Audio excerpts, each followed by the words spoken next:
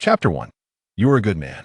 At Benching University, in the boys' dormitory, senior student Yi languidly reclined on his bed, humming a tune while holding his phone, which displayed a gaming live stream. Suddenly, a notification interrupted his leisurely reverie. Yee. Let's break up? Those few terse words struck Yi's heart like a hammer. He sprang up from his bed, fingers swiftly tapping into the chat box, his mind a whirlwind of confusion. Today was his girlfriend Lin Kiki's birthday. How could she suddenly propose a breakup? He had invested considerable effort into preparing a birthday gift for her. Just a few days prior, he had subtly inquired about her desires. Lin Kiki's response was straightforward. My favorite singer has recently released a new album and will be performing in Benching in a couple of days. He had etched that into his memory. Although the concert tickets were exorbitantly priced, the album was within reach. Thus, he had specially arranged for someone to procure a signed album from this artist, delivering it early that morning to the security office of the girls' dormitory, and sent Lin Kiki a message to remind her to collect it. In his imagination, Lin Kiki would be overwhelmed with emotion upon receiving the gift, perhaps even affectionately linking her arm with his, sweetly exclaiming, "Darling, you're so wonderful to me." Yet, reality struck him like a thunderclap. A breakup? Yi's mind spiraled into chaos, leading him to irrational thoughts. Could it be that Lin Kiki was so moved that she impulsively wanted to marry him? Were there not numerous videos online of women proposing to men, leaving them heartbroken only to later appear in wedding dresses? This whimsical notion began to take root in his mind. But upon reflection, was that not rather hasty? They had not even purchased a home, secured jobs, or met each other's parents. Was it not premature to discuss marriage? He took a deep breath and quickly typed on the screen. Kiki, I find this so sudden we haven't even met our parents, yet such a significant matter surely warrants discussion with them. As soon as he sent the message, Lin Kiki replied with a large question mark. Yi, are you out of your mind? Why would we involve our parents in a breakup? I acknowledge you have always cared for me, but you truly do not understand me. I feel exhausted being with you. You are a good man, but please do not contact me again. Reading that series of messages, Yi felt as if he had been struck on the head. The realization of how ludicrous his earlier fantasies had been dawned upon him. Kiki, what on earth is going on? Can you provide me with a reason? Yi hastily sent another message. However, a glaring red exclamation mark appeared in the chat box had been blocked. Yi jolted upright from his bed, fingers trembling as he input Lin Kiki's phone number and dialed. Indeed, a frigid automated voice greeted him. The user you're trying to reach is temporarily unavailable. An abrupt breakup? Just yesterday, everything seemed fine, and today, delivering a birthday gift had spiraled into chaos? Yi felt a wave of frustration wash over him that he had purchased the album based on Lin Kiki's hints. So how could it have gone so wrong? At that moment, his social media feed refreshed with a new update. It was a photo posted by Jobo Heo, a male classmate from the same major, depicting two hands intertwined. Yi immediately recognized the hand it belonged to Lin Kiki. A familiar red mole adorned her wrist, unmistakable to him that in the photograph. The couple held two front-row concert tickets in their hands. Yi's understanding dawned upon him.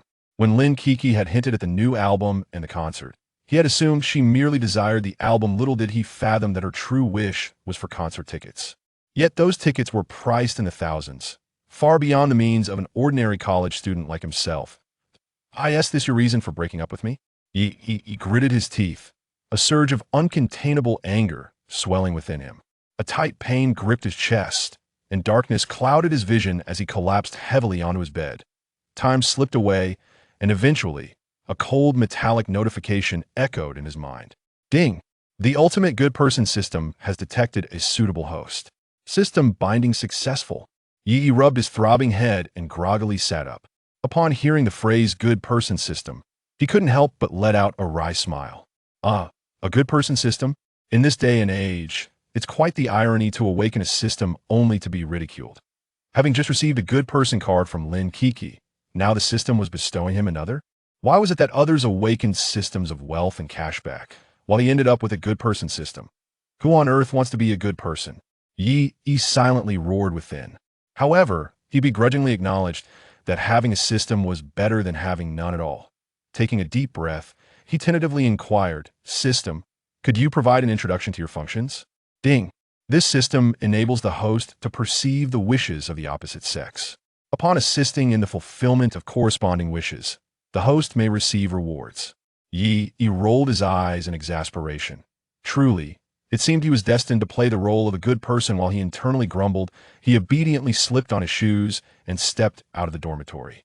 As he exited the dorm building, he was taken aback by the sight before him. Every passing female student had a large task box hovering above her head, detailing her current desires. I just had a spat with my roommate. If only I could afford to rent a place off campus. I really don't want to live with him anymore. Tonight, I have a date with my crush. I hope he makes a good first impression. Oh, how I wish my parents would increase my allowance. $1,000 a month is simply insufficient. Internships start next semester. I hope I can find a decent position. I hope my part-time wages get paid on time this month. If not, I won't even be able to afford food. What's happening? My period hasn't arrived yet this month. I hope nothing unusual is going on. Upon reading the last wish, Yi wiped the sweat from his forehead. As a seasoned straight man, he had never imagined that the inner world of women could be so intricate. Although he merely glimpsed their wishes, in a way, it felt akin to a form of mind reading. The system. Is it meant to transform me into a friend of women? He muttered with a hint of exasperation. However, since the system promised rewards upon fulfilling wishes, he decided to embark on a simple task to test the waters. At that moment, a girl entered his line of sight, her arms cradling a hefty stack of books. The wish displayed above her head read, "If only someone could help me move these books." Moving books? Wasn't that an easy question? Simple and effortless. A slight smile crept onto Yi's lips as he confidently approached the girl. Chapter 1. You are a good person. At Benching University, in the boys' dormitory, fourth-year student Yi lay languidly on his bed, humming a carefree tune while engrossed in a game live stream on his phone. Suddenly, a notification interrupted his leisurely moment. "Yee. Let's break up." Those few succinct words struck Yi's heart like a heavy hammer. He sprang upright, fingers flying across the screen as his mind spiraled into confusion. Today was his girlfriend Lin Kiki's birthday. How could she suddenly bring up a breakup? Yi had invested considerable thought into preparing a gift for her. A few days prior, he had subtly inquired about her desires. Lin Kiki's response was simple. My favorite singer has released a new album and is coming to Bincheng for a concert in a couple of days. He had noted this with care. Although the concert tickets were exorbitantly priced, the album was within his means. Thus, he had arranged for someone to procure a signed album by the artist, which he had delivered early this morning to the security office of the girls' dormitory, even sending a message to remind Lin Kiki to pick it up. In his imagination, she would be deeply touched upon receiving the gift, perhaps even linking her arm through his and sweetly exclaiming, "Darling, you are so wonderful to me." Yet, reality struck him with a jarring blow. A breakup? Yi's mind raced, spiraling into wild speculations. Could it be that Lin Kiki was so moved that she impulsively desired marriage? Hadn't he seen numerous videos online of women proposing to their boyfriends, leaving them heartbroken before revealing themselves in stunning wedding attire?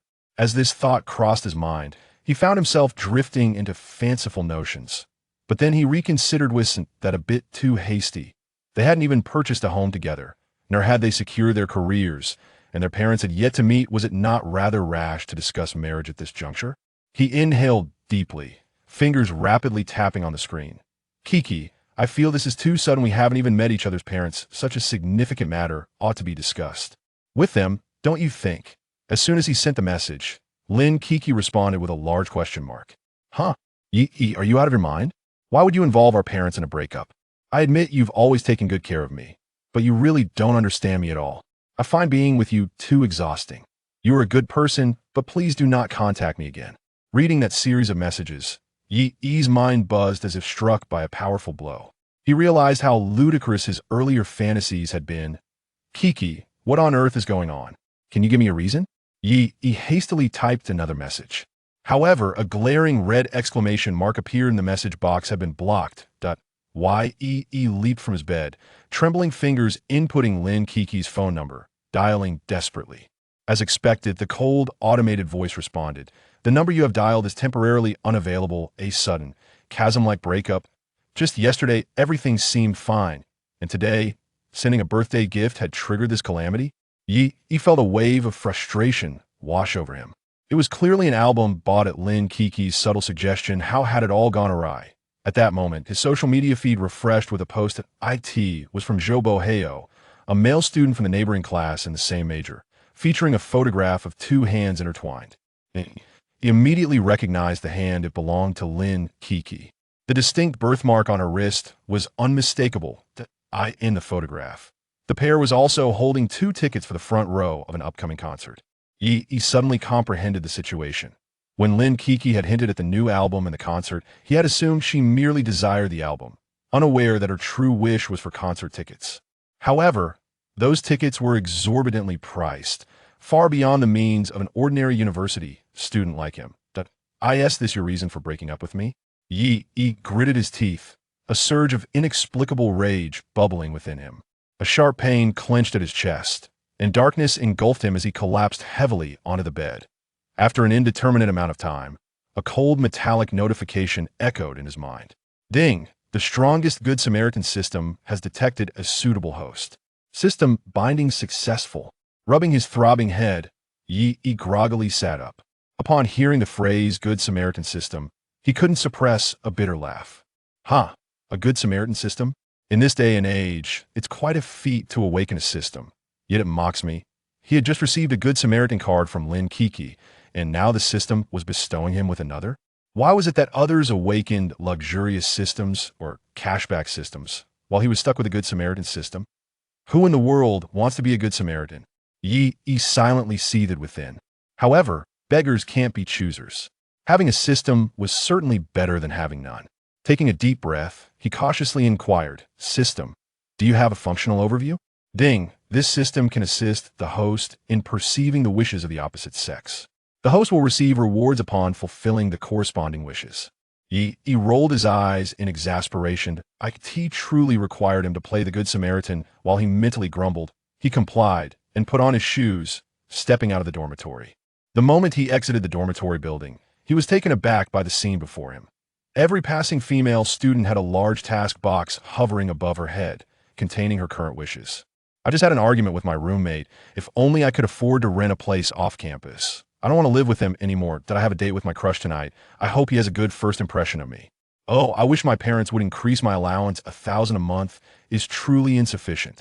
Internships start next semester. I hope I can find a decent placement. That I hope my part-time salary gets paid on time this month. If I don't get my money, I won't be able to afford food. What should I do? My period hasn't arrived this month. I hope nothing unexpected happens. Upon reading the last wish, Yi silently wiped the sweat from his forehead. As a seasoned straight man, he had never imagined that the inner world of women could be so rich. Although he was merely witnessing their wishes, in a certain sense, it could be viewed as a form of mind reading. This system meant to turn me into a friend of women? Yi smirked, feeling a tinge of helplessness. Nevertheless, since the system promised reward upon the fulfillment of wishes, he thought it prudent to start by attempting something simple. At that moment, a girl entered his line of sight, cradling a hefty stack of books. Above her head, her wish bar read, If only someone could help me move these books. Move books? Wasn't this an easy task? Simple and effortless. A slight smile tugged at the corners of Yi's mouth as he confidently approached the girl. Chapter 2. The Overbearing Senior's Compulsory Affection Classmate. Do you need assistance? Before Yi could reach the girl, another boy had already stepped forward. The boy appeared quite the gentleman, gazing at the girl with patience and tenderness. A flicker of hesitation crossed the girl's eyes before she shook her head, her lovely ponytail swaying in unison. Her lips parted slightly as she replied in a soft voice, Thank you, but I can manage on my own. This response took both the boy and Yi by surprise, especially Yi. Above the girl, her wish bar clearly indicated that her current desire was to have a boy help her carry books. So why was she rejecting his kindness? After a moment's contemplation, Yi seemed to grasp the situation. Could it be that when a girl says no, she actually means yes? Enlightenment struck. Yi swiftly approached, without a hint of inquiry, and naturally, yet assertively took the hefty stack of books from the girl's hands. Where to? He asked, striking a perfect balance of 6 parts consideration and 4 parts assertiveness. The phrasing was clever. He didn't ask if she needed help, but rather where he should take the books, effectively eliminating any possibility for her to refuse. The girl paused slightly, her cheeks tinged with a subtle pink. It was unclear whether her blush was due to the weight of the books or something else entirely. Just to the entrance of my dorm, please. Thank you. After she spoke, her face seemed to redden even more. Her sparkling eyes blinked rapidly, but upon meeting Yi's gaze, she quickly averted her eyes, flustered. Seeing her accept his help, Yi couldn't help but chuckle inwardly. Thankfully, he had the system. Otherwise, he might have naively believed, like the other boy, that this girl truly did not require assistance after being rejected.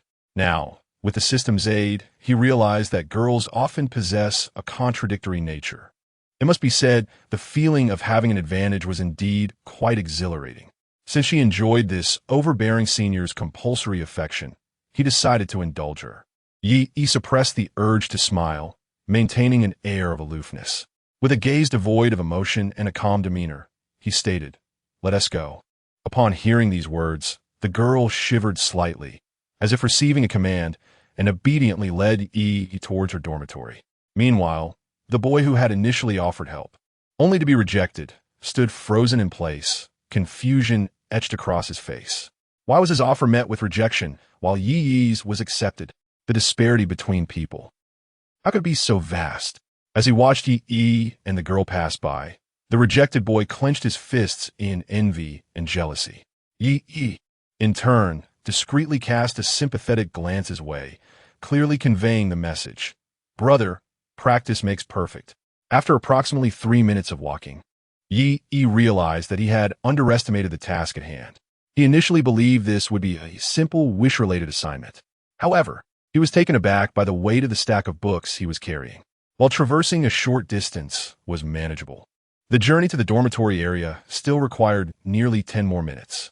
His arms were already swelling and aching, with a slight tremor beginning to manifest. Should he pause to rest, the imposing persona of a domineering senior would surely crumble.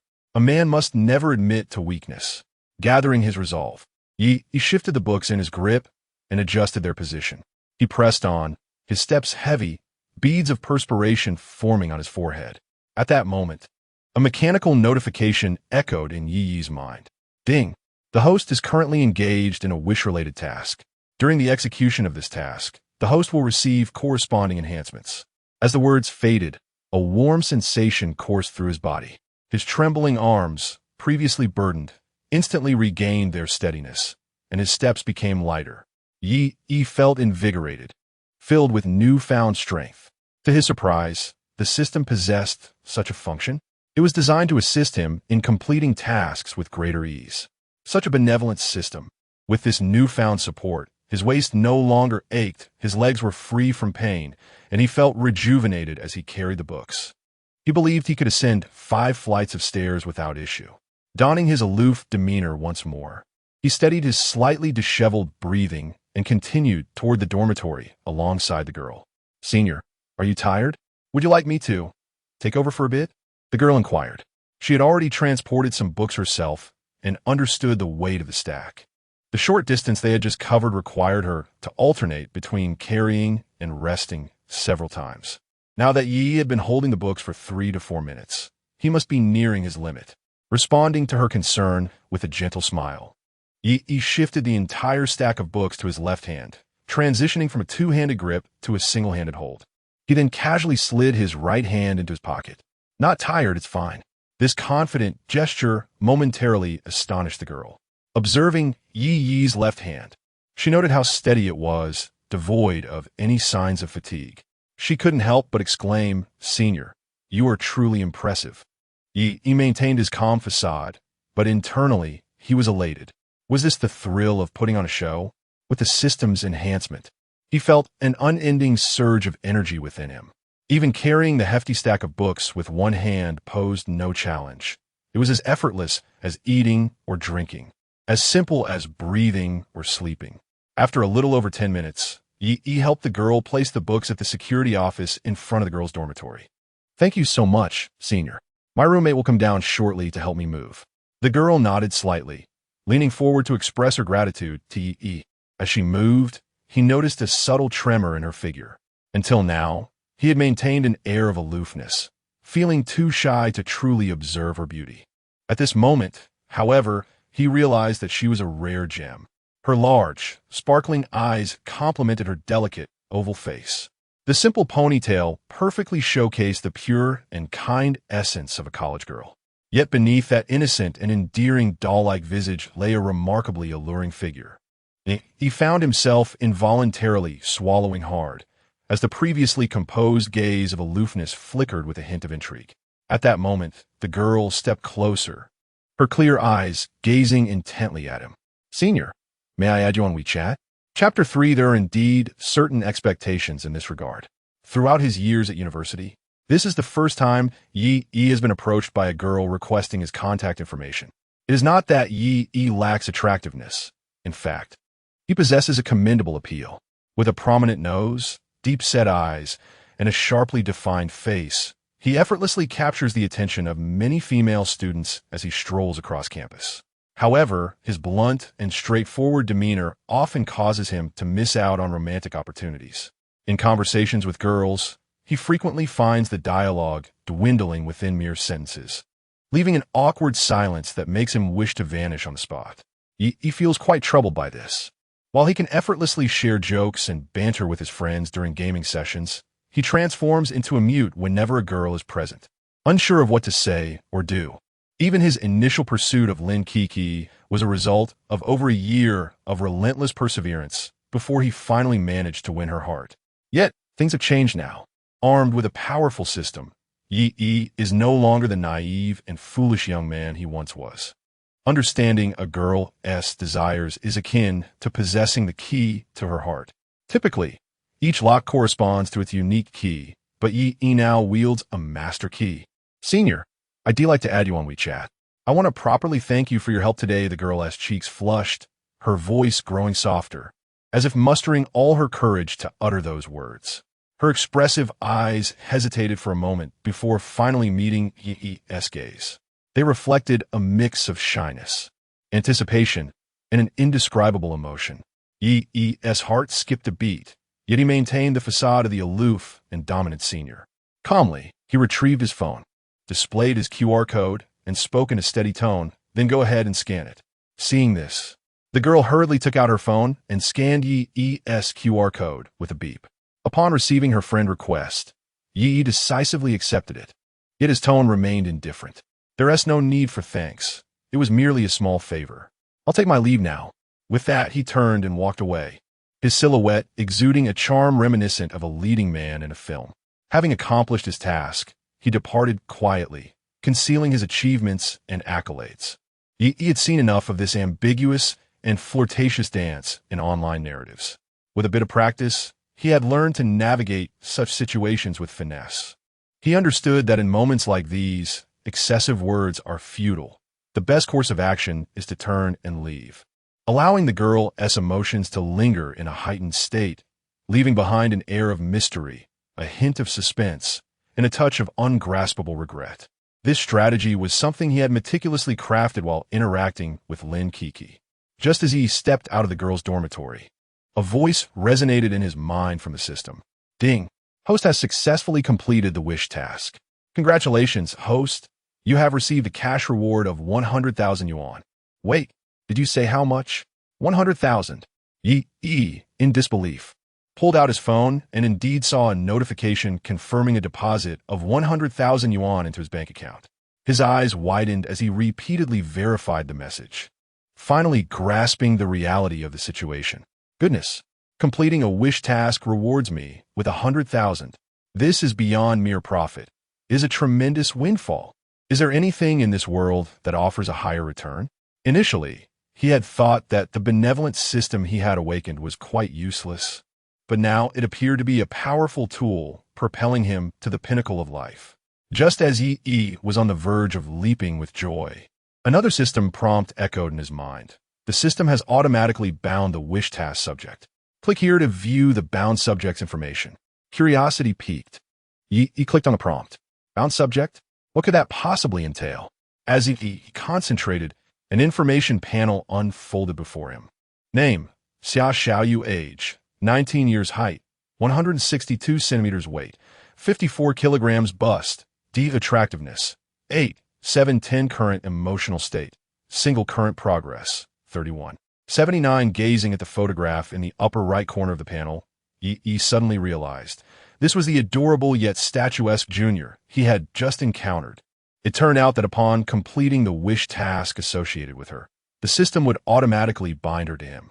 Yet after the binding, what additional benefits could he derive beyond merely viewing her personal information? Moreover, what purpose did the progress bar serve? In response to Yi's inquiries, the system provided detailed clarification. The host could possess multiple bound subjects with no limit to their number. Through the system, the host could access the latest wish tasks of the bound subjects without needing to meet them. Furthermore, upon elevating the progress of a bound subject to 100, the host would permanently receive temporary bonuses corresponding to all wish tasks of that subject during the period of pursuit. Upon reading this, Yi understood. He clenched his fist tightly. The vigorous energy he had felt while moving books earlier had quietly dissipated. It was a temporary boost from the system, provided as assistance tailored to the specific wish task. After the task completion, these temporary benefits would vanish. To secure these bonuses permanently, he would need to diligently pursue the bound subject. Once the progress reached 100, the temporary advantages would transform into lasting rewards. Now, with the system at his disposal, gaining insight into a girl's wishes would be a relatively straightforward endeavor. It resembled leveling up in a game, defeating monsters, and clearing dungeons. As long as he followed the tasks one by one, success would naturally ensue. Moreover, with a reward of 100,000 yuan for each completed wish task, this seemed to be an opportunity that guaranteed profit without loss. As Yi observed the photograph and statistics of Xia Xiaoyu on the information panel, he exhaled a sigh of relief. Fortunately, he was bound to a girl of commendable beauty. Had he been linked to someone less attractive, would he have had to muster the courage to pursue her? The thought sent a shiver down his spine. It seems that in the future, when fulfilling wish tasks, one should carefully select the attractiveness of these girls. Although earning money, regardless of the method, is not disgraceful, it is preferable to exercise some discernment in such matters. Yi indeed has certain standards in this regard. Chapter 4. Dining on Western cuisine. Upon returning to the dormitory, Yi found that his roommates had yet to arrive. Glancing at the time, he surmised that they were likely still engrossed in their battles at the internet CF. Seizing the opportunity of an empty dorm, Yi settled at the desk and meticulously crafted an action plan to ascend to the pinnacle of life utilizing the system. The task he undertook earlier in the afternoon involved moving books, a physically demanding endeavor.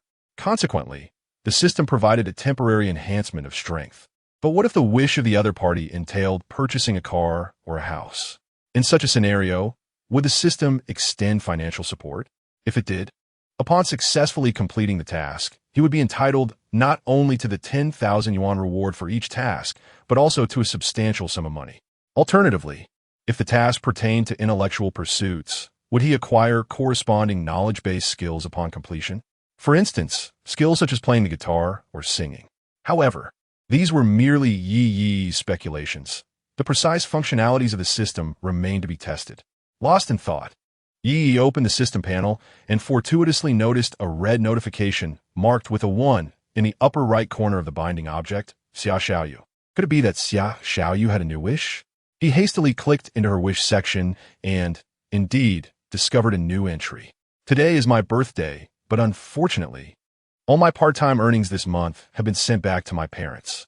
There's just over 100 left in my account, and I want to receive my salary until next week. I really want to taste what my roommates say Western cuisine is like. In my lifetime, I've only had one meal at Golden Arches. Yet my roommates mentioned that Golden Arches is fast food, not Western cuisine. Is Western cuisine truly delectable? Never mind. I'll just go to the cafeteria and buy a bun for dinner.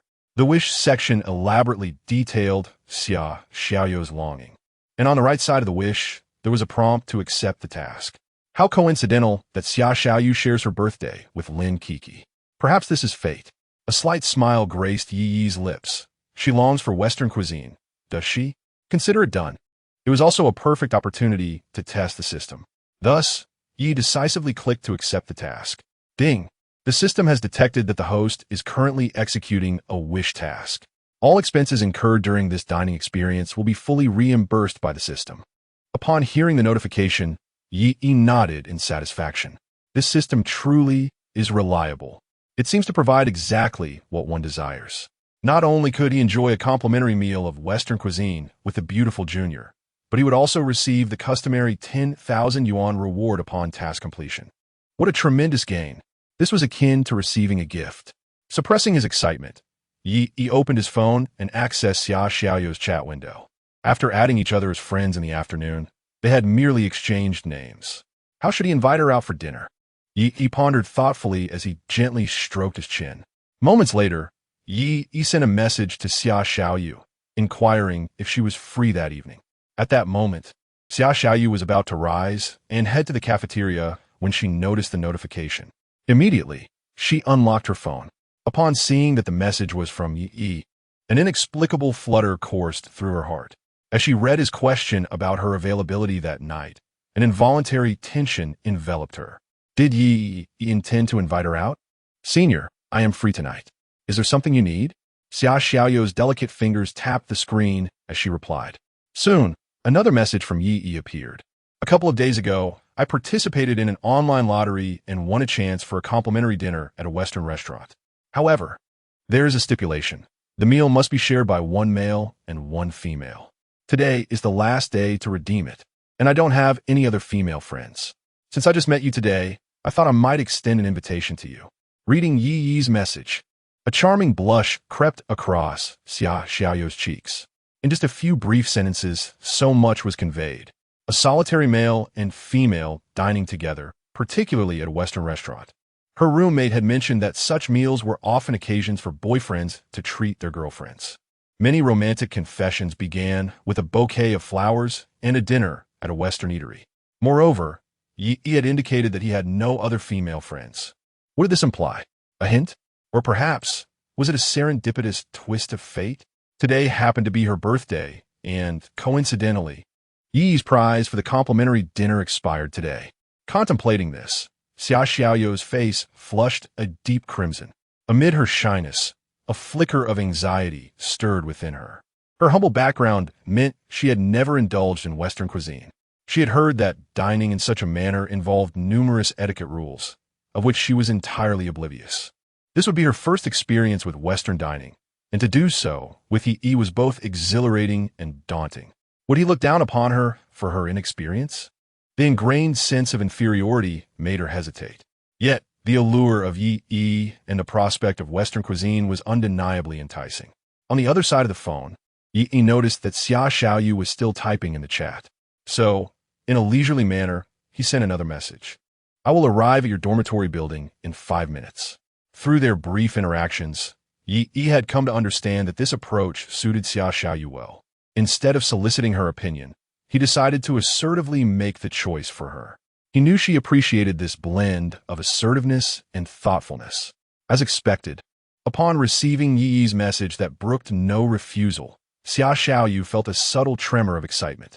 She quickly rummaged through her closet to find her most elegant outfit. Swiftly tidying her hair, gazing into the mirror at her simple yet lovely visage, she gently patted her chest as if to bolster her confidence. Afterward, she practiced a simple smile in front of the mirror. Once she confirmed that she was in her best state, Xia Xiaoyu hurriedly made her way to the entrance of the dormitory building. Upon arriving at the doorway, she found Yi already waiting for her. The dim yellow light of the street lamp elongated Yi's shadow, enhancing the slenderness of his figure with an air of melancholy. Upon seeing Yi, Xia Xiaoyu couldn't help but blush slightly. Standing at an impressive height of 6 feet 1 inch, with stylish tousled hair, a handsome face, gentle yet composed eyes, and the slight movement of his Adam's apple in the evening breeze, Yi's appearance perfectly aligned with Xia Xiaoyu's aesthetic ideals. Senior, I'm sorry to have kept you waiting. Xia Xiaoyu quickly apologized to Yi. He casually waved his hand, his expression remaining unchanged. It's nothing. I just arrived too. Let's go. With Xia Xiaoyu by his side, Yi finally felt a sense of relief. Maintaining his poised demeanor had been quite exhausting, and if Xia Xiaoyu had delayed any longer, he would have struggled to keep it up. Chapter 5. not yet a girlfriend, as they stepped out of the school gates and hailed a taxi. Yi and Xia Xiaoyu sat side by side in the back seat. An awkward silence enveloped them, creating a somewhat uncomfortable atmosphere. The ride-hailing driver, a man sporting a rugged beard, glanced at the pair through the rearview mirror and initiated a conversation. "Hey there, your girlfriend is quite beautiful. I see you're headed to Songjian Western Restaurant. Is it a date? You certainly treat your girlfriend well. It's the finest Western restaurant in Bin City." Upon hearing the driver's words, Xia Xiaoyu felt a sudden wave of panic. This was her first experience dining at a Western restaurant, and Yi had taken her to the most upscale establishment in Bin City. Was there a chance of winning a complimentary meal? Was Yi's winning story true? Could it be that he was paying for her meal out of his own pocket? As a girl from a rural background, she felt utterly out of her depth. Would dining in such an extravagant restaurant lead to embarrassment? Would she bring shame to Yi? Nervously, Xia Xiaoyu clutched the hem of her clothing, her palms beginning to sweat with anxiety. These inner thoughts were not reflective of her wishes, and naturally, Yi remained oblivious to them. Nevertheless, he astutely sensed her discomfort. Given the insights he had gleaned from the wish panel, he could surmise the reasons behind her unease. Having never dined at a Western restaurant before, and now hearing the driver proclaim it as the finest in Bin City, it was only natural for her to harbor some trepidation about this unfamiliar experience. He believed that once she had experienced it, the mystique of Western cuisine would fade, and her nervousness would likely dissipate in the future. Turning slightly towards Xia Xiaoyu, Yi spoke softly, his voice warm and reassuring. Western cuisine is merely a different culinary style, akin to the distinctions between hot pot, barbecue, and stir-fry. The essence lies in the nourishment it provides. What matters is that it fills your stomach. His gentle tone enveloped Xia Xiaoyu's ears like a soft caress. Yi had deliberately lowered his volume, ensuring that only Xia Xiaoyu could hear him, while the driver remained oblivious. Upon hearing his words, Xia Xiaoyu glanced at him with a hint of gratitude in her eyes, the glimmer reflecting the ripples of her emotions. Her earlier tension and anxiety began to dissipate, softened by Yi's understanding.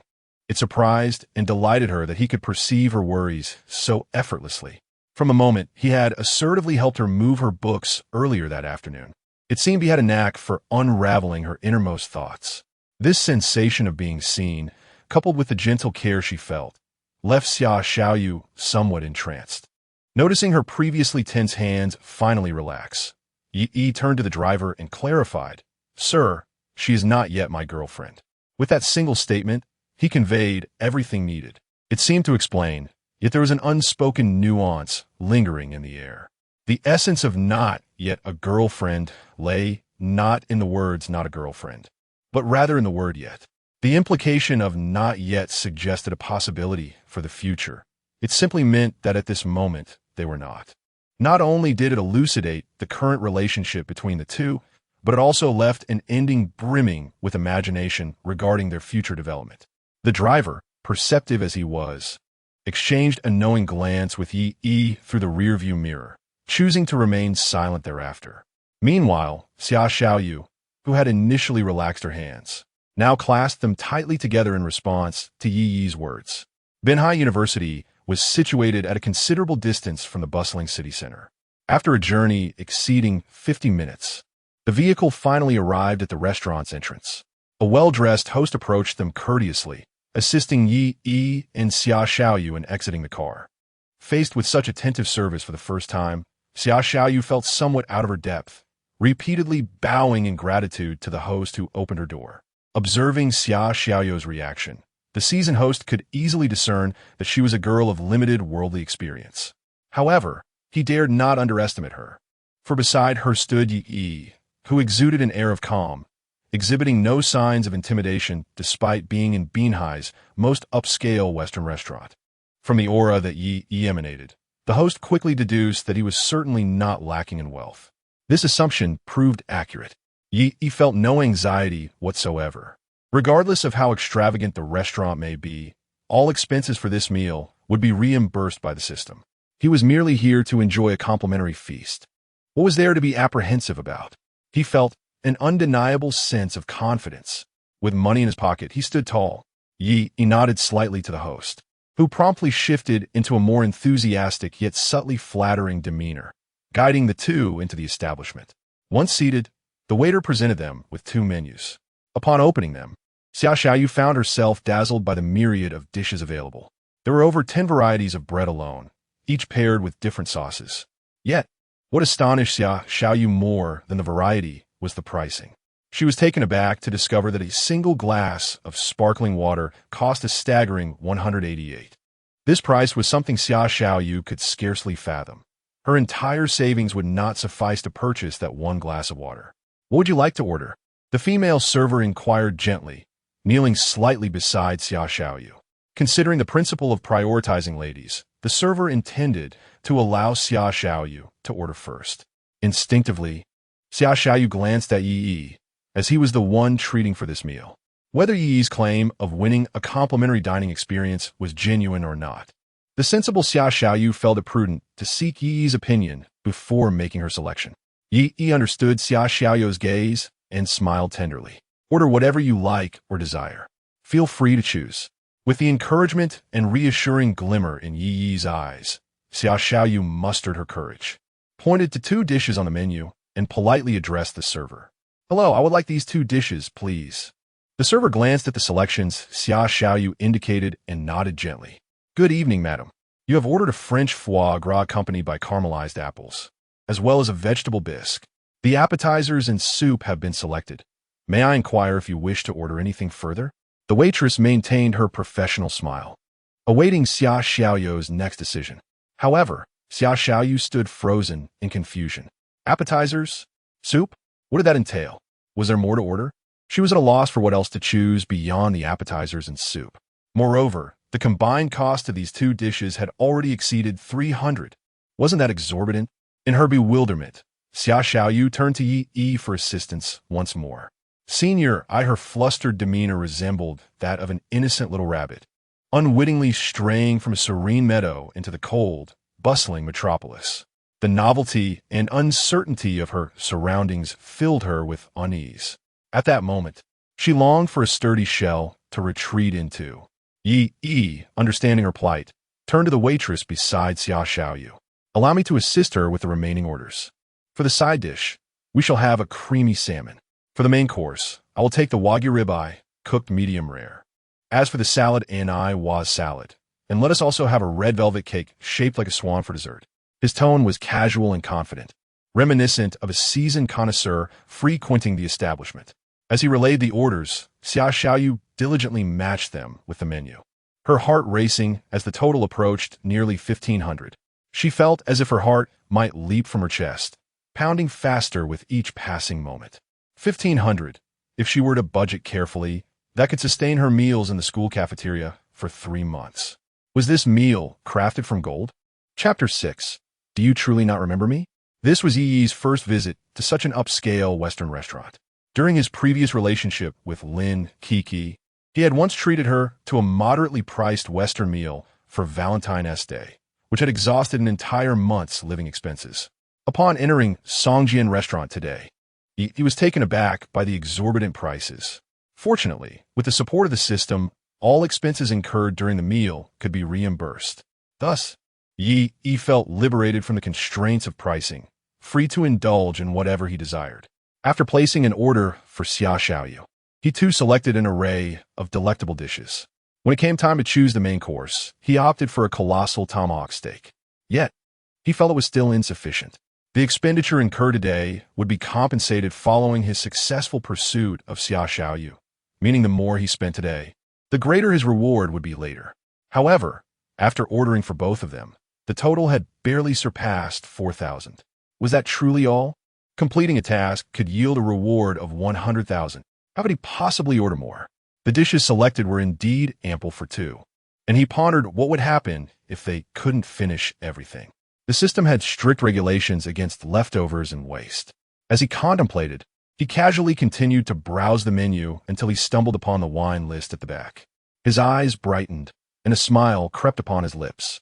"Let us have a bottle of this." He pointed to a bottle of red wine priced at 188,000 and instructed the waiter. The waiter, showing no hesitation, swiftly took the order as if fearful that Yi might change his mind. Very well, sir. Please wait a moment. I will bring your meals shortly. After the waiter departed, Xiaoyu leaned forward, covered her mouth with her right hand, and whispered, Senior, about that prize you won. Is there no limit on the amount? Can we order whatever we like? Are we perhaps ordering too extravagantly? Xiaoyu was no fool. If such a high-end restaurant were running a promotion allowing winners to eat freely, the cost would be astronomical. When Yi had chosen that bottle of red wine, she had not caught the exact details, but she had seen the wine list, where even the least expensive bottle was priced at 7,200. Xiaoyu doubted that she could earn that much in a semester of part-time work. Yi, however, waved dismissively. Do not concern yourself with the price. As long as you enjoy the meal, that is what matters. I have a means, so rest assured. The warmth and kindness reflected in his eyes warmed Xiaoyu's heart. Yet, the thought of spending such a fortune on a meal still made her uneasy. Western cuisine was indeed exorbitant. Senior, your money doesn't just come from nowhere. I understand how hard it is to earn, she murmured softly, pouting.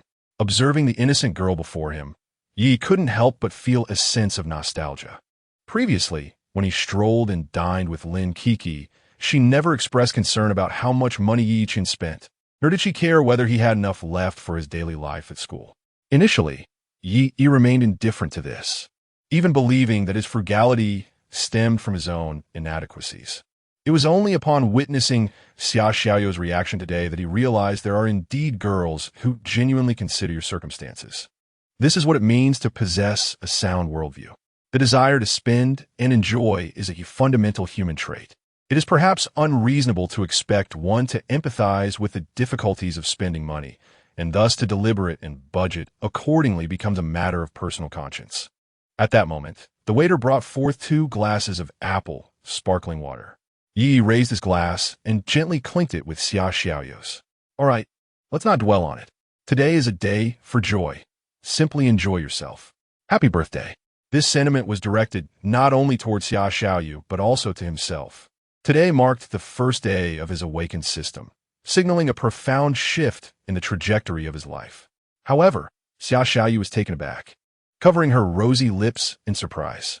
Senior, how did you know today is my birthday? Indeed, she was a naive little rabbit.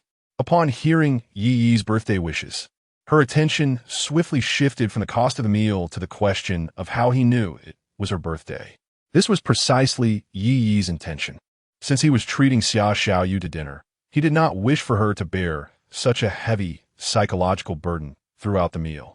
How could one relish their dining experience while preoccupied with the expense? Dining should be a joyous affair.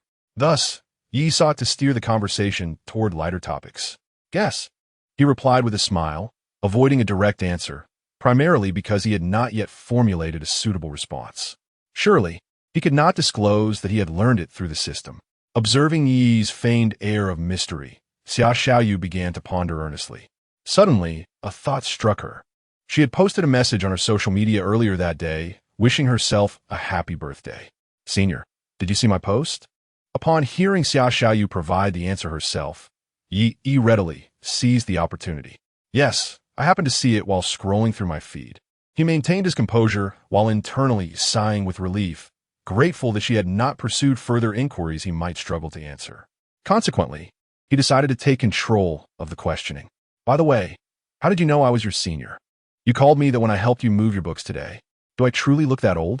After posing these questions, he couldn't help but admire his own cleverness for swiftly finding a point of engagement. In his imagination, Xiaoyu would likely fluster and offer an explanation. Senior, you're not old. You're incredibly handsome. I discerned your mature and composed demeanor. You are distinctly different from those impulsive boys.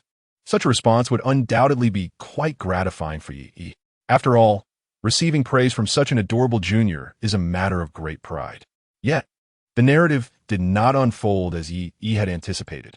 Xiaoyu blinked her large, glistening eyes, tilting her head as she gazed at Yi for quite some time. This earnest scrutiny left Yi feeling somewhat uneasy. Is there something on my face? Yi inwitted, perplexed. Xiaoyu let out a gentle sigh, her expression tinged with disappointment. The sparkle in her eyes dimmed slightly, and an involuntary hint of grievance crept into her demeanor. A sense of foreboding stirred within Yi. Sure enough, Xia Xiaoyu pouted, and in a soft, endearing tone, said, "Senior, do you truly not remember me?" Chapter 7. A narrow path between rivals. Yi felt an overwhelming urge to grasp his hair in disbelief. The expression and tone of Xia Xiaoyu seemed to accuse him of being a callous man who engages in relationships without any sense of responsibility. "No, I am a straight man, but not a scoundrel. Please don't take advantage of my poor memory. When exactly have we met?" Yi's eyes widened as he frantically searched his mind for any hint of their previous encounters. Yet, despite the intense strain on his brain, he could not recall a single moment of intersection with Xia Xiaoyu. Could it be that she was mistaken? Yi's expression betrayed his skepticism, but he dared not voice his doubts. His earlier question had already revealed his lack of recollection regarding their past interactions. If he pressed further, it would only serve to solidify his reputation as a heartless cad. At this juncture, he could only feign ignorance and await Xia Xiaoyu's disclosure. As Yi's expression transformed 20 times within 3 seconds, Xia Xiaoyu couldn't help but chuckle. Her laughter was adorable, tinged with a hint of shyness. "On my first day of freshman orientation, you were at the reception desk. That day, you helped me carry my luggage to the dormitory and introduced me to various aspects of the school along the way." At this, Yi suddenly remembered. Each year, he volunteered with his roommates at the reception desk, guiding new students to their respective dormitories. However, given the multitude of students he had assisted, he could hardly recall a girl named Xia Xiaoyu. He awkwardly scratched his head, thinking it unreasonable that he would have no impression of someone as exquisitely charming as her. There was another time, Xia Xiaoyu continued, undeterred by his awkwardness. "I had just exited the library when it began to pour. You saw that I didn't have an umbrella and kindly offered yours to escort me back to the dormitory." What? Yi was taken aback. This meant they had already met twice before. Today marked their third encounter. The facade of indifference he had maintained crumbled in an instant. Could it be that his prior infatuation with Lin Kiki had dulled his perception of other girls? He shook his head, dismissing that explanation. Perhaps it was because Xia Xiaoyu had previously donned casual, loose-fitting attire that concealed her remarkable attributes, leaving no impression on him. As he gazed at the two petite hills before him, he involuntarily swallowed. This was simply astonishing. "Senior, do you truly not remember?" Xia Xiaoyu's melodious voice jolted him back to reality. "Ah, I remember. Of course I do." Yi hastily adjusted his expression, his voice rising a few notes in pitch. "I wonder why you looked so familiar when I saw you on the street today. Your reminder has brought everything back." The overly conspicuous explanation drew attention from several nearby tables. At that moment, a puzzled voice resonated not far from Yi's table. "Yi, what are you doing here?" The speaker, clad in high heels, approached Yi with a rhythmic clatter. Yi looked up, his lips twitching involuntarily. What a twist of fate to encounter Lin Kiki here. Upon noticing the youthful and radiant Xia Xiaoyu seated opposite Yi, Lin Kiki's expression darkened considerably. Yi, what are you doing here?" The tone, laced with a hint of reproach, momentarily unsettled Yi, making him feel akin to an unfaithful partner caught in the act. Yet, after a brief moment of anxiety, clarity washed over him. "Why should I feel guilty? It was you, Lin Kiki, who seamlessly transitioned to a new partner. What gives you the audacity to confront me? I'm here to eat, of course. What else? Are you here to use the restroom?" The words slipped out before Yi could fully process them, leaving him with a strange sense that he had lowered the quality of his dining experience. Lin Kiki glared at Yi defiantly before her gaze uncontrollably shifted to Xia Xiaoyu. Youthful and statuesque, unpretentious yet brimming with vitality, Xia Xiaoyu's features were striking. Lin Kiki internally acknowledged that, in a barefaced comparison, she held no advantage over Xia Xiaoyu. How infuriating! The dread of encountering an ex was magnified when that ex was accompanied by a current partner who surpassed her in every way. Women often engage in comparisons, driven by the desire to prevail.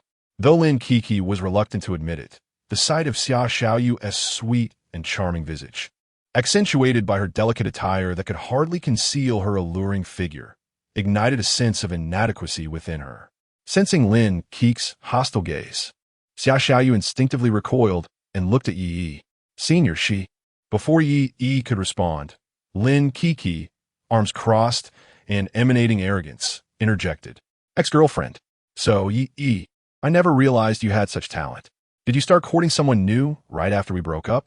Lin Keek's tone dripped with sarcasm, subtly shifting the narrative to suggest she was the one rejected, while painting Yi as a quintessential scoundrel.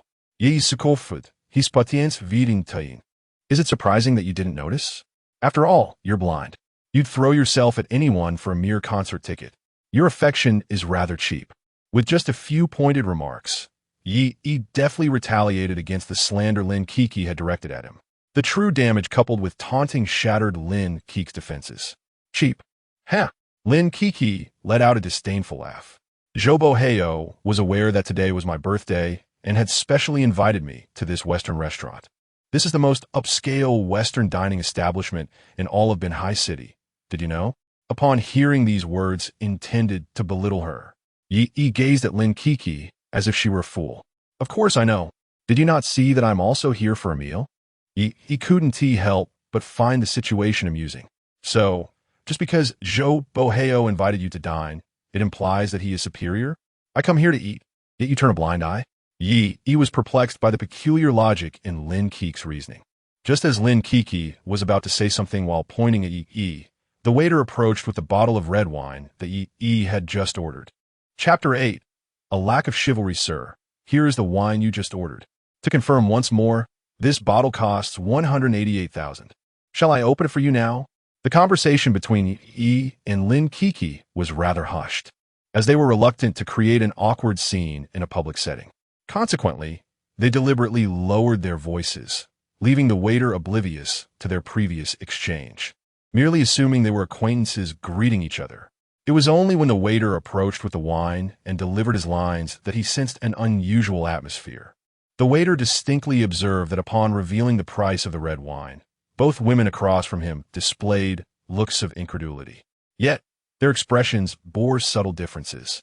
The seated young woman, while incredulous, also exhibited signs of astonished delight and a twinge of pain. Conversely, the standing woman, though equally astonished, was tinged with awkwardness and a hint of defeat. The waiter's keen intuition sensed that this table was enveloped in a faint tension. Very well, please open it. The directive came from Yi, who had ordered the wine. Her tone was indifferent, devoid of hesitation or pretense. It was as though uncorking a bottle priced at 188,000 was as trivial as opening a bottle of iced tea adorned with a thank you for your patronage label. Goodness, a rich second-generation air. This was the immediate judgment the waitress formed about Yi, recognizing her as a low-key, affluent individual, unadorned by any designer labels. Such understated, yet opulent individuals were exceedingly rare. A man, when out in the world, should not solely rely on his attire to flaunt his wealth, as that would be rather primitive. As a server in the most upscale Western restaurant in Bin City, she encountered the wealthy daily. Nowadays, the affluent preferred more subtle methods to showcase their financial prowess, often by accompanying themselves with attractive women. The waitress cast a glance at Xia Xiaoyu and instantly envisioned a scenario of a wealthy patron dining with a university student he was financially supporting, only to be discovered by an ambiguous acquaintance. Amidst her gossiping thoughts, the waitress couldn't help but envy the seemingly pure and unpretentious young woman. I too wish to be supported. Upon this sudden wish appearing in the waitress's mind, Yi felt a twitch of confusion between her brows. Not that if one wishes to be supported, then one simply wishes to be supported. What does this also imply? Who else is to be supported? Miss, have you misunderstood something? This wish of yours, I find it quite challenging to fulfill. It was that providing support was impossible. According to the system's regulations, accepting such a wish would certainly entail financial support. Perhaps, just like dining at this fine establishment, the expenses for such support could also be entirely reimbursed. However, the challenge lay in the word also. Must one provide for another before extending support to her? There was no one else around. Xia Xiaoyu? Ridiculous. Today, it was already rather abrupt for me to invite someone out for Western cuisine. If I were to recklessly propose an even more unreasonable request, they might very well shout for help, branding me a rogue in public. Never mind. Perhaps I shall defer this matter for another day. Suppressing the fluttering excitement within, I refrained from pursuing the task of summoning the waitress. Clearing my throat, I gently reminded the waitress, whose thoughts seemed to be wandering. She returned to reality, her gaze still lingering with a hint of unfinished reverie. Upon noticing the wine in her hand, she suddenly remembered her purpose and hastily uncorked the bottle, pouring the red wine into a decanter. Please wait a moment. I will bring your dishes shortly. Reflecting on the wild thoughts that had recently surged within her, the waitress felt her cheeks flush. Her voice softened as she spoke. I shot a disdainful glance at Lin Kiki, this uninvited guest. Lin Kiki's expression was somewhat complex, yet it seemed she had no intention of departing. How oblivious can one be? Can't she see that I am about to dine with my junior? Is she waiting to pick at our leftovers? When conflicts arise, I'm always fully engaged. However, previously, due to my romantic involvement with Lin Kiki, I had never uttered a harsh word to her. But now that she has cast me aside, I should not hesitate to express my displeasure. Feeling the chill of my unfriendly demeanor, Lin Kiki was evidently uneasy. The revelation that I had ordered an expensive bottle of red wine, priced at 188,000, had profoundly shocked her. She knew me well. I'd always been frugal, even reluctant to purchase concert tickets costing a few thousand. How could I possibly afford such an extravagant bottle of wine? Once consumed, it would leave nothing behind. What difference would it make to throw 188,000 into the water? In that moment, Lin Kiki realized she no longer understood this man before her. Yet, it was not the right time to linger further. Joboheo was waiting for her nearby, and if she continued to dawdle, he would surely be displeased. With a huff, Lin Kiki stomped her foot and turned to leave. Her final defiant yet feeble grunt seemed merely a fa to maintain her dignity. Senior, may I ask? After Lin Kiki departed, I turned to find Xia Xiaoyu gazing at me with curiosity. Although our relationship was entirely innocent, something about her look compelled me to clarify. She's my ex-girlfriend. We just broke up today. No, to be precise, I was just dumped today. Please don't misunderstand. I have no intention of using you to provoke her. I had no idea she would come here. The more I explained, the more I sensed the awkwardness in the atmosphere. Why was I even discussing this with Xia Xiaoyu? After all, we had only just met today. Inviting Xia Xiaoyu to dine on Western cuisine was merely a means to fulfill the system's wish task. Now, it seems as though the two of them are embroiled in a romantic affair, inadvertently encountering an ex-lover. Ahem, no, that's not the case. Upon hearing Yi Yi's explanation, Xia Xiaoyu appeared somewhat embarrassed. She quickly shook her head, interrupting Yi Yi. Senior, I wish to inquire about the proper use of these utensils.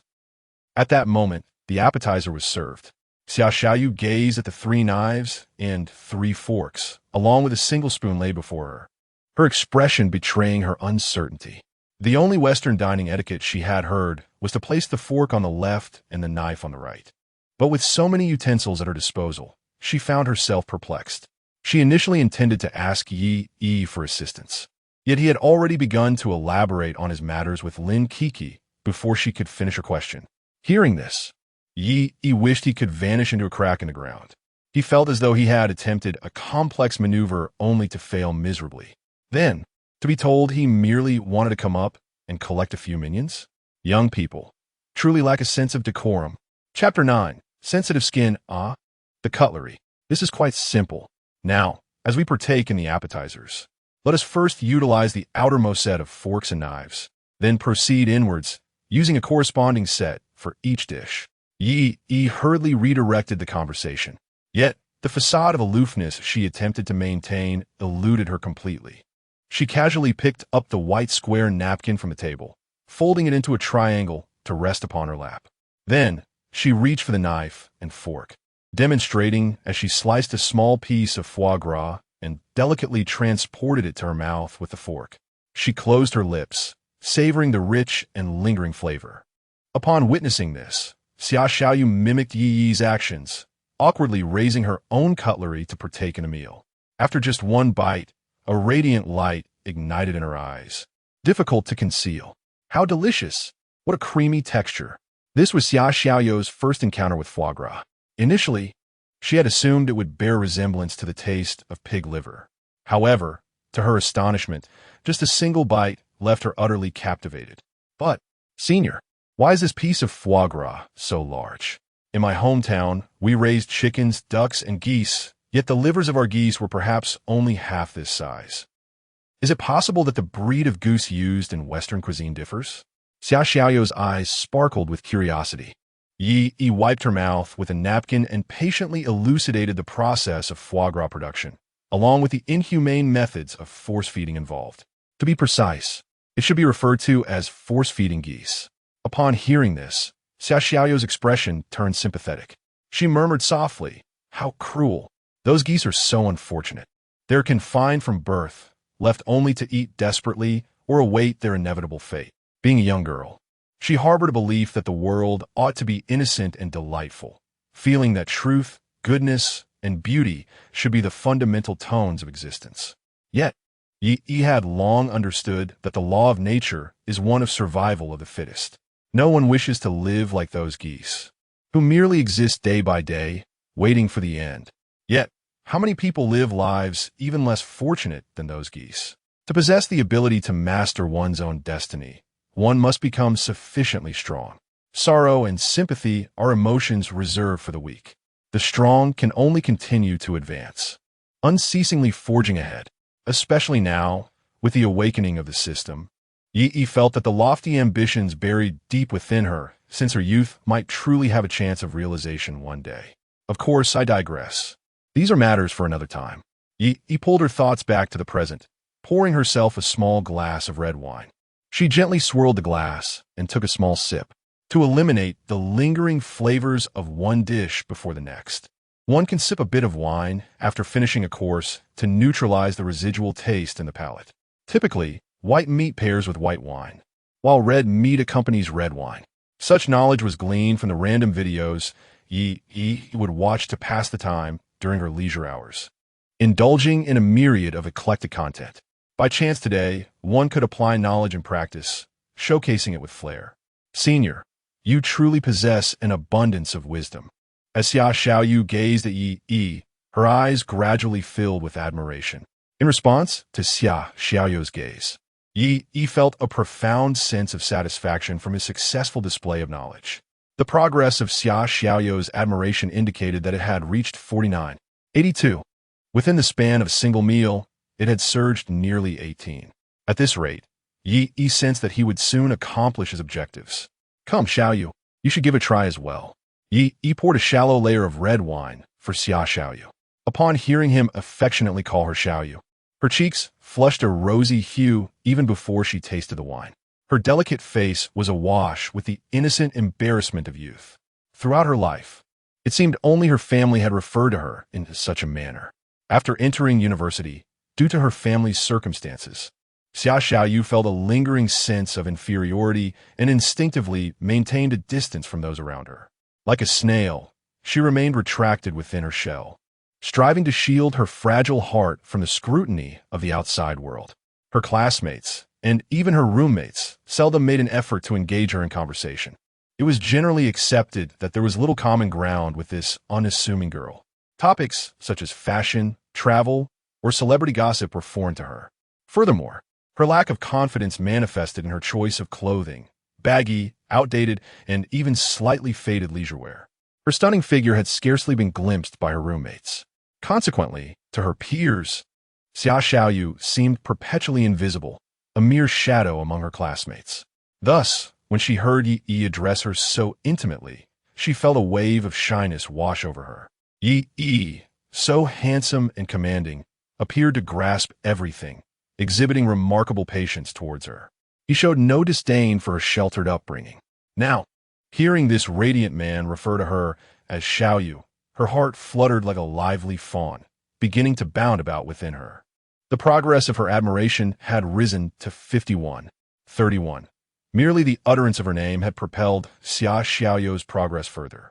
Accepting the elegant glass Yi offered, she tilted her head back and drank deeply. A droplet of crimson wine trickled from the corner of her mouth, cascading down her alabaster neck. This was Xia Xiaoyou's first experience with wine, and she had not anticipated that her inaugural sip would be of such exquisite quality, priced at an astonishing 18,800. After swallowing, she began to contemplate how many chickens, ducks, and geese her parents would need to sell back home to earn such a sum.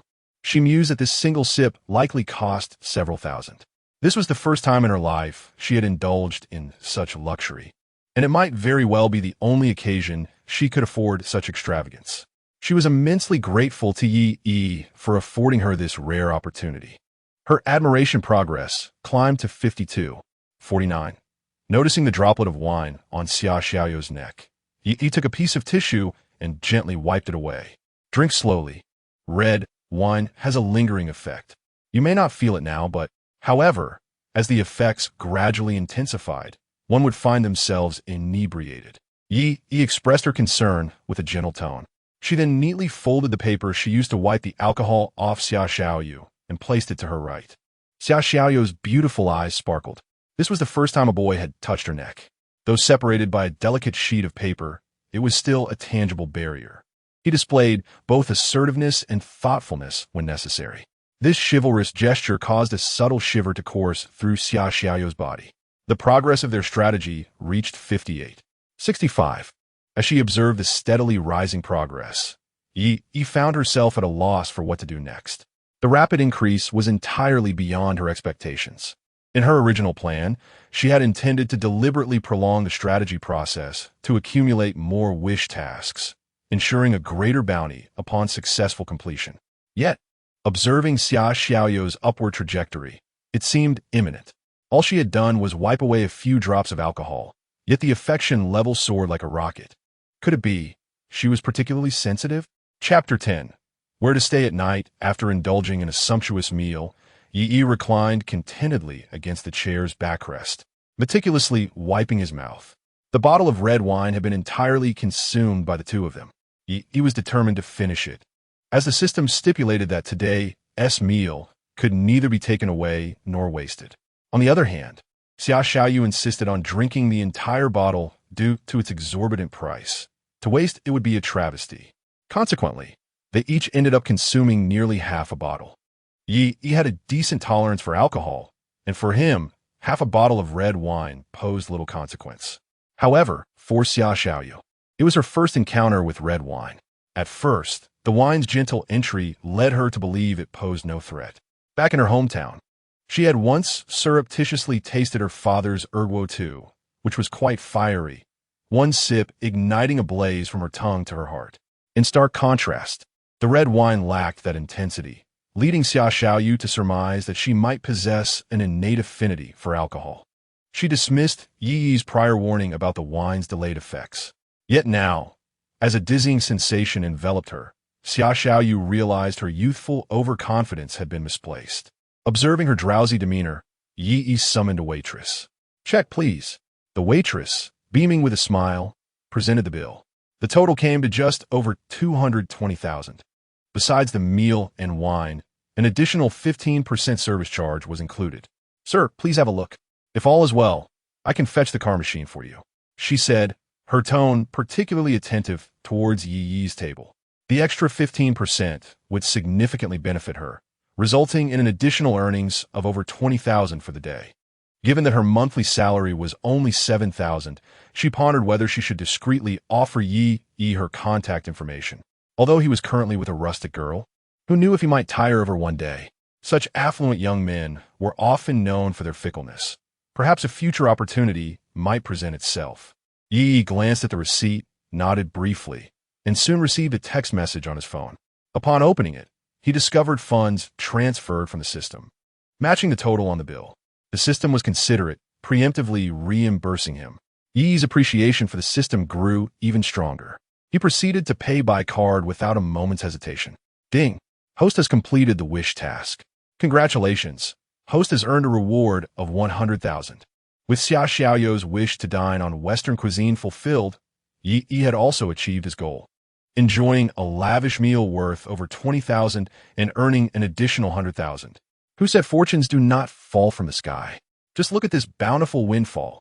After settling the bill, the waitress charmingly presented her business card to Yi. Sir, should you wish to dine with us again, feel free to contact me in advance for reservations. With a playful wink, she concluded her offer.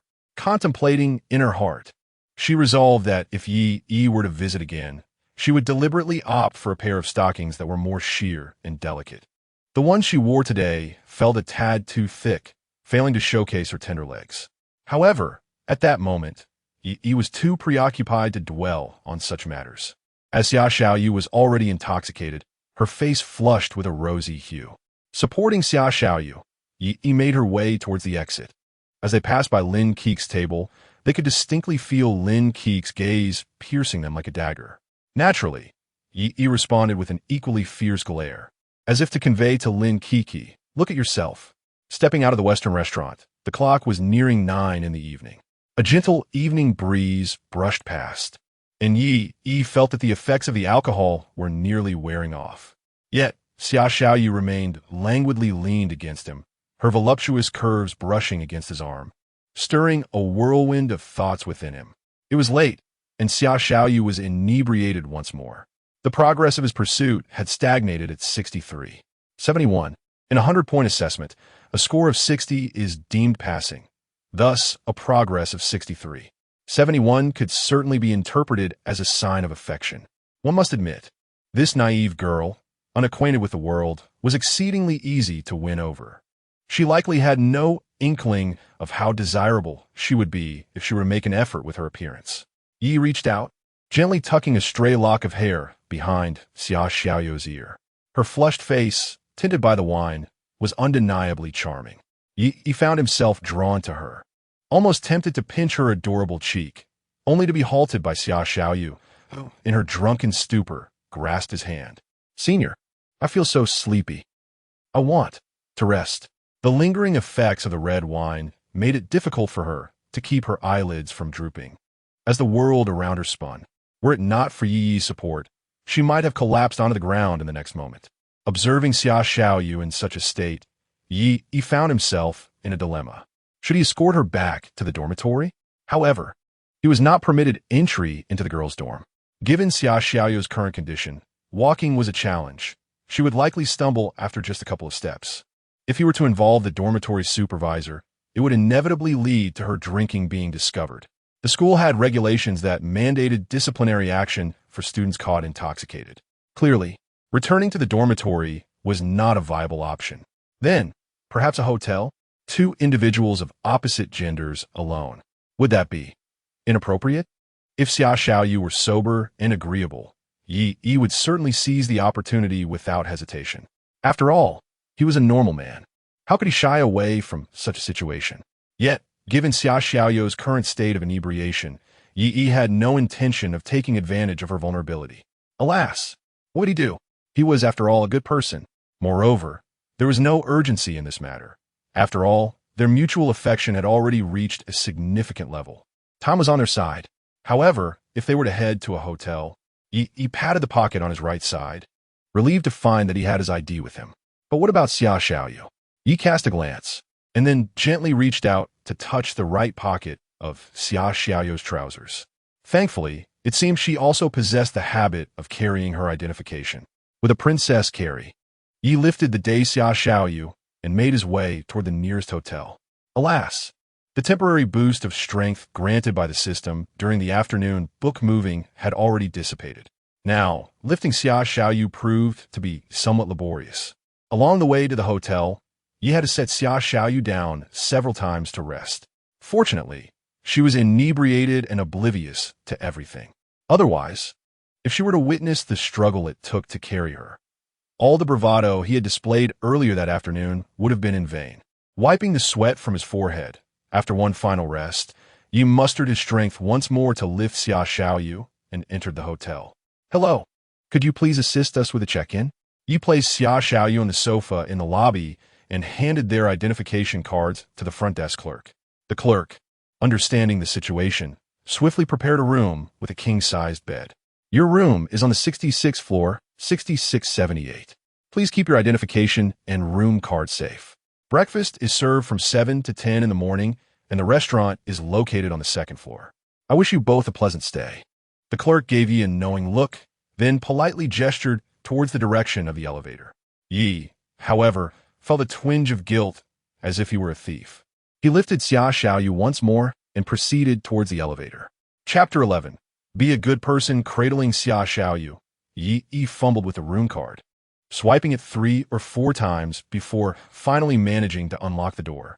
He leaned against the door, pushing it open with his body. Gently, he laid Xia Xiaoyu down on the bed. This hotel boasted 5 stars, with a nightly rate of 1,600. He had not intentionally chosen such an extravagant accommodation. It was simply the closest option to the Western restaurant. Carrying Xia Xiaoyu, he could not venture far. After completing 2 wish-related tasks, Yi had earned a total reward of 200,000, all acquired from Xia Xiaoyu. It was only fitting to treat her to a nicer hotel as a gesture of gratitude. As the guests entered the room, the electric curtains automatically drew open. The expansive floor-to-ceiling windows revealed a breathtaking view of the city skyline at night. The room was bathed in soft, warm light, exuding tranquility and comfort. Outside, the starry sky twinkled alongside the flickering neon lights of the city. The Bluetooth speaker by the bedside began to play gentle, soothing jazz melodies. Was this what romance and ambience truly felt like? With such a splendid setting, Yi felt compelled to do something, lest he squander the enchanting atmosphere. At that moment, his gaze instinctively drifted to the bed. Xia Xiaoyu lay there, perhaps sensing that she was enveloped in a warm and soft haven. The features that had been scrunched up in discomfort began to relax, her breathing steadying as she fell into a deep slumber, resembling a sweet and endearing kitten. Yet, he found himself unwittingly captivated by the gentle rise and fall of Xia Xiaoyu's chest, accentuated by her rhythmic breathing. Was it truly so exaggerated? Even lying down, she appeared so ample. Surely, it would not be inappropriate for him to sleep beside her. After all, she had indulged a bit too much. If she were to feel unwell in the middle of the night, he would be there to care for her immediately. With that thought, he felt he had finally crafted a noble excuse for himself. He stood and made his way to the edge of the bed. With each step, he could feel his heart racing more intensely. Just then, an untimely system alert chimed in his mind. Ding! Temporary task activated. The host may choose A. Sleep in the same bed as Xia Xiaoyu and receive a reward, but incur a fine of 200,000. B. Be a good person and sleep on the sofa for the night, earning a reward of a secret about the class flower. Damn it! Yi couldn't help but curse aloud. What a ridiculous system. The reward was a fine of 200,000? Did it even hear itself speak? Was this truly a reward or a punishment? Did it have a language teacher, or was it a physical education instructor? Today, he had merely received a total reward of 200,000. He had already paid 1,500 for the room. Where would he find the money to pay a fine of 200,000? Was it asking him to sell himself? Ye gritted his teeth in frustration. If only he had the funds, he might consider paying the fine. Being able to sleep beside Xia Xiaoyu, enveloped in her warmth, would be worth it after all. Regardless, I shall earn it back by completing a few more wish tasks later. Yet, this system is clearly intent on thwarting Yi's desires today. What other choice do I have but to select B? Damn system. It compels me to be virtuous.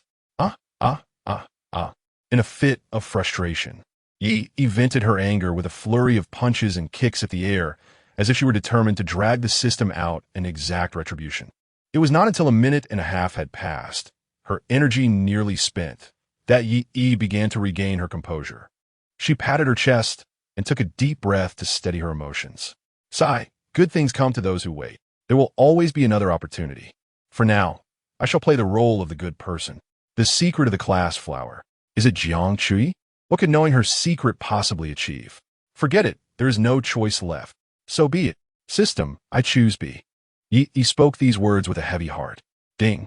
Host S intent detected. Please proceed to the sofa and rest. Rewards will be issued after checkout tomorrow morning. Wishing the host a good night. For some inexplicable reason, the system's cold, emotionless mechanical voice seemed to Yi to be mocking and filled with derision at that moment. With a dejected sigh, she lay down on the sofa, staring helplessly at the ceiling. Reluctantly, she turned her head to glance once more at the peacefully sleeping Xia Xiaoyu on the bed, before shutting her eyes in disappointment. The following morning, shortly after 7, the first rays of the sun streamed through the floor-to-ceiling windows, illuminating the pristine white bed. He had fallen asleep on the sofa last night, leaving the curtains drawn open. The glaring sunlight was somewhat blinding. In her slumber, Xia Xiaoyu furrowed her brow, stretched languidly, and rubbed her eyes as she rose from the bed. Struggling to open her eyes, she felt a sense of confusion. Why was the sun so bright in the dormitory today? That shouldn't be the case. Her bed faced west and generally received direct sunlight only in the afternoon. Had she slept until the afternoon? Oh no, she had overslept. She had class in the morning. With this thought, Xia Xiaoyu jolted awake. However, what met her gaze was an expansive, quiet room. Huh, where's this? This isn't the dormitory? How'd I end up here? What did I do yesterday? Last night? Western dining? Drinking? Rubbing her fuzzy head, Xia Xiaoyu took a moment to recall the events of the previous night. It seemed she had indulged a bit too much. The last thing she remembered was Yi supporting her as they exited the restaurant. Everything that followed was a complete blank. Could it be that this room was booked by Yi? Alone together. At this thought, Xia Xiaoyu's face flushed red, then pale. Instinctively, she looked down at her attire. She was dressed quite neatly. Even her shoes were still on. Xia Xiaoyu breathed a sigh of relief. As an adult, she naturally understood what could happen when a man and woman share a room. Though several of her roommates often spent nights away due to dates with their boyfriends, Xia Xiaoyu found herself unprepared for such a scenario. Upon realizing that she had not yet been unsealed, a sense of security, warmth, and gratitude enveloped her. By the way, where was the senior? Xia Xiaoyu surveyed her surroundings and finally spotted Yi sprawled out on the sofa in a deep slumber, his breathing accompanied by soft snores. Witnessing this scene, a sweet smile blossomed on Xia Xiaoyu's face, her eyes curving into lovely crescent shapes. In her eyes, the peacefully sleeping Yi appeared particularly endearing, instilling a profound sense of safety within her. Rising from her bed, Xia Xiaoyu intended to freshen up in the bathroom. However, as she stood, she realized that the effects of her hangover lingered. Her head still felt a bit dazed, and her legs were weak. In a moment of unsteadiness, she unexpectedly toppled directly onto the sofa. Oblivious to the impending mishap, the slumbering Yi remained unaware. Thud! Xia Xiaoyu landed heavily atop Yi, her forehead colliding with his cheek. How painful! Chapter 12. A fool who misses a bargain. Yi was initially lost in a reverie, dreaming of a time long past. In his dream, he envisioned himself as a humble scholar from antiquity, inadvertently stumbling upon a scene where a noble lady was tossing embroidered ball to choose a suitor. The lady, veiled in red silk, possessed captivating eyes that sparkled with allure. A gentle breeze caressed her delicate features, revealing them in glimpses. Her dainty arms, as white as lotus petals, gracefully held one corner of the ball, contemplating the direction in which to cast it. Meanwhile, the crowd below had already become restless, hands thrusting upwards, waving fervently in an attempt to capture the noble lady's attention. In a moment of daze, Yi fancied that the noble lady had cast a glance his way. That fleeting gaze was filled with a myriad of charms and enchanting grace. In the next instant, the embroidered ball soared toward him. He reached out to catch it, but in his vision, the ball suddenly began to expand, growing larger and larger, until it morphed into the very image of the noble lady herself. A lithe and exquisite form plummeted into his embrace, striking not only his body, but also his heart with an undeniable ache. The tangible sensation in his arms revealing that this was no mere dream. A fragrant softness enveloped him. Was there truly someone in his embrace? As he registered his awakening, Xia Xiaoyu emerged from his arms like a child caught in mischief. Senior, I'm sorry. I lost my balance. Her large, glistening eyes blinked innocently. At that moment, the distance between their lips was but a mere fist's length. Xia Xiaoyu could hear Yi's suddenly rapid breaths, while he sensed the quickening of her heartbeat. Clearing her throat, Xia Xiaoyu attempted to dispel the awkwardness. She prepared to rise, but as she did, the warmth from the spot where she had nestled quickly dissipated, leaving Yi with an unexpected pang of loss. He found himself yearning for the moment they had just shared. If only he could hold her a little longer. An inexplicable impulse surged within him, and before he could fully comprehend it, he enveloped Xia Xiaoyu once more in his arms, pulling her back into his embrace. Senior. Xia Xiaoyu was caught off guard by his sudden movement, her heart racing even faster. A blush crept onto her cheeks, and she averted her gaze, flustered. He offered no explanation, simply stating in a commanding tone, "Stay still. Getting up too quickly may make you dizzy." At the sound of his authoritative tone, Xia Xiaoyu shivered slightly, her initial instinct to struggle faltering. She obediently nestled against his chest, resembling a docile kitten, perfectly still. Yi silently reminded himself, "This is her choice to fall into my arms. It doesn't count as disregarding the options the system provided last night, does it? I spent the entire night peacefully asleep on the sofa." However, such an opportunity that presents itself so readily. As the saying goes, one must seize the moment when fortune smiles. The unique fragrance of youthful innocence wafted through the air, delicately infiltrating Yi's senses. With her soft form nestled against him, Yi found his thoughts wandering. Noticing the subtle changes in his demeanor, Xia Xiaoyu's cheeks flushed an even deeper shade of crimson.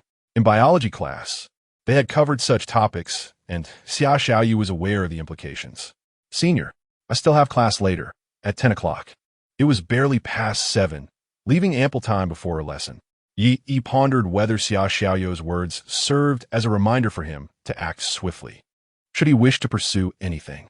Yet, upon glimpsing the 27 progress of her affection towards him, he recognized that she was not yet ready, at least not in this moment. Never mind, such matters cannot be rushed. Ahem, shall we have breakfast first? I find myself a bit hungry." Yi's face flushed as he assisted Xia Xiaoyu in rising from the sofa and began to put on his shoes.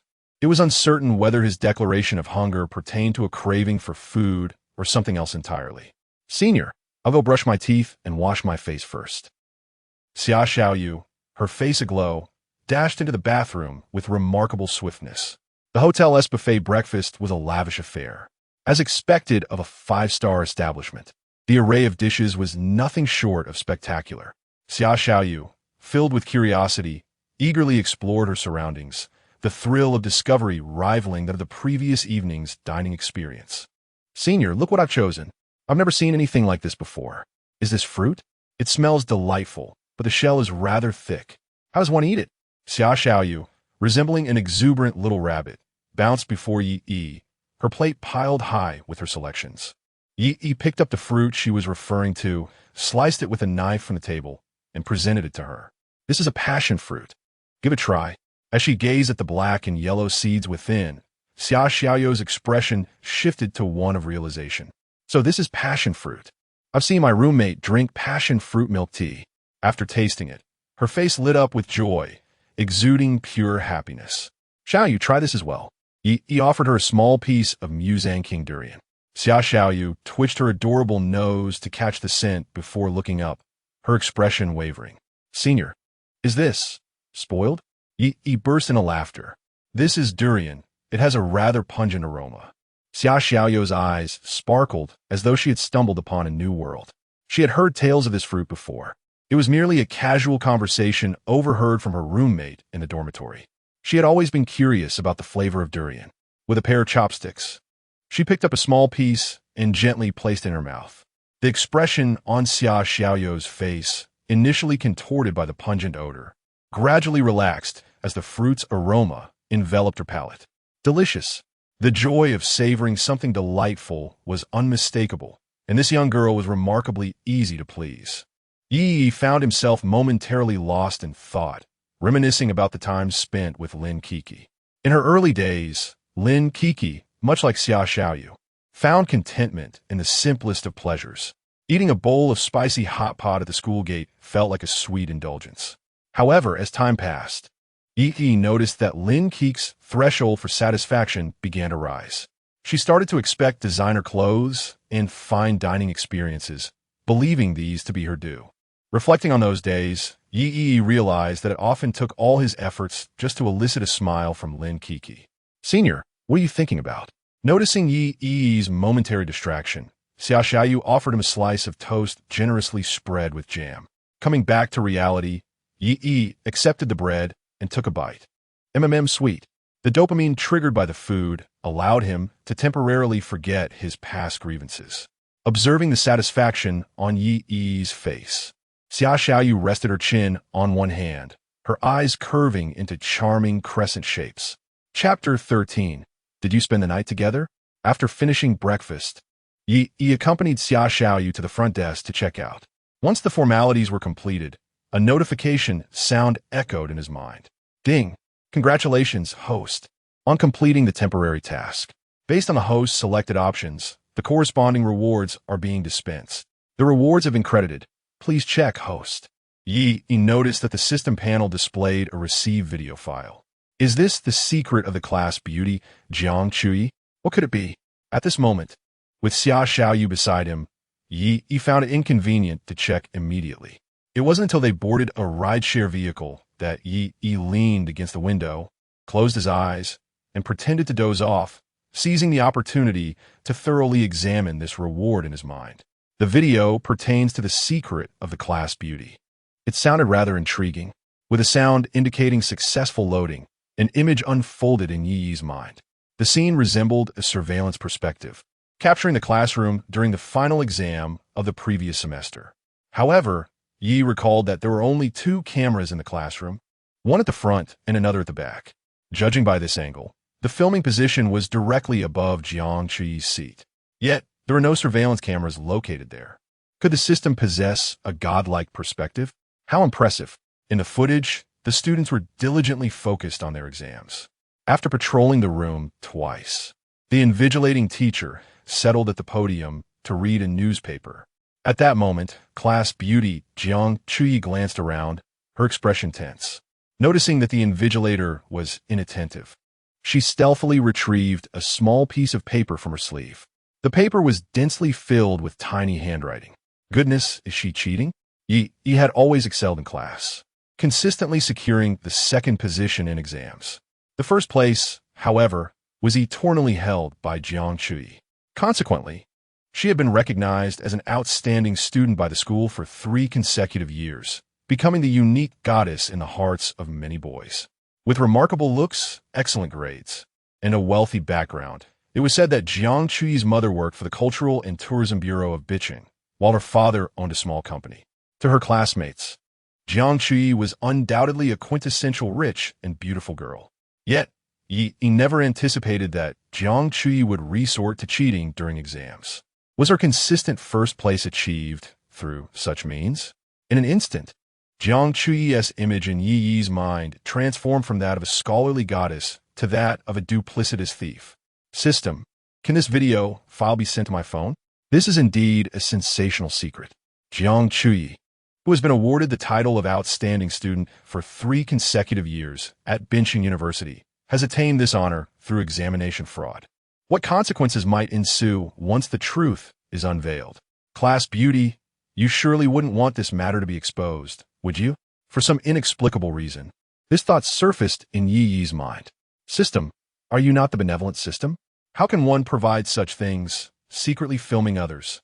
Is certainly not the conduct of a virtuous individual, Yi silently critiqued. Ding, the system responded to the host's inquiry. Capturing evidence of others engaging in wrongful deeds is, in fact, a commendable act. The host's doubts were dismissed. Oh, how forcefully it can be justified. Very well, as you are the system, your word is final. As long as you deem this behavior virtuous, so be it. For now, I shall retain this video. It may prove useful in the future. As this thought settled in Yi's mind, the familiar chime of the system rang in his ears. Ding, the host's intent has been detected. The video file, along with surveillance footage of Jiang Chui's perspective during each semester's final examinations, has been sent to the host's phone. Remarkable intelligence. Yi marveled. The system had indeed retrieved the surveillance from each semester's final exams. It seems Jiang Chui had consistently resorted to cheating. The corners of Yi's mouth involuntarily curved upward. With such leverage in hand, it was likely that in the future, when he directed Jiang Chui to the east, she would not dare venture west. An exemplary student? The aloof class flower? We shall see if you can maintain that icy demeanor before me. The ride-sharing vehicle arrived at the school entrance, and he opened the door for Xia Xiaoyu as they both alighted. The two walked side by side into the school, enveloped in a moment of silence. The atmosphere subtly charged. This area by the school gate served as a parking lot, seldom frequented by students. The mottled morning light danced with the gentle breeze, while the rustling leaves barely masked their footsteps. Xia Xiaoyu kept her head down, a faint blush gracing her cheeks, seemingly still savoring the morning's embrace, which had carried a tinge of intimacy. Yi turned to speak to Xia Xiaoyu, but out of the corner of his eye, he inadvertently caught sight of a car that had just parked in the lot. The individual who emerged from the vehicle was someone he least wished to encounter at that moment. Lin Kiki, elegantly alighting from the car in her exquisite high heels. Following her, without a doubt, was Zhou Boheo. At this hour, a man and a woman returning together from outside the school clearly suggested a night spent away from home. Being adults, one could easily infer the implications of such an arrangement. Yet, he could scarcely believe his eyes when, after Lin Kiki and Zhou Boheo exited the vehicle, the doors of the driver's seat and passenger seat swung open as well. Jiang Chui, the class flower, stepped out from the passenger side. A gentle breeze tousled her long, lustrous black hair as she instinctively brushed it aside with her hand. Her gaze was frosty, drifting past the few individuals before her, looking distantly into the horizon. Clad in a flowing white dress, she emanated an aura of aloofness that deterred any approach. From the driver's side emerged a boy with an excessively obsequious expression. Qin Shou, Jiang Chui's foremost admirer. How did Jiang Chui end up in the company of these individuals? The camaraderie between Qin Shou and Zhou Boheo was no surprise to Yi. They were both members of the student council, and their relationship had always been amicable. However, was Jiang Chui not known for her aloof, goddess-like demeanor? How could it be? Had she truly succumbed to the fervent advances of a lovesick admirer? Qin Shou, standing at a mere 1.60 meters, with a face adorned by blemishes, seemed an unlikely candidate for her affections. Or rather, it should not be the case. Could it be due to wealth? Rumor had it that Qin Shou had recently devised a business proposal for a bubble tea shop as a university student, which had garnered the admiration of the school authorities, who even assisted him in securing sponsorship. It was with this financial backing that he opened his first bubble tea shop and took out a loan to purchase a car worth $100,000. Yet Jiang Chui, her family was well off. It seemed implausible that she would be attracted to Qin Shou for such reasons. Yi rolled her eyes in exasperation. In this day and age, even the finest cabbages were being uprooted by swine. Contemplating this, Yi unconsciously glanced back at her companion Xia Xiaoyu, feeling inexplicably reassured. It was a sensation akin to a pig safeguarding its prized cabbages. "Oh, isn't that Yi?" Before she could utter a word, Lin Kiki approached with a mocking expression, her gaze sweeping disdainfully over Xia Xiaoyu. "Turning had attention to Yi." She spoke with a tone of derision. "Have you two already taken the plunge? The younger generation is truly gullible. A single meal can win them over." Observing Lin Kiki's unfriendly demeanor, Xia Xiaoyu instinctively recoiled behind Yi, her fingers tightening around the hem of her clothing. Chapter 14. Controlling the class beauty, Xia Xiaoyu donned a slightly wrinkled, light-colored shirt paired with a pair of faded jeans, her natural face devoid of any makeup, clearly lacking the luster that Lin Kiki exuded. However, Xia Xiaoyu's exquisite features required little embellishment. Her striking visage, complemented by her alluring figure, effortlessly overshadowed Lin Kiki. Yi sensed a subtle tremor emanating from Xia Xiaoyu behind him, tightening his chest with unease. What audacity did Lin Kiki, a mercenary who had betrayed for profit, possess to turn the tables? Given the circumstances, had they not also spent the night elsewhere yesterday? Lin Kiki, did you presume that everyone is as cheap as you? For a mere concert ticket, you sold yourself. Yi's gaze shifted downward, landing on the new pair of high-heeled Valentina shoes adorning Lin Kiki's feet. Oh, not just concert tickets, but also a new pair of shoes, it seems. Coupled with the lavish dinner yesterday, Zhou Boheo must have spent nearly 10,000 on you. My apologies, allow me to amend my previous assessment. You are not cheap at all.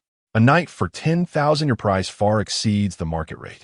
Joe Boheo, are you out of your mind? This is blatant price inflation. You'll be accountable when inflation strikes. He unleashed his full force, leaving Lin Kiki and Joe Boheo's faces a tapestry of white and green. They were seething with indignation, yet momentarily at a loss for retort. Observing his close friend being berated, Chinsho could no longer stand idly by, advancing with indignation, pointing an accusatory finger at Yi.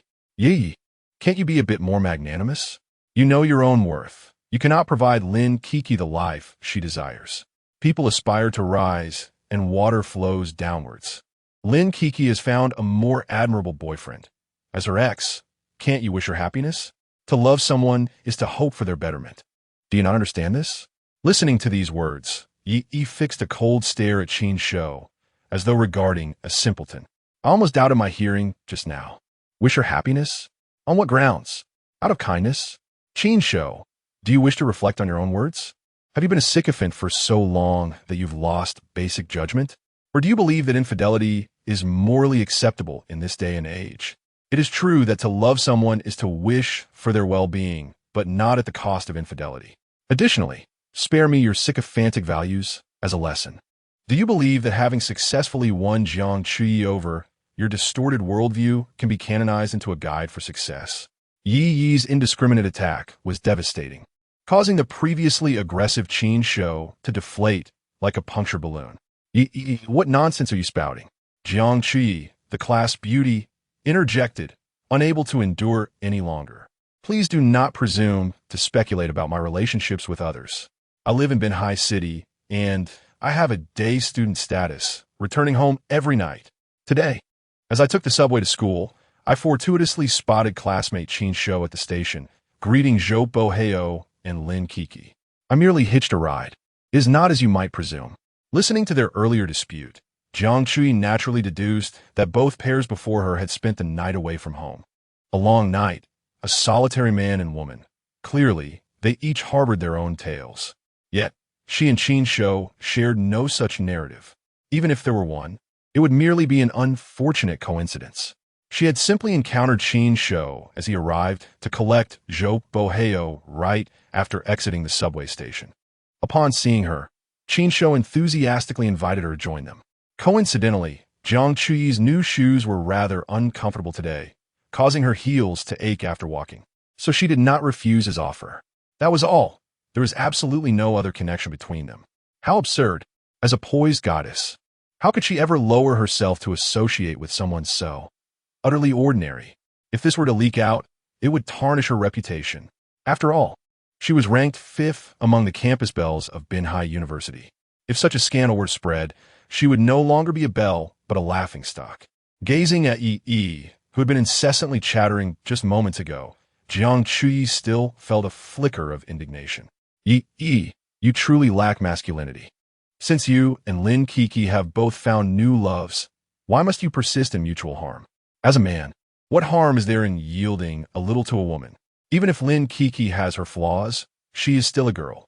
How can you speak so harshly to a girl? It is utterly unchivalrous. This punch, a culmination of 20 years' worth of prowess, left Yi momentarily stunned. Just because she is a girl, does that mean she is beyond reproach? Just because she is a girl, must she evade moral judgment for infidelity? Nonsense. What sorcery is this, that one cannot even speak reasonably? Seeing this, Chinsho quickly chimed in, yes. Chui is right. Upon hearing Chinsho refer to her in this manner, Jiang Chui frowned slightly. Though she felt quite uncomfortable with it, this was evidently a moment of shared animosity. So she refrained from further comment. In the face of their vehement declarations, Yi was momentarily taken aback, then suddenly burst into laughter. Excellent. Truly excellent. I never imagined I would find myself in the same institution as individuals like you. Clearly, Binhai University has set its admission standards too low. Yi shook his head, choosing not to elaborate further, and silently retrieved his phone from his pocket. His fingertip glided across the screen, sending Jiang Chui a video. The video was, in fact, the footage released this morning as a reward for a task concerning Jiang Chui's examination misconduct. Belle of the class, I suppose you wouldn't want your secret to be revealed, would you? For some reason, that phrase suddenly resurfaced in Yi's mind. Ding! The notification sound echoed, and Jiang Chui instinctively pulled out her phone. Upon opening it, she discovered it was a message from Yi. Jiang Chui looked up in confusion, only to meet Yi's frigid gaze, an ominous premonition instantly enveloping her heart. Curiously, she clicked on the video. After merely 3 seconds of viewing, Jiang Chui could already infer the content that lay ahead. Cold sweat broke out upon her, as if her heart had plummeted into an icy abyss. How could Yi possess a video of her cheating on an exam? If this were to reach the ears of their teacher, she would surely face disciplinary action from school. Wouldn't all her years of being an exemplary student be rendered worthless? Jiang Chui, I didn't quite catch what you said earlier. Could you repeat it for me? Yi asked, directing her attention to the dazed Jiang Chui, enunciating each word with deliberate precision. In her frigid gaze lay the predatory delight of a hunter toying with its prey. Upon encountering this gaze, Jiang Chui trembled involuntarily, her sense of dread intensifying. How had she never noticed this terrifying side of Yi before? It was akin to confronting a demon poised to obliterate her existence. Xiao Yi, why are you silent? Seeing Jiang Chui still in a daze, Yi let out a light chuckle, offering a subtle reminder. Her expression was nuanced, brimming with amusement. Upon hearing Yi's affectionate address, the ever-ardent Qin Shou felt a surge of urgency. Yi, who gave you permission to call Chui that? Do you realize this constitutes harassment? Chapter 15. The class flower unleashed Qin Shou. Silence yourself. Jiang Chui's voice suddenly escalated, tinged with sharpness and anxiety. What business is it of yours how Yi addresses me? Who do you think you are? She shot a glare at Qin Shou, her tone laced with irritation. Qin Shou was taken aback by her unexpected fury, unable to respond before Jiang Chui launched another barrage of accusations. I ask you, on what grounds did you just call me Chui? Are we that familiar? Instead of managing your own affairs, you dare to criticize others. Do you think your constant presence before me is not a form of harassment? Clearly flustered, Jiang Chui's emotions spiraled out of control, and her words grew sharper. Moments ago, she had contemplated uniting with Qin Shou against a common foe. Yet, upon realizing that Yi possessed a leverage capable of jeopardizing her academic career, her heart tightened in apprehension. The unsettling sensation of having her fate so easily manipulated by another was unbearable. Though seething with discontent, she dared not reveal even a hint of her displeasure toward Yi. After all, a mere flick of Yi's finger could obliterate her reputation as a stellar student, maintained for 3 consecutive years. However, Jiang Chui's pent-up frustration required an outlet, and the foremost sycophant, Qin Shou, became the unfortunate recipient of her wrath. The tirade nearly breached Qin Shou's defenses. Yet, as a seasoned flatterer, his psychological resilience remained commendable. In the presence of the goddess, he knew he must maintain a lowly demeanor, a prerequisite for his profession. Within a mere 2 seconds, Qin Shou recalibrated his mindset. Chua, oh no, Jiang Chui. What troubles you? My earlier remark was abrupt and inconsiderate. If it displeases you, I shall refrain from calling you that in the future. Is your sudden change in mood due to Yi's words? Rest assured, I will ensure Yi apologizes to you. Having suffered unjustly, Qin Shou sought a means to vent his frustration, and Yi was the most suitable target for his ire. He turned to Yi, and despite his modest height of 1.60 meters, he glared up at her with indignation. Yi, this is all you're doing? Apologize to Jiang Chui at once. Yet, Yi hardly spared a glance at Qin Shou, merely casting a sidelong gaze at Jiang Chui. Her icy demeanor sent a chill down Jiang Chui's spine, eliciting a cold sweat. In the next moment, a wish bar appeared above Jiang Chui's head. She hoped fervently that Yi would not publicly expose her cheating during the exam. She wished for this matter to remain concealed from everyone, including the teachers. Yi smirked internally. The aloof class flower? It was all too easy to manipulate her. She decisively accepted the task of granting this wish, with the promise of 100,000 yuan reward awaiting her upon its completion, a sum that felt like money effortlessly bestowed upon her. He had no intention of making those videos public, nor did he plan to report Jiang Chuyi for cheating on the exam. Even if Jiang Chuyi were to face consequences, it would bring no benefit to Yi. Instead, it would only incite her resentment. Rather than that, it would be wiser to leverage this information to keep Jiang Chuyi under control, allowing her to serve his interests. Class flower, you wouldn't want this secret to be revealed, would you? The words echoed once more in Yi's mind. Coughing lightly, he suppressed the urge to grin and disregarded the bespectacled sycophant before him, striding directly to Jiang Chuyi. I genuinely didn't catch what you just said. Are you not inclined to repeat it? Standing a full 20 centimeters taller than Jiang Chuyi, Yi did an overwhelming presence. Jiang Chuyi could not even meet his gaze and instinctively took a step back, observing Yi seemingly threatening Jiang Chuyi.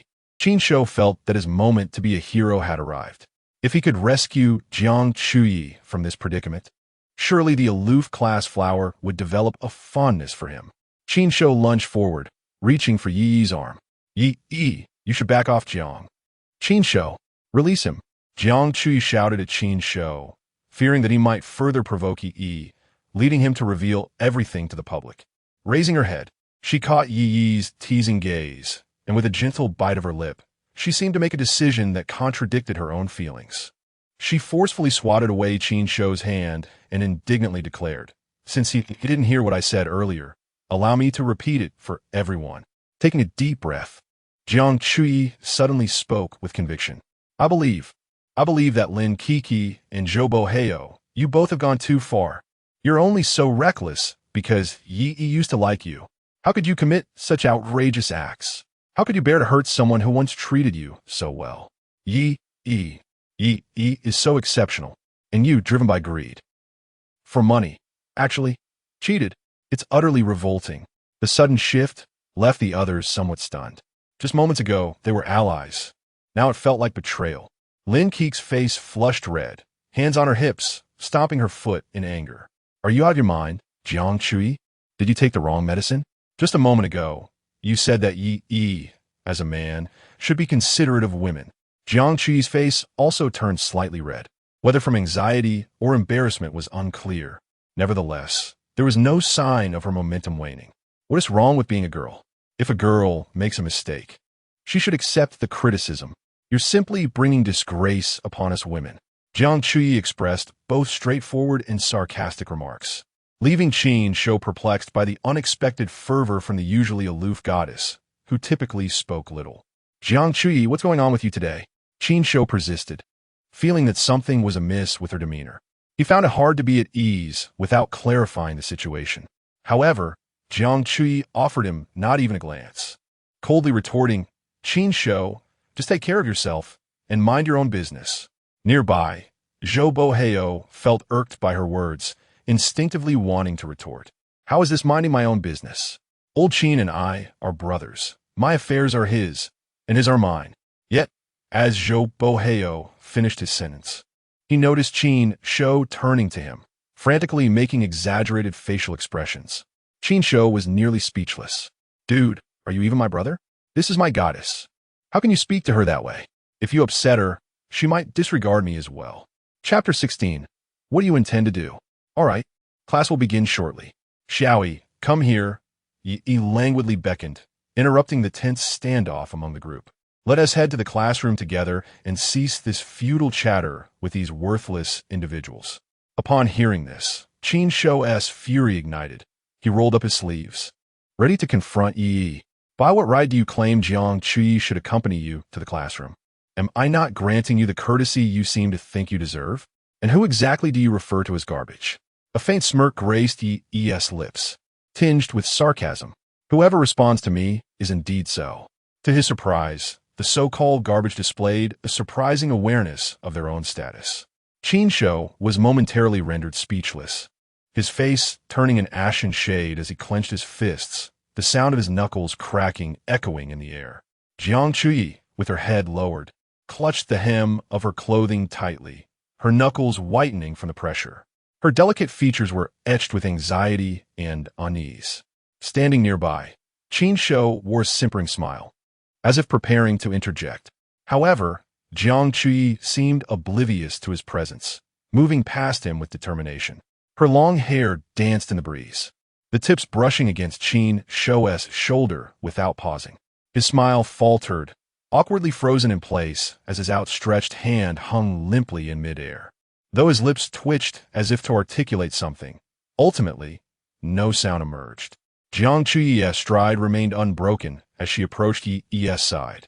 Yi glanced at her, amusement flickering in his gaze. Sensing his attention, Jiang Chuyi lowered her head further, nearly burying it against her chest.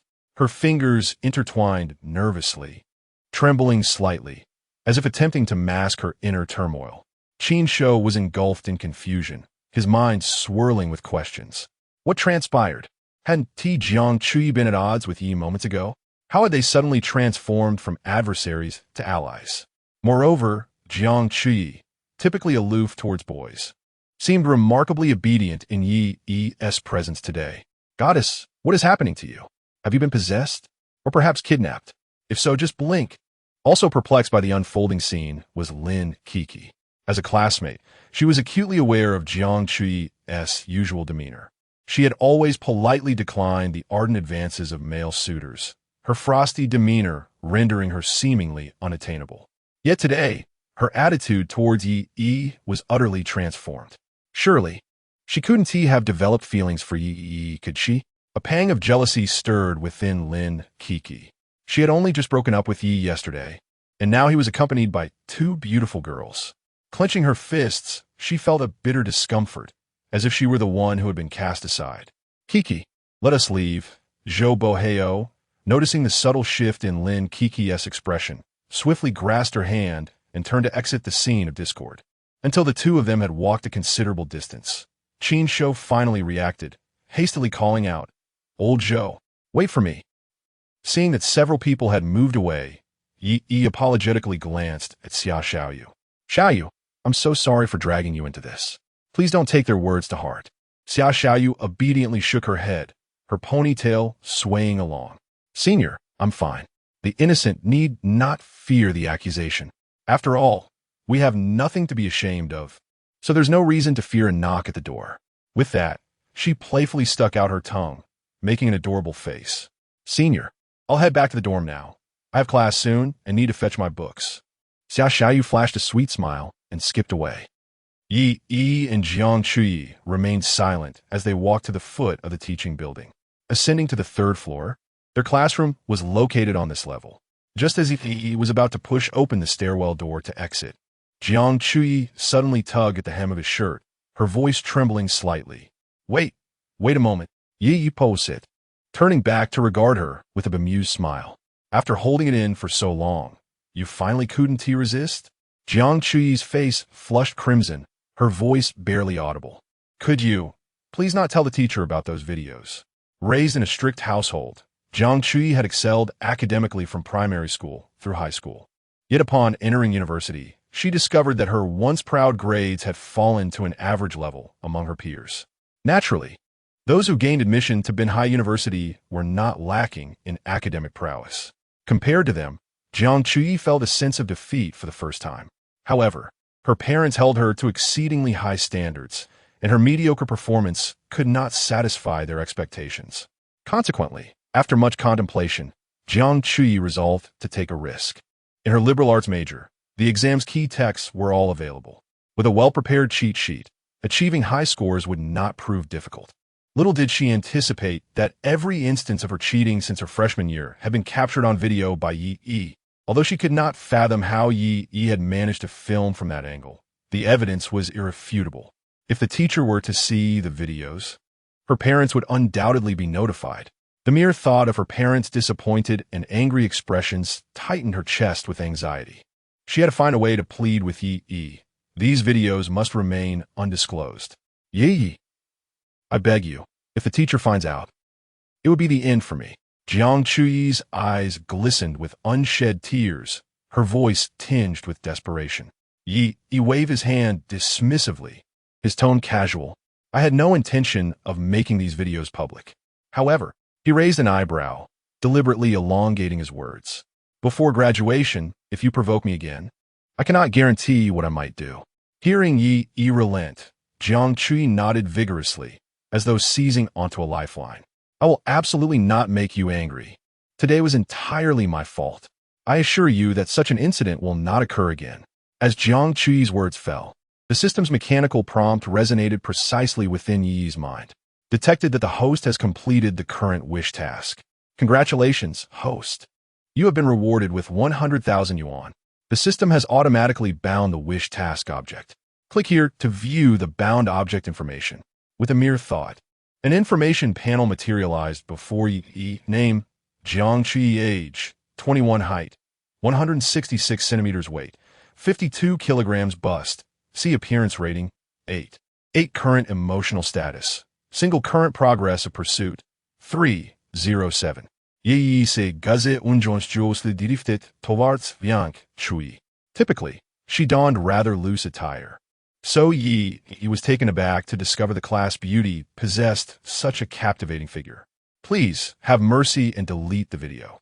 Jiang Chui playfully grasped Yi's wrist, gently shaking it, reminiscent of a young girl coaxing her boyfriend. The soft sensation on his wrist sent a wave of delight through Yi's heart. He had not anticipated that the aloof class beauty harbored such a side. He had assumed she was simply an ice queen incapable of being endearing. Deleting the video is feasible. Yi paused for effect, deliberately building suspense. However, not at this moment. How about this? You agree to 3 requests of mine, and once they are fulfilled, I shall erase those videos. Jiang Chui's eyes brightened, but then she seemed to recollect something, hesitatingly taking a step back, her voice tinged with caution. What? What do you intend to do? Chapter 17. The first kiss. Yi smiled gently and took a small step back. Rest assured, I shall not impose any unreasonable demands upon you. I am, after all, a good person. Jiang Chui furrowed her brow slightly, inwardly scoffing at his claim. She thought to herself, you a good person? Threatening someone with such a video hardly aligns with the actions of a virtuous individual. However, she found herself at Yi's mercy, akin to fish awaiting the butcher's knife. There was little choice but to acquiesce to whatever he might propose. Jiang Chui pondered the implications. Should Yi indeed make any excessive demands, such as suggesting they become a couple, she would simply refuse. Worst case, he could inform the teacher about her cheating. She could forfeit the impeccable student image she had cultivated over the years. With this thought, she felt a modicum of reassurance. At that moment, from Yi's perspective, a wish bar appeared above Jiang Chui's head, reading, I hope Yi does not make any unreasonable demands. This wish was rather nuanced.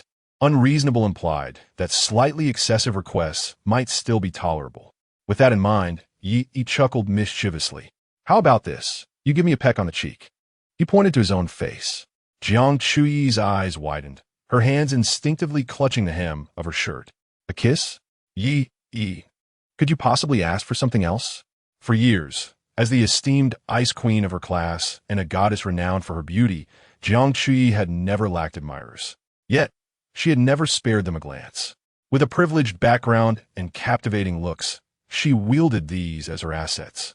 Her life plan demanded that only a man of exceptional caliber could stir her interest in romance.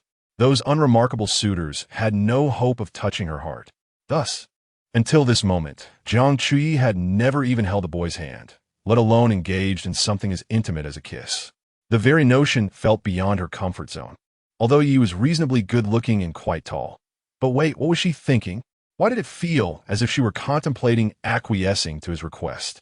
As this realization dawned upon her, a subtle blush crept across Jiang Chui's cheeks. Yi, please. Returning to reality, Jiang Chui gazed at Yi with a pleading expression. Acting adorable was a highly effective weapon for a beauty like her. She was confident that no boy could resist the charm of the class flower's coquetry. Yet, as an unwaveringly straightforward man, Yi remained unfazed. Jiang Chui, think this through. He addressed her by her full name, causing her to tense involuntarily, her heart racing. I require you to agree to 3 requests. If you are unwilling to comply with such a simple one, how can I trust your sincerity? He paused, softening his tone before continuing. A mere kiss upon the cheek. And it seems you have accomplished a significant feat. Such a splendid opportunity is not one that presents itself frequently. Do you truly wish for me to propose more challenging demands? Perhaps you would prefer to enroll in the upcoming sports meet and strive for victory in the long-distance race? As far as I am aware, your performance in long-distance running has merely been passable. Upon hearing Yi's words, Jiang Chuyi found herself contemplating the proposition.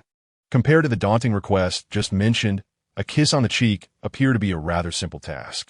Just a slight elevation, a tilt of the head, a pursing of the lips, and in less than a second, it could be accomplished. However, such an intimate act, Jiang Chuyi found it difficult to convince herself internally. Yi, noticing the serious expression on Jiang Chuyi's face, felt a surge of excitement, sensing the possibility of success. Thus, she continued to coax her gently. Look, we are currently in the stairwell. The class bell is about to ring, and most of our classmates have already settled in their classrooms. It is unlikely that anyone else will pass through the stairwell. If you steal a kiss on my cheek now, no one besides us will ever know. This statement indeed struck a chord with Jiang Chuyi. No one would know. Moreover, it was merely the cheek she would be kissing. It should be inconsequential, right? Just consider it an accidental brush while walking. Jiang Chuyi began to mentally persuade herself. Her earlier hesitation had seemingly transformed into a newfound resolve. Sin determination, it inclusive. You wouldn't want your secret to be revealed, would you? Upon hearing this, Jiang Chuyi shivered involuntarily. Clenching her fists, she steeled her heart. Fine, a kiss it shall be, but you must close your eyes. Jiang Chuyi still felt a tinge of shyness. For a girl, especially one who is both attractive and inexperienced in love, such an act requires considerable courage. Perceiving that Jiang Chuyi had finally relented, closed her eyes without hesitation. Standing obediently against the wall, awaiting the touch of Jiang Chuyi's lips upon her cheek. To be kissed by the class beauty, even if just on the cheek, was indeed a remarkable experience. Yi understood the importance of knowing when to stop, and thus refrained from making excessive demands. After all, there were still 2 wishes left. At worst, she could request another kiss while her eyes were open next time. With this initial experience as a foundation, she was confident that Jiang Chuyi would be more willing to oblige similar requests in the future. As she noted that Yi was prepared, Jiang Chuyi tightened her small fists and pressed her lips together, as if to bolster her own courage. With only a minute remaining until class began, time was running short.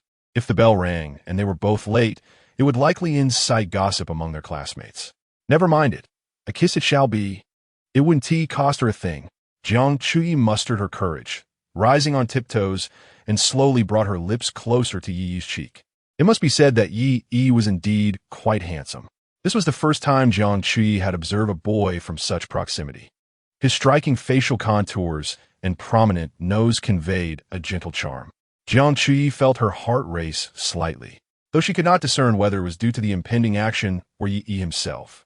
Regardless, facing such a dashing young man, stealing a kiss on his cheek seemed hardly a misfortune. With her eyes closed, she leaned in closer to Yi's cheek. Just then, a series of abrupt voices echoed from the bottom of the staircase. Old Yi? What are you? Jiang. Wow, you too. Oh my. Yi, hearing the commotion, hurriedly turned his head. In that moment, his lips inadvertently collided with Jiang Chuyi's soft, moist ones. Realizing the unexpected sensation, Jiang Chuyi's eyes widened in shock. Had her first kiss truly been taken away in such an unforeseen manner? Chapter 18. By any means necessary, Jiang Chuyi was momentarily stunned. As was Yi. Initially, Yi merely wished to plant a gentle kiss on the side of Jiang Chuyi's face. Unexpectedly, through a twist of fate, he had inadvertently claimed the first kiss of the class beauty. This was simply an incredible stroke of fortune. Meanwhile, at the foot of the staircase, the instigators who had previously made a commotion wore expressions of eager anticipation. Their burning gazes made Jiang Chuyi wish fervently for a crevice in the ground to swallow her whole. Realizing that her private moment had been witnessed, she felt no inclination to blame Yi. With her cheeks flushed, she hastily pushed open the stairwell door and fled. Observing Jiang Chuyi's bashful retreat, Yi's 3 roommates swiftly gathered around him, enraptured by the unfolding drama. Lin Yu from bed 1 threw an arm around Yi's shoulder, astonished. Old Yi, you're quite the player.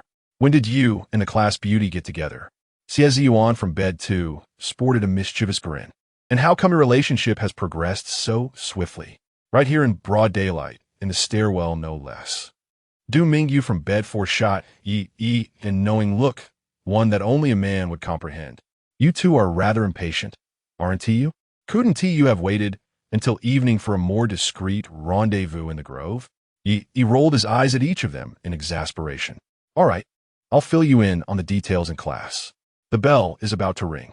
He added with urgency. This lesson is taught by the dreaded teacher Zhang. If we're late, our grades will suffer. Lin Yu smacked his forehead. I almost forgot. What are we still doing here? We've only got half a minute. Let us hurry. At the mention of teacher Zhang, the group immediately transformed into a flurry of activity, hastily pushing through the stairwell door and racing toward the classroom. The usual grades accounted for 40% of the final score. Excessive deductions could make passing the final exam exceedingly difficult. As they burst from the stairwell, a solitary figure descended from the upper level. Qin Shou gazed with a complex expression in the direction where Yi had just departed. He had been in the stairwell moments before, albeit on the floor above.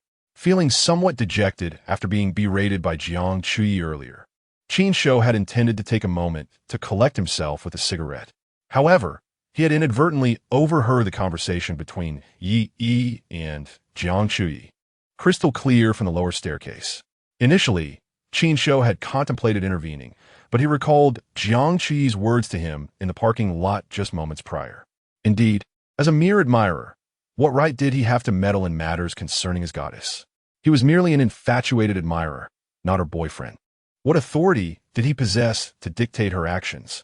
All he had done for her might be perceived as nothing more than harassment in her eyes. If he were to rush forth now, Jiang Chui would undoubtedly be furious once again. With both hands gripping the stair railing tightly, Qin Shou anxiously observed the scene unfolding below, torn between desperation and helplessness. Just a kiss on the cheek. Thankfully, the purity of his goddess remained intact. As long as the goddess is willing to be with him, he would never disdain the trivial matter of her having kissed Yi on the cheek. Qin Shou was already attempting to console himself internally. However, in the next moment, upon witnessing Jiang Chui's lips collide with Yi's, Qin Shou was consumed by a fury that threatened to burst forth from his very being. That was Jiang Chui's first kiss. The initial kiss, the most innocent and precious moment for a girl. No, it cannot merely be labeled as the most precious, the most invaluable thing should be. Regardless, it is undeniably significant, and yet it was so carelessly snatched away by Yi. Infuriating. Scoundrel, I shall not rest until you are vanquished. In Qin Shou's heart, he had already deemed Yi as his greatest rival. From the earlier conversation between the two, it was evident that Yi held some leverage over Jiang Chui. This was why Jiang Chui was so obedient to Yi's every command. The abrupt shift in Jiang Chui's stance to support Yi in the parking lot must have been due to this leverage. Qin Shou recalled that he had received a message just before Jiang Chui changed her tone. It seemed that Jiang Chui had become unsettled upon seeing that message. Perhaps Yi had sent her something incriminating to threaten her. Indeed, that must be the case. With furrowed brows, a thought flickered through Qin Shou's mind. Though he was uncertain how Yi had acquired such leverage over Jiang Chui, it was evident that it was a perilous matter for her. If he could discover what this leverage was, could he not, in turn, compel Jiang Chui to be entirely subservient to him? The image of Yi and Jiang Chui kissing stirred within him a tumult of envy and resentment. If he could seize that leverage, then he would be the one to share such intimate moments with the class beauty. Qin Shou nodded to himself, secretly resolved, under the duress of a fear of failing. Yi and his companions finally dashed to their seats just seconds before the bell rang. At the podium, the formidable teacher, Zhang, adjusted his old-fashioned black-framed glasses, his gaze disapproving. Although he was somewhat displeased with their last-minute dash, they had, at least, not arrived late. Thus, he merely shot them a warning glance without further comment. The group exchanged glances, wiped the cold sweat from their brows, and shared a reluctant smile. Report, teacher, I am late. Just seconds after the bell rang, Qin Shou stood at the classroom door with his head bowed. Clearly, he did not share the same fortune as Yi and his companions. Teacher Zhang didn't even spare him a glance. He casually picked up the attendance sheet and marked a -10 next to Qin Shou's name for his poor performance. Qin Shou, you will stand at the back of the classroom for this lesson. How dare you arrive late to my class? Do you possess no sense of discipline? Teacher Zhang's stern voice sent shivers down the spines of all the students present.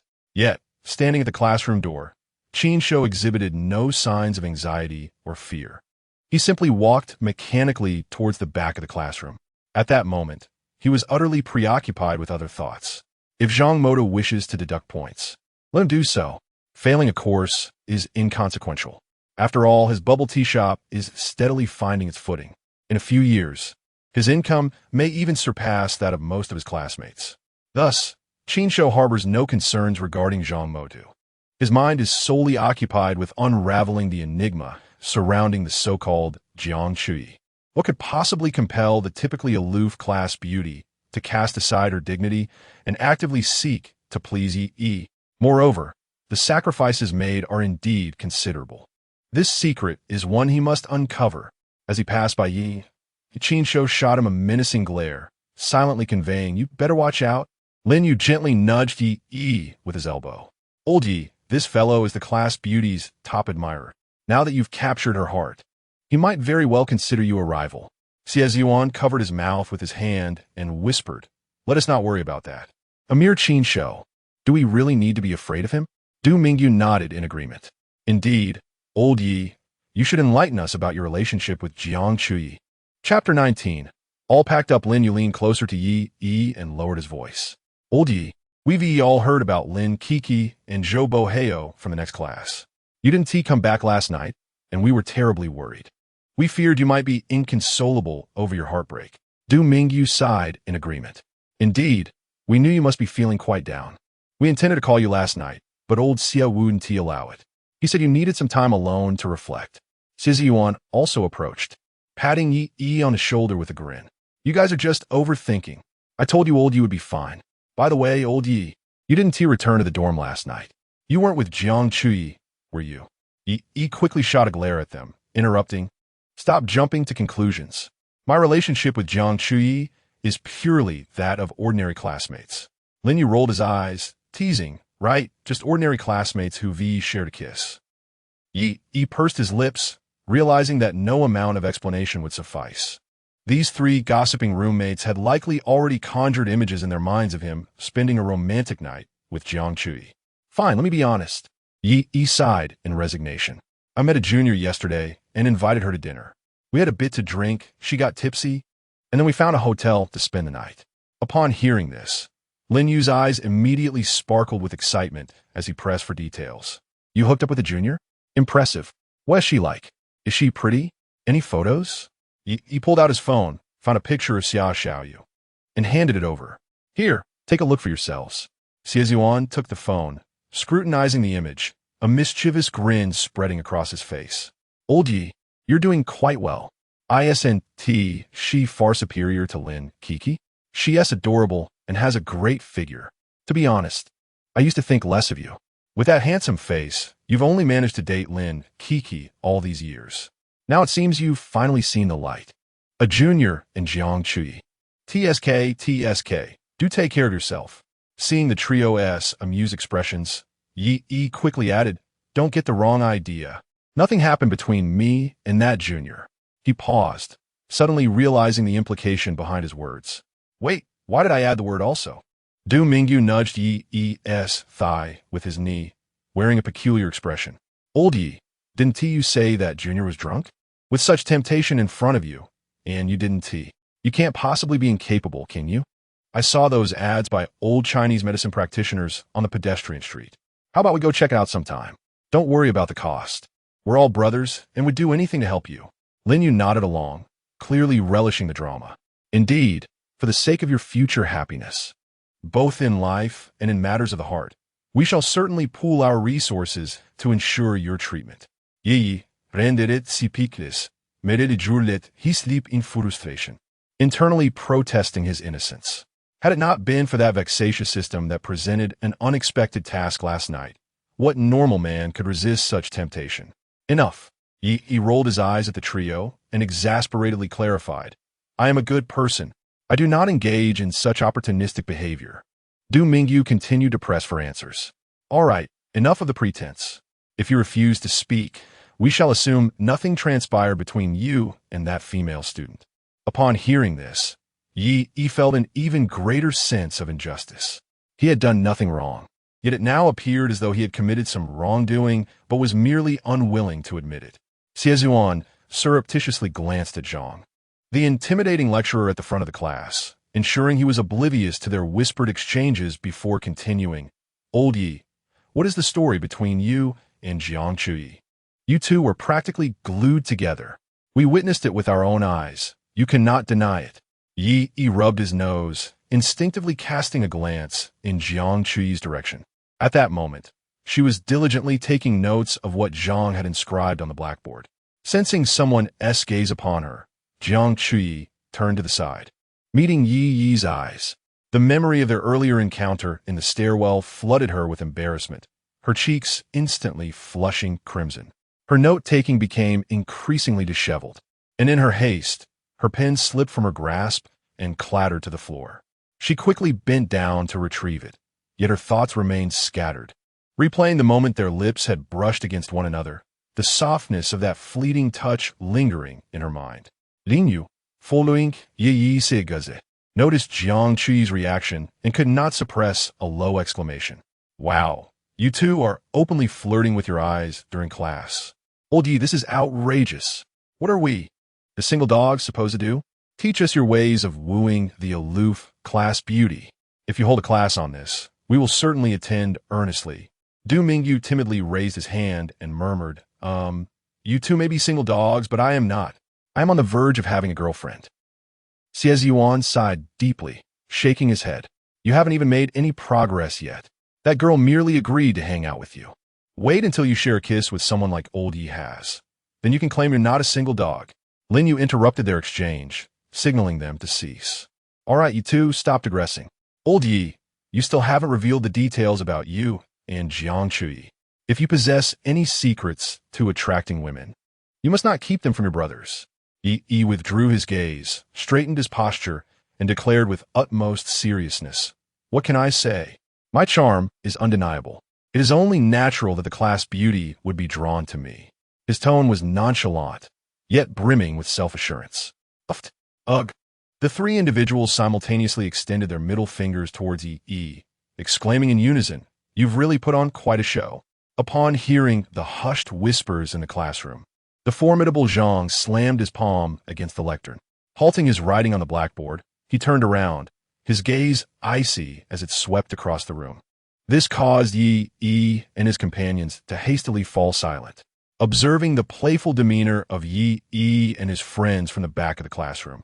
Qin Shou felt an increase in his resentment. Yi, how could you sully my goddess?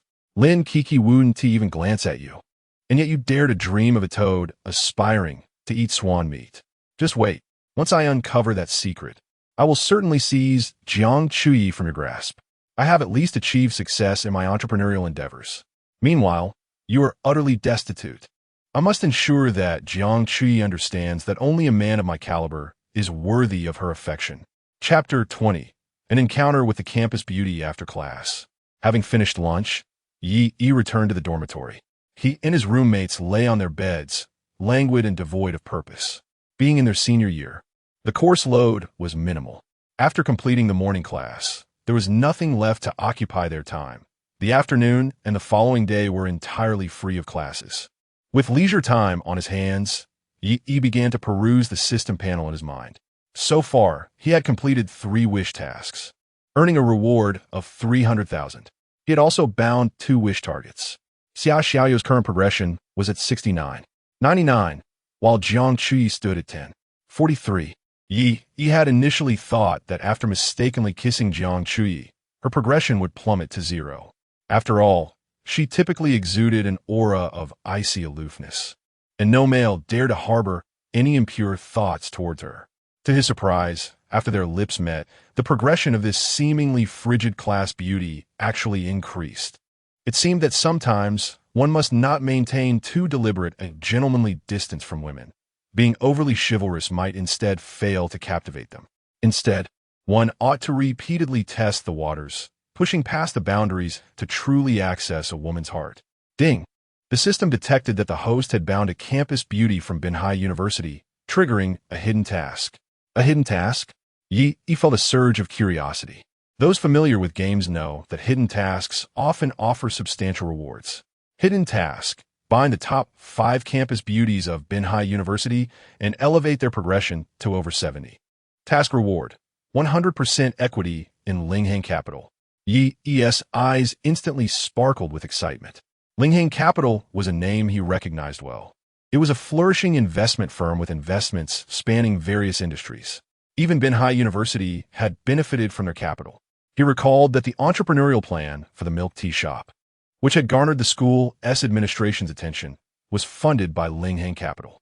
Now, if he could elevate the progression of 5 campus beauties to over 70, he would become the chairman of Lingheng Capital. Not just any chairman, but one with complete ownership. In a time when job market pressures were mounting, with classmates anxiously competing for employment upon graduation, Yi found himself in a uniquely advantageous position. All he needed to do was to focus on developing a romance with a beautiful campus beauty, and he could effortlessly ascend to the position of chairman at a renowned investment firm. How exhilarating! However, as he pondered further, he recognized a new dilemma. Generally, the more exceptional the woman, the more challenging she was to court.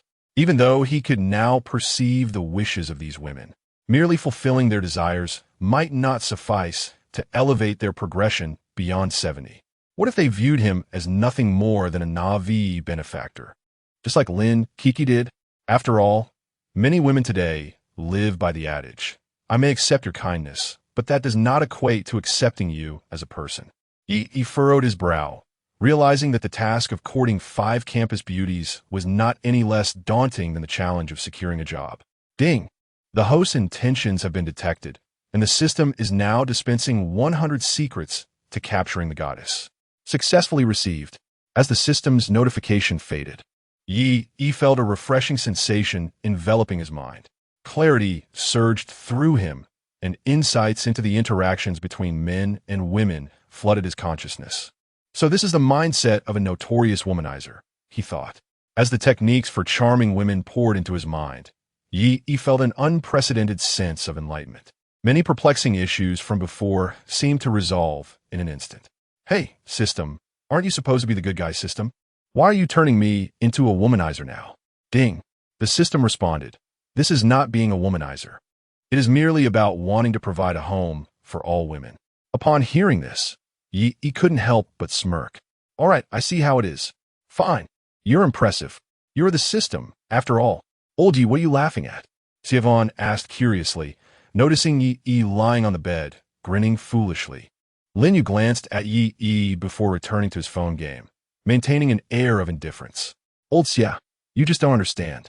Old Yi must be chatting with the class beauty or that younger girl from elementary school. Men in love are always like this. Have you not seen old Du grinning at his phone every day?" At Lin Yu's words, Xie Yuan instinctively turned to look at Du Mingyu.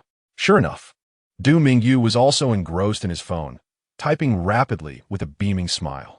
Ah, the scent of love, Xie Yuan sighed, shaking his head as he quietly entered a mobile game.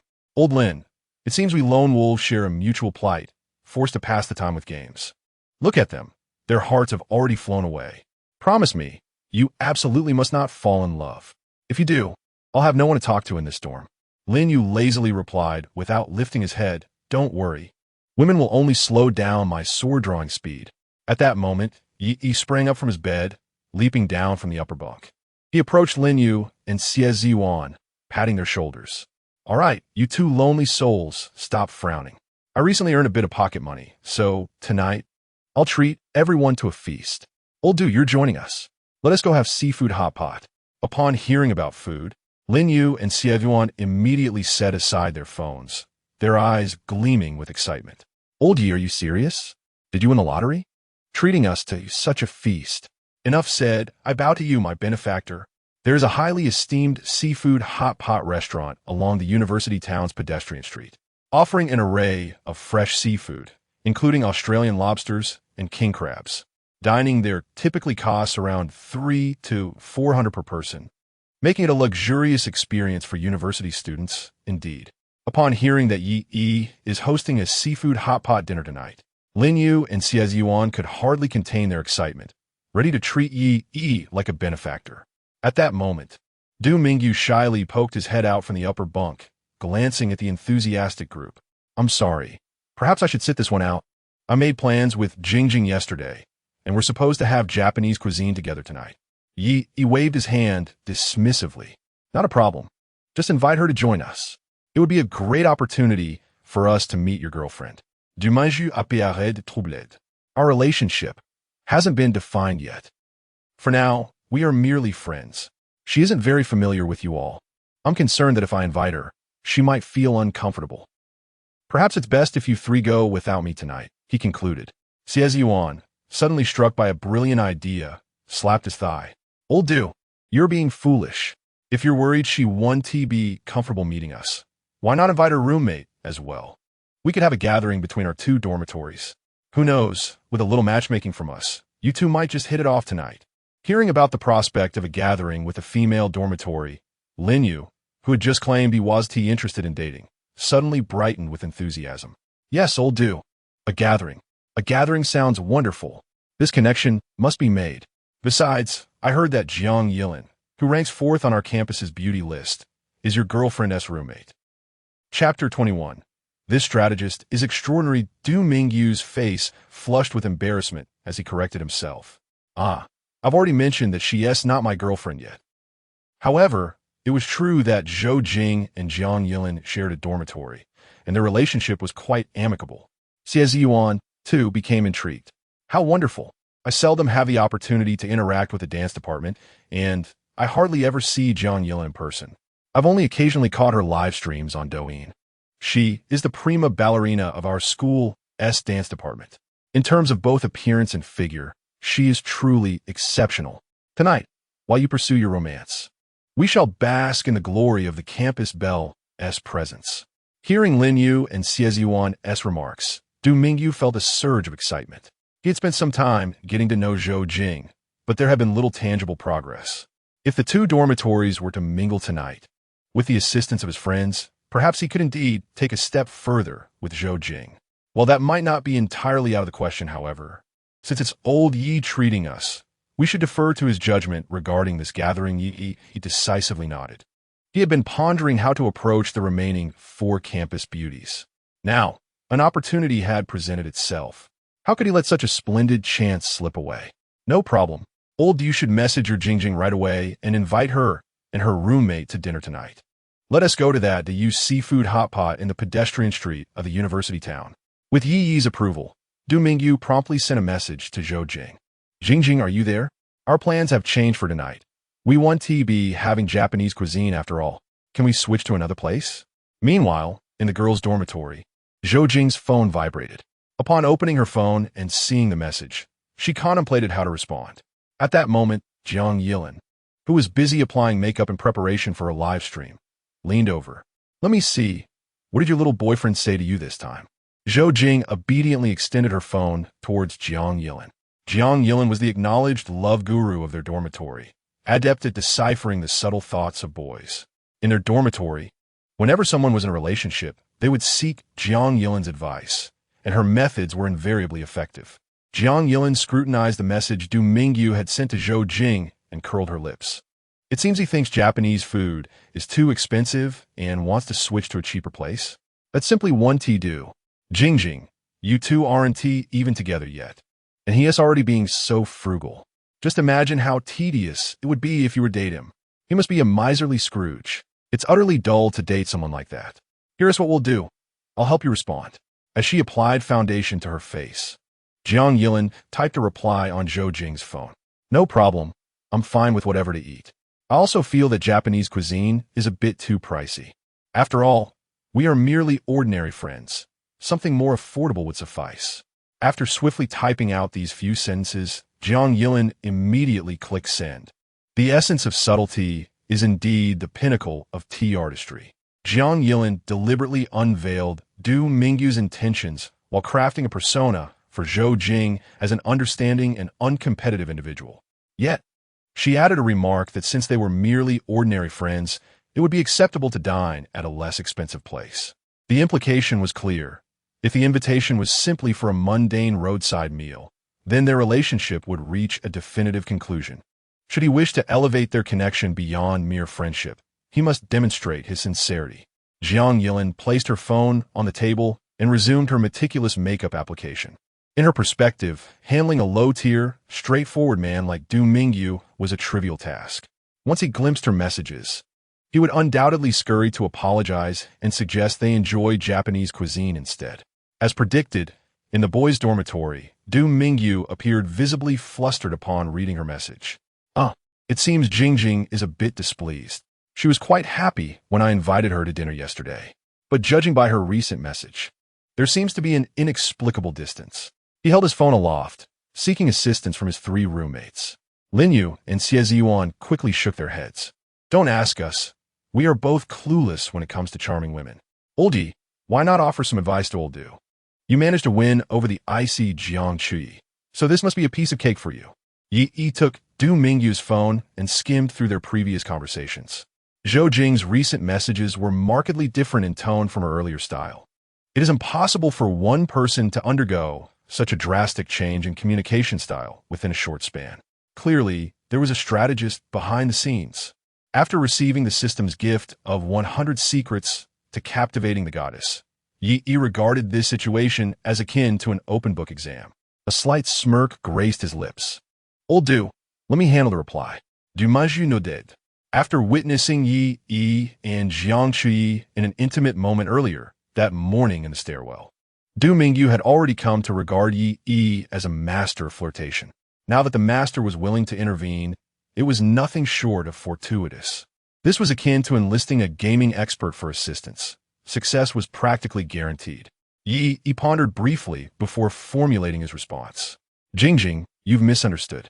I initially intended for us to dine at the seafood hot pot tonight. Coincidentally, my roommate is treating, and I was hoping to bring my girlfriend along. However, since you mentioned a preference for something more affordable, I am more than happy to respect your wishes. Meanwhile, in the girls' dormitory, Zhou Jing's phone screen lit up, signaling a new message. That was quick. As expected, these boys are all too easy to manipulate. Jiang Yilin brimmed with confidence as she unlocked Zhou Jing's phone, eager to confirm her prediction. Upon noticing the message from the other party in the chat box, Jiang Yilin's makeup application momentarily halted, her gaze shifting to a subtly intricate expression. This indeed takes me by surprise. It seems he has a strategist on his side. Jiang Yilin also discerned the change in the other person's conversational style. The choice of words was remarkably astute, clarifying that the intention was not to lead Zhou Jing towards more economical options, but rather to indulge in the luxurious experience of a seafood hot pot. However, should Zhou Jing prefer a more modest fare, her choice would be respected. What does this imply? Is he returning the agency back to her? This essentially compels Zhou Jing to admit, I misunderstood you, my apologies. Truthfully, I too desire to savor the seafood hot pot. Yet in doing so, wouldn't the persona of the thrifty and considerate individual that Jiang Yilin had just established for Zhou Jing crumble? This strategist on the other side is indeed formidable. Chapter 22. Intriguing moreover, the other party deliberately added a remark. The seafood hot pot was a treat from the roommate. The roommate insisted that he bring his girlfriend along. This implies that if Zhou Jing were indeed to join Du Mingyu for the seafood hot pot, it would be in the capacity of Du Mingyu's girlfriend. Before even tasting the meal, there is a rush to establish the relationship, a strategic retreat leading to advancement. A masterful play. In just a few brief exchanges, Jiang Yilin sensed the palpable tension brewing. Of course, the 2 naive participants remained blissfully unaware of this undercurrent. This was a duel of wits between 2 strategists, separated by the barriers of a smartphone. How amusing! Jiang Yilin's competitive spirit surged instantly. A contest of elegance, a battle of status. Is it? Does one truly believe that the campus belle is merely a decorative figure? Jiang Yilin seized her phone, her fingers dancing swiftly across the screen. Did you tell your roommate that I am your girlfriend? Shy emoji. If I choose not to go, wouldn't that place you in an awkward position? Sly smile emoji. Very well. I shall consider it a favor for you. Playful emoji. However, I'm not particularly acquainted with your roommate. Will my presence truly be appropriate? Might it disrupt your gathering? In this exchange, Jiang Yilin's finesse in the art of conversation was indeed remarkable. I haven't acknowledged our relationship as boyfriend and girlfriend. I merely wish to spare you from embarrassment in front of your roommate. Hence, I am lending a semblance of support. Moreover, it is not that I am particularly keen on the seafood hot pot. Rather, it is to uphold your reputation, allowing you to flaunt a bit in front of your roommate. In just a couple of sentences, Jiang Yilin adeptly returned the volley that had been sent her way. Furthermore, she feigned modesty on Zhou Jing's behalf with those final remarks. On one hand, this crafted an image of Zhou Jing as considerate and understanding. On the other, it was a subtle invitation for the other party to extend another invitation. Should the response be, "It's nothing, my roommate is quite easygoing, you should come along," then she could seamlessly agree to the evening's seafood hot pot invitation, avoiding the appearance of being overly eager. In romantic pursuits, the greatest taboo lies in being excessively forward. Once one becomes too proactive, the balance of power in the relationship often shifts. The authority to decline remains firmly with the party that refrains from taking initiative. Now, let us see how you respond. A smirk played at the corners of Jiang Yilin's lips, her eyes gleaming with intrigue. Having navigated the complexities of the social realm for many years, she had yet to engage in a romantic relationship, yet her theoretical knowledge was quite extensive. Almost every male she encountered appeared before her as an open book. With a mere glance, she could discern their true nature. Indeed, she could predict their forthcoming words and actions with uncanny accuracy. It is precisely this perceptiveness that has led her to encounter no man who piqued her interest thus far. Humans are inherently drawn to challenges. Much like a question, once the answer is known, the allure of asking it diminishes. However, today, amidst the exchange of these few sentences, Jiang Yilin discovered that she had encountered an equally matched opponent. Time and again, she found herself unable to predict the other's moves, which piqued her curiosity about the identity of the young man on the other end of the phone. Perhaps this was the unique camaraderie shared between strategists. Meanwhile, in the boys' dormitory, Yi glanced at the message sent by his opponent, his eyes sparkling with insight. Without the system's gift of 100 secrets to capturing the goddess, he would have truly struggled against the prowess of his rival. Indeed, the other party's skill level was commendable. Yet, the current Yi was no longer the same as he once was. The once rigid and straightforward young man had undergone a transformation. My roommate considered that it might be uncomfortable for you, a girl, to dine with us boys. So he suggested you invite a few of your roommates to join. In this brief statement lay numerous crucial points. First, he sidestepped Jiang Yilin's previous advance, refraining from a direct response. While he did not admit to boasting in front of his roommates about her being his girlfriend, he was willing to embrace that role now that she seemed inclined to play along. By neither initiating nor refusing, he maintained a position that allowed for both advancement and retreat. Furthermore, she had already half conceded to joining the seafood hot pot gathering. However, out of a sense of propriety, she seemed to desire another invitation from him, thus providing her a convenient excuse to acquiesce, making it appear as though she had relented after he had earnestly requested her presence. Yet, he had thwarted that notion. Although he extended another invitation, it was now directed at her roommates, effectively treating her earlier words as a silent agreement. The fact that she would join tonight had become an established reality, eliminating the need for further invitations. It thus implied that she had actively accepted his invitation rather than him pleading for her company. Moreover, the seafood hot pot was quite expensive. He was not only treating her, but also her roommates, conveying that they were not short on funds. This was also a subtle retort to Jiang Yilin's initial assertion that they were merely ordinary friends and could settle for something less extravagant.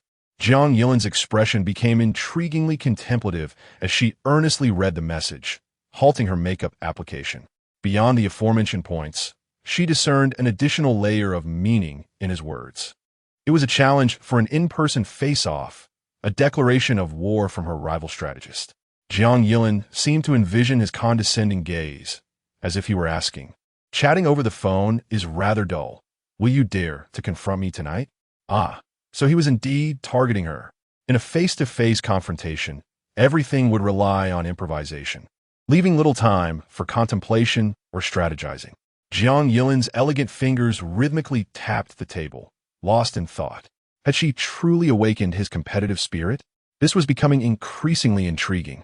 What is the matter, Lin? Did he say something again? Zhou Jing was seldom privy to the sight of Jiang Yilin in such a state of uncertainty, as if a loss for words. Could it be that Du Mingyu was someone even Jiang Yilin could not handle? Jiang Yilin turned back, offering a gentle smile to her gossiping roommates. It's nothing. Your little boyfriend has invited us to join him this evening. We're heading to the Due seafood hot pot at the University Town pedestrian street. Upon hearing this, her two roommates widened their eyes in surprise. Can we join too? Seafood hot pot. Haha, Jing, it seems we are fortunate to be in your company today. Zhou Jing's face flushed with embarrassment as she hastily redirected the conversation. Oh, come on. We haven't even made any plans yet. She hesitated before adding, Lin, will you be going tonight? You usually don't partake in these gatherings with the boys from their dorm, do you? The campus belle naturally held a certain allure. Not every boy had the privilege of meeting her. Yet, if Jiang Yilin were to forego tonight's outing, Zhou Jing couldn't shake the feeling of uncertainty. It felt akin to entering battle without a strategist, as though lacking a solid foundation. Jiang Yilin tousled her hair, gazing at her own exquisite features in the mirror, an expression of confidence and anticipation gracing her face. Tonight, I shall accompany you all. Chapter 23.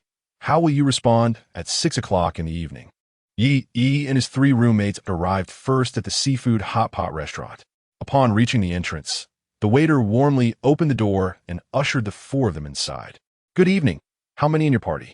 Yi glanced around, noting that the hall was already bustling with patrons at this hour, creating a somewhat lively atmosphere.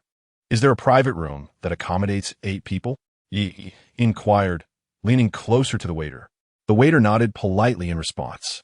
Yes, but there is a minimum spending requirement for our private rooms.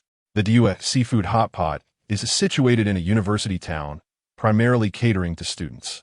The waiter was aware that students often need to save for a while before indulging in a meal here, as budgets are generally tight. It was essential to mention these details up front to avoid any awkwardness later if they discovered the minimum spending requirement upon entering the room. Upon hearing about the minimum spending, Du Mingyu instinctively tugged at Yi's arm. Old Yi, let's just sit in the hall. Lin Yu nodded in agreement. Yes, I also think it's unnecessary to occupy a private room. Yi looked at his three roommates, displaying a knowing smile. It's Du's first official date with his girlfriend. We must help him maintain a good impression. Besides, the campus belle, Jiang Yilin, is coming tonight. We certainly cannot let her sit with us in the hall. What if her admirers spot her and come over to flirt? Will we be able to enjoy our meal then? Relax, you need not worry about the expenses. I've got plenty of money, Yi declared confidently. Since awakening the system yesterday, he had completed 3 wish tasks, earning a reward of 300,000. As he glanced at the balance on his card, a sense of reassurance washed over him. Furthermore, he was about to meet Jiang Yilin, and perhaps he could conveniently fulfill 1 or 2 of her wish tasks as well, potentially earning even more. Old Yi, confess, where did you acquire such wealth? You didn't secretly sell your kidney, did you? Yuan teased as he elbowed Yi playfully. Lin Yu's expression shifted to one of sudden realization. Oh, that is possible. No wonder Old Yi spent the night with such a lovely classmate and nothing happened. Old Yi, you've really lost your mind. Du Mingyu chimed in with a laugh. No worries, buddy, if it comes to it. I can lend you one of mine. Yi, exasperated, gave each of them a playful knock on the head. Enough. Both of my kidneys are perfectly fine. Du, you should keep yours for the happiness of your Jingjing. I wouldn't dare touch your kidney. As the four of them continued their playful banter, they followed the waiter to the private room, while Du Mingyu sent the room number to Zhou Jing. A few minutes later, Zhou Jing and her roommates arrived at the restaurant. Hello, everyone. As Zhou Jing pushed open the door to the private room, her cheeks flushed as she greeted a few individuals. Lin Yu swiftly delivered a playful slap to Du Mingyu's back. Old Du, why are you standing there in a daze? Hurry up and make the introductions. Realizing his oversight, Du Mingyu promptly stood up. Jing, These three are my roommates. Yi, Linyu, and Xiezuan, exhibiting their manners, rose to greet the girls. Du Mingyu then introduced Zhou Jing to each of them in turn. After the introductions on the boys' side were complete, Zhou Jing began to present her own roommates. This is Zhao Lily, and this is Wang Yao. And of course this one, whom everyone has likely heard of, is the stunning beauty Jiang Yilin from our campus flower rankings. Dressed in a long, khaki trench coat, Jiang Yilin sported striking black patent leather, red-soled knee-high boots. Her cascading, wavy brown hair added to her allure. With a gentle toss of her hair, she waved at the boys, flashing a captivating smile that nearly bewitched Linyu and Xiezuan. Everyone, please take a seat, Du Mingyu urged, eager to facilitate the gathering. Given that it was a mixer between the male and female dorms, the boys had been mindful when they entered the room, ensuring to leave space between them. With a total of 8 seats, Yi and his companions intentionally sat apart, leaving a vacant seat between each of them, anticipating the girls' arrival for an interspersed seating arrangement. Upon entering the room, Jiang Yilin quickly discerned the boys' subtle strategy. Her gaze swiftly scanned the 3 males, aside from Du Mingyu, in search of the one who had challenged her earlier. Linyu, with his nerdy demeanor, exuded a vibe of someone who spent his days engrossed in video games and anime, undoubtedly lacking in romantic experience, eliminated. Xiezuan appeared slightly more socially adept than Linyu, yet his cheeks flushed upon the girl's arrival, revealing his shyness, also eliminated. The last one, Yi, when Jiang Yilin's eyes met Yi's, she recognized a profound confidence reflected in his gaze, devoid of any evasion, and instead, it bore an assertive intensity as he scrutinized her in return. Found you. So it's you. A flicker of excitement crossed her face at the thought of having found a worthy rival. He is quite handsome. Indeed deserving of being my opponent. Jiang Yilin approached the vacant seat beside Yi. May I sit here? She inquired softly, her tone laced with a gentle allure. In a meeting of equals, the exchange began without preamble. Jiang Yilin artfully adjusted her voice, infusing it with a natural sweetness that would render any man utterly enchanted. Moreover, her question concealed an underlying trap. May I sit here? It was a request for Yi's consent, a formulation typically employed by someone of lower status seeking approval from someone of higher standing. Here was the illustrious campus beauty, the star of the dance department, momentarily lowering her status to inquire if she could sit next to a boy. If one were a naive youth, merely hearing Jiang Yilin's question would likely induce a sense of trepidation and astonishment. He would nod fervently in agreement, his demeanor a blend of flattery and eagerness as he invites her to take a seat. With such humility displayed by a stunning school belle, how could a mere sycophant dare to adopt a more elevated stance? Consequently, the dynamics of the interaction would swiftly shift.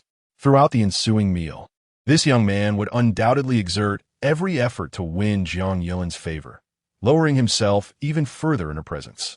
This exemplifies the strategy of retreating to advance. A simple inquiry can effortlessly manipulate the psychology of those young men, a tactic Jiang Yilin has employed with remarkable success.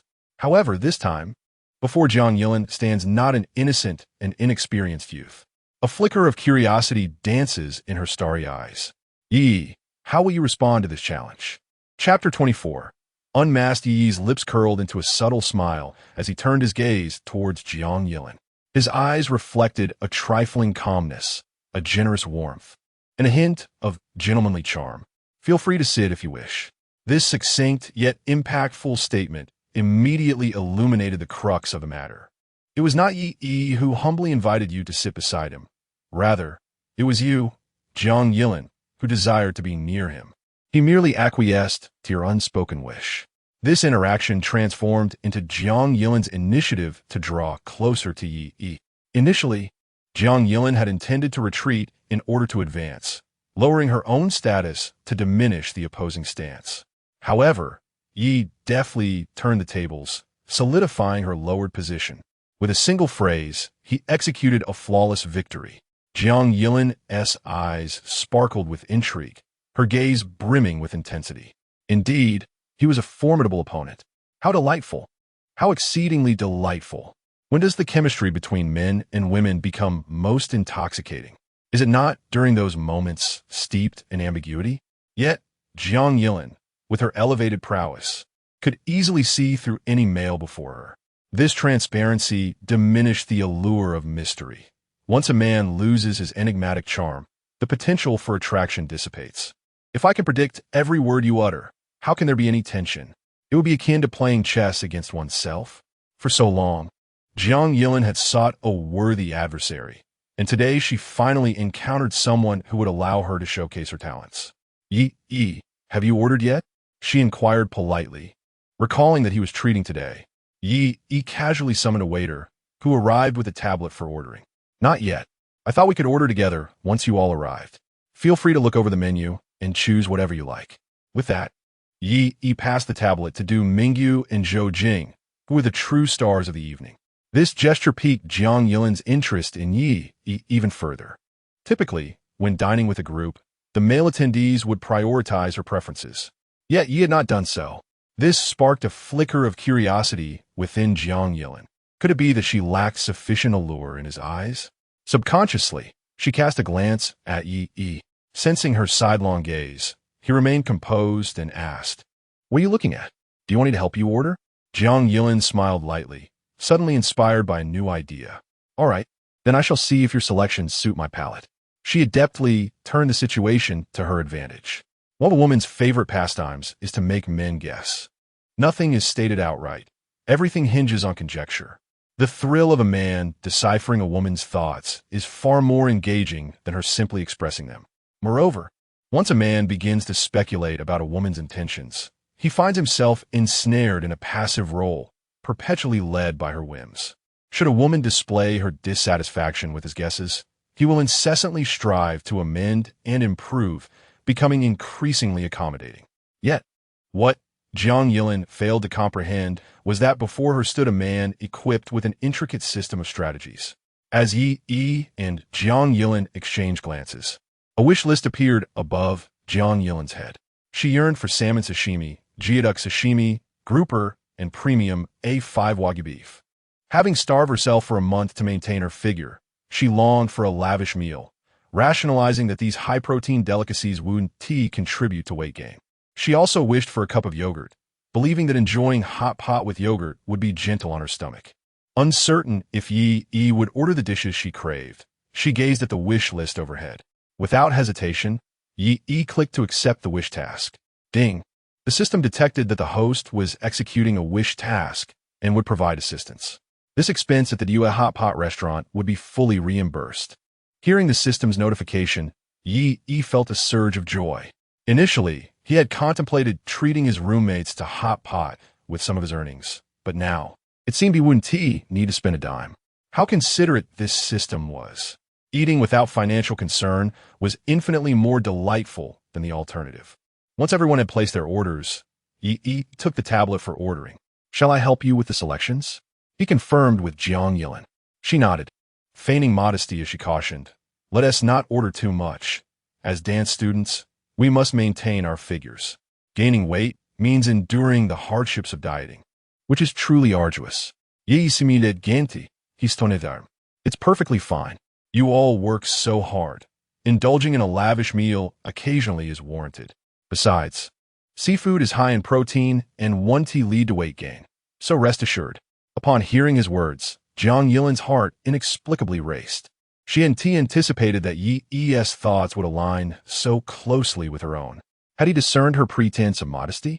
As Yi proceeded to order, he recited each dish: salmon, geoduck, grouper, and premium A5 Wagyu beef. With each item, Jiang Yilin's eyes widened in astonishment. It felt as though Yi possessed an uncanny understanding of her desires. Was it mere coincidence, or had Yi taken the time to learn about her preferences? Given her status as the campus belle at Binhai University, many boys endeavored to understand her better, often perusing her social media for insights in her daily life. If Yi had indeed come prepared, his ability to accurately gauge her cravings would make complete sense. Let us add a cup of yogurt. It will effectively protect your stomach while enjoying hot pot, Yi concluded, placing the order for a cup of yogurt before submitting the selections and returning the tablet to the waiter. "How do you find the dishes I ordered?" Yi raised an eyebrow, suppressing her inner satisfaction with an air of indifference. Jiang Yilin was rendered speechless. Even if Yi had come prepared, her guesses were astonishingly accurate. Every dish Jiang Yilin desired was chosen without exception. She even managed to anticipate her craving for yogurt. Moreover, the reason Yi provided for selecting the yogurt mirrored precisely what Jiang Yilin had in mind. A wave of uncertainty washed over Jiang Yilin. Could it be that Yi truly surpassed her in insight? To be seen through so effortlessly by another was an entirely new sensation. Jiang Yilin instinctively tugged at her trench coat collar, wrapping herself more snugly. She felt as though she had no secrets left in the presence of Yi. This feeling stirred within her a sense of unease, tinged with a hint of shyness. "Thank you, classmate Yi. You have ordered all my favorites." Chapter 25. A New Desire Ding. The host has successfully completed the desired task. Congratulations to the host for receiving a reward of 100,000 yuan. Jiang Yilin has been bound as the object of desire. Click here for further details. Name: Jiang Yilin. Age: 21. Height: 176 centimeters. Weight: 55 kilograms. Bust. See appearance rating: 8. 8. Current emotional status: single. Current progress: 14. 30. At a height of 176 centimeters. It is no wonder her legs are so long. Yi couldn't help but glance down at Jiang Yilin's beautiful legs, adorned with knee-high boots. Due to years of dance training, Jiang Yilin's limbs bore no excess flesh, presenting a remarkably proportionate figure. Yet, despite her slender limbs, she boasted a commendable C-cup. Perhaps this was a gift of nature. Her appearance rating of 8. 8 was on par with the frost-like beauty Jiang Chui, who ranked 5th among the campus flowers. However, the rankings at Binhai University were determined by student votes. Jiang Chui, with her distant demeanor, naturally garnered less popularity compared to Jiang Yilin. Is it beautiful? Sensing Yi's gaze fixated on her long legs, Jiang Yilin felt no displeasure. Instead, she turned her head gracefully to inquire. Yi's gaze was utterly innocent, radiating a pure appreciation for beauty. Such a look did not evoke any discomfort in Jiang Yilin. Rather, it instilled a sense of pride in her allure. "Your boots are dirty." He pointed to a small patch of mud on the calf of her boot, unaware of when it had been smudged. Jiang Yilin's face flushed. Had she misinterpreted his admiration? Was he not appreciating her legs, but merely noting the state of her boots? "Let me help you clean them." Before Jiang Yilin could respond, he naturally took a wet wipe and gently removed the speck of dirt from her boot. His touch was delicate, measured, devoid of any inappropriate intentions. "All clean now." "Oh, right. I forgot to answer your earlier question. It is beautiful." Yi murmured in a volume only Jiang Yilin could hear. Afterward, he casually accepted the yogurt the waiter brought and poured a full glass for her. Yet, Jiang Yilin remained immersed in the events that had just transpired. Everything had unfolded so swiftly and effortlessly. Moreover, Yi had declared it beautiful. What exactly was beautiful? The now clean boots? Or her legs? For some inexplicable reason, Jiang Yilin felt a fluttering sensation, as if she had been subtly flirted with. Her heartbeat quickened uncontrollably. So this was the sensation of being pursued. Previously, the suitor surrounding Jiang Yilin had merely offered tired clichés or overly dramatic declarations of love, crafting flowery letters with pretentious flair. She found such tactics far too contrived. Yet, it was Yi's natural tenderness that enveloped the atmosphere, creating an unprecedented sensation within Jiang Yilin. How infuriating.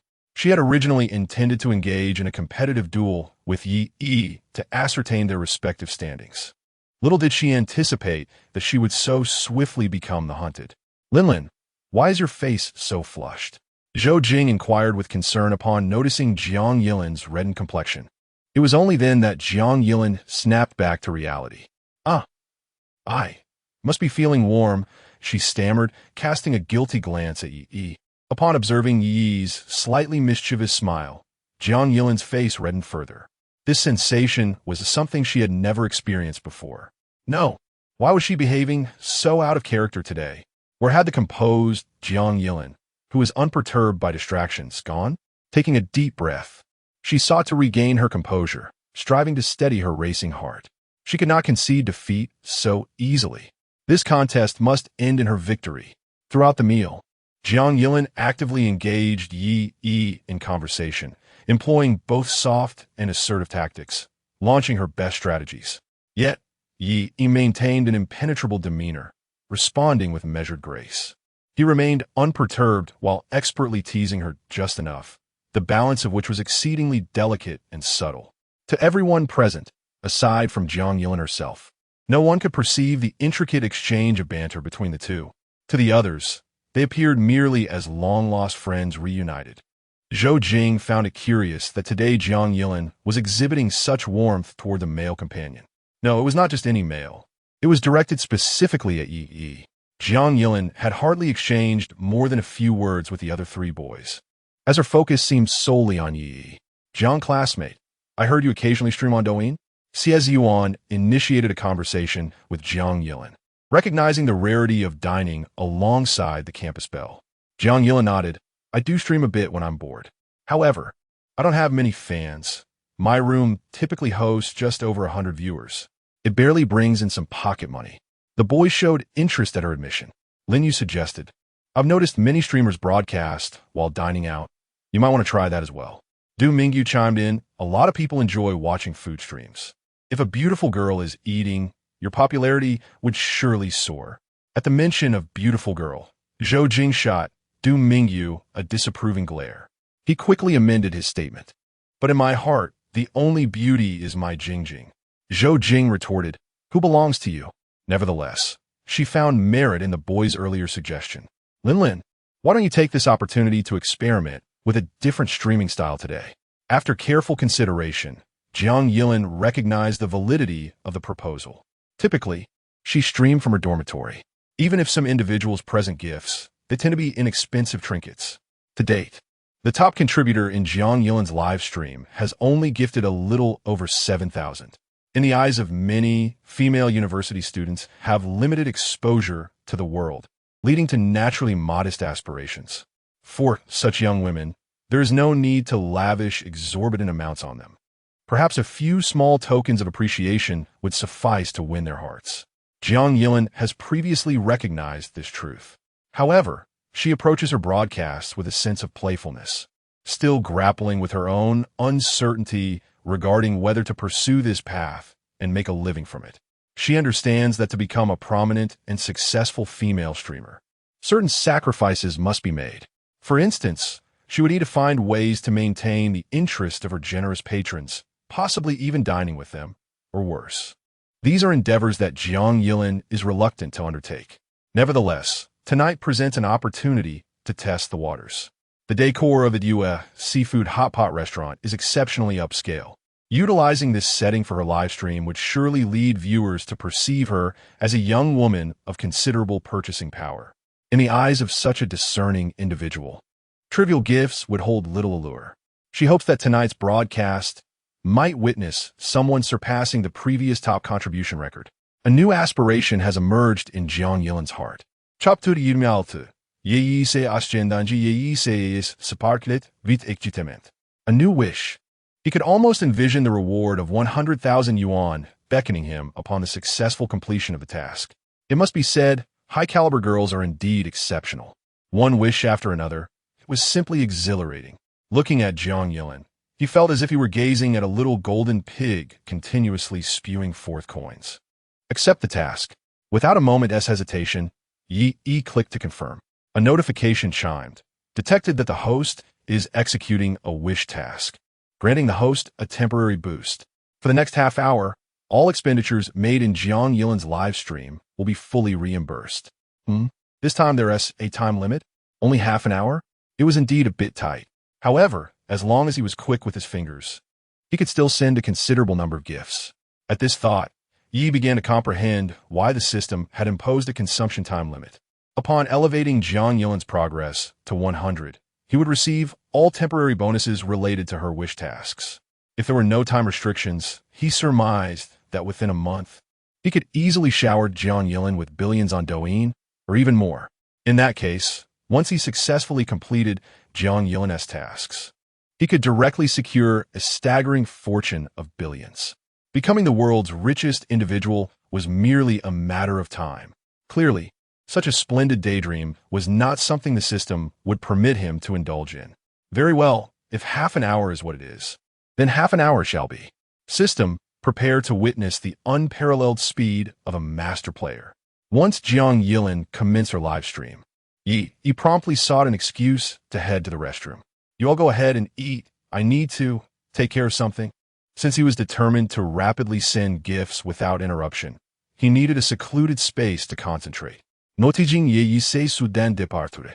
A smile played at the corners of Jiang Yilin's lips. Fleeing at the last moment, is he afraid that I might ask him to shower me with gifts? It seems that this dinner outing has depleted his savings, doesn't he it? Jiang Yilin felt a sense of pride. Witnessing Yi's discomfort made her feel as if she had finally scored a point against him. Hello, dear family in the live stream. Good evening. As soon as the stream began, a few loyal fans flooded in. Jiang Yilin skillfully greeted them. Where are you, streamer? Having dinner? It looks delicious. A keen-eyed fan immediately spotted the small hot pot in front of Jiang Yilin. After taking a sip of yogurt, Jiang Yilin patiently responded to the questions in the comments. I'm out having dinner with classmates, enjoying seafood hot pot. Look, the leg of this king crab is almost as long as my forearm. With that, she lifted the king crab leg, comparing it against her arm. Wow, such a feast. I didn't expect the streamer to be a little wealthy lady. This meal probably costs as much as my monthly salary. Behold, it seems there are still some slices of Wagyu beef resting upon the table. It is said that such delicacies are priced almost like gold. Surely, that cannot be true. I have indulged in it before. And it cost $388 for 6 slices. Goodness, is it really that expensive? Let me count. It appears there are over 20 slices in front of the host. Beautiful anchor. Do you still require a dog? Want to help devour the leftovers? Woof woof, I could do that too. The comments section erupted with chatter. Lin Yu, Xie Yuan, and Du Mingyu also entered the live stream. Xie Yuan even spent money to gift a hot air balloon worth 52 yuan. Thank you to the forever and ever brother for the hot air balloon. Upon seeing the gift, Jiang Yilin instinctively expressed her gratitude. Nearby, upon hearing the campus belle refer to him as brother, Xie Yuan trembled with excitement. Previously, he had not understood why so many were willing to shower gifts upon streamers online. Now he comprehended. Spending 50 yuan for such an experience was truly an emotional value at its peak. Lin Yu and Du Mingyu recognized that forever and ever was Xie Yuan's account and discreetly gave him a thumbs up. Old Xie, you are quite generous. With 50 yuan, I could acquire a skin in the game. Lin Yu stealthily sent Xie Yuan a private message. Upon reading it, Xie Yuan shot him a silent glare. You reclusive nerd. What do you know? A game skin pales in comparison to hearing the campus belle call you brother. Just then, Jiang Yilin's top supporter noticed her live stream notification and promptly entered the room. Welcome, Brother Lon. This Brother Lon wasted no time and immediately gifted something worth 100. Wow. Thank you, Brother Lon, for the Porsche. Hearing Jiang Yilin's excited tone, Xie Yuan felt a twinge of discomfort. Earlier, when he had sent a gift, Jiang Yilin did not react with such enthusiasm. Was she thinking he had given too little? Xie Yuan was becoming increasingly invested. The competitive spirit within him swiftly overshadowed his reason. Subsequently, 3 Porsche gift effects illuminated the live stream screen. Thank you. Thank you to forever and ever brother for the 3 Porsches. Thank you, brother. You are so generous. 3 Porsches amounted to 300. Subtracting the platform's cut, Jiang Yilin would pocket 150. In a mere moment, she had earned enough for a lipstick. Meanwhile, Brother Land's fan evidently sensed Xie Yuan's challenge. Just as the effects of Xie Yuan's Porsche gifts faded, new effects immediately sprang to life. Wow, Brother Lon, you are so impressive today. Thank you for the luxurious cruise ship. A luxurious cruise ship is valued at 600, twice the sum of 3 Porsches combined. Upon witnessing the luxurious cruise ship's gift effect, Sion felt a wave of discouragement wash over him. His monthly living expenses amounted to 1,005. The gifts he had just sent had consumed nearly a week's worth of his budget. The balance in his bank card had dwindled to the point where he could no longer compete with that fan named Lon. Xie Yuan leaned back in his chair, his expression one of despondency. No wonder they were at the top of the leaderboard. They truly had wealth to spare. It was simply insurmountable. At that moment, Lin Yu and the others noticed a familiar username entering the live broadcast room. A user named Chong Zue Yi had joined the stream. Isn't this oldie? Wasn't he supposed to be in the restroom? How could he find time to watch the live stream? Who knows? Perhaps he is constipated. The three of them were exceedingly familiar with this username, as reading it backwards spells Yi Zue Chong. When Yi adopted this moniker, it had drawn a collective eye roll from Lin Yu and his companions due to its pun. Is this Yi? Hearing their discussion, Jiang Yilin pointed at Chong Zhe's avatar and quietly inquired of Xie Yuan, who sat beside her. Xie Yuan nodded. Such an iconic name could belong to no one else but Yi. Welcome, Chong Zue. Just as Jiang Yilin was about to extend her greeting, a spectacular gift effect for the carnival lit up the live stream room. Chapter 27. The shift of the top spot. The price of festival gift is 3,000 huabi. After deducting the platform's commission, Jiang Yilin receives a mere 1,500. Thank you, Yi. Oh no, thank you, wall drunk for a night. For the gift from the boss. This marks Jiang Yilin's first encounter with a festival gift in the live streaming room, and she appears visibly flustered. She initially intended to call him brother out of habit, but upon realizing that the generous sender was Yi, the term became difficult to utter. Why is Yi deviating from the norm? She had assumed his brief absence to the restroom was an indication of his reluctance to shower her with gifts. Yet, to her surprise, he not only took the initiative to bestow a gift upon her, but also chose such a grand one right from the outset. Upon witnessing Yi's festival gift, the top supporter, Lan, immediately felt his composure waver. It was evident to any discerning observer that Jiang Yilin's eyes sparkled with affection upon receiving the gift. Lan sensed that his status as the primary benefactor was now under threat. Previously, he had believed himself to be the most reliable patron in Jiang Yilin's eyes. Now, it was clear that her affections were divided. Consequently, Lan decided to send a festival gift of his own. Money was not a concern for him. Initially, he had perceived Jiang Yilin as merely a university student, and thus thought that winning her over would not necessitate extravagant spending. He had refrained from sending lavish gifts, opting instead for a strategy of small, consistent gestures, hoping that they would accumulate in significance. However, feeling his position threatened, he saw no reason to remain understated any longer. With a determined glint in his eye, Lan licked his lips, resolved to use his gifts to dismantle Jiang Yilin's final defenses. Previously, he had attempted to obtain her contact information through private messages and had even tentatively suggested dining out or watching a movie together after adding her on WeChat. Yet, Jiang Yilin had consistently found excuses to decline these invitations.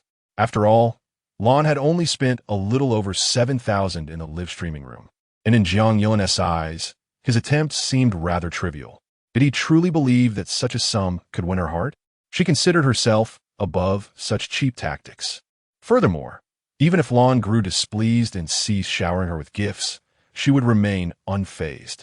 Averaged out monthly, he had only contributed a few hundred at most, a loss she could easily accept. However, on this day, Lan appeared provoked by the barrage of gifts being sent in the live stream. He was determined to capture Jiang Yilin's heart by throwing money at her. Thank you, Brother Lan, for Jiang Yilin began to express her gratitude for Lan's festival gift. Yet, before she could finish her sentence, another festival gift effect illuminated the live stream chat. The sender was none other than Wall drunk for a night. On the other side of the screen, Lan furrowed his brow in frustration. Why was this Wall drunk for a night competing with him? Was he trying to steal the spotlight? Was he aiming to take his woman? With a swift tap of his blue finger on the screen, he dispatched another carnival gift. This evening's 2 gifts nearly equaled the total he had previously spent on gifts in Jiang Yilin's livestream. Just as he believed these 2 gifts would compel Chong Zhe to retreat, the special effect for the carnival illuminated the livestream once more. Remarkably, Chong Zue sent forth a 3rd carnival gift without the slightest pause. In less than half a minute since entering the livestream, he had uttered not a single word, engaging with the host in no way whatsoever, solely focused on gifting. Such behavior was perplexing. Lan Weiwei furrowed his brow, filled with uncertainty. He pondered whether Jiang Yilin had recently joined some guild, and that Chong Zhe was a prominent figure within it. Many streamers on Douyin would often have their guild members shower them with gifts in the live stream, stirring envy among wealthy viewers, prompting them to join in the gifting frenzy. Following the conclusion of the stream, the earnings would be distributed among the guild members according to an agreed-upon ratio. Lon felt a twinge of apprehension. If this were indeed the case, it would be akin to being treated as a fool. Yet, within those fleeting seconds of doubt, Yi dispatched 2 more carnival gifts. In Jiang Yilin's live stream, a position that Lon had long dominated was now entirely usurped by Yi. Yi, thank you for the gifts. You needn't send more. It's already quite generous. In just a minute of being in the live stream, Yi had already sent 5 carnival gifts. Each gift costing 3,000 huabi amounted to a staggering 15,000 huabi. For a university student, such expenditure was rather alarming. Jiang Yilin had heard of the wealthy second-generation students at her school, yet Yi's name was conspicuously absent among them. This suggested that Yi's family background was likely average, with a monthly allowance perhaps ranging from 1 to 2,000. 15,000 could nearly cover an entire year's worth of living expenses. Who in their right mind would spend money so lavishly? If Yi were indeed a rich heir, Jiang Yilin would have no qualms. However, it was evident that he was not. She had heard many tales of boys with mediocre circumstances who squandered vast sums to pursue girls, only to face rejection and subsequently retaliate against them. Jiang Yilin was keen to avoid such entanglements. Earlier, during her brief interaction with Yi, she had felt a fleeting spark of attraction, but that was merely due to his charming demeanor.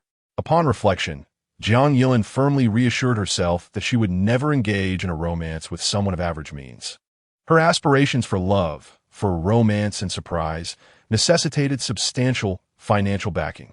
This was precisely why, despite the multitude of suitors surrounding her, she remained single. She had yet to discover a man who was both appealing and capable of igniting her interest. After contemplating these matters, she felt it imperative to intervene and halt Yi, who was currently swept away by the excitement of gifting. She feared that if Yi were to realize that he could not win her affection, he might resort to extreme measures. However, upon hearing Jiang Yilin's address to Yi, Lan's composure was instantly shaken. Classmates? Are you two merely classmates? So, he isn't a prominent figure from the guild. With this revelation, Lan's heart eased slightly, allowing him to form a rough assessment of the current situation. This individual, known as Wall Drunk for a Night, was likely a suitor of Jiang Yilin during her university days, attempting to win her favor through the act of gifting during her live stream. Lan scoffed, a cold smile creeping upon his lips. How much could a college student possibly possess? Surely, these few carnival gifts had drained his entire balance. In such circumstances, he dared to openly challenge his position as the #1 in the live stream. Young one, today I shall enlighten you, revealing the truth that there are always greater talents beyond your own and fortunes beyond your grasp. Let it be known that one should never wager their entire savings against the pocket change of the affluent. Chapter 28. Timely cut. Losses. User Lon sent out a carnival gift. User Chong, intoxicated through the night, also sent a carnival gift. User Lon sent out another carnival gift. User Chong followed suit once more. The lively atmosphere in the livestream chat room surged instantly. The two titans, vying for dominance, provided ample fodder for conversation. The audience in the comments section began to engage in fervent discussions. It seemed that today, Mr. Lan's position was under threat. Who would have anticipated Mr. Lan's formidable prowess? Clearly, he had been rather modest until now. Witnessing someone challenge him today, Mr. Lan laid his cards on the table, abandoning pretense. Frankly, I have never seen such a display of gifting. Neither have I. The newcomer, Night God, is quite impressive, matching Mr. Lan gift for gift. When celestial beings clash, mere mortals like us can only enjoy the spectacle. Just look at the streamer, utterly dumbfounded. The speed of gifting is so rapid that even expressing gratitude is a challenge. Who knows who will emerge as the ultimate top contributor today? TSK. You must not understand. Do you think these two titans are merely competing for the top spot? Then what else could it be? Enlighten us. What could they possibly be contending for if not the top position? They're engaged in a bidding war. It appears that the beautiful streamer-s affections will soon be decided tonight. Wow, is this truly how the wealthy play? How enviable. Being rich is indeed wonderful. Once I acquire wealth, I too shall seek a beautiful university student. As she observed the bustling discussions in the comments, Jiang Yilin's brow gradually furrowed. The current developments had completely spiraled beyond her control. Clearly, she had misjudged the true financial capabilities of Yi and this lawn. She had not anticipated that the two could escalate their gifting to such an extent. While many onlookers may view this as a fortunate turn of events, with Jiang Yilin receiving a deluge of gifts without lifting a finger, she considered the long-term implications. The audience had witnessed two powerful figures willing to shower her with gifts to win her favor. This inadvertently raised the bar for others seeking to gain her affection through gifting. In the future, anyone wishing to present her with gifts would undoubtedly weigh their contributions against those of these two titans. If their offerings paled in comparison, they would surely fail to capture the streamer's attention. Consequently, if the streamer dismisses them, these bystanders would see no purpose in bestowing modest gifts. Thus, on the surface, it appeared that Jiang Yilin had struck gold today. However, in reality, she had inadvertently narrowed her path to continued earnings through streaming. If she wished to persist in making a living from her broadcasts, her only option would be to cling tightly to the legs of either Lon or Yi, ensuring that they would continue to frequent and support her channel. Moreover, observing the current trend of extravagant gifts exchanged between the two, it is evident that today will culminate in a scenario of one victor and one vanquished. As the saying goes, two tigers cannot coexist on the same mountain. Ultimately, there can be only one champion. The individual who emerges as the loser will undoubtedly feel humiliated and will likely refrain from visiting her livestream in the future. Thus, in reality, the sole benefactor who will remain by Jiang Yilin's side as a pillar of support will be one person alone. Contemplating this, Jiang Yilin felt a tightening sensation in her chest. Should Lon prevail, she would be compelled to respond anew to his prior request for a meeting. To refuse such an invitation would mean irrevocably offending this benefactor and jeopardizing her own financial prospects. However, if she were to agree to meet, could it truly be as simple as sharing a meal and watching a movie? Jiang Yilin was not one to be naive. She inherently understood what an offline meeting with a benefactor entailed. Yet, she did not wish to become someone who sacrifices her integrity for monetary gain. She refused to view such matters as mere transactions, for that would render her feelings of self-worth diminished. While she indeed pursued wealth, in her heart, only a man who possessed both affluence and the ability to evoke genuine affection within her would be deemed worthy of her. But what if Yi were to win? This thought plunged Jiang Yilin into a state of inner turmoil. Undeniably, Yi had stirred a flicker of emotion within her. Yet, did his circumstances truly measure up? If a situation were indeed commendable, it would be implausible that, prior to today, she had never heard of such a figure during her time at school. Could it be that the funds he had expended on gifts today were his entire savings? Or perhaps he had illicitly charged his parents' credit card for these expenses? What if, after the live stream concluded, Yi's parents sought her out to reclaim these expenditures? As she gazed at the vibrant carnival effects flashing across the live stream screen, Jiang Yilin felt an unprecedented sense of confusion. User Lon sent forth a carnival gift. Usad Viang Zui dispatchet a carnival gift. User Chong Zue bestowed yet another carnival gift. User Lon followed suit with a carnival gift. User Chong Zue continued to contribute with another carnival gift. User Chong Zue again sent forth a carnival gift. User Chong Zue repeated the act with yet another carnival gift. On the other side of the screen, Lan's expression was markedly grim. He had already sent nearly 20 carnival gifts, amounting to nearly 60,000 Hua coins. Initially, he had anticipated that the user named Chong Zue would temper their generosity.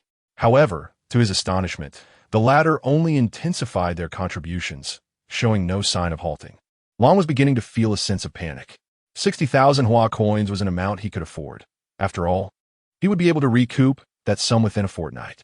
Yet, the expenditure had to be worthwhile. After all, no one's money comes easily. Up until now, Jiang Yilin had yet to acquiesce to his request for a meeting. He could not possibly squander his investment to the very end, allowing all that money to go to waste. Blue's heart began to falter.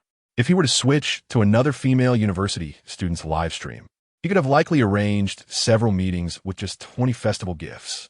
He could even mold those female university streamers to his desires. After all, in the current market, it costs approximately $30,000 to $40,000 a month to genuinely support a female university student. 60,000 Huabi would suffice for 2 months. The thought of this only deepened Blue's sense of loss. His gestures of gifting gradually slowed. He conceded that Jiang Yilin possessed remarkable beauty. It was evident that her allure was not merely a product of makeup or special effects. It was a natural charm. Moreover, Jiang Yilin's appeal extended beyond her striking features. She had long legs, a slender waist, wide hips, and a well-defined rear, and she was said to be a dancer. Such attributes combined in one individual could only be described as extraordinary. Her delicate waist appeared incredibly supple, evoking a desire to embrace and cherish her. However, no matter how exceptional she might be, if she remained unattainable, it was ultimately mere fantasy. Only that which can be savored is genuine. What cannot be grasped is nothing but illusion. At times, men can be quite pragmatic. With this thought, Blue finally ceased his gifting. Coupled with his earlier hesitations, he had bestowed a total of 30 festival gifts upon Jiang Yilin today, amounting to 90,000 Huabi. He resolved not to gift any further. On one hand, the gifts from his previous indulgence far exceeded his contributions. On the other hand, he feared that even if he gifted more, he might still fail to win Jiang Yilin's affection. A losing endeavor is hardly a wise investment. Since he could not obtain her, it was prudent to cut his losses. Chapter 29. Is that person you? As Lan Hui departed from the live broadcast room, the fierce competition for the top spot reached a temporary conclusion. Could it be that Lan has conceded defeat? Indeed, he had no choice but to acknowledge the inevitable. Thus far, he had sent 30 carnival gifts, while Night God had already surpassed him with 58. The disparity was nearly double. How could one possibly compete with such a display? Congratulations to the new king ascending the throne. From this moment forth, only one deity shall reign within this live stream, and that is Night God. Wait, look, Night God is still sending gifts. Oh my goodness, Night God, you must cease your divine onslaught. Have you not noticed that Lan has already retreated? Night God, it is time to halt. You have triumphed. Truly, it is as if money holds no value in their eyes. Who possesses such extravagance? The comments section began to express sympathy for Yi's financial expenditure. Yet, Yi appeared oblivious to the comments, fervently continuing to shower the stream with carnival gifts. No one shall disturb my quest for wealth. In the restroom, Yi squatted in a stall, his eyes fixated on the screen, his fingers performing a mechanical dance of rapid clicks. The more he gifted today, the greater the rewards he would reap in his future pursuit of Jiang Yilin. Even as his fingers grew weary, the thought of the impending joy from a substantial reward made his discomfort seem trivial. Time ticked away, second by second. In the restroom, those waiting outside Yi's stall began to voice their impatience. Several individuals had already cycled through the other stalls, yet Yi's remained steadfastly locked. Inside, someone exclaimed, "How much longer are you going to take? Don't hog the stall without doing your business." The sounds of frustration from the queue grew increasingly evident. At that moment, a stall adjacent to Yi became vacant, prompting an impatient man to rush inside with great urgency. Then, Yi was met with the unmistakable sound of relief echoing from next door. Struggling against the unwelcome aroma wafting through the air, Yi pinched his nose with one hand while his other continued to feverishly tap on his phone screen. "My apologies, I'm constipated," Yi murmured softly to the adjacent stall. The man next door, now unburdened, found his irritation dissipating. "Ah, I understand for an adult. The greatest joy is to remain unencumbered by constipation by your voice. You must still be a university student. Young man, do take care. Spending too long on the throne can lead to hemorrhoids." The neighboring gentleman offered his sage advice before pulling up his trousers, flushing, and departing the restroom. Only Yi remained, still engrossed in his fervent tapping on the phone screen. A half hour later, as the system signaled the end of the session, Yi jasit his relentless clicking. After squatting for such a length of time, his legs had long since gone numb. At this moment, leaning against the partition door, I could barely manage to rise. Let me see how much I've spent. Disregarding his physical discomfort, was solely focused on the amount he had contributed that evening. Upon opening the gift leaderboard in the live stream, he was astonished to find himself in the top position of Jiang Yilin's broadcast. In just half an hour, he had sent a total of 800 carnival gifts. Converting that into Huobi, it amounted to a staggering 240,000 Huobi. This could lead to a fortune if he could win over Jiang Yilin. A reward of 240,000 would be his. Such an amount would be sufficient to purchase an apartment near Binhai University. Jiang Yilin truly was a little mascot for wealth. Meanwhile, in the private room, Jiang Yilin had just sneezed twice. Yi's frenzied gifting spree finally came to a halt. The live chat was filled with astonishment. 800 carnivals. Am I seeing this correctly? Look, when Night God entered, he was merely a level 1 account, and now he has already reached level 62. Good heavens. This must be some big shot's alternate account. Spending 800 Huobi in half an hour. Even the esteemed Wang Gongzi wouldn't dare to play so extravagantly. Alas, I hope Night God can show some tenderness towards her host. How I envy him. If only I were a woman, I would also start a live stream to earn money. Forget it, my friend. With your looks, even if you were a woman, Night God wouldn't give you a second glance. Indeed, I doubt he would even accept money from you, haha. As everyone conversed animatedly, Jiang Yilin remained in a daze, still processing the information. 800 carnivals, 240,000. After deducting the platform's commission, she would receive 120,000. For a senior in college, this was undoubtedly an astronomical sum. Even among the wealthy second-generation students at her university, she had never heard of anyone spending such a fortune on a girl with whom they had yet to confirm a relationship. Yi. Did his family possess considerable wealth? After pondering for a while, Jiang Yilin finally posed this question to Yi's roommates. Lin Yu, Xie Yuan, and Du Mingyu exchanged baffled glances and shook their heads in unison. Old Yi, his monthly living expenses are merely 1,200. Furthermore, it is said he has never seen his parents since childhood and has always lived with his sister. Old Yi mentioned that his sister is just an ordinary employee at a regular company. Her income must be quite average, I suppose. As they recounted details about Yi, Jiang Yilin's brow furrowed deeper. Just one sister? Merely an ordinary worker. Even if Yi had secretly used his sister's bank card to send gifts, he couldn't have spent this much. At that moment, Lin Yu suddenly slapped his thigh, as if he had stumbled upon a plausible explanation. Do you think old Yi might have recently won the lottery? Xie Yuan nodded in agreement. Is it possible? Otherwise, why would Lao Yi suddenly propose to treat us to seafood hot pot today? He usually lives rather frugally. Dumanju remarqued quietly. But how much has Lao Yi won to so generously spend such a considerable amount on Jiang Yilin? Doesn't he realize that the platform takes a hefty cut? If he truly wishes to express his affection in this manner, why not simply give Jiang Yilin the money directly? That way, he could avoid the middleman's markup. While they were engaged in this discussion, the focus of their conversation finally shuffled in, legs numb from sitting. Why aren't you eating? Why are you all staring at me? Is there something on my face? As Yi reached the entrance of the private room, he noticed everyone was fixated on him, and the dishes on the table had barely been touched. He appeared just as he had before going to the restroom. What on earth have these people been doing for the past half hour? Jiang Yilin, observing Yi's feigned ignorance, found her interest in him deepening. Yi, the one who sent me gifts in a live stream just now, was that you, right? Chapter 30. Where did all that money come from? Gifts? What gifts? I am at a loss. This is not an act of feigned ignorance on Yi's part. Just moments ago, while returning from the restroom to the private room, he was suddenly alerted by the system's notification. Ding! Congratulations, host, for completing the wish task and receiving a reward of 100,000 yuan.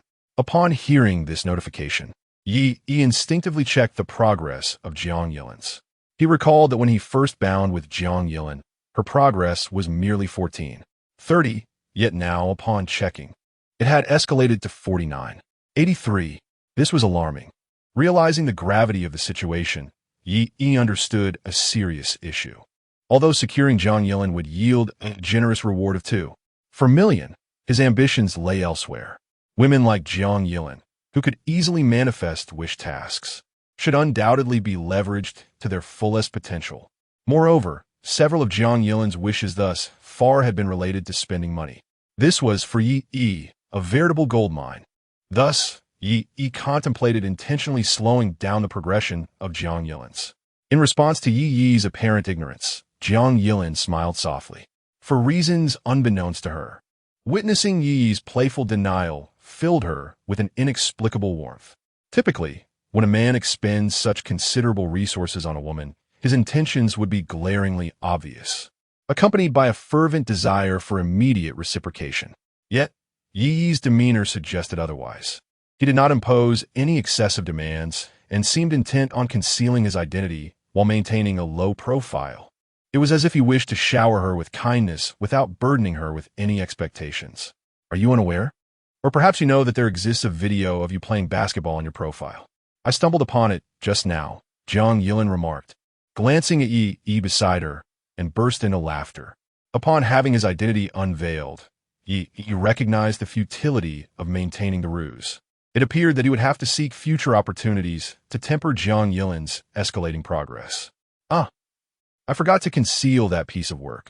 A miscalculation. Yi scratched his head awkwardly. Come clean, old Yi. Where did you acquire such a fortune? You haven't engaged in any illicit activities, have you? Du Mingyu inquired with genuine concern.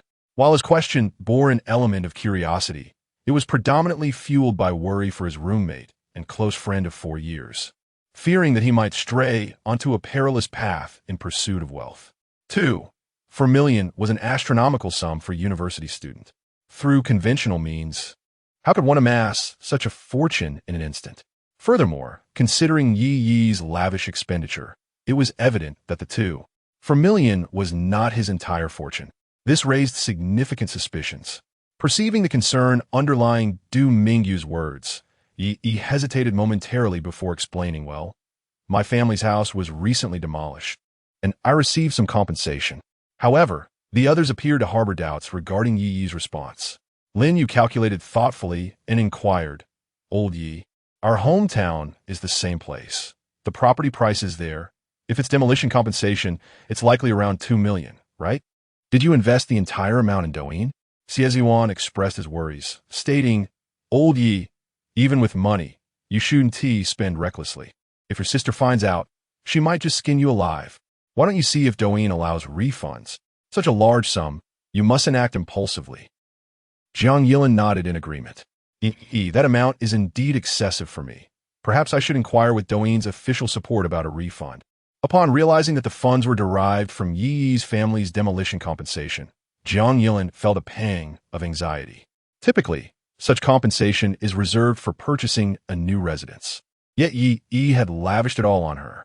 What difference was there between gifting her lavishly and selling a house for her enjoyment? Accepting such money felt burdensome. It would be best to return it to Yi promptly. Wait, what are you all talking about? Yi thought their imaginations had run wild. He felt as though he had become a mere sycophant, depleting his resources for a fleeting smile. Admittedly, the demolition compensation amounted to just over 2 million, but he had recently invested that sum in the stock market and multiplied his earnings several times over. Rest assured, I am quite wealthy now, Yi declared with sincerity. With the system at his disposal, he had already earned 500,000 merely by completing wish tasks over the past few days. The income would undoubtedly continue to grow, and his spending would naturally increase correspondingly. To alleviate his roommate's concerns, he deemed it necessary to fabricate a plausible explanation. Otherwise, such misunderstandings might recur in the future. Let us say the gifts I've given to our campus belle are simply my way of supporting her streaming career. If she becomes a renowned internet celebrity or a movie star, she mustn't forget about me. Seeing Jiang Yilin still in a state of disbelief, Yi chuckled lightly. Upon hearing his explanation, Lin Yu and the others exchanged incredulous glances. Stock trading? Old Yi, when did you take up stock trading? To earn so much. Have you suddenly become a nouveau riche? Being students of Chinese language and literature, they were typically clueless about financial matters. Yet here was Yi, not only engaging in stock trading, but also amassing profits several times his initial investment. This accomplishment seemed beyond the capabilities of even finance professors. Yi umebe de gesturet forkalm, modesty, pure modesty. In truth, I have merely been fortunate, stumbling upon a stock with great potential. Moreover, I was fortunate enough to not be greedy and exited when the prices peaked. Had I stayed in, I would have incurred significant losses in the past few days. He understands that his roommates come from average backgrounds. Seeing him earn such a substantial amount, they must undoubtedly feel envious. If they insist on pestering him to teach them a trick or two about the stock market in the future, he would surely be exposed. Thus, Yi attributes everything to his good fortune. Thankfully, Lin Yu and the others possess limited knowledge in this area, and they reluctantly accept Yi's narrative. No wonder he is willing to treat us all to seafood hot pot today. Old Yi, you must not look down on us just because you have come into some money. Upon hearing Xie Yuan's comment, Yi raised an eyebrow, a mischievous grin on his face. Rest assured, how could I possibly disdain you? Have you ever seen a father who looks down on his own sons? Lin Yu silently scoffed. Bah, you managed to show off again. Cool me. Let today be a day of wealth redistribution. Waiter, bring the menu. Let's order another dish, my friends. Chapter 31. At the bar after finishing their meal, Yi stood up to settle the bill, but Jiang Yilin stopped him. Having received a generous tip of over $1 million from Yi today, she felt compelled to reciprocate. Let me treat this time. Consider it a token of gratitude to my benefactor. With that, Jiang Yilin mischievously winked at Yi. The school beauty's affectionate term made Yi's heart flutter, yet he shook his head, rising to accept the bill handed to him by the waiter. If I say I'll pay, then I will. If you wish to treat, we can have another gathering with our dorms later. After all, today's meal could be fully reimbursed by the system, and Yi believed there was no need for Jiang Yilin to spend her own money. More importantly, the funds reimbursed by the system would count towards the rewards he could claim upon completing his wish-related tasks with Jiang Yilin. Although the total was just shy of 9,000, every little bit counted. Having endured a life of hardship, Yi would never let any earned money slip through his fingers easily. Unable to persuade him otherwise, Jiang Yilin conceded to Yi's insistence. After settling the bill, it was already past 9 in the evening. The group exited the hot pot restaurant and prepared to hail a taxi back to school.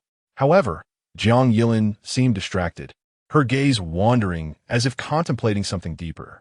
Yi noticed a new wish had appeared in his mind's binding panel. She didn't want to return so soon. She wished to spend more time with him. If only they could linger a bit longer, just the two of them. Ideally, they could visit a bar together, enjoy some drinks, engage in playful, flirtatious games. The thought of parting ways and returning to school left Jiang Yilin with a lingering sense of unfulfillment. Stealing a glance at Yi's profile, the chiseled line of his jaw appeared particularly captivating under the warm streetlights. Handsome, affluent, generous, and charming. Suddenly, Jiang Yilin felt an undeniable attraction. Yi was undeniably her type. With this realization, her heart raced even faster. However, how could she find an excuse to spend some time alone with him? If she were to suggest it outright, would it seem too forward? Would Yi think she was only after him because of his substantial tip? No, that couldn't be. Would that not label her as a gold digger in his eyes? While she could rationally assist others in matters of romance, when it came to her own feelings, she found herself behaving like many infatuated girls, hesitant and insecure, losing the confident demeanor she typically wielded. Yet, Jiang Yilin's inner turmoil did not escape Yi, who possessed an extraordinary perception. You all head back first, he signaled to his roommates with a knowing glance. She turned to Jiang Yilin and inquired, Jiang, the campus belle, do you have any other matters to attend to shortly? If not, would you accompany me to a certain place? Jiang Yilin's cheeks flushed, her anxiety mirroring that of someone whose secrets have been unexpectedly unveiled. I have no other plans. Where do you wish to take me? In that moment, Jiang Yilin felt as inexperienced as a novice in front of Yi. With other boys, she always held the reins, but with Yi, she sensed a perpetual submission to his whims. Yet deep down, she found herself unexpectedly drawn to this feeling of being guided. Women, at their core, are naturally inclined towards those who exhibit strength. A man capable of commanding her attention is indeed worthy of her affections. Yi, instead of answering her question, opted for a tease. It's a secret. You will find out soon. Upon hearing this, Jiang Yilin intuitively sensed the unfolding events, her cheeks reddening even further. At that moment, Zhou Jing softly interjected, Lin. It's already past 9. The dormitory supervisor will come for a room check at 10:30. You. Zhou Jing was well aware of Jiang Yilin's usual demeanor. The proud fourth belle of Binching University, it was almost a fantasy for any boy to ask her out. However, considering the numerous gifts he had presented to Jiang Yilin today, Zhou Jing speculated that even if Jiang Yilin wished to decline, she might hesitate to voice it. Thus, as her roommate and close friend, Zhou Jing felt it necessary to provide Jiang Yilin with an exit strategy. Yet, just after Zhou Jing spoke, she noticed Jiang Yilin giving her a frantic eyebrow raise. After much anticipation, Yi had finally initiated the conversation, and it seemed the two were on the verge of a date.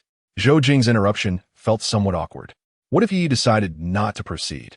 Such a splendid opportunity would be squandered. Consequently, Jiang Yilin desperately signaled to Zhou Jing, hoping she would grasp her intentions. Zhou Jing was taken aback. Had she misjudged the situation all along? So, Jiang Yilin didn't mind his invitation after all. Realizing this, Zhou Jing quickly amended her words. What I meant was, if the dormitory supervisor comes for a check, I can sign you in. You can go enjoy yourself. Jiang Yilin nodded eagerly, seizing the moment. All right, I'll rely on you, she replied, playfully sticking her tongue out at Zhou Jing. Yi exchanged a knowing glance with Lin Yu and the others, and they immediately understood. Old Yi will help you with the sign-in as well. We'll head back now. As Yi and Jiang Yilin exchanged meaningful looks, the group of 3 boys and 3 girls discreetly departed in 2 separate vehicles, leaving the scene behind. Now, with everyone gone, Jiang Yilin felt emboldened. You can tell me where you intend to take me now, can't you? At this moment, with no other spectators present, she could finally cast aside all burdens and engage in a genuine contest with Yi. With a gentle smile, Yi leaned in closer to Jiang Yilin, slightly bowing his head to whisper in her ear, I heard there's a newly opened bar that's quite popular. Are you daring enough to join me for a drink? It was a tactic of provocation. Rather than inquiring about her willingness, he posed a question of her courage. After all, wasn't Jiang, the illustrious campus beauty, eager for a challenge? Surely, she wouldn't concede so easily. Upon hearing about the bar, a subtle tremor coursed through Jiang Yilin's heart. Remarkably, Yi's thoughts aligned with her own. Could this be the fabled connection of soulmates? With a haughty lift of her chin, she gazed at Yi with a playful glimmer in her eyes. My tolerance for alcohol is quite formidable. I fear that before I even succumb to inebriation, certain individuals may find themselves intoxicated first. She deftly sidestepped the weight of the situation, fully aware that 2 adults of the opposite sex venturing to a bar at night bore an unmistakably ambiguous connotation. Moreover, she understood that Yi likely intended to leverage the influence of alcohol to explore a deeper connection. Although she harbored similar intentions, she could not openly admit them at this moment. Thus, she resolved to attribute everything to the act of drinking itself. I shall regard it as a simple outing for drinks. As for what may transpire between us, that is a matter for another time. Chapter 32. Inviting a friend, Jiang Yilin added a hint of provocation to her words. Aren't you keen on drinking? Let us see who possesses the greater capacity for alcohol. Of course, the intent behind this statement was not genuinely to compare drinking abilities, but rather to provide Yi with a grand excuse to indulge a bit more. As for whether they would end up intoxicated, that would depend on the emotions and atmosphere of the moment. Once the mood was right, she could easily surrender to inebriation. There is a saying, if you find yourself drinking with a woman who remains unaffected after countless drinks, it merely indicates her lack of interest in you. When a woman encounters a man she truly desires, even a mere sip can leave her in a state of oblivion. In response to Jiang Yilin's challenge, Yi smirked and nodded. You comprehend my ulterior motives, and I perceive your coyness. Indeed, we are evenly matched. Thus, he promptly hailed a cab, and the two made their way to the newest bar in Bin City. Ding! The system has detected that the host is executing a wish task and will provide a bonus. All expenses incurred at the bar tonight will be fully reimbursed. Furthermore, the host is temporarily granted the ability to sober up automatically. Tonight, the host will not become intoxicated while drinking at the bar. Upon hearing the system's notification, Yi couldn't help but mentally give it a thumbs up. How reliable this system is. Tonight, I shall remain unscathed by drink. Initially, he had harbored concerns about Jiang Yilin's potential prowess in drinking. What if she remained sober while he succumbed to drunkenness? That would be utterly embarrassing. Fortunately, with the system's support, this feeling of being powered up was indeed exhilarating. Upon arriving at the bar, a server clad in work attire greeted them warmly. Although Jiang Yilin was enveloped in a long khaki trench coat, her long legs remained unmistakably alluring. Coupled with her exquisite features and flowing brown waves, she was easily identifiable as a stunning beauty amidst the crowd. The server, astute enough, recognized that a man who could accompany such a woman to the bar was likely either wealthy or of high status. "Good evening. Do you have a reservation?" The bar was bustling with noise and color, and to ensure her voice was heard above the din, the server leaned closer to Yi's ear. Having only opened its doors less than a month ago, the Dream Bar was experiencing a surge in popularity, with nearly every night fully booked. Although Yi and Jiang Yilin had arrived relatively early, most tables had already been reserved, leaving only a few booths available. Given that the minimum spending for a booth started at a hefty sum, patrons typically favored reserving regular tables. Without a reservation, are there any available spots tonight? Yi glanced around, noting that it was only 9:30 p.m., yet the bar was already teeming with patrons. Scanning the room, he could hardly spot any unoccupied areas. The server, upon closer inspection of Yi's youthful appearance, momentarily doubted his spending capacity. Thus, she cautiously inquired, "Sir, all regular tables have been booked for the evening. Only booths remain. However, our establishment has a minimum consumption requirement of 100,000. Upon hearing this price, Jiang Yilin was utterly astounded. She had frequented the bars in the university town on several occasions, each time spending only 2,000 to 3,000, which she had already deemed exorbitant. Little did she expect that the bar they visited today would impose a minimum expenditure of 100,000. Goodness, is this a scam? Why not just resort to robbery? Though the DCOR was indeed opulent, with splendid lighting and sound effects, spending 100,000 for a single night at a bar seemed utterly ludicrous. The waiter, observing the hesitation on the face of the elegantly dressed beauty in the trench coat, formed a rough judgment of their spending capacity.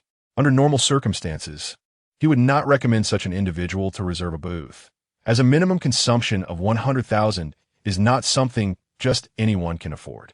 Yet, due to the circumstances, every table being fully booked except for the booths, he found himself in a predicament.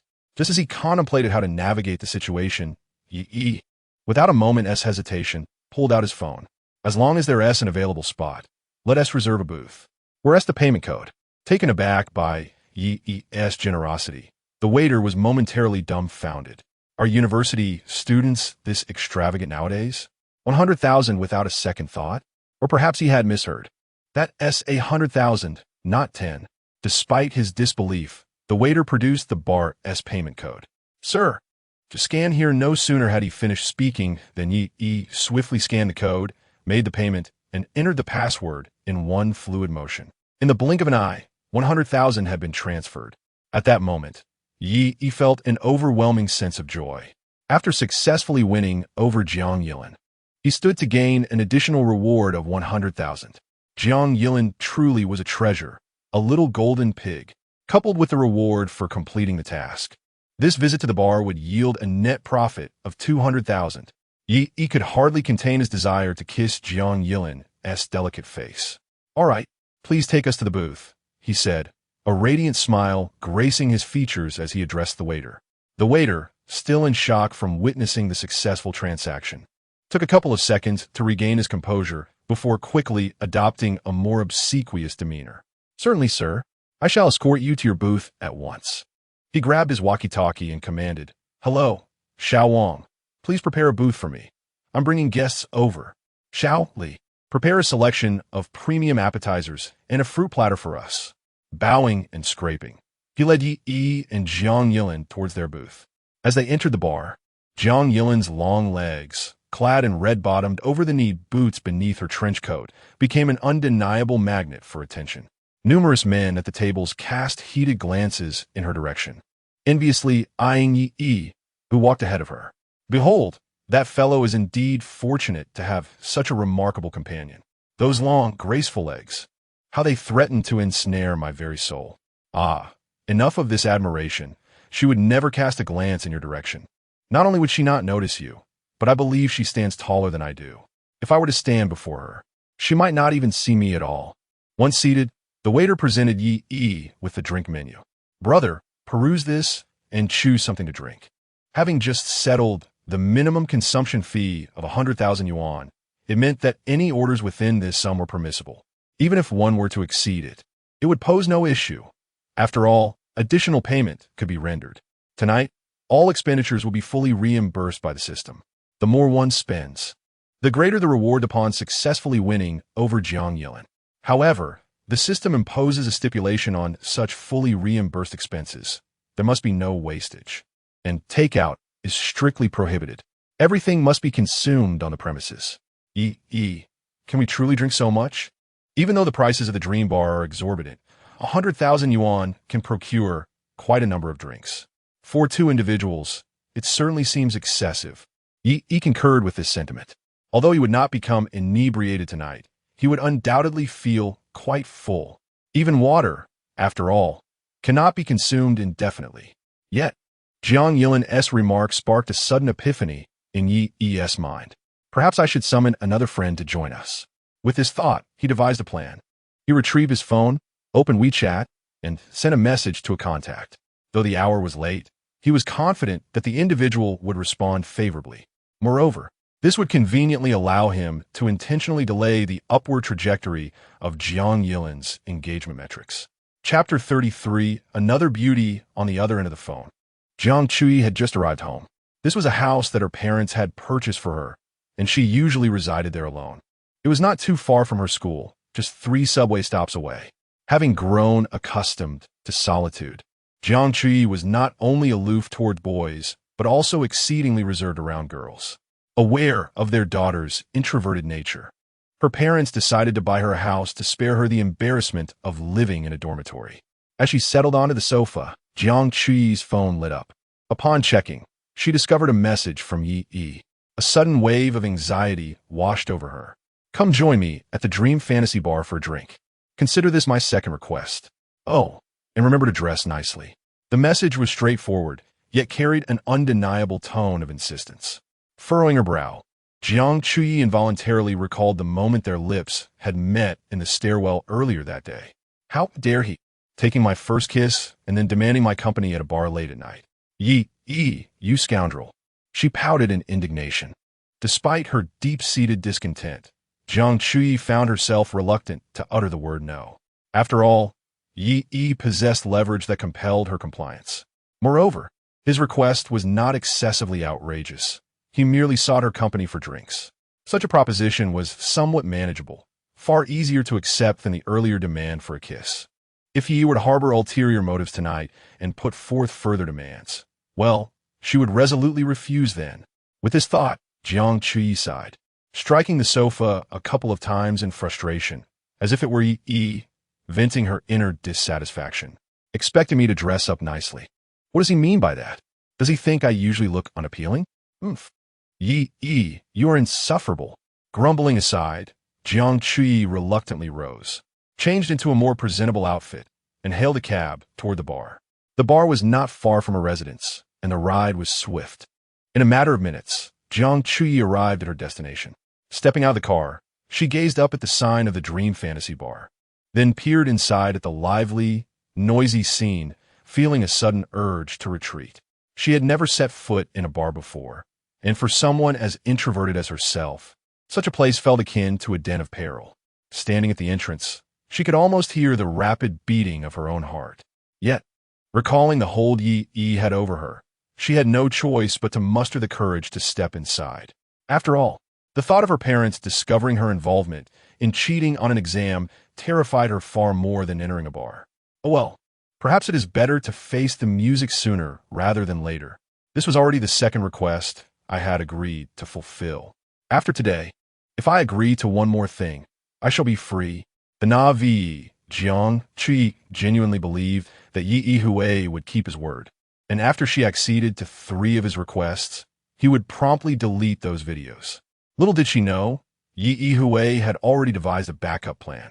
How could he so easily relinquish the leverage he held over the aloof class beauty? That would be a sheer waste. Before graduation, these videos would ensure that Jiang Chui remained obedient. After all, the system had deemed this a virtuous act, and thus Yi Hui felt no guilt whatsoever. As Jiang Chui approached the entrance of the bar, the same waiter greeted her with enthusiasm once more. The long-legged beauty, Jiang Yilin, who had entered earlier, had already captivated his attention. To his surprise, just a few minutes later, he encountered another stunning woman.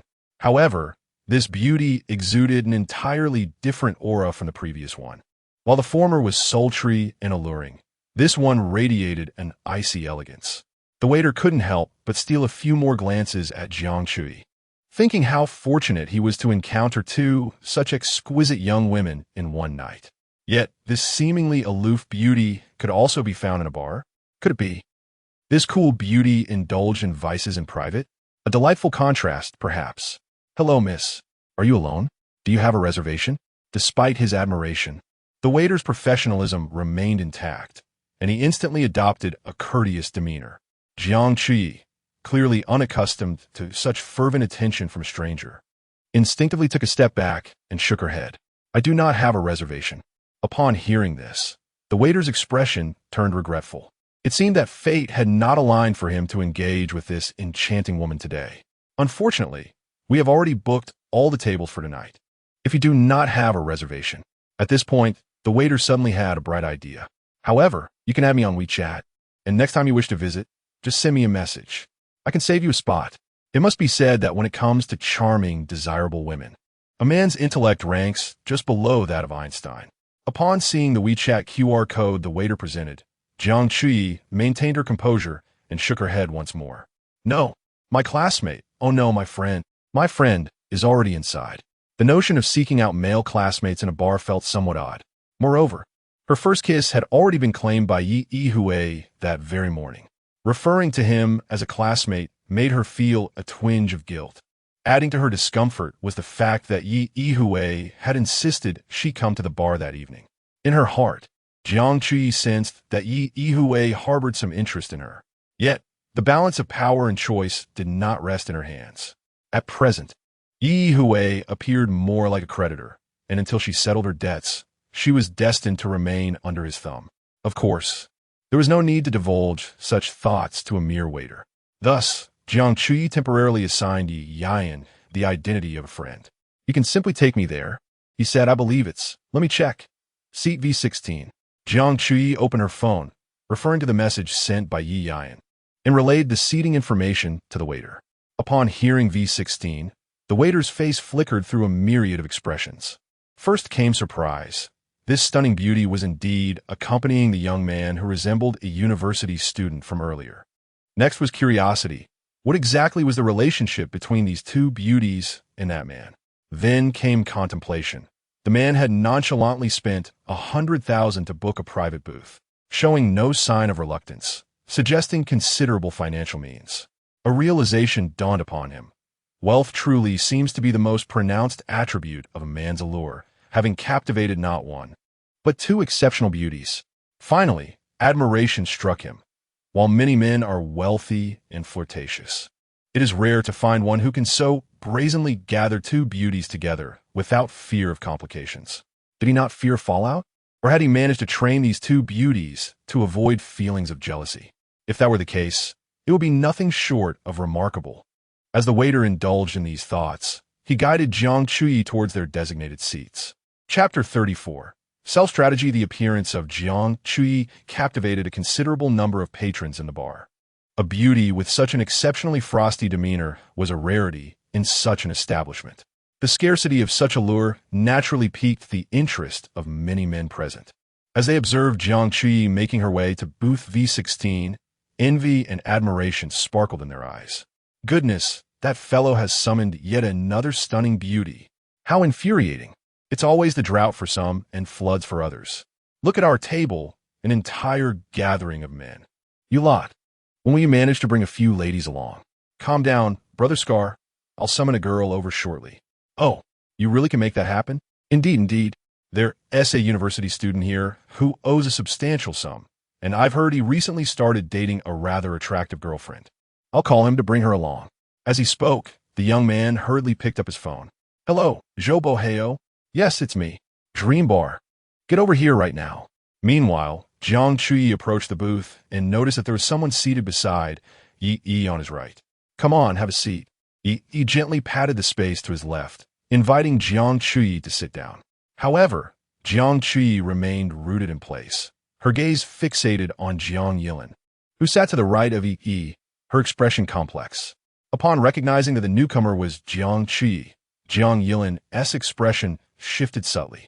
Earlier, when Yi mentioned inviting a friend to join for drinks, Jiang Yilin had assumed it would be a male companion.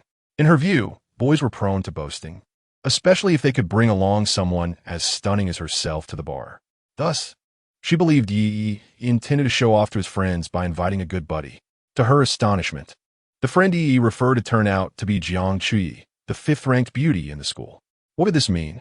Was it not enough to have the company of one beauty? He had to summon another? Moreover, what was the nature of Jiang Chui's relationship with him? As a student of Binhai University, Jiang Yilin was well aware that Jiang Chui was renowned for her aloof and icy beauty, rarely engaging with the male populace. Yet here they were, nearing 10 o'clock at night, and Yi had casually messaged her to come to the bar? Jiang Yilin couldn't help but question the sudden accessibility of Jiang Chui. Was it possible that Jiang Chui was only accommodating towards Yi? Could it be that he treated Jiang Chui better than he did her? Reflecting on the extravagant sum of 240,000 that Yi had gifted her earlier, combined with the seemingly intricate relationship between Yi and Jiang Chui, Jiang Yilin felt her mind swirling into a chaotic mess. She found herself inexplicably agitated, unable to pinpoint the source of her frustration. As a seasoned strategist in matters of romance, she was now perplexed by her own emotions. Was it anger? A sudden sense of crisis enveloped her. Or perhaps it was jealousy that stirred within her. She could not discern the nature of her feelings. Meanwhile, Jiang Chui, who had been scrutinized by Jiang Yilin's gaze several times, felt a tumult of emotions within her. Initially, she believed that Yi had summoned her for a private rendezvous. On her way there, she contemplated casting aside her usual reservations and embracing a more playful demeanor with Yi. If he truly harbored feelings for her, he would surely be unable to resist her charm. Perhaps, in an effort to please her, he might even delete those videos in her presence. However, upon arriving, she was taken aback to find Jiang Yilin seated beside Yi. A frown creased her brow as her eyes, laden with unspoken sorrow, turned towards him. What was the nature of their relationship? Countless admirers pursued Jiang Yilin at school, yet she had never heard of her agreeing to meet any boy alone. Yet here was Yi, having arranged a private outing with her, and at night no less, in a bar. Surely, curfew for the dormitory was fast approaching. Were they planning to stay out all night? How infuriating. Why had he called her over? Was she merely a backdrop? He had even advised her to dress attractively. Was this because Jiang Yilin was present, prompting him to request that she look her best? Did he genuinely think that she, the fifth-ranked beauty on the campus list, paled in comparison to Jiang Yilin, the fourth? Yi. How could you? If you're already with Jiang Yilin, why did you engage in such actions with me earlier today? And what of that younger girl? Was there something ambiguous between you two as well? Perhaps Jiang Chui herself was unaware that after Yi had stolen her first kiss, she had developed an unrecognized dependency on him. This dependency could be interpreted as affection or possessiveness. True to her introverted nature, she had always been reluctant to share her belongings with others. Now that her first kiss belonged to Yi, there was a tacit acceptance within her that he was hers, even if he were not truly hers. She felt compelled to be unique in his eyes. Yet now, witnessing another equally captivating beauty beside him, a bitter pang of unease settled in her heart. Though she may not fully grasp these thoughts, at this moment, she felt a heaviness that was distinctly uncomfortable. Yi, the architect of the delicate atmosphere between the two women, appeared wholly unconcerned. He silently observed the interface of his system's bound targets in his mind. Since entering the bar, Jiang Yilin's progress in his pursuit had steadily increased.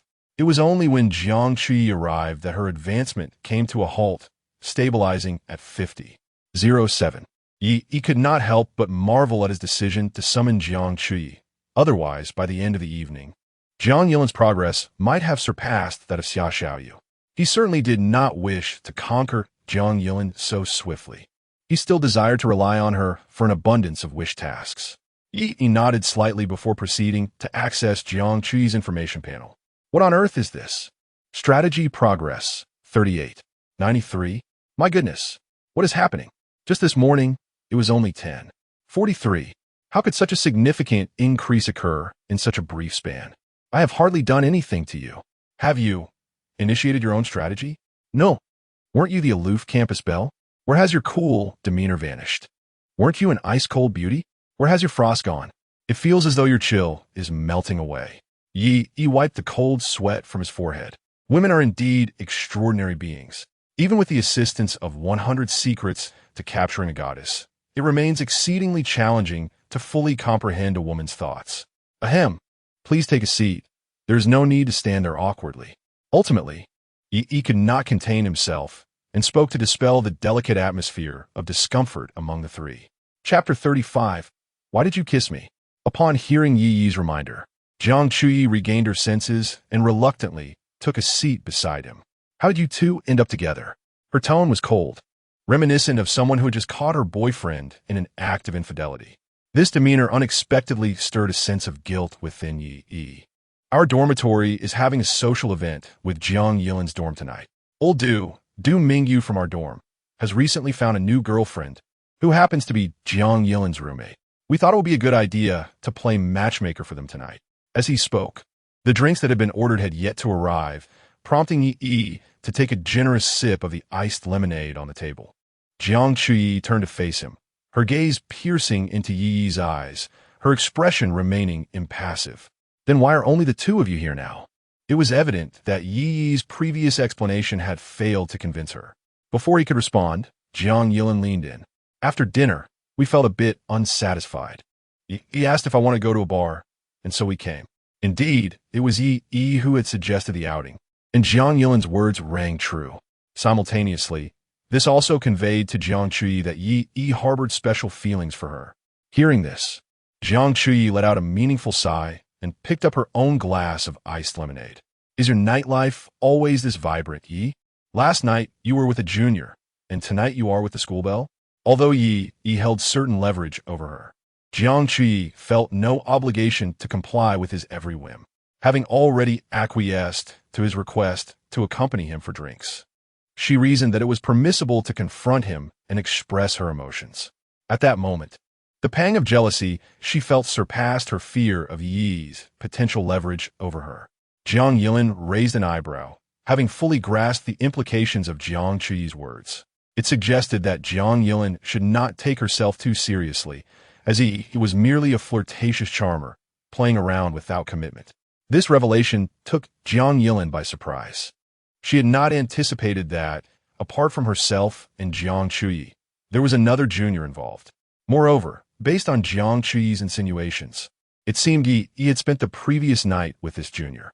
Jiang Yilin took a sip of her iced lemonade, attempting to calm her tumultuous thoughts.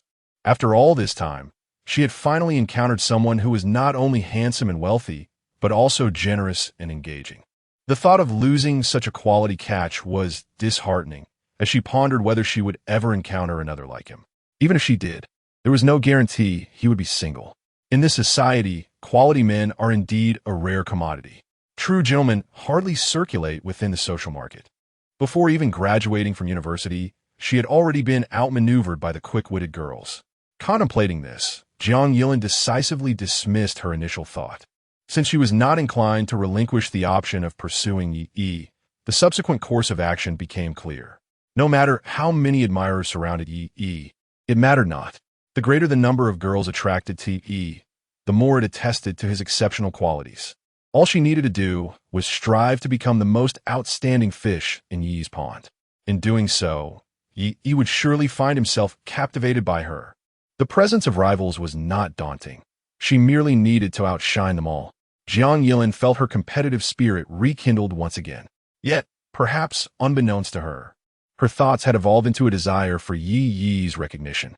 Once a girl seeks a man's approval, it signifies that she is within his reach. A top-tier strategist, she found herself transformed into a lovesick fool in the realm of romance. Ahem, I assure you, nothing happened between Xia Xiaoyu and me last night. Did you not hear her say so this morning? Yi hastily defended himself, not wishing to bear such an unjust burden. Upon hearing Yi's explanation, Jiang Chu, Yi, and Jiang Yilin reacted differently. Jiang Yilin let out a soft sigh, her expression somewhat relieved. Jiang Chu, Yi also sighed, but her heart felt heavier. It seemed that Jiang Yilin indeed held significant importance to Yi. Otherwise, he would not have taken the time to clarify matters with her. Did he care for her so much? A fleeting glimmer of disappointment crossed Jiang Chu Yi's eyes. Then, with a hint of melancholy, she spoke. You consider yourself a gentleman? Then why did you kiss me in the stairwell this morning? That was my first kiss. She confronted him, seeking accountability for the morning's events. After having her first kiss stolen by Yi, Jiang Chuyi's mind had gone blank in that instant. It was only now that she processed the situation. Hadn't she merely agreed to kiss his cheek? How had it escalated to lips meeting lips? Yi swallowed hard, glancing at the system panel displaying Jiang Yilin's stagnant progress in his pursuit. His feelings became increasingly convoluted. Although he had intentionally stifled the advancement of his pursuit to complete more wish tasks, ultimately, he would have to win over Jiang Yilin. Only by doing so could he reap the rewards of the wish tasks. Moreover, the system's hidden task required him to elevate the pursuit progress of the top 5 beauties on the Binhai University campus flower list to over 70 in order to receive a reward of full equity in the navigating capital. Yet at this moment, if Jiang Yilin truly believed him to be a heartless scoundrel, would she distance herself from him in the future? How could he then hope to enhance his progress? A cold sweat began to bead on the back of Yi's neck. It was an accident, just an accident. His explanation now appeared so feeble and inadequate. What more could he say? Could it be that he merely wished for Jiang Chuyi to brush against his profile? Wouldn't that be indicative of CAD? Jiang Chuyi placed her iced lemon water back upon the table, her hands obediently folded upon her knees. Very well. If you claim it was an accident, let it be deemed so. After all, the one reaping the benefits is you, and you certainly have the final word. Jiang Chuyi felt a sense of grievance. She had never envisioned that her first kiss would be taken in such a hasty manner. In her dreams, her inaugural kiss would unfold amidst a romantic ambience, genuinely bestowed upon someone she held dear. The other party would gently cradle her face and tenderly embrace her waist. The kiss would ignite a flurry of butterflies in her stomach, yet leave her feeling serene. However, the reality was that it transpired near the commencement of a class. Within the stairwell of the academic building, Jiang Chuyi felt as though she were on the verge of tears. It seemed as though her naive fantasies had shattered. She could only resort to a mental mantra of self-soothing, repeatedly reminding herself that, after all, she and Yi had merely brushed against one another, without any tongue involved. No tongue. That surely couldn't be classified as a first kiss, could it? Chapter 36. I have become the prey you kissed her. Jiang Yilin placed her iced lemon water back on the table, turning her body towards Yi with a serious expression. Yi scratched his head awkwardly, despite having the advantage of 100 secrets to capturing the goddess. He found himself unprepared for such an unexpected situation. It was an accident. Do you believe me? Yi did not wish to engage in excessive evasion. The circumstances indeed were unforeseen. He had merely intended for Jiang Chuyi to brush her lips against his cheek, but unexpectedly encountered his 3 mischievous roommates in the stairwell. His attention had shifted, his head had turned, and then Jiang Yilin fluttered her long eyelashes, scrutinizing Yi's eyes for a moment before suddenly breaking into a gentle smile. I believe you. I believe everything you say. I trust you wouldn't deceive me. In Yi's gaze, Jiang Yilin discerned sincerity. It was not the demeanor of a liar, but rather a sense of resigned acceptance. Although learning of Yi's kiss with Jiang Chuyi left a pang in her heart, what could be done now? As long as she could make Yi feel that she was more captivating than Jiang Chuyi in the future, that would suffice. Strong individuals never complain. They prioritize contemplating solutions. True to her status as a seasoned romantic strategist, Jiang Yilin swiftly adjusted her mindset. After all, You rewarded me with over 2 million tonight. As my benefactor, I shall unconditionally trust you." Upon hearing this, both Yi and Jiang Chuyi widened their eyes in disbelief. Yi say heart sank. The way things were shaping up, it seemed Jiang Yilin and Jiang Chuyi had fully engaged in a rivalry. Initially, he had merely intended to summon Jiang Chuyi to delay Jiang Yilin's advancing strategy. Yet now, these two girls had begun to compete subtly over him. Often, this is how women behave. They show little interest in a man whom no one desires. Yet if competition arises, their spirits ignite with determination. This was an unexpected turn for Yi. He had not anticipated that these two girls, having only recently established a slight connection with him, would already be vying for his affections that very evening. This was an experience he had never encountered before. Although it felt like sparks were flying, there was a certain exhilaration to it. Meanwhile, Jiang Chuyi wore an expression of disbelief. She and Yi had been classmates for nearly 4 years. Though their interactions were limited, she knew he was not from a wealthy background. To her astonishment, Yi had bestowed over 2 million upon Jiang Yilin in one go. Over 2 million, what a staggering sum. Jiang Chuyi's parents had purchased a small apartment for her near the university for just over 200,000. Observing Jiang Yilin and Yi's expressions, she realized the truth of the matter, devoid of exaggeration. Yi's kindness towards Jiang Yilin is quite surprising. It appears he genuinely harbors feelings for her. Unexpectedly, you are rather generous. Jiang Chuyi displayed a subtle hint of disappointment on her face. As the class beauty and ranked 5th among the school's most admired, Jiang Chuyi was always the center of attention among the boys. Having her first kiss taken by Yi was already a significant concession on her part. If it had been another boy, he would have undoubtedly been thrilled and vowed to cherish her for a lifetime. Yet Yi seemed to treat it with such nonchalance, immediately turning his affections towards Jiang Yilin instead. This was Jiang Chuyi's first encounter with a sense of defeat. Observing that her progress with Yi had stagnated, he quickly attempted to rectify the situation. I rewarded her to show support for her streaming career. After all, we are classmates. Besides, this amount is trivial to me. If you were to start streaming, I would shower you with gifts as well. Now, Yi had no choice but to balance the scales. He needed to maintain neutrality in front of both girls, ensuring neither felt he favored the other. Only in this manner could he hope to gradually advance his progress with them. Indeed, upon hearing Yi's explanation, a glimmer of hope reignited in Jiang Chuyi's eyes. Although his reasoning was rather flimsy and came off as dismissive, it resonated with her.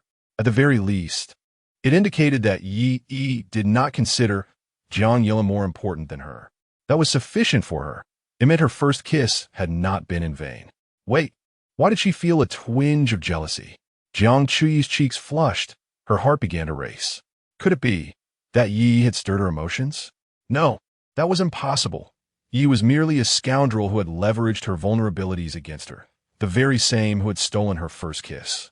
Recalling the intimate moment in the stairwell, Jiang Chuyi remembered the soft sensation of lips against hers. What was happening? Why was she allowing her thoughts to wander?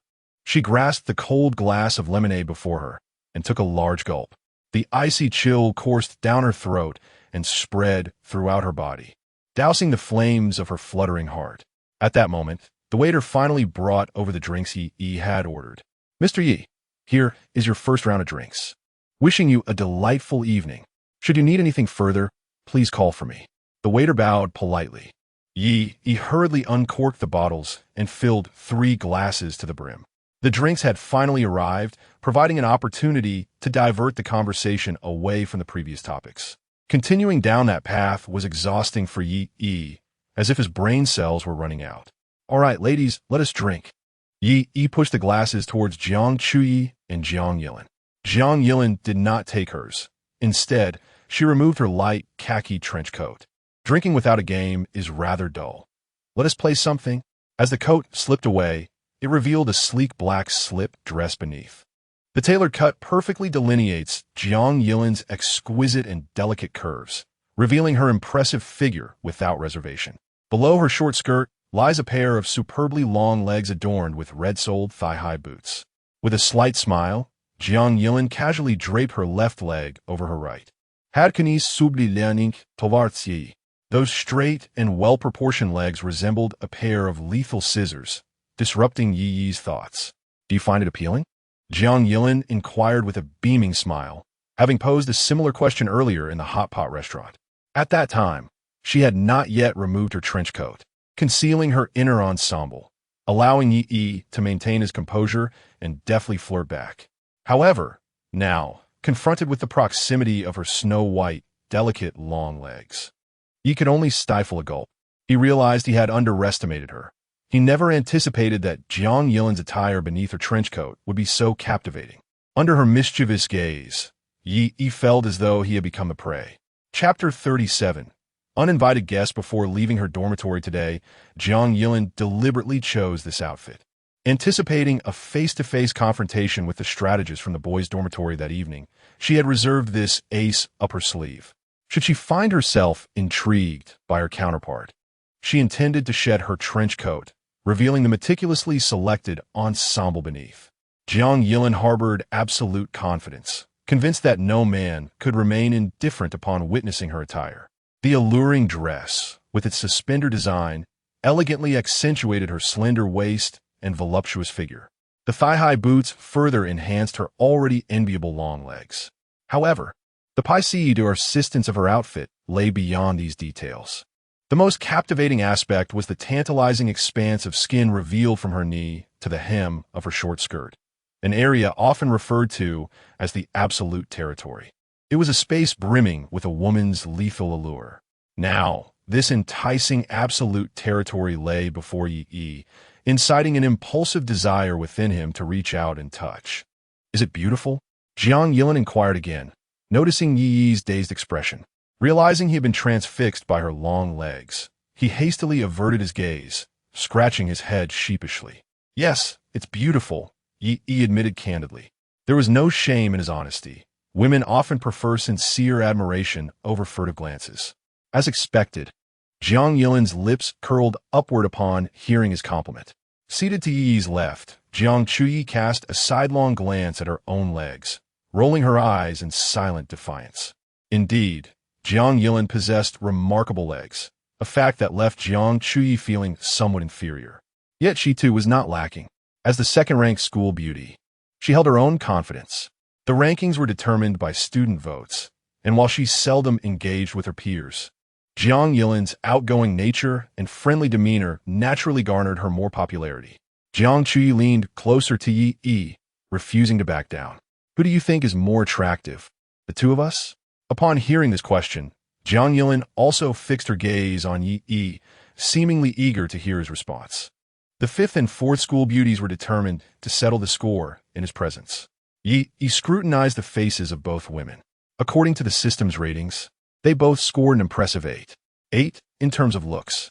In terms of facial features alone, Jiang Chuyi indeed had the edge. Her petite, well-defined nose, plump, rosy lips, and slightly cherubic face were undeniably appealing, perhaps marginally more so than Jiang Yilin's. Yet, Jiang Yilin's figure was a formidable asset.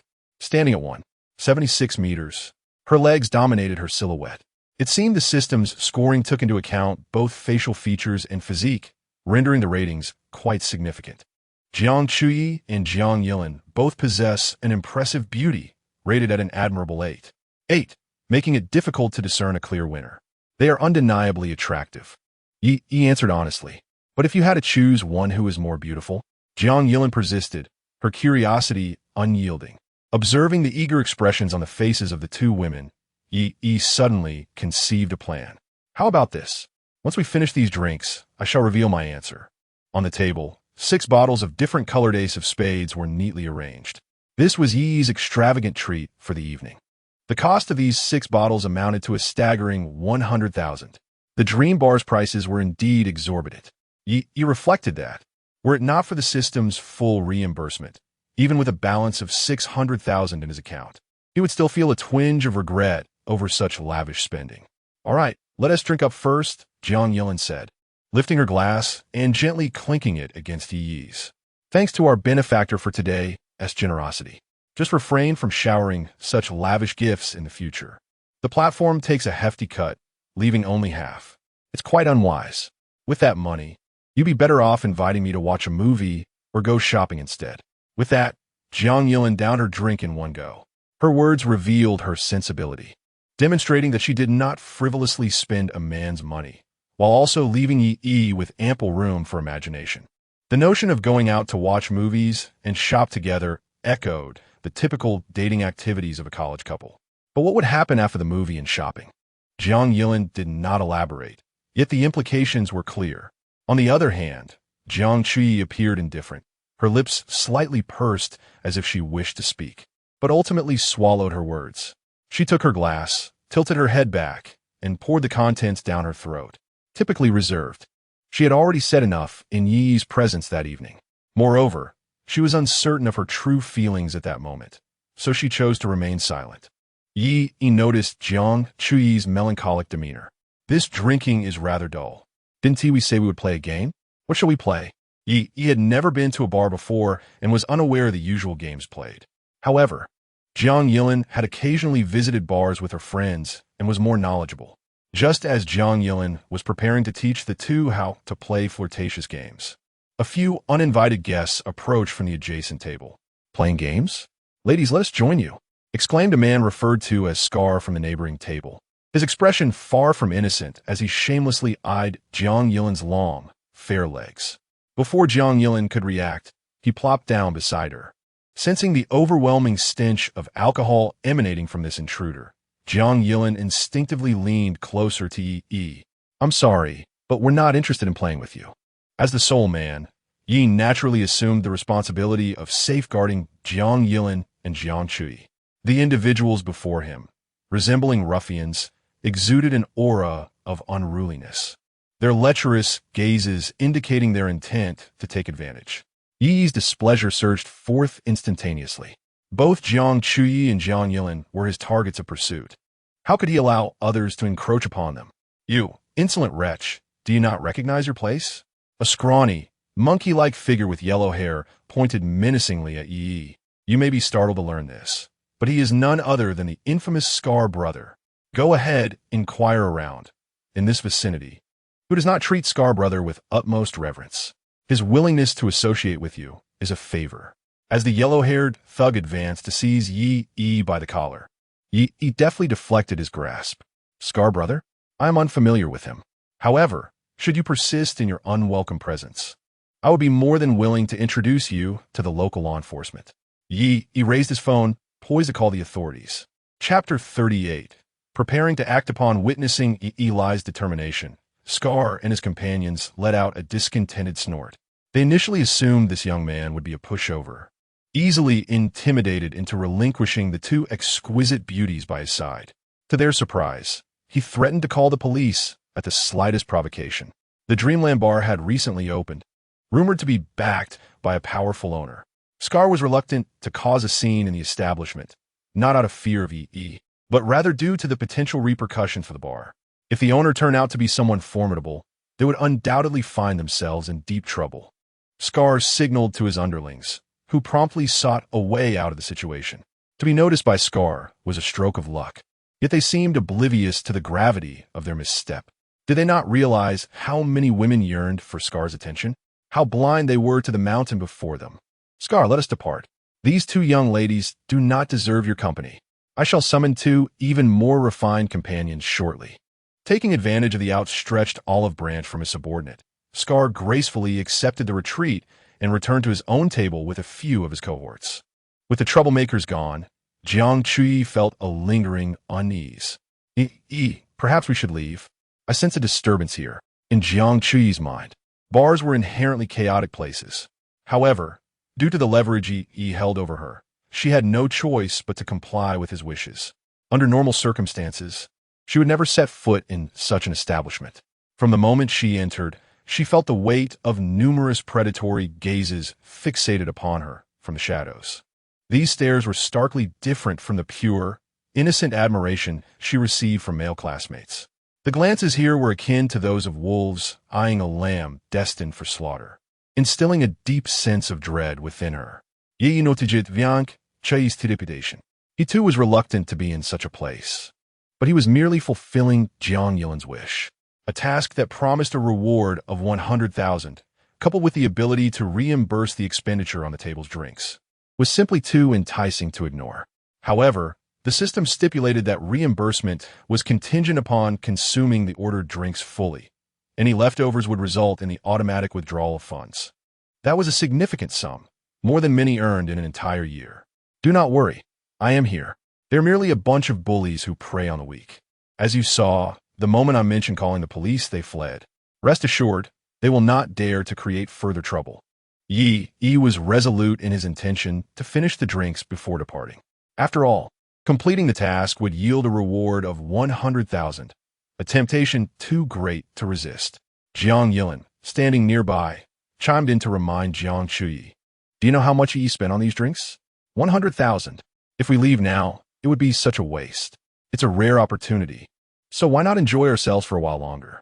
I believe those people earlier were merely emboldened by their intentions, but lacked the courage to act. Do not fear. Observing the sensible Jiang Yilin, Yi nodded in agreement. Upon hearing their exchange, Jiang Chui felt it unnecessary to voice any further objections. With her vulnerabilities in Yi's hands, she felt she had no right to refuse. Well then, Jiang Chui paused, initially contemplating whether to ask if Yi would protect her in the event of unforeseen circumstances. However, upon reflection, she realized she lacked the standing to pose such a question. Thus, the words lingered on her lips before she swallowed them back. Let's continue to enjoy ourselves then. Jiang Chuyi composed herself and lifted her glass again, listening as Jiang Yilin introduced some popular bar games. An hour passed, and the drinks on the table were nearly finished. The camaraderie among the three had deepened considerably. Previously, Yi had struggled to comprehend why so many people indulged in alcohol. Now, however, a semblance of understanding began to dawn on her. For many, it was only after consuming alcohol that they dared to shed the masks they typically wore, revealing their most authentic selves once more. Furthermore, as the effects of the alcohol took hold, the bonds between them rapidly strengthened. Although Yi possessed the advantage of a system that granted her the ability to sober up automatically, she found herself captivated by the sight of Jiang Chuyi and Jiang Yilin, both flushed and carefree, playfully engaging with her. For the first time, she perceived the allure of alcohol. Under normal circumstances, when would she have a chance to witness the vulnerable sides of the aloof beauty and the proud campus queen? Meanwhile, at a nearby table, Scar Brother observed the jovial demeanor of Yi and her companions with a glint of malice in his eyes. Huang Mao, did you not promise to bring a girl? He questioned. It's been over an hour. Where is she? Huang Mao wiped the sweat from his brow, having made numerous calls to urge Zhou Boheo. Zhou Boheo had mentioned that Lin Kiki wanted to return to the dormitory to apply her makeup upon hearing they were going to the bar. Little did they anticipate that the makeup would take an entire hour. These individuals, all single, had never truly experienced the time-consuming nature of a woman's makeup routine. Today was an eye-opener for them. Scar Brother, she is on her way and should arrive in about 10 minutes. I asked her girlfriend to dress nicely to avoid ruining your mood. I didn't expect it would take her so long. Huang Mao explained cautiously. Scar Brother smacked the back of Huang Mao's head. Worry about ruining my mood? After making me wait this long, you think I wouldn't be annoyed? Damn it. I'm nearly finished with my drink. As he spoke, Scar Brother noticed that Yi and her friends were preparing to leave. A cold glimmer flashed in his eyes as he beckoned a few of his subordinates. They quickly huddled around him, their heads close together. It seemed they were ready to make a move. I recall this bar is a fair distance from the main street. Moreover, one must traverse a narrow alley. I recall that within that alley, it seemed devoid of mobile signal. Scar Brother raised an eyebrow. He dared not stir trouble within the bar, fearing the wrath of its enigmatic proprietor. Yet outside the establishment, that was his domain. In such a scenario, even if those two young ladies screamed until their throats were raw, no one would come to their rescue.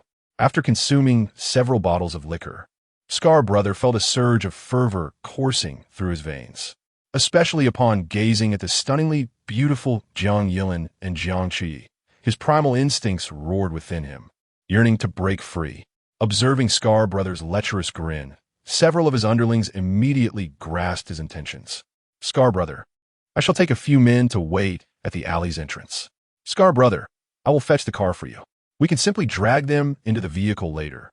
The eager subordinates exchanged suggestions, knowing that after Scar brother indulged himself, he would likely permit them to partake in the revelry as well. Chapter 39. Desperate situation after finishing their last drink, Yi, along with Jiang Chui and Jiang Yilin, prepare to leave. Returning to school at this hour was certainly out of the question. Noticing the intoxicated state of the trio, the dormitory supervisor would undoubtedly report them to the school. Hence, Jiang Chui had suggested that they spend the night at her place. After all, her parents had specifically purchased that apartment for her to reside in while studying, and she usually occupied alone. Although it comprised merely a single bedroom, the large sofa in the living room could be folded out into a soft, comfortable bed. The two girls would sleep in the bedroom, while Yi would take the sofa. Yi agreed to this arrangement. Given that Jiang Chui and Jiang Yilin were both quite inebriated, seeking a hotel room was impractical. There was a possibility that the hotel staff might suspect them of being intoxicated girls preyed upon by a rogue. Thus, they might refuse to check them in. Consequently, staying at Jiang Chui's home for the night was the most prudent choice. Let us go, he finally declared, checking each bottle to ensure they were all empty before leading the two girls toward the exit of the bar. The dreamy bar was nestled among a cluster of old buildings, with its entrance situated in a narrow alley accessible only to pedestrians. Vehicles could not enter, necessitating a walk to the main street for those wishing to hail a taxi. The bar owner had chosen this location with great care, as its geography effectively thwarted any sudden inspections. Since cars could not access the area, entry could only be achieved on foot. By stationing individuals at both ends of the alley, any incoming patrons could be promptly reported. This elongated alleyway would take at least 10 minutes to traverse at a normal adult's running pace, a sufficient duration for the bar to prepare for any unexpected inspections. However, Yi was oblivious to the bar owner's clever tactics. At that moment, the lengthy alley was exhausting him. The two girls beside him had consumed a considerable amount of alcohol, swaying as they walked. Yi had no choice but to support them as they slowly made their way toward the alley's exit. As they rounded a corner, the dim streetlights within the alley flickered. Yi glanced ahead and saw several figures emerging from the shadows behind the streetlight. Upon closer inspection, he recognized them as the troublemakers who had approached their table in the bar. Their expressions were now even more menacing, their malicious grins more pronounced than when they were at the bar. Realizing their intentions, Yi understood that they were intent on provoking him. Are you trying to force me to call the police? Yi contemplated utilizing the same tactic to warn them again. However, when he retrieved his phone, he was taken aback. The signal bar in the upper right corner was completely devoid of any bars, replaced instead by the glaring words "no service." Damn it, Yi thought to himself, realizing the predicament he was in. The surrounding old buildings and their chaotic layout obstructed any incoming signals from the outside world. Those individuals stationed here must have long been aware of the absence of signal in this alley. This is dire. There are a total of 7, including the scarred leader, and they wield rusted steel pipes. Although Yi possesses commendable physical prowess, facing 7 adversaries, especially armed ones, renders him utterly defenseless. Moreover, 2 inebriated companions are nearby, further complicating the situation. Not only is fighting futile, but escaping seems impossible. What to do? Help! In the face of peril, Yi disregarded his dignity and shouted for assistance. After all, safety takes precedence. He felt no shame in calling for help at this moment. Upon hearing his cries, an old window creaked open above. A curious head peeked out, but upon seeing the menacing thugs illuminated by the streetlight, it quickly retreated and the window was shut with a resounding thud. These ruffians were clearly not to be trifled with. No one wished to invite danger upon themselves. At such a moment, self-preservation was the wisest course. The scarred leader smirked coldly at Yi. Go ahead and scream. I'm eager to see who dares to come to your aid. Yi felt a chill run down his spine, and cold sweat began to bead on his back. He frantically contemplated how to extricate himself and his companions, Jiang Yilin and Jiang Chui, from this predicament. Unfortunately, it seemed that every conceivable escape plan was futile. The only viable option for self-preservation appeared to be abandoning the two girls and fleeing in the opposite direction. Yet, He could not bring himself to commit such an act. Even though the two girls were not bound to him, he could never stoop to such an ignoble deed. To leave women behind in flight was not merely cowardly, it was inhumane. To risk his own life for the sake of 100,000 in wish tasks. Perhaps enduring a beating to protect them wouldn't be such a loss. He glanced at Jiang Yilin's alluring figure and Jiang Chuyi's charming visage, and steeled himself inwardly. For the sake of these two beauties, facing a beating was worth it. With the resolve of a warrior, Yi clenched his fists and braced himself. The moment these men made their move, he would fight back with all his might. After all, he would not allow them to lay a finger on Jiang Yilin and Jiang Chuyi before he fell. Yi withdrew his arms from around the two girls, adopting a defensive stance. With the sudden loss of support, Jiang Yilin leaned against the wall, sinking down weakly. Meanwhile, Jiang Chuyi, though less inebriated, opened her eyes hazily and caught sight of Yi. Noticing his determined gaze fixed on the front, she followed his line of sight curiously. Upon seeing the group of fierce-looking thugs beneath the streetlight, she jolted, the effects of the alcohol dissipating significantly. They're the ones from earlier. Yi nodded, positioning Jiang Chuyi behind him. There's no signal here. We can't call for help. Look for an opportunity to take Jiang Yilin and flee in the opposite direction, or return to the bar for assistance. I find myself stalling them here. As I reflect on this, Yi feels an inexplicable sense of tragic heroism. For the sake of these two young ladies, who are not even his girlfriends, he may very well endure great suffering today. Jiang Chuyi clutches tightly to Yi's shirt, her body trembling slightly from fear. No, there are too many of them. Let us flee together. As she speaks, several thugs saunter into view beneath the street lamp, their faces twisted with malevolent smiles. The rusted steel pipes in their hands scrape against the weathered brick walls, producing a nerve-wracking, hissing sound. The leader, a scarred man, licks his lips, already indulging in fantasies about how he might savor these two exquisite beauties. We must leave before it is too late. In a moment of urgency, Yi pushes Jiang Chuyi back, positioning himself before the two girls, striving to buy them precious moments to escape. Viank, Chuyi gazes at Yi, who stands with arms outstretched in the middle of the alley, and an unexpected warmth fills her heart, a surge of emotion she has never experienced before. Then, a wish bar appears above her head. Please do not get hurt. Chapter 40. A dilemma upon detecting that Jiang Chuyi had updated her wish. Yi momentarily stood in astonishment, only to be swiftly engulfed by elation. Salvation has arrived. System, initiate the wish task. Ding. The system has detected that the host is executing a wish task, granting the host a temporary enhancement, martial arts. As the system notification faded, Yi felt a surge of empowering warmth erupt within him. An inexplicable influx of combat experience and techniques flooded his mind. Now, gazing at the thugs approaching with steel pipes, Yi's mind effortlessly conjured countless strategies to vanquish them. It was as if he were not facing fierce adversaries, but rather a collection of trivial flaws awaiting exploitation.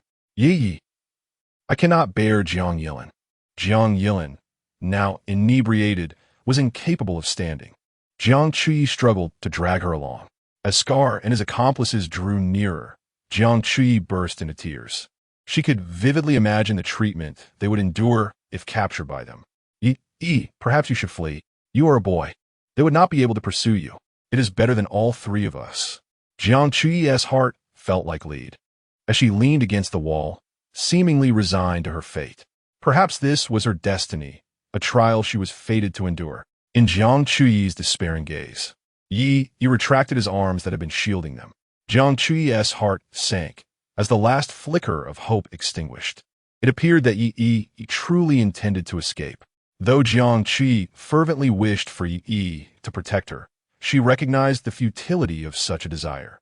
7 opponents armed with weapons rendered Yi's presence a mere invitation to additional violence. Abandoning the two of them to save himself was, indeed, the most rational choice. Yet, as two frail women confronting a gang of ruffians, they could only, with this thought, Jiang Chuyi's tears cascaded down her cheeks like pearls severed from their string. Suddenly, she felt warmth on her face. A gentle hand wiped away her terror-stricken tears. "Do not fear, I will protect you." Upon hearing Yi Yi's tender voice, Jiang Qi felt as though she were a drowning soul grasping a life-saving straw amidst a raging river. Under the dim glow of the street lamp, Yi Yi's expression radiated kindness, rendering Jiang Qi momentarily spellbound. Though she was uncertain how Yi Yi could muster the courage to declare such a promise, his refusal to abandon her in this perilous moment was profoundly moving. As she gazed upon Yi's handsome and confident visage, an unexpected flutter stirred within her heart. An inner voice echoed, "Thank goodness I bestowed my first kiss upon Yi this morning. Had it been tarnished by those ruffians, it would have been a lifelong regret." At that moment, Scar, only 7 or 8 meters away, wore a scornful sneer on his face.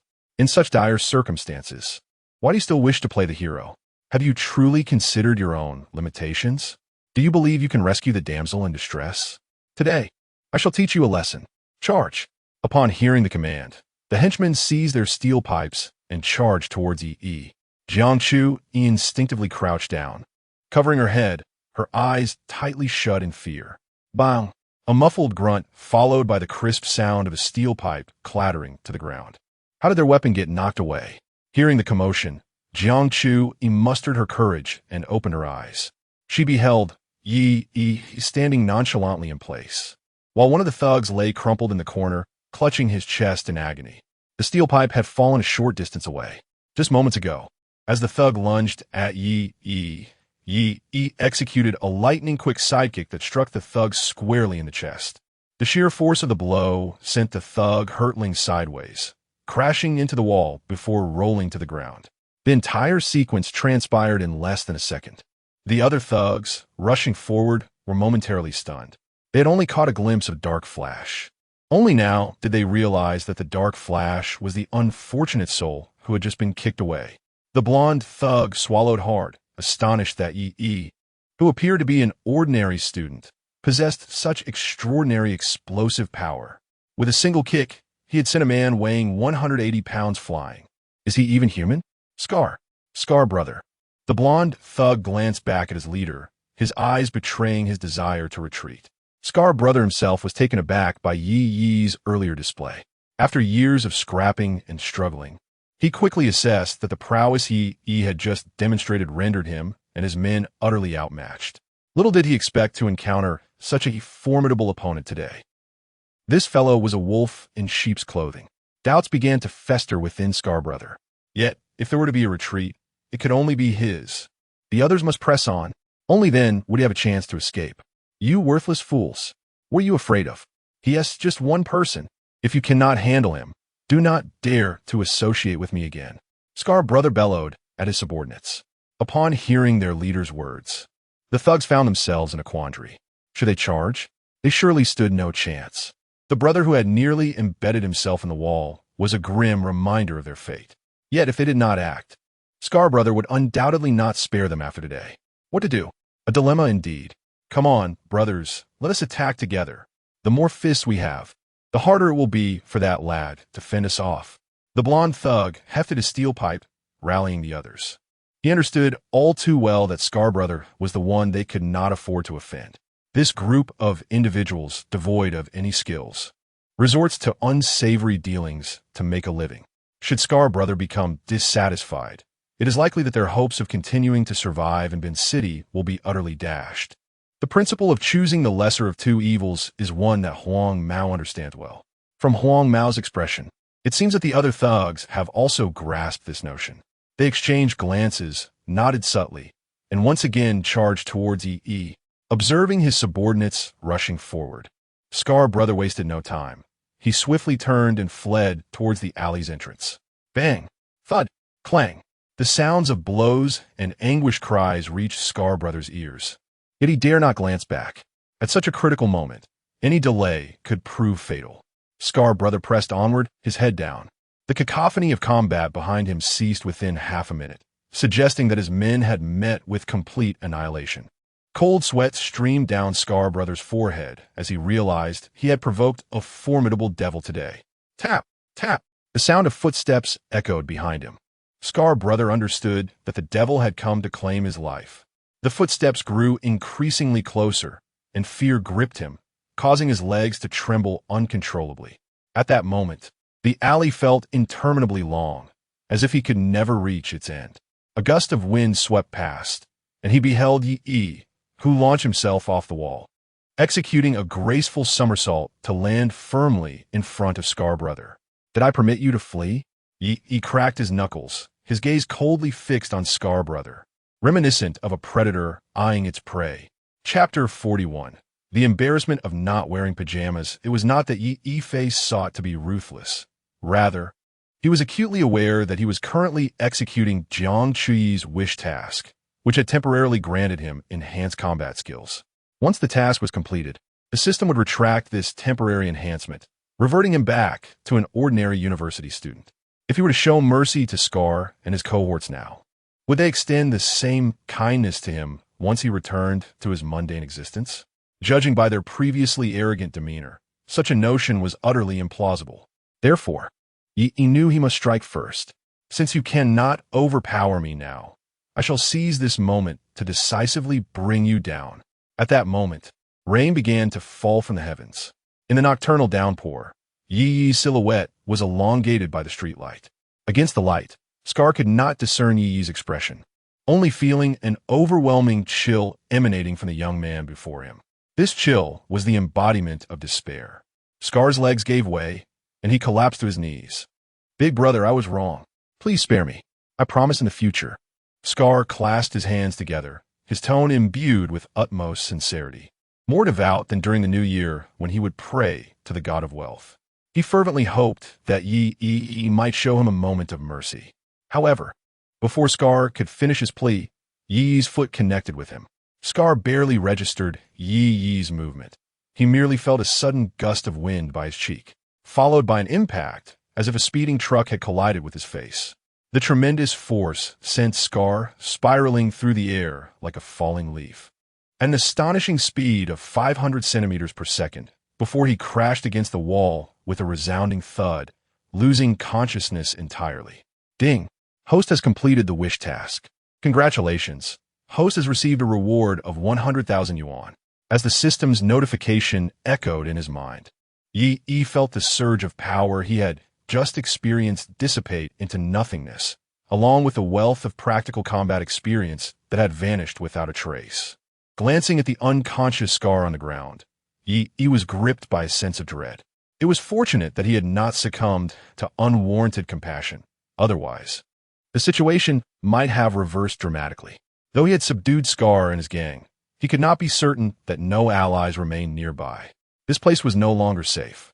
Yi hurried back, leading Jiang Chuyi and Jiang Yilin, who were still shaken, away from the dim alley. As the rain intensified, the trio found themselves without umbrellas. Thoroughly drenched, Jiang Chuyi had regained some sobriety and could walk with difficulty, while Jiang Yilin was still dazed and unable to stand upright. Reluctantly, he took it upon himself to carry Jiang Yilin on his back. Feeling the warmth of Yi's embrace, Jiang Yilin nestled closer, wrapping her arms around his neck and promptly drifting off to sleep. "Did you manage to hail a taxi?" Jiang Chuyi asked, struggling to keep her balance. I can hardly carry her." Upon exiting the alley and standing at the roadside, Jiang Chuyi retrieved her phone, which had just regained signal, to summon a taxi. Yi stood by, still bearing Jiang Yilin, feeling somewhat awkward in the situation. Jiang Yilin nestled closely against Yi, her exquisite visage mere inches from his own. Her long, alluring legs, which had enchanted countless young men, were now delicately wrapped around his waist. To maintain their balance, Yi instinctively embraced the area behind her knees, where her knee-high boots left her skin exposed. His palm rested directly against her bare skin, as rain cascaded down their bodies. To ensure Jiang Yilin did not slide off his back, he held her legs tightly. The soft sensation and the fragrant warmth emanating from her body stirred something within him. Noticing Yi's face gradually reddening, Jiang Chuyi let out a soft laugh, realizing for the first time the many facets of Yi's character. He possessed the straightforwardness typical of a man, coupled with the bravery and gentleness of a hero saving a damsel in distress. Yet, at this moment, carrying Jiang Yilin, the campus beauty, he also exhibited a youthful shyness unique to boys. In her eyes, he seemed to grow increasingly endearing. I called a ride. Just hang in there a bit longer. Opportunities to carry the campus beauty don't come by often. You're truly unaware of your good fortune, Jiang Chui teased, now in a playful mood after escaping danger. Usually aloof and reserved, it was her first time joking with a boy like this. However, Yi merely smiled awkwardly, hesitant to respond, fearing a repeat of the jealousy that might arise between the two girls. At that moment, a vehicle approached from the distance, flashing its headlights at them. The car is here. Let's get in. You take Jiang Yilin to the back seat, and I'll sit in the front. Jiang Chui checked the license plate number on her phone before opening the front passenger door and settling inside. The driver, seeing the three drenched like drowned rats, frowned in displeasure. On a late night like this, I'm picking up three drunkards, and now my seats are soaked. Noticing the scent of alcohol wafting from the trio, he grimaced. Don't throw up in my car. 200 for any mess. With that, he pressed the accelerator, eager to deliver the trio to their destination as swiftly as possible.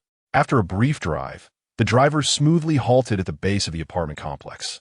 He stepped out into the rain and hoisted Jiang Yilin back onto his back. Jiang Chui led the way, guiding Yi into the building. The driver watched their retreating figures from a distance, muttering to himself about the youthful exuberance of today's generation, astonished that one could befriend two stunning beauties simultaneously. After a fleeting moment of envy, his phone buzzed with a new order, prompting him to accelerate back into the night. Upon entering the home, Yi Ganti sit Viang Yilin down. By now, she had regained some clarity, able to stand with effort, though the heavy rain had soaked her thoroughly. The black spaghetti-strap dress clung to her form, revealing the outline of her toned abdomen clearly through the fabric.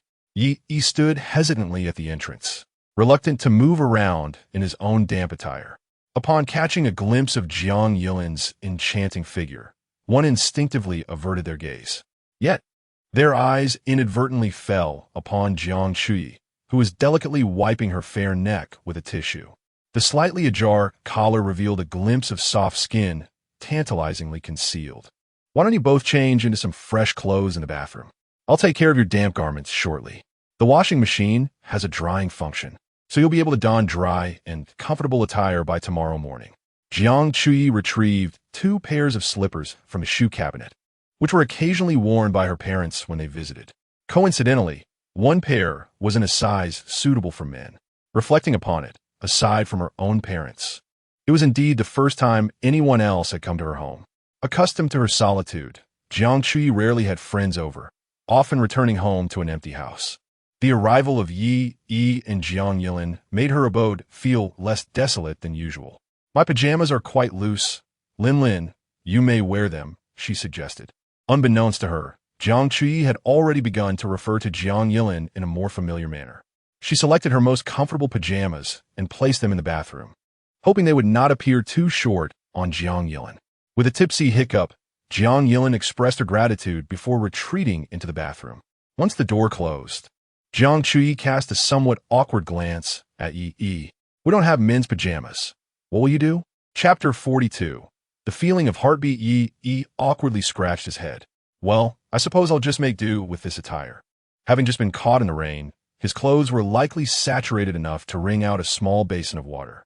Wearing such damp garments was undoubtedly uncomfortable and could easily lead to catching a cold. Jiang Chui tilted her head in contemplation and suddenly had a brilliant idea. How about this? You change out of your wet clothes and then wrap yourself in my bath towel. After all, you're a man, and as long as you cover the essential parts with the generous towel, it will suffice. Don't men typically swim in a pool during summer wearing just swim trunks? Jiang Chui applauded her own cleverness. However, the thought struck her that this arrangement would mean her bath towel, which she used daily, would be in close proximity to Yi. The mere notion made her cheeks flush. Oh dear, why am I being so fussy? Yi just saved me. Worst case, I can always get a new towel later. Jiang Chui repeatedly reassured herself. A few minutes later, Jiang Yilin emerged from the bathroom. I'm all changed. Yi, you can go ahead and change now. Unbeknownst to them, Jiang Yilin's address for Jiang Chui had subtly shifted. as if they had transformed into close confidants. Upon seeing Jiang Yilin step out, both Yi and Jiang Chui couldn't help but stifle their laughter. Jiang Chui's short-sleeve pajamas had morphed into a crop top on Jiang Yilin, and her pajama pants had become three-quarter length, exposing her fair ankles to the air. For reasons unknown, seeing her like this evoked the sensation of an adult surreptitiously donning children's attire. Ha! Yi pointed at Jiang Yilin in jest. Jiang Yilin playfully rolled her eyes. Who as an adult? Are you implying I'm old? I'll remain 18 forever. Thank you very much. Still under the lingering effects of alcohol, her speech retained a tipsy lilt. Jiang Chui, noticing this, hurriedly ushered Jiang Yilin into the bedroom. All right. You'll always be 18. Now go rest. I'll wash your clothes in a bit. Jiang Yilin turned and enveloped Jiang Chui in a warm embrace. You're so good to me. You treat me better than some people do. Some individuals even think I'm old. Sob. Why? If he thinks I'm old, does he shower me with so many gifts? Is he, foolish with money? Excessively wealthy?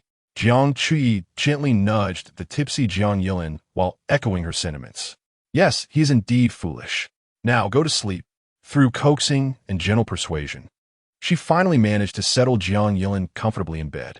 After ensuring Jiang Yilin was peacefully asleep, Jiang Chui closed the bedroom door and stepped out.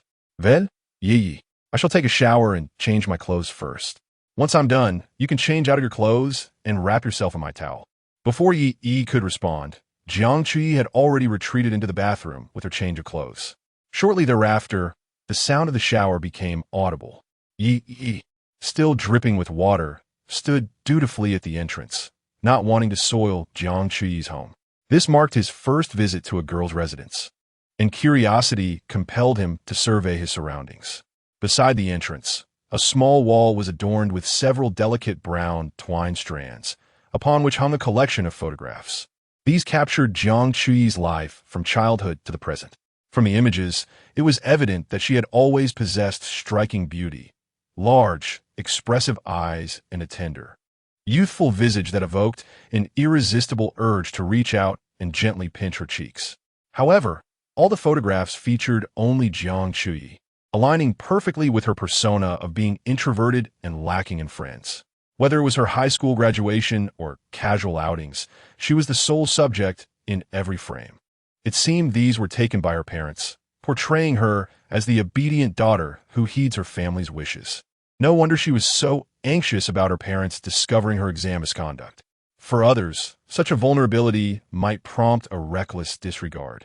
Yet, Jiang Chui was willing to acquiesce to 3 of Yi's demands to keep her parents in the dark about her transgressions. Yi couldn't help but smile. This seemingly aloof class beauty was, in fact, endearingly naive. Moments later, Jiang Chui emerged, freshly attended. Please change out of your clothes. If you wish to take a shower, I have other towels you could use, though they are smaller. Only this one, which I frequently use, is suitable for wrapping your body. Jiang Chui retrieved a clean, smaller towel from the cabinet, reserved for when her parents visited. Yi accepted the towel and turned to enter the bathroom. Remember to hand me your wet clothes when you come out. I will toss them in the washing machine, Jiang Chui called through the bathroom door. Upon uttering those words, she felt a flush of warmth creep across her cheeks. Such scenarios typically unfolded in dramas after a couple began cohabiting. Reflecting on it, she realized this was her first time assisting a boy with his laundry. She had given her first kiss to Yi, shared her first bar experience with him, and now he was the first boy to grace her home. The opportunity to wash a boy's clothes was also bestowed upon him. Fate can be remarkably whimsical. Over 4 years of university, her interactions with Yi had amounted to less than the events of this single day. A few minutes later, Yi emerged from the bathroom, and one couldn't help but acknowledge how swiftly boys could shower. He had also taken a moment to rinse his mouth while bathing. This evening, I indulged in quite a bit of alcohol, although I am not intoxicated. The lingering scent of liquor on my breath is rather overwhelming. He finds it quite unpleasant, and after rinsing my mouth, I feel considerably better. Xiao Yi, do you have a hairdryer? Yi inquired, cracking open the bathroom door slightly. Upon hearing Yi's voice, Jiang Chui, who was in the kitchen preparing to boil some ginger soup, promptly set aside her tasks. Yes, I'll fetch it for you, she responded, donning her slippers and padding towards the bathroom. The bathroom was enveloped in a steamy haze, remnants of Yi's recent shower still lingering in the air. Yi had wrapped a towel around his waist, revealing his well-toned upper body and part of his calves. It must be noted that Yi possesses a commendable physique among his peers. Years of playing basketball, combined with being in his early 20s, have endowed him with a robust metabolism. There is little excess flesh on him, and one can even discern the outline of his not-so-prominent six-pack abs. As Jiang Chuyi rushed into the bathroom, the sight before her caused her cheeks to flush a deep crimson in mere moments. After a few seconds of fixating on Yi's abs, she snapped back to reality, hastily diverting her gaze. Flustered, she glanced around, and in a flurry, retrieved the hairdryer from a cabinet in the bathroom, thrusting it into Yi's hands. You can dry your hair. I'll prepare some ginger tea to ward off the chill. With that, she darted out of the bathroom like a startled little rabbit. Back in the kitchen, Jiang Chuyi's hands trembled uncontrollably as she boiled water. Her heart raced, echoing like the frantic beats of a lost fawn within her chest. Chapter 43. Jiang Chuyi's night raid. As he emerged from the bathroom after drying her hair, she noticed a small bowl of ginger tea on the table, still steaming. The living room was deserted, and the door to Jiang Chuyi's bedroom was firmly shut. At that moment, her phone vibrated. Upon checking, she found a message from Jiang Chuyi. Lin and I have gone to bed. You should rest early too. I've prepared the foldable sofa for you in the living room. But there aren't any extra blankets, just a small throw. You'll have to make do. I've placed your clothes in the washing machine. They will dry automatically after washing. Reading Jiang Chuyi's thoughtful message, Yi felt that the seemingly aloof-class beauty appeared a touch more endearing. She had always thought that such a high and cold figure was unattainable, but she was surprised to discover this down-to-earth side of the icy beauty. A smile broke across Yi's face as she sent a good-night emoji in reply, then lifted the warm ginger tea and drank it all in one go. In the bedroom, Jiang Chuyi lay quietly on her bed, her ears attuned to the sounds outside her door.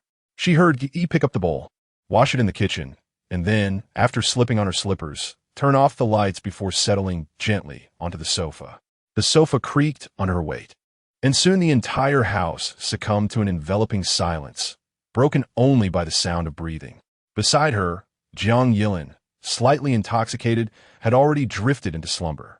Yet, Jiang Chuyi found herself unable to sleep.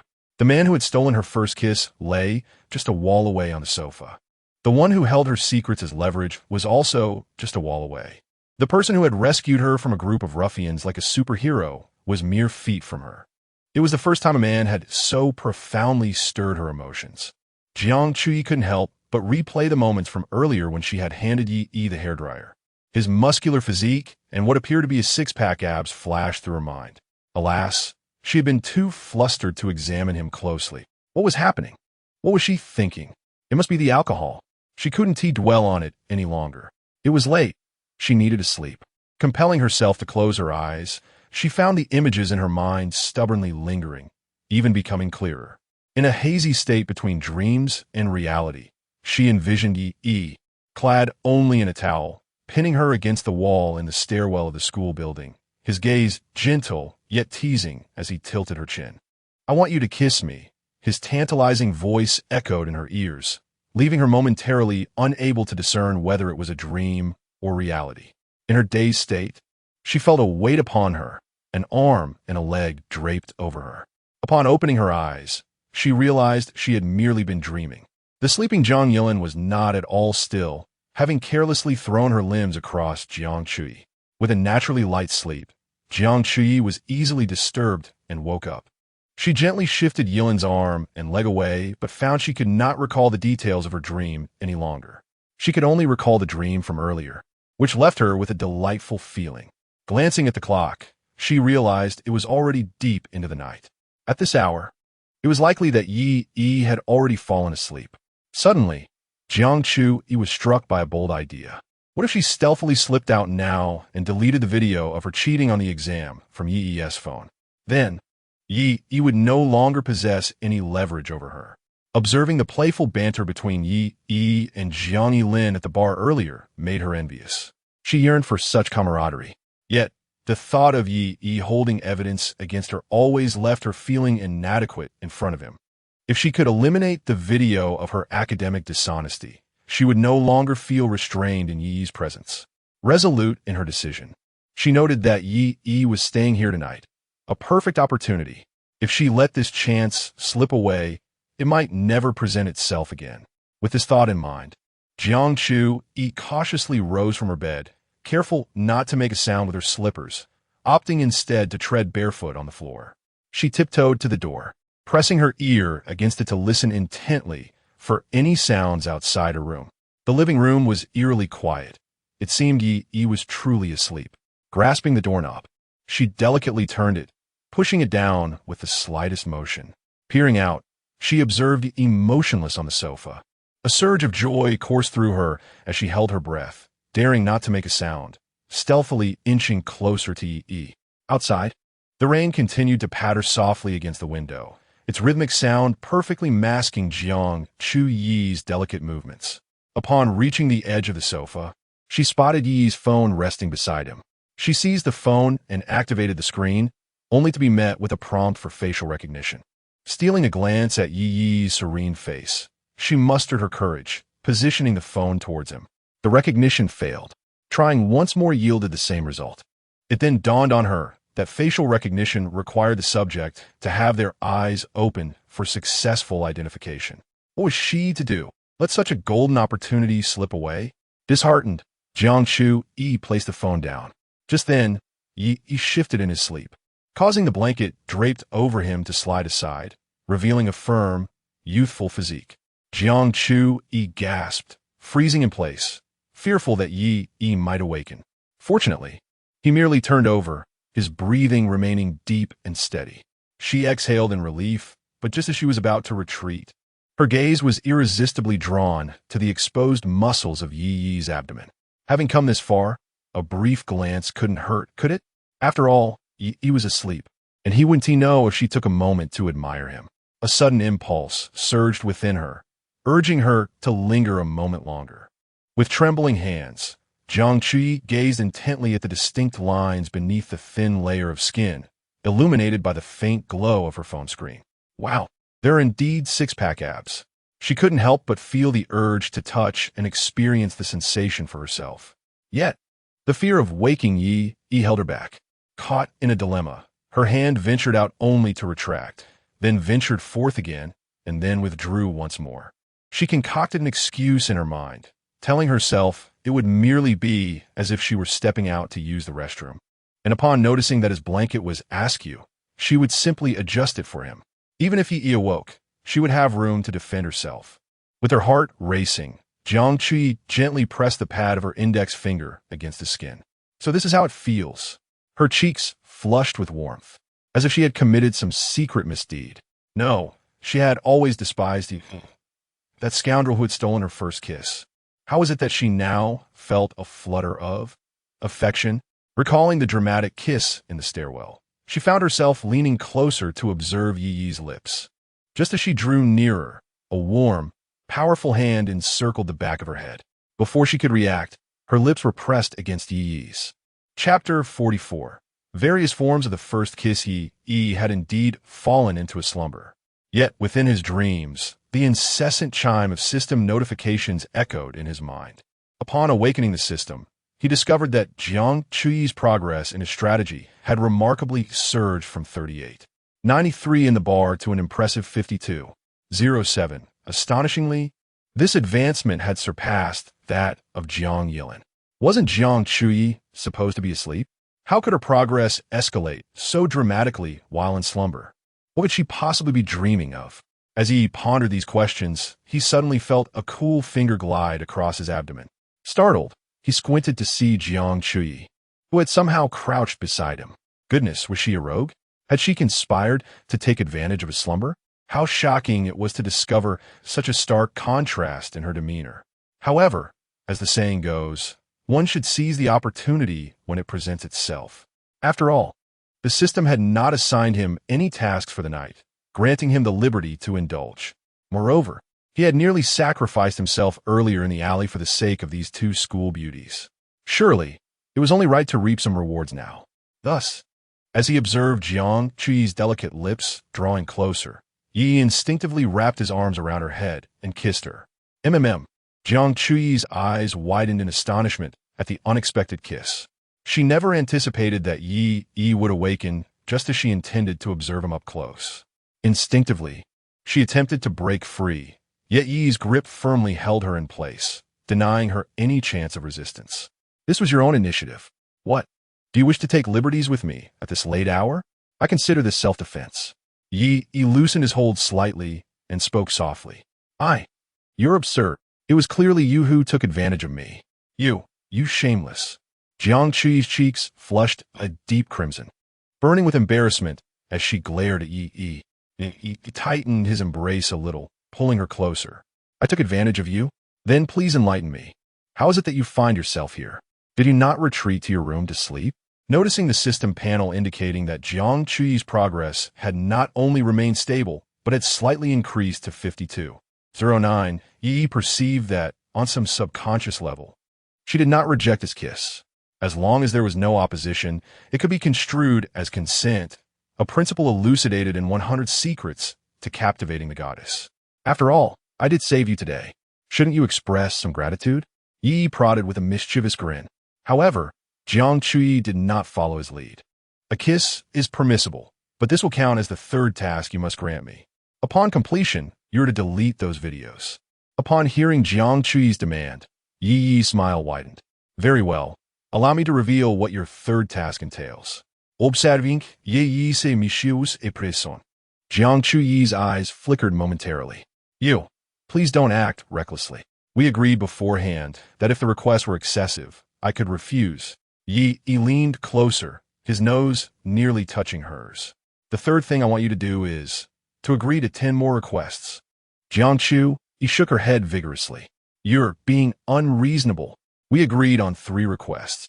How has it suddenly turned into 10? Yi, you're playing with me. You simply don't want to delete those videos. Yet, Yi appeared unfazed, as if he were impervious to any consequences. These videos were his leverage over Jiang Chuyi. Without this hold, how difficult would it be to win over this icy beauty? Since the system provided such a convenient tool, it should undoubtedly be utilized. After all, the videos are in my possession, and you have no choice but to comply, my dear Yi. I believe you and want these matters to be exposed. Would you? Yi uttered this statement, feeling a tinge of wickedness himself. Jiang Chuyi's delicate fists pounded against Yi's chest. You scoundrel. You're bullying me. Yet, at that moment, she didn't feel particularly wronged. On the contrary, knowing that Yi intended to continue exerting control over her, Jiang Chuyi felt an inexplicable thrill. However, she couldn't quite articulate the origins of this delight. Today, the stairwell was too hasty. You owe me a redo. Upon hearing Yi mention the stairwell, Jiang Chuyi instantly understood what he referred to. Yet, his tone suggested that he had suffered some loss today. What a cheeky exploit. Viang Chui poted. Such matters. How can they be redone? But before she could finish her sentence, Yi kissed her once more, this time with even more fervor.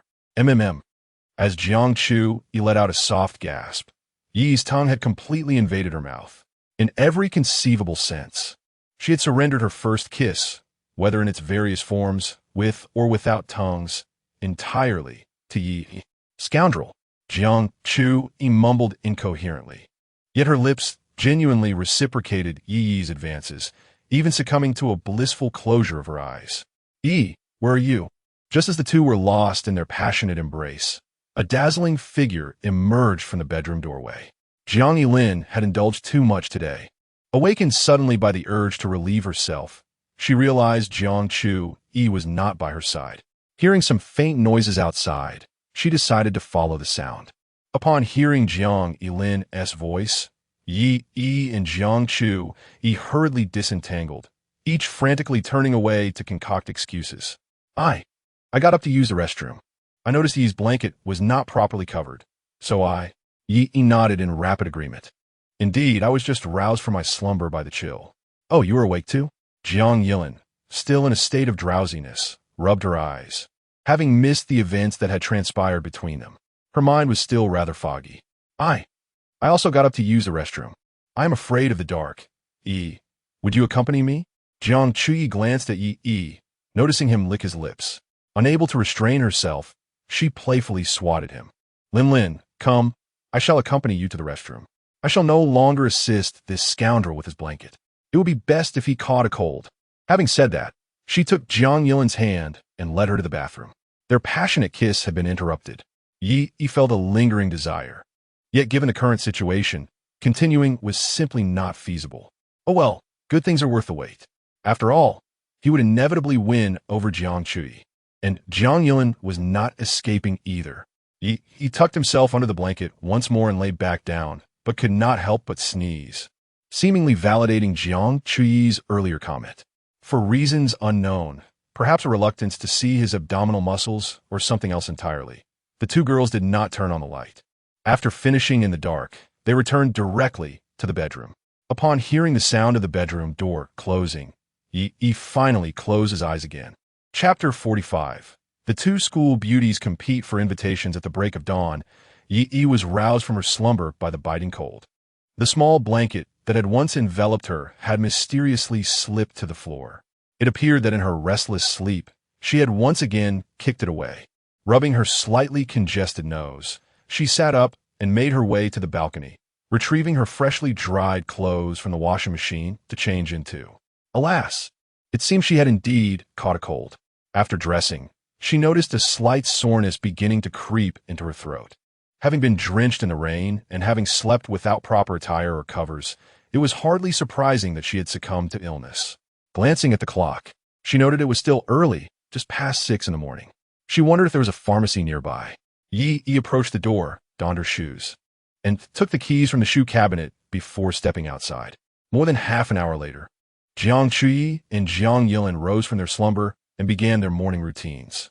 As they opened the bedroom door, they spotted Yi returning from outside, carrying breakfast after failing to procure any medicine. You're awake. Come enjoy breakfast. Yi called out. I noticed that the crepe stall downstairs is bustling with customers. I waited in line for over 10 minutes to get these. Here, eat while it's hot. It won't taste as good once it cools down. Yi placed the warm crepes and soy milk on the dining table. The two girls hurried to the bathroom to freshen up, as post-binge one often finds themselves ravenously hungry, especially Jiang Yilin. Upon waking, she had been acutely aware of her stomach's relentless growling. Yi, why does your voice sound so nasally? Have you caught a cold?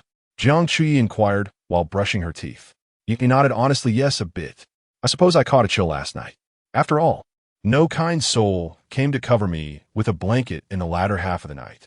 Jiang Chuyi discerned the underlying implication in Yi's words, her brushing momentarily faltering as a blush crept onto her cheeks. The kiss from the previous night lingered in her mind, a sensation she had never before experienced. It felt as if she had melted into a soft cloud, utterly entranced. Was Yi alluding to that moment? But Jiang Yilin was still present. Meanwhile, Jiang Yilin remained blissfully oblivious to the events of the previous night, naively asking, so no one helped you with the blanket in the latter half of the night? From what you said, did someone assist you earlier? Yi stared at Jiang Yilin in curious disbelief for a moment. You truly remember nothing at all? Jiang Yilin glanced between Yi and Jiang Chuyi, noticing their serious expressions. Unfortunately, she had to shake her head in defeat. I drank too much last night. All I recall is Yi carrying us out of the bar. Beyond that, I have no recollection. Could it be that I helped you with the blanket in the earlier part of the night? Upon hearing Jiang Yilin's response, Yi could only face-bomb in exasperation. In such a drunken stupor, how could you possibly muster the strength to assist me in covering up with a blanket? Do you even recall how you managed to return? At this juncture, Jiang Chuyi's words began to flow. Lin, you cannot fathom how terrifying last night was. Do you know that just after we left the bar, that group of ruffians who attempted to harass us actually cornered us in the alley? And they were wielding. As Jiang Chuyi finished brushing her teeth, she animatedly recounted the tale while munching on a pancake. Listening to her vivid description, Yi realized from a third-person perspective how remarkably heroic he appeared last night. Defying 7 adversaries, he struck with lethal efficiency. This martial art truly is a splendid asset. Once I successfully wooed Jiang Chuyi, The system should reward me with this martial skill permanently. In the future, if any dim-witted individual dares to harass my beloved, they shall surely regret their folly. Wow. You are astonishingly formidable. So, does that mean you saved me last night? Jiang Yilin's gaze held no trace of fear from the previous night's events. Instead, her eyes sparkled with curiosity and delight. After absorbing Jiang Chuyi's account, Jiang Yilin felt increasingly convinced that Yi was the man she was destined to encounter. Handsome, wealthy, amusing, and exuding a sense of security. Only a man of such caliber could be worthy of her. However, Jiang Yilin noticed that Jiang Chuyi's eyes frequently darted towards Yi. The glances exchanged between Yi and Jiang Chuyi carried an air of intrigue. An instinctive feeling told Jiang Yilin that there must be some underlying issue between them. Although she had forged a certain bond with Jiang Chuyi the previous night, any friendship pales in comparison to the pursuit of true love. In terms of appearance, Jiang Chuyi was not inferior to her. Furthermore, Jiang Chuyi and Yi were classmates, which granted her a significant advantage. Yet, Jiang Yilin was not one to concede defeat easily. Years of experience as a love strategist were not to be squandered. If she could not win over Yi, how could she face others when advising them on matters of the heart? Yi, I have a dance performance tomorrow night. It is an invitation from an external event organizer, and this will be my first time participating in a dance performance outside of school. To be honest, I am quite nervous about it. Would you be willing to come and support me? Having a familiar friend in the audience would certainly put me at ease. Jiang Yilin made her move, and her words were artfully crafted. In her speech, she had already placed Yi in the role of a familiar friend. As the illustrious campus belle, I have taken you as a friend. You wouldn't deny me this favor, would you? Yi's lips curled into a slight smile. Seeing Jiang Yilin take the initiative to invite him eased his concerns. He had initially worried that her progress in winning him over might stagnate due to jealousy over Jiang Chuyi. It seemed, however, that he had been overly apprehensive. All right, I happen to have no plans for tomorrow evening. I will definitely come, Yi readily agreed. At that moment, Jiang Chuyi, who was nibbling on a pancake, paused her actions and glanced at Jiang Yilin.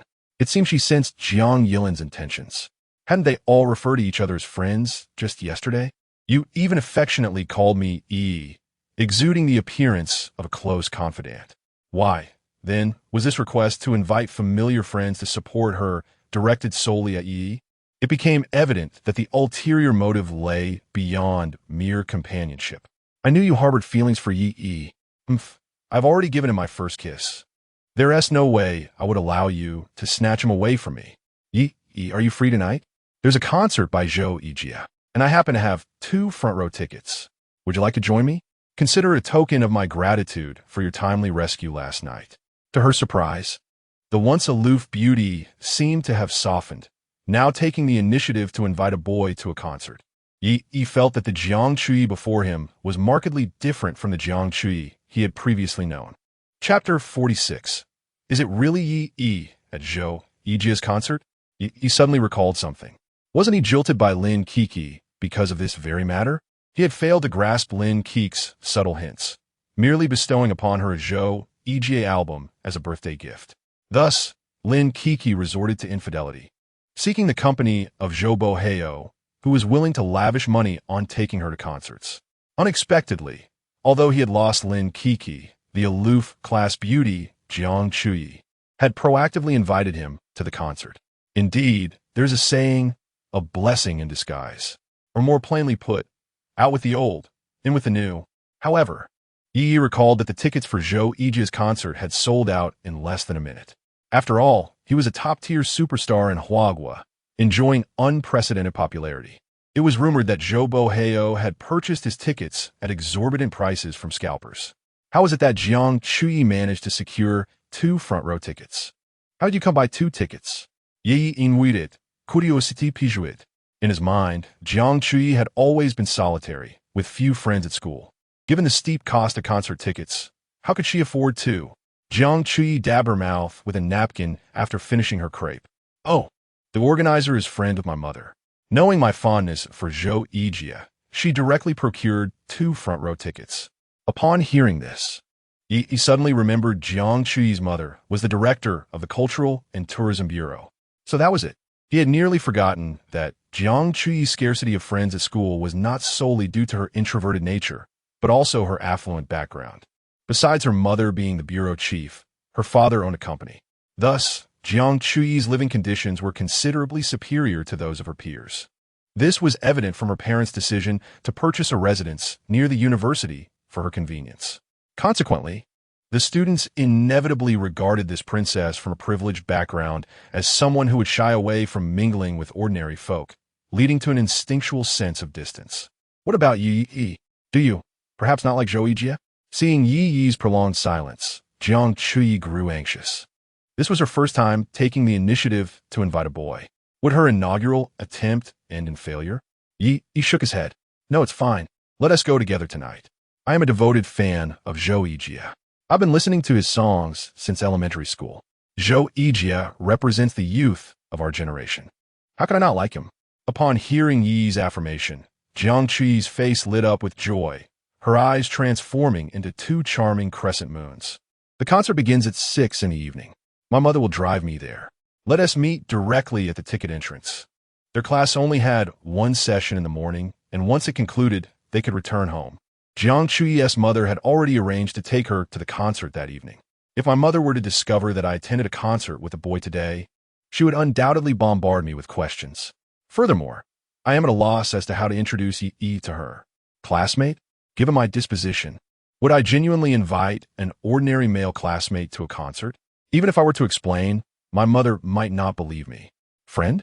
That hardly fits. After years in university, I have never mentioned to my parents that I have any friends at school. How could I suddenly conjure one up right before graduation, and moreover, a male friend? Boyfriend? That is certainly out of the question. While I did get my first kiss to, we have not explicitly stated that we are in a formal relationship. No, what am I thinking? What formal relationship? I am not even sure if I like him, nor do I know how he feels about me. Our current relationship is merely a dance of power dynamics. The mere thought that Yi holds something over me makes me even more reluctant to let my mother know of his existence. Very well. We shall meet at the concert entrance tonight. Yi, on the other hand, seemed indifferent to these matters. Feeling a bit under the weather today, and having risen early, he planned to take a good nap in the dormitory in the afternoon. Beside him, Jiang Yilin felt a pang of jealousy. She had just invited Yi to watch her performance tomorrow night, only to find that Jiang Chuyi had already arranged to see him at the concert tonight. Very well, let us compete fairly on our own merits, Jiang Yilin mused to herself. The two girls exchanged glances, seemingly understanding each other's thoughts. Even from a distance, Yi could sense the sparks flying between them. Ahem, I assume you have all finished eating. Once done, let's head to school together. Yi hastily redirected the conversation. Glancing at the time, he noted that it was nearly time to take the subway to campus. Jiang Chuyi quickly tidied up the trash on the table, while Yi and Jiang Yilin assisted in cleaning the living space. The small blanket was folded neatly, pajamas and towels tossed into the washing machine, and the sofa was reassembled. After changing their shoes, the three of them made their way to the subway station. Upon alighting from the subway and exiting the station, Jiang Chuyi spotted a familiar yet unwelcome face. Jiang Chuyi, what a coincidence. I can't believe I ran into you again today. The #1 admirer of the ice-cold beauty, Qin Shou, approached Jiang Chuyi with enthusiasm. He had driven to the subway station yesterday to pick up Zhou Heo and Lin Kiki, only to encounter Jiang Chuyi there. It was then he realized that the class flower also commuted by his subway daily. Encouraged by his enthusiastic invitation, Jiang Chuyi, albeit reluctantly, had accepted a ride in his car yesterday. This gesture undoubtedly gave this ardent admirer a glimmer of hope. Being able to ride in his car was a promising beginning. Perhaps it would not be long before she agreed to a date with him. Little did he know, Jiang Chuyi had only accepted the ride because her new shoes were painfully uncomfortable, and she simply did not wish to walk. It is by no means intended to grant Qin Shou any opportunity. However, in the eyes of an ardent admirer, the mere fact that the goddess could sit in his car is considered a tremendous honor. Thus, early this morning, Qin Shou drove to the subway station, eagerly awaiting Jiang Chuyi's arrival, intent on once again inviting her to ride in his vehicle. For this moment, He had even splurged 80 yuan the previous day to have his car meticulously cleaned. Additionally, under the recommendation of the car wash owner, he purchased a delightful car air freshener. Before setting off in the morning, he thoughtfully prepared breakfast for Jiang Chui. Fully equipped and ready, the devoted admirer waited at the subway station for over an hour, until he finally spotted his goddess emerging. "Let me drive you to school. My car is parked right at." Before Qin Shou could finish his sentence, the smile on his face froze. For he noticed that following Jiang Chui out of the station was none other than Yi Yi. Chapter 47. You have crossed the line, Yi? How come? Aren't you a resident at school? As Jiang Chui's most devoted admirer, Qin Shou dared not entertain the thought of Yi Yi spending the night with Jiang Chui. He assumed that Yi Yi had merely stayed out late and happened to encounter Jiang Chui on the subway this morning. Oh wait, Yi Yi actually stayed out again? Could it be with that same younger student from yesterday? Truly, one who feasts at the table while casting glances at the pot. With such an adorable junior already in tow, how could he still covet Chui's first kiss? Oof. Today, she must have caught him red-handed. Chui would surely see through this scoundrel's fade. The goddess must be heartbroken now, feeling that her first kiss was wasted on a rogue. This moment presents a perfect opportunity for me to step in and showcase my worth. If I can just comfort the goddess quickly, perhaps she will find warmth in my presence. Surely, she will realize that I am the better choice. After years of dedicated adoration, I have remained steadfast and true. Just as Qin Shou was about to speak, he noticed another long-legged figure approaching behind Yi Yi. Why are they walking so fast and not waiting for me? As Jiang Yilin bent down to tie her shoelaces, she looked up only to find that Yi Yi and Jiang Chui had already exited the station. Rushing to catch up, she discovered the two were conversing with a short boy with a face full of acne. Is this a rideshare driver? The subway station is quite a distance from the school. Typically, students opt for taxis or rickshaws nearby to reach their destination. Jiang Yilin instinctively assumed Qin Shou was the rideshare driver, though she was curious why he had gotten out of the car to greet them.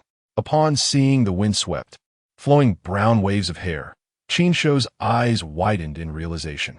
In a mere fraction of a second, he recognized the identity of this long-legged beauty. It was Jiang Yilin, the prominent dancer and the fourth-ranked goddess on the campus beauty list. She was the dream girl of countless boys at the university. With her delicate waist and long, alluring legs, coupled with those enchanting eyes that seemed to pierce through every boy's thoughts. Ah, how intriguing! For the first time, Qin Shou discovered that his heart could harbor affections beyond Jiang Chui. However, the competition for Jiang Yilin's affection was fierce, with suitors aplenty. Pursuing Jiang Chui seemed a more viable option, as the icy demeanor of the Ice Queen deterred many from boldly declaring their feelings. Thus, it appeared prudent to continue as Jiang Chui's most devoted admirer, where the chances of success might be higher. In mere seconds, Qin Shou weighed the pros and cons in his mind. Coming back to his senses, he adjusted his mindset and resolved to remain faithfully as Jiang Chui's #1 admirer. But wait, something feels amiss. It seems I just overlooked something significant. Did Jiang Yilin just ask Yi Yi and Jiang Chui why they didn't wait for her? Wait, what? Are the three of them together? Qin Shou felt as though half of his inner world had suddenly collapsed. Jiang Chui and Jiang Yilin seemed to have little interaction at school.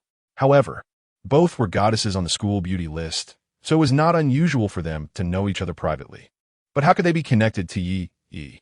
You three. Qin Shou's voice trembled slightly. Jiang Yilin nodded. Yes, there are 3 of us in total. Master, where is your car? We can leave now.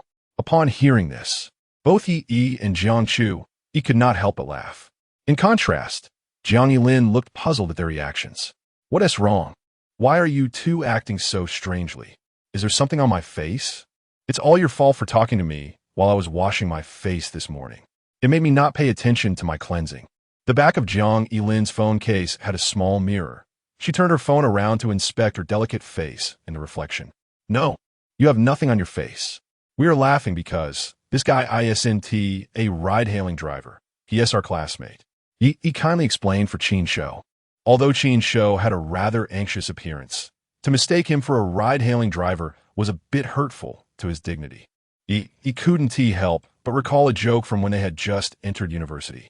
A classmate had remarked that on the day Qin's show arrived at school, a teacher asked him, this parent, why isn't your child here with you? Because of this joke, Qin's show became the mature representative of their class. Jiang Chu was aware of this incident as well. So upon hearing Jiang Yilin mistake Qin's show for a driver, she inadvertently recalled the same joke. Jiang Yilin felt a wave of embarrassment. Apologizing, she nodded at Qin's show. Sorry, classmate. Qin's show stared blankly.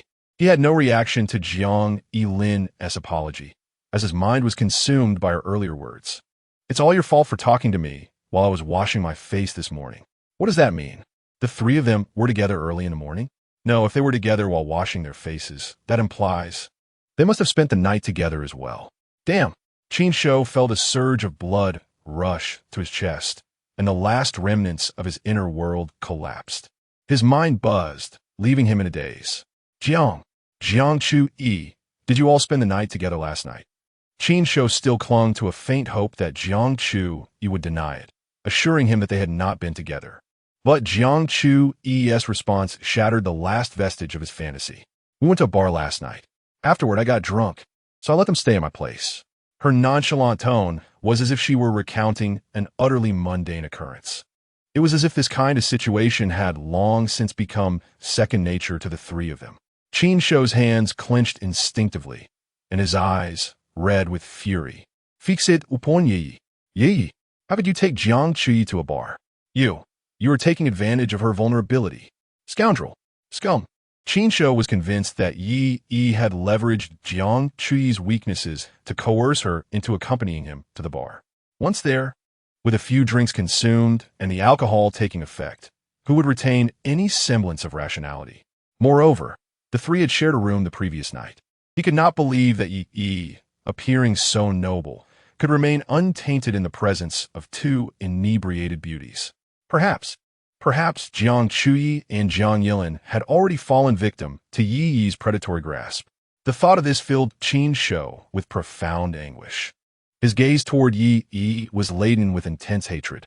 Yet, before Yi could respond, Jiang Chu hastily came to his defense. On what grounds do you berate Yi? What business is it of yours that I went to the bar with him? Qin's show, have I not told you to keep your distance and refrain from meddling in my affairs? Our relationship is merely that of ordinary classmates. You have overstepped your bounds. Chapter 48. You are quite impressive. Jiang Yilin cast a sidelong glance at Jiang Chu. From the words of this acne-faced boy, she discerned numerous key pieces of information. The boy exhibited a tremendous hostility towards Yi upon seeing him with Jiang Chu. It was abundantly clear that he was an admirer of Jiang Chu. No, given his agitated demeanor, it would be more accurate to label him as a sycophant. An unexpected desire to witness the unfolding drama stirred within Jiang Yilin. The appearance of this sycophant was indeed timely. Jiang Chu couldn't even manage her own sycophant, and now, in front of her, he relentlessly pursued Yi. Yi must certainly be displeased. Moreover, this displeasure would undoubtedly be redirected towards Jiang Chu. The mere thought of Jiang Chu losing favor in Yi's eyes brought a smile to Jiang Yilin's face. After all, she now found herself in a competitive relationship with Jiang Chu. My dear classmate, irrespective of your relationship with Jiang Chu, you ought to apologize to Yi for your baseless accusations. Jiang Yilin's words were laced with insinuation, aiming to shift Yi's attention towards the connection between this acne-faced boy and Jiang Chu. Jiang Chu discerned the underlying meaning in Jiang Yilin's statement and pursed her lips. This Jiang Yilin was truly skilled in the art of subtlety. The ability of women to discern such nuances is innate, much like how men can effortlessly identify those who toy with emotions. Since Jiang Yilin had taken the initiative, Jiang Chu would not remain passive. Qin's show, regardless of my relationship with Yi, there is no need for your concern, Jiang Chu stated coldly as she looked at Qin's show. This simple yet decisive remark clarified her stance, and the phrase regardless of my relationship with Yi left ample room for speculation. Qin's show stood there, bewildered. His previous criticism of Yi was intended to defend the two school beauties who had been wronged by him. Why then did these two beauties seem to turn against him? And, judging by Jiang Chu's tone, was she perhaps contemplating something with Yi? Impossible. Absolutely impossible. Jiang Chui was renowned as an ice-cold beauty who had never cast a glance at any boy, akin to a sacred flower atop a lofty peak. How could she possibly develop feelings for a scoundrel like Yi? There must be another reason. Yes, it must be that Yi had some leverage over Jiang Chui. That was undoubtedly the case. And the reason Jiang Chui was speaking up for Yi now must be out of fear of provoking him, which could lead to the revelation of her secret. How infuriating. What could that secret be that could render Jiang Chui so compliant? If only I could seize that secret, then perhaps I could invite Jiang Chui for a drink at the bar. At this thought, Qin Shou's heart trembled as he envisioned Jiang Chui obediently leaning by his side. Just imagining that scene sent a rush of exhilaration through him. Why is Jiang Yilin so protective of Yi?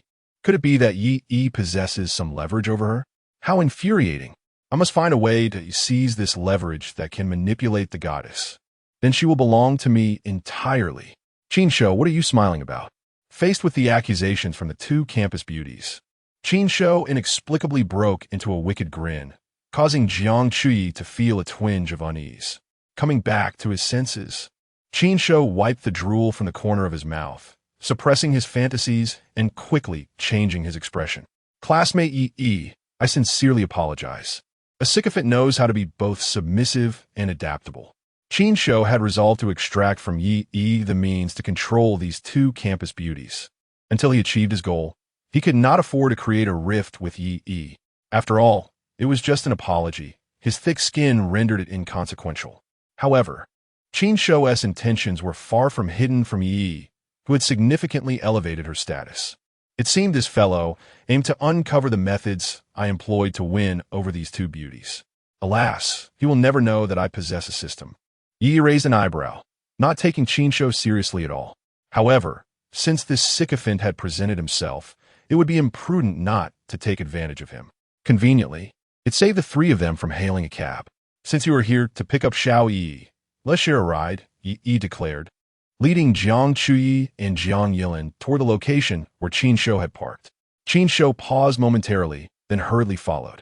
Once in the car, Yi occupied the passenger's seat, while Jiang Chui and Jiang Yilin settled in the back. No sooner had they sat down than Qin Shou began to boast with evident pride.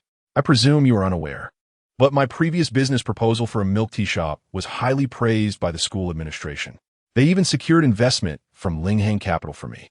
Their company provided me with 500,000 yuan in startup funds. After covering the initial costs of opening the shop, I used the remaining funds as a down payment to purchase this car. Qin Shou beamed with pride, hoping this revelation would elevate him in the eyes of the two beauties. Yet, Jiang Chui and Jiang Yilin displayed no discernible reaction. Coming from a wealthy family, Jiang Chui saw no novelty in a 10,000 yuan vehicle or a milk tea shop investment of several hundred thousand. Although Jiang Yilin's family was modest, she had just received a lavish gift exceeding 1 million from Yi the previous night. Compared to Yi's extravagant generosity, Qin Shou's achievements appeared rather trivial. Thus, after Qin Shou's display of ostentation, an awkward silence enveloped the car. Ultimately, it was Yi's kind-heartedness that shattered the tension. Well, that is quite impressive. Keep it up. This compliment was, in part, genuinely heartfelt from Yi. Once the progress of winning over the 5 campus beauties reached 70%, he would become the owner of Lingheng Capital. In that sense, Qin Shou was in fact working for him. Navigating Capital is not a charitable organization. The reason for their investment in Qin is undoubtedly that they expect to reap profits in return. With this in mind, Yi sincerely hopes that Qin's milk tea shop flourishes. The better the business performs, the greater the dividends Navigating Capital can secure. Classmate, there seems to be an odd smell in your car. Could you please crack a window? I apologize. I'm feeling a bit nauseous. Jiang Yilin is particularly sensitive to odors. Upon entering the vehicle, she immediately detected the stench of inferior fragrance. As the car jolted along the road, the scent assaulted her senses, causing a tumultuous wave of nausea to surge within her. Qin's triumphant smile instantly faltered, and his gaze involuntarily shifted to the car air freshener he had been persuaded to purchase from the car wash owner's wife the previous day. Seizing the opportunity, While no one was watching, he discreetly reached out to close the air freshener's lid. Chapter 49. A win-win situation upon arriving at the school. The group dispersed. Qin Shou went to park the car, while Jiang Chu made her way directly to the classroom. Meanwhile, Yi and Jiang Yilin returned to their respective dormitories. With class about to commence, Yi needed to retrieve his books. As he approached the dormitory entrance, he spotted a familiar figure. The pure and lovely visage, complemented by a strikingly exaggerated figure, certainly garnered attention at the entrance of the boys' dormitory. Xiaoyu, what brings you here? As Yi approached Xiaoyu, he noticed she was holding a sandwich and a bottle of milk, cradling them carefully as if fearing they might grow cold. Are you waiting for someone? Observing Xiaoyu occasionally glancing towards the boys' dormitory, it was evident she was anticipating someone. Upon seeing Yi, a glimmer of joy finally surfaced in her previously anxious eyes. Senior, I came to bring you breakfast. With that, she pressed the sandwich and milk into Yi's hands. Feeling the lingering warmth of the food, Yi was momentarily taken aback, yet he hesitated to confess that he had already eaten breakfast. You specifically waited for me? Yi took a sip of the milk, discovering it was chocolate-flavored. He recalled casually mentioning his fondness for the chocolate milk from the school's convenience store during breakfast at the hotel. He was pleasantly surprised that Xiaoyu had remembered. This thoughtful gesture warmed his heart, evoking a comforting sensation of being cared for. Xiaoyu's complexion glowed softly in the morning light, enchanting yet imbued with youthful innocence. Yes, I found out that you have classes this morning. You said you often wake up just in time for class. I was worried you might go to class on an empty stomach. That wouldn't be good for your health. So I brought you breakfast. It was hard for Yi to fathom the courage Xiaoyu mustered to inquire about his class schedule. Given her background of financial hardship that led her peers to deliberately distance themselves from her. Foolish. How could I starve myself? I passed by the cafeteria on my way to the lecture hall. I could easily grab a bun to eat on the go. Yi gently tapped Xiaoyu's nose with his finger. She smiled sweetly, playfully shaking her adorable little head beneath his touch. Senior, do you like the breakfast I brought you? Her soft, endearing tone resembled that of a child eagerly awaiting praise. Xiaoyu was in her third year now. Over these past 3 years, her classmates were aware of her status as a financially disadvantaged student and knew that she applied for scholarships each semester. As the saying goes, university is a microcosm of society. Many students gradually awaken to the realities of financial matters during their college years. They tend to gravitate towards affluent and generous individuals, naively believing that such friendships will evolve into valuable connections once they graduate. As for impoverished students like Xiaoyu, her classmates tended to shun her. Unavigral, untouched by the world, devoid of any skincare or cosmetic products.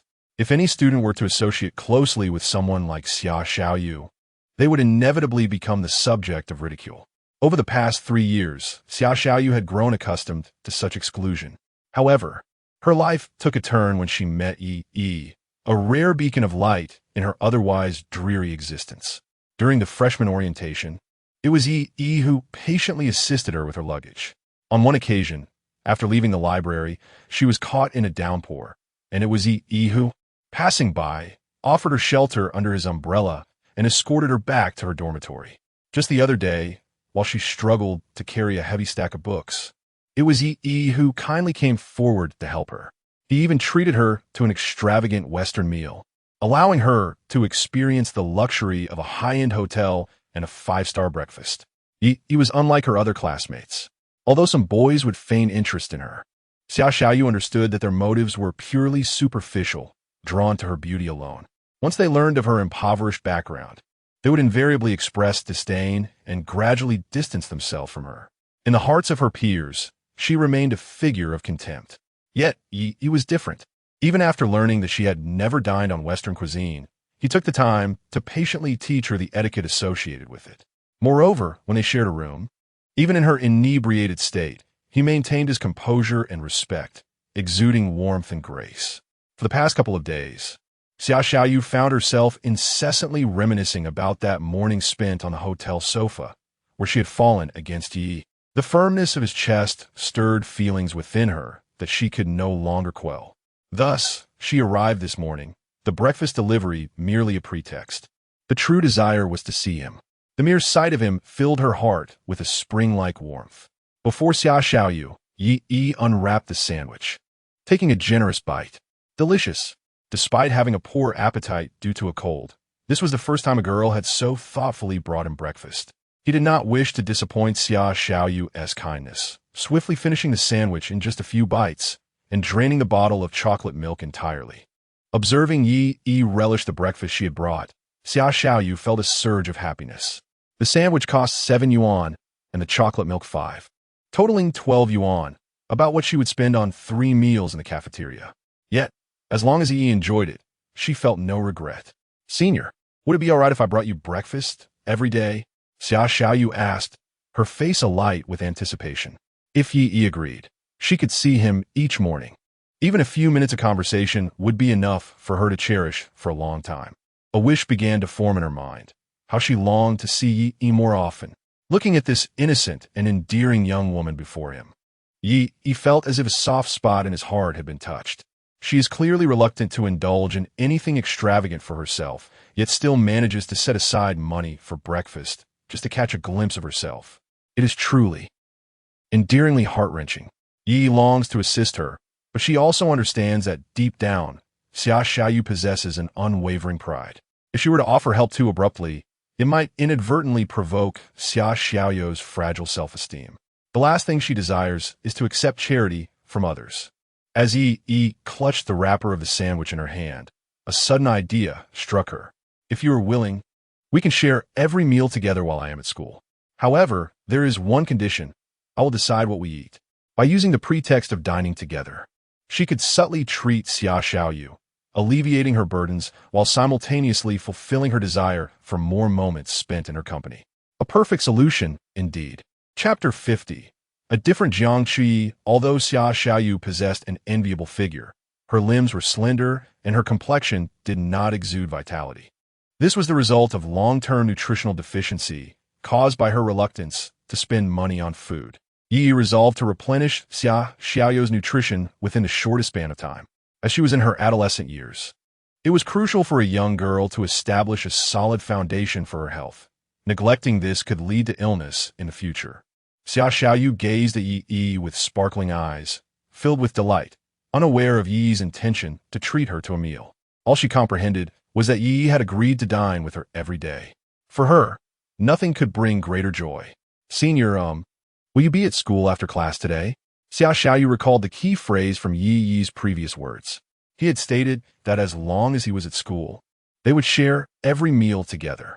Thus, Xia Xiaoyu merely needed to confirm when Yi would be at school. "Yi similite gente. I will be at school during lunch, but I won't finish class until 11:30. Moreover, our teacher tends to prolong the lesson."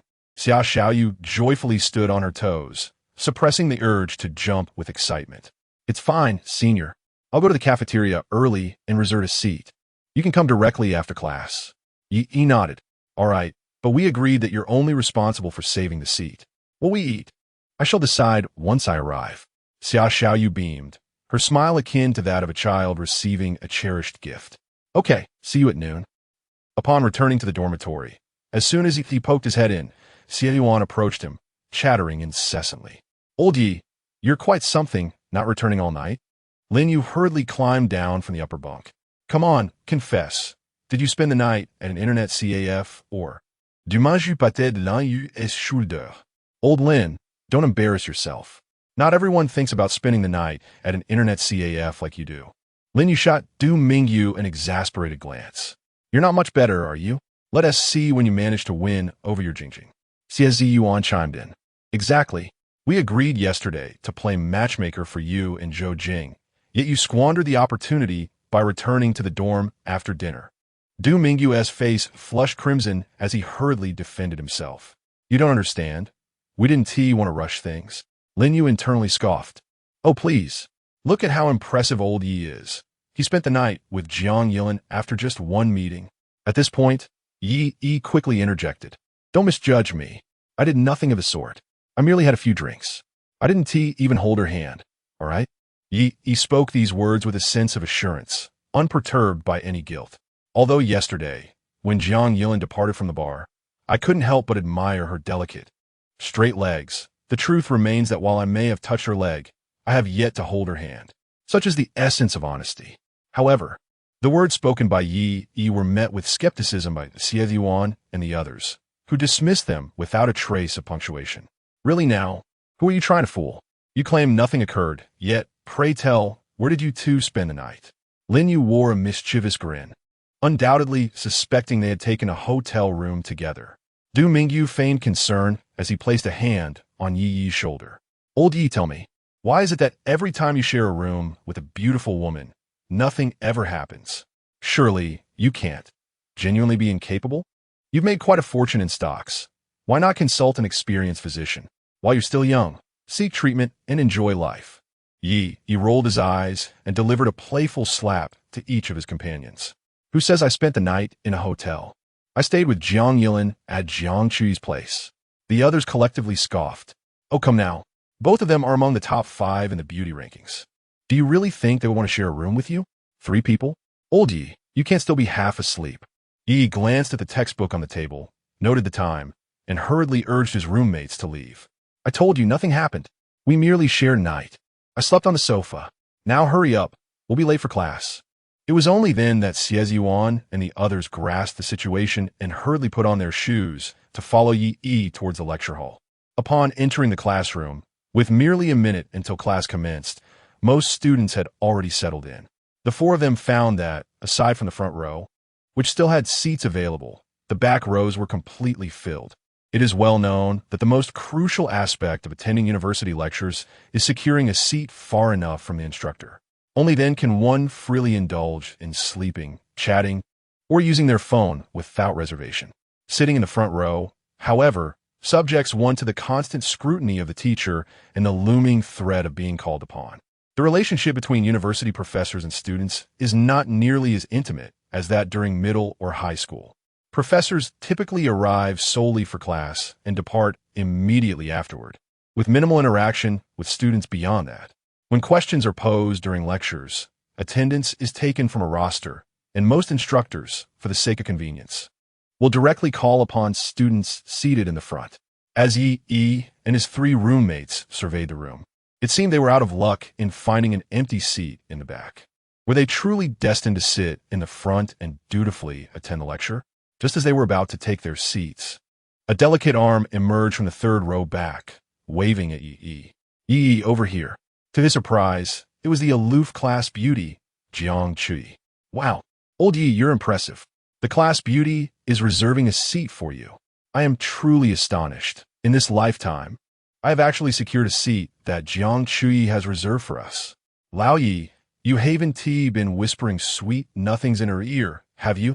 You must enlighten us on how to transform this ice queen's demeanor into something so amiable. A few of them chuckled as they playfully nudged Yi from behind. Yi was equally surprised that Jiang Chui would reserve a seat for him. Could it possibly be due to that kiss from last night? Observing Jiang Chui's 24 progress in his strategy, Yi sensed that this class beauty had indeed changed. She no longer exuded that lofty, untouchable aura. Instead, she seemed to possess a newfound charm. Enough idle chatter. Are you joining us or not? If not, you can sit in the front row by yourselves. With that, Yi confidently strode towards Jiang Chui. Upon witnessing this, Xie Yuan and the others quickly followed suit, eager to ingratiate themselves. Foster father, wait for us. Meanwhile, from the other side of the classroom, 2 mournful gazes were fixated upon them. Chapter 51. The purpose of reserving seats, a gaze was cast upon Qin Shou. It was disheartening to witness the goddess he held dear reserving a seat for another male. Qin Shou felt compelled to stand up for her. Just wait. Once I grasp the leverage over Yi, I shall rescue you. From that moment forth, you will belong solely to me. You shall heed only my words. I vow not to treat you like Yi. I shall cherish you, love you, and elevate you to the heavens. You will be the proprietress of my milk tea shop.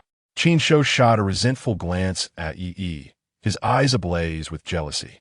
Meanwhile, another sorrowful gaze emanated from Lin Kiki's direction. The previous night, Zhou Boheo had unexpectedly invited her to a bar expressing a desire to introduce her to his friends, urging her to dress up nicely. Lin Kiki was elated.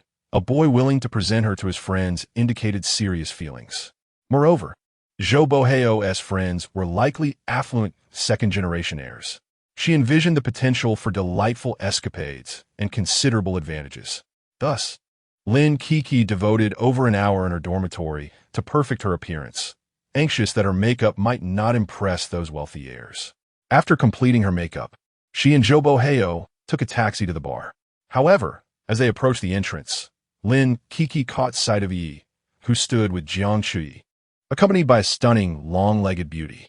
Although the face remained obscured, her legs alone left Lin Kiki feeling inferior. How could Yi be in the company of two alluring women at such an hour? Lin Kiki found it perplexing. How was it that, after dismissing this impoverished boy, his charm with women seemed to flourish? Nevertheless, she brushed aside these thoughts, focusing solely on how to impress Zhou Boheo's affluent friends upon their arrival. However, once inside the bar, Zhou Boheo was informed that his friends had already left. To her dismay, all the effort she had put into her appearance had gone to waste, as she had not even laid eyes on them. Lin Kiki could not help but pout in complaint, expressing her disdain for their apparent lack of respect. Unexpectedly, her offhand remarks provoked Zhou Boheo's rare ire. He blamed her for taking too long to prepare, causing his friends to grow impatient. Lin Kiki felt a pang of discomfort. She had not anticipated that she would be deemed less significant than his friends in Zhou Boheo's eyes. In her past relationship with Yi, he had always prioritized her. She had always held the foremost position in his heart. Feeling aggrieved, she exchanged a few sharp words with Zhou Boheo, resulting in an unhappy parting as they each took a taxi back to their dorms. This morning, upon rising and recalling that the tickets for the concert were still in Zhou Boheo's possession, Lin Kiki reluctantly messaged him, stating that she had been too hasty the previous night and hoped he would not take it to heart. Despite her words, Lin Kiki remained resolute in her belief that she bore no fault. It was merely a pretext to secure concert tickets, a linguistic concession at best. Upon entering the classroom, Lin Kiki had scarcely taken her seat when Yi walked in. The sight of Yi momentarily disoriented her, as fragments of their past interactions flitted through her mind. She mused that if it were Yi, he would certainly not complain about her, as Zhou Boheo had the previous night. However, the sight of Jiang Chui waving at Yi abruptly pulled Lin Kiki back to reality. Although she was oblivious to the reasons behind Yi's newfound closeness with so many beautiful girls, a vague feeling gnawed at her heart. This boy, whom she had once cast aside, would never again belong to her. It seemed that he possessed qualities she had never before recognized, and now he belonged to someone far more deserving. Lin Kiki could not fathom why such thoughts had surfaced within her. Yet, as she observed Yi comfortably seated beside Jiang Chui, a pang of sorrow struck her heart. Your ex-girlfriend is watching you, she thought. Yi remained oblivious to Lin Kiki's gaze, but Jiang Chui was acutely aware. Women often possess an uncanny sensitivity in such matters. Presently, Jiang Chui resembled a protective hen, vigilant against any predatory glances from other males. Yi, with an air of calm, took his place beside Jiang Chui without casting a glance at Lin Kiki. Let her watch, he thought. After all, she could see but not touch. This thought sent a rush of warmth to Jiang Chui's cheeks, causing her to blush, a sight that left Yi's three roommates in a state of awe. The three timidly approached and took seats beside Yi, still reeling from the surreal experience of occupying a space next to the aloof class beauty. Sister-in-law, thank you for saving us a seat, stammered Yuan, the most perceptive among them. Though uncertain of the nature of Yi and Jiang Chui's relationship, the latter's bashful demeanor while claiming seats suggested that addressing her as sister-in-law would not be amiss. Indeed, Jiang Chui did not show any signs of disdain or rejection at Yuan's address. Rather, her face flushed even more. You all, don't call me that, she stuttered. Yi and I are not. Oh dear Yi, you should clarify this. The old adage rings true. A girl's blush surpasses any confession of love. Jiang Chui's reaction only served to intensify the playful smirks on the faces of the three roommates.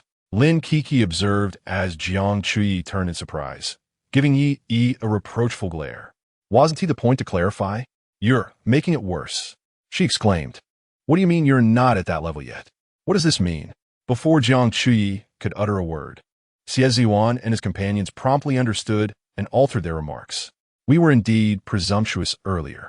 We must thank our future sister-in-law for securing our seats. They concluded with a respectful fist salute towards Jiang Chui.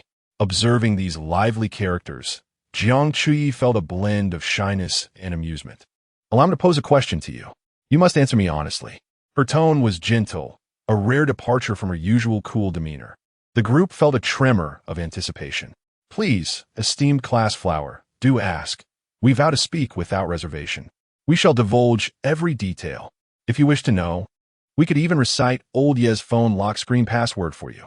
Jiang Chui was entertained by their antics and covered her mouth with a smile. I have no interest in his phone password. What I wish to inquire about is, with whom did Yi dine last night?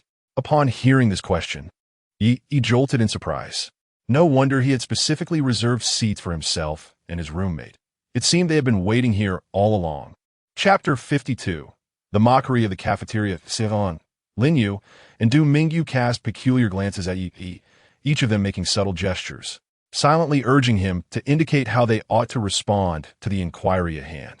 Should they divulge to this future sister-in-law that Yi had dined with Jiang Yilin the previous night? No, that would be incorrect. Yi had mentioned that he and Jiang Yilin had spent the night at Jiang Chui's residence. Thus, when Jiang Chui posed his question, what was her intent? Just answer truthfully, Yi remarked, casting a glance at the trio.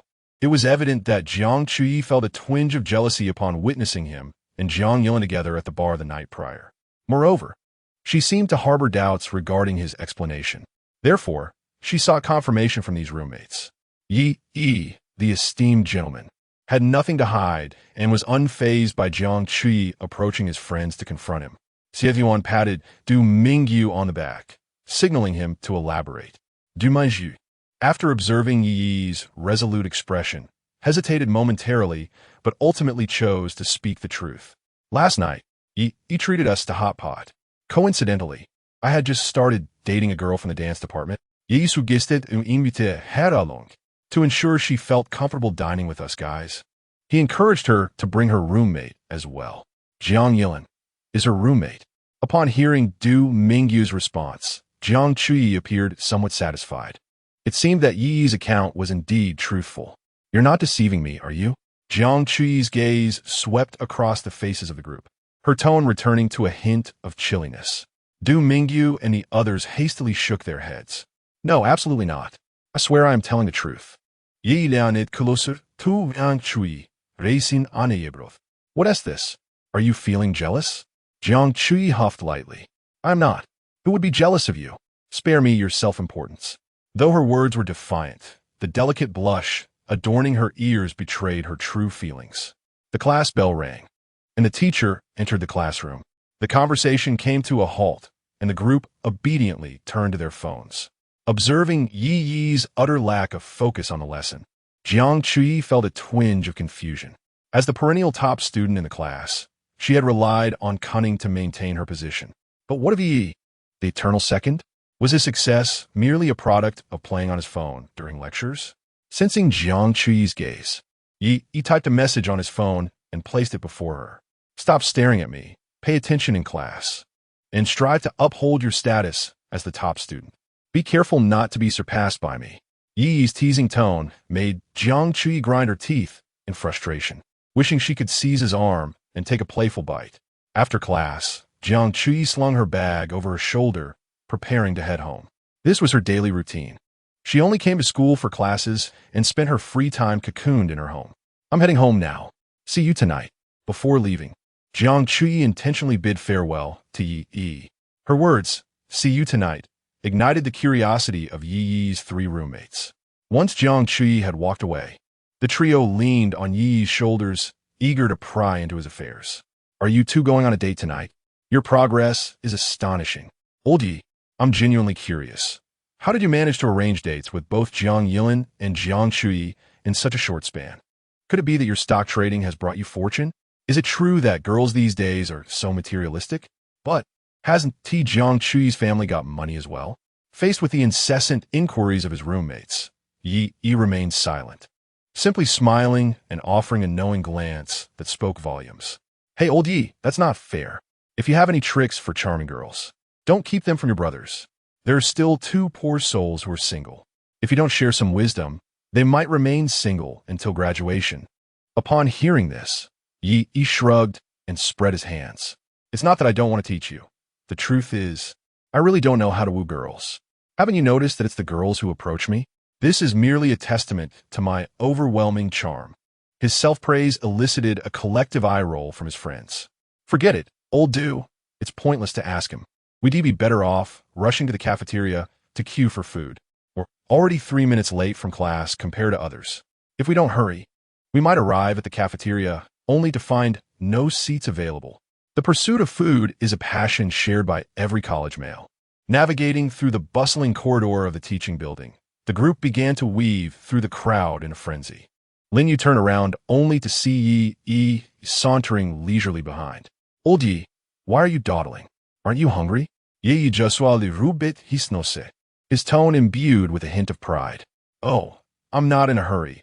A junior has already saved me a seat in the cafeteria. I want to be having lunch with you all today. In unison, the trio raised their middle fingers in response. We told you. It's unnecessary to ask him. Now, look, he is getting all smug about it. Upon arriving at the cafeteria and purchasing their meals, Yi carried 2 trays filled to the brim as he followed the location sent by Xia Xiaoyu. You must be starving after waiting so long. Go ahead and eat, she said. Yi's trays were overflowing with dishes, fish, shrimp, a delightful mix of meat and vegetables, accompanied by 2 bowls of fragrant rice. Senior, you didn't have to order for me. I can manage on my own, Xia Xiaoyu murmured, her head slightly lowered in uncertainty. Throughout her time in college, she had never ordered such an abundance of food in one go. Typically, when dining alone, she would opt for the cheapest vegetable dish paired with rice. Yi meticulously arranged the food from the trays onto the table. The fish and shrimp were deliberately placed in front of Xia Xiaoyu. Didn't we agree that I would decide what to eat? If you disagree, shall I refrain from dining with you in the future? Yi smiled lightly, picking up a shrimp and placing it in Xia Xiaoyu's bowl. Be obedient, hurry, and eat. Observing Xia Xiaoyu's understanding yet self-effacing demeanor, along with her slender wrists, a pang of sympathy struck Yi. Xia Xiaoyu, however, ceased her internal struggle. It seemed that the 2 words, be obedient, triggered something within her. She blinked at Yi and then began to peel the shrimp to eat. Yi was momentarily taken aback. It appeared that her authoritative tone was quite effective with Xia Xiaoyu. Goodness, could it be an innate maidservant's disposition? Yi's gaze inadvertently wandered to Xia Xiaoyu's most prominent feature. Even in a state of malnutrition, she had developed so well. If only her nutrition were properly supplemented, she would undoubtedly reach even greater heights. Yi swallowed hard, quickly averting her gaze and picking up a piece of rib to eat. At that moment, Yi overheard a group of girls nearby whispering mockingly. Look, that country bumpkin is actually dining with a handsome guy. With such a spread, it must be more lavish than the New Year's Eve dinner at her home. Do you think these dishes were bought by the bumpkin or that handsome fellow? Isn't it obvious? Our little bumpkin must have splurged to invite the handsome guy to dine at the cafeteria. Ha ha, this is hilarious. Trying to win a guy over by inviting him to the cafeteria. If I were that handsome guy, I would definitely ignore her. Chapter 53. I am a good person following the sound. 3 flamboyantly dressed girls sat nearby, partially covering their mouths as they giggled mockingly. Their laughter, sharp and piercing, was neither too loud nor too soft, perfectly audible to both Yi and Xia Xiaoyu. Xia Xiaoyu appeared to have grown accustomed to such ridicule. However, glancing at Yi seated across from her, she felt a twinge of embarrassment. Senior, I'm sorry. They're my roommates. Oh, forget it. Senior, you should eat. I'm full. Thank you for treating me to dinner today. I'll head back to the dormitory now. Xia Xiaoyu had only taken a bite of shrimp, leaving the other dishes untouched. The disruption caused by her roommates had completely sapped her appetite, leaving her yearning to vanish into a crevice to escape the humiliation that might ensue for Yi because of her. Setting down her chopsticks, she stood to leave, but Yi grasped her hand firmly. Sit down. Eat. Ignore them. His commanding tone instilled an unexpected sense of security within Xia Xiaoyu. Faced with Yi's resolute expression, her legs, which had intended to flee, became immovable. Obediently, she returned to her seat and cautiously picked up the chopstick she had just laid down, carefully lifting a piece of green vegetable into her bowl. Is this how they usually treat you? He turned to scrutinize the three girls. Though they were adorned in ostentatious attire, their heavy makeup rendered them excessively gaudy, stripping away the pure, vibrant essence typical of university students. According to the guidelines from 100 Secrets to Capturing Goddesses, these three epitomized the quintessence of superficial gold diggers, even ranking lower than Lin Kiki. Xia Xiaoyu focused on her meal, not lifting her head, merely responding with a soft She had endured countless similar jibes over the past 3 years. Everything about her became ammunition for their attacks, such as her reliance on a second-hand phone from years ago, in stark contrast to their latest models. Her inexperience with Western cuisine, having only sampled fast food once, and her complete absence of cosmetics or skincare products. While her peers were well-versed in the latest beauty trends, in the eyes of these three roommates, Xia Xiaoyu was merely a country bumpkin, a newcomer to the bustling city and modern society. Unbeknownst to Xia Xiaoyu, however, the animosity her roommates harbored was fueled by another reason: her exquisitely delicate features and strikingly attractive figure. Beauty, it is said, is composed of 7 parts natural endowment and 3 parts embellishment. Xia Xiaoyu's innate advantages were something her roommates could never compensate for with their superficial adornments. At the start of her freshman year, numerous boys had already begun to send love letters to their dormitory. However, without exception, everything was given to Xia Xiaoyu. For her 3 vain roommates, this was akin to a slap in the face. Thus, upon discovering Xia Xiaoyu's identity as a financially struggling student, the jealousy that had long been simmering within them seemed to find a fitting outlet for its release. Public ridicule subsequently became a norm. So much so that the boys who had once penned love letters to Xia Xiaoyu dared not glance her way again. In the eyes of the class, Xia Xiaoyu had become synonymous with embarrassment, a pariah. Anyone who dared to associate with her would also be subjected to the same mockery. No one possessed the courage to stand resolutely by her side in the face of widespread derision. Everyone sought to distance themselves from her. Therefore, upon hearing the unfriendly laughter of her 3 roommates, Xia Xiaoyu's instinctive response was to leave, not wanting to implicate Yi. Observing Xia Xiaoyu silently eating her meal, Yi felt a pang of sympathy.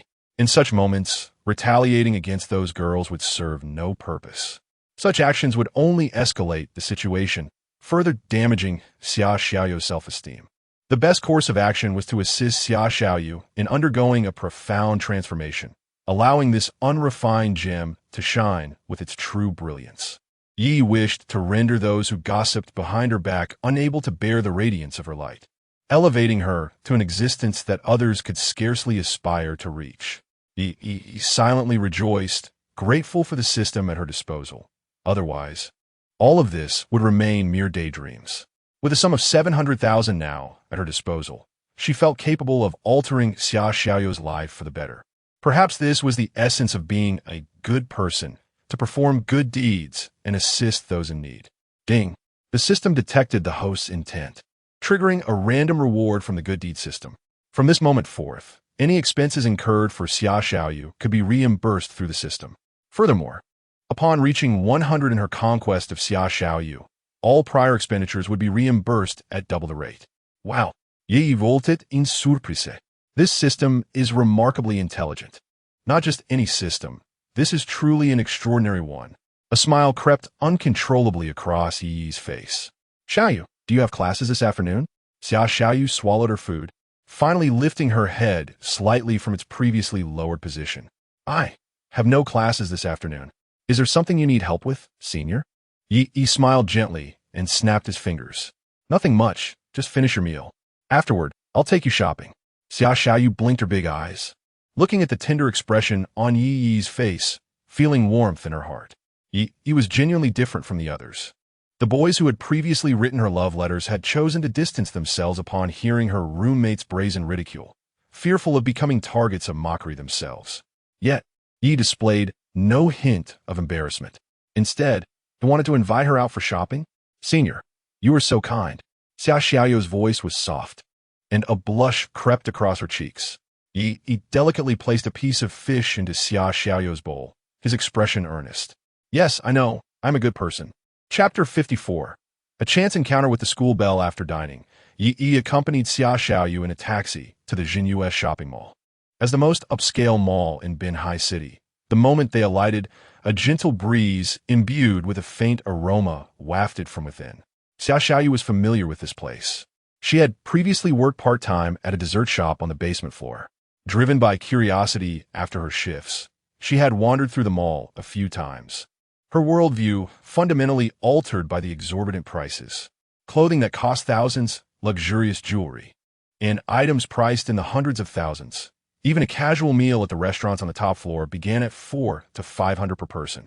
These were luxuries she had never dared to dream of. The long list of prices introduced her to the stark disparities of the world. "Senior, are you planning to buy something?" "It's quite expensive here," Xia Xiaoyu whispered. In her eyes, the clothing in those luxury boutiques bore little difference from ordinary garments. Both were merely crafted from fabric. Yet, in the realm of luxury, they commanded prices several times higher than those outside. Shopping here seemed utterly impractical. Yi glanced at the directory near the entrance, confirming the locations of several luxury stores. He then turned to Xia Xiaoyu, his tone calm.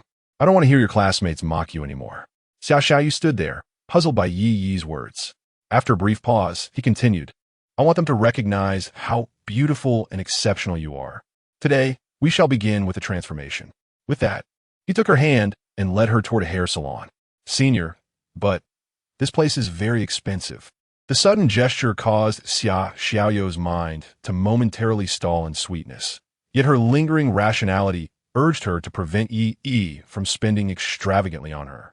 After all, his money did not come from thin air. "Be obedient," Yi replied without further explanation. A commanding tone was the most effective approach with Xia Xiaoyu. As expected, upon hearing him say the words, she obediently fell silent, understanding and allowing him to guide her into the shop.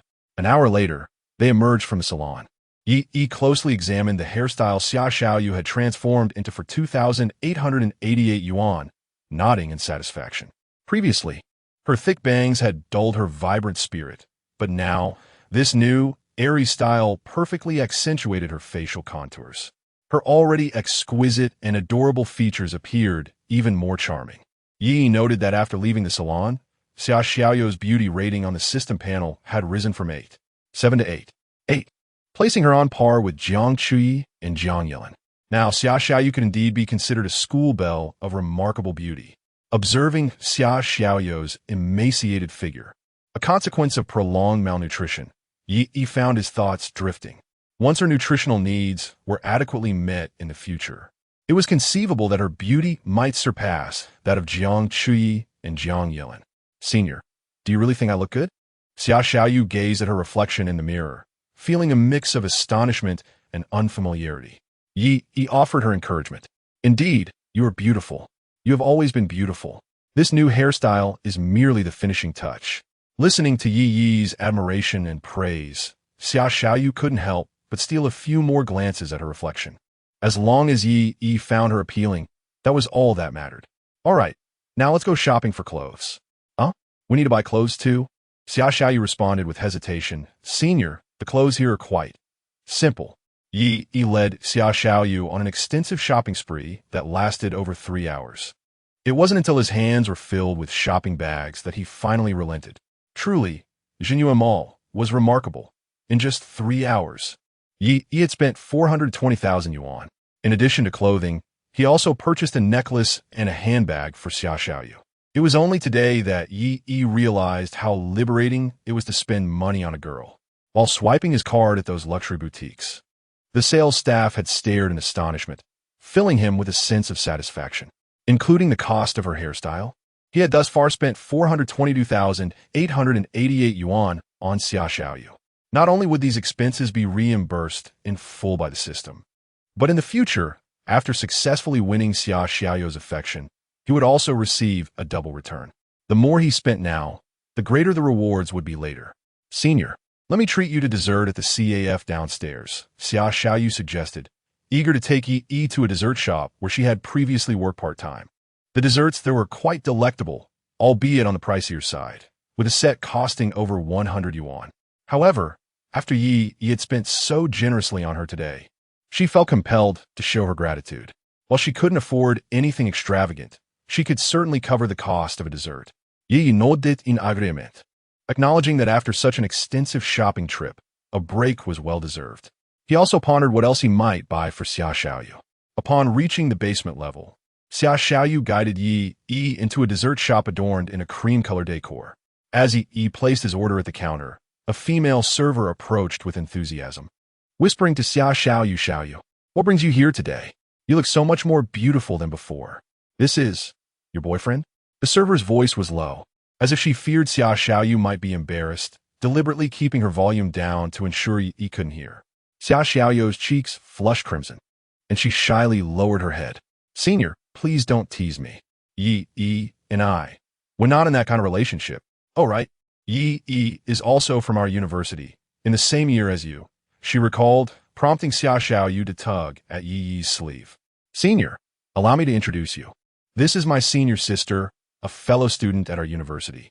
I first met her while working part-time here. She has always been exceedingly kind to me, often bringing me snacks."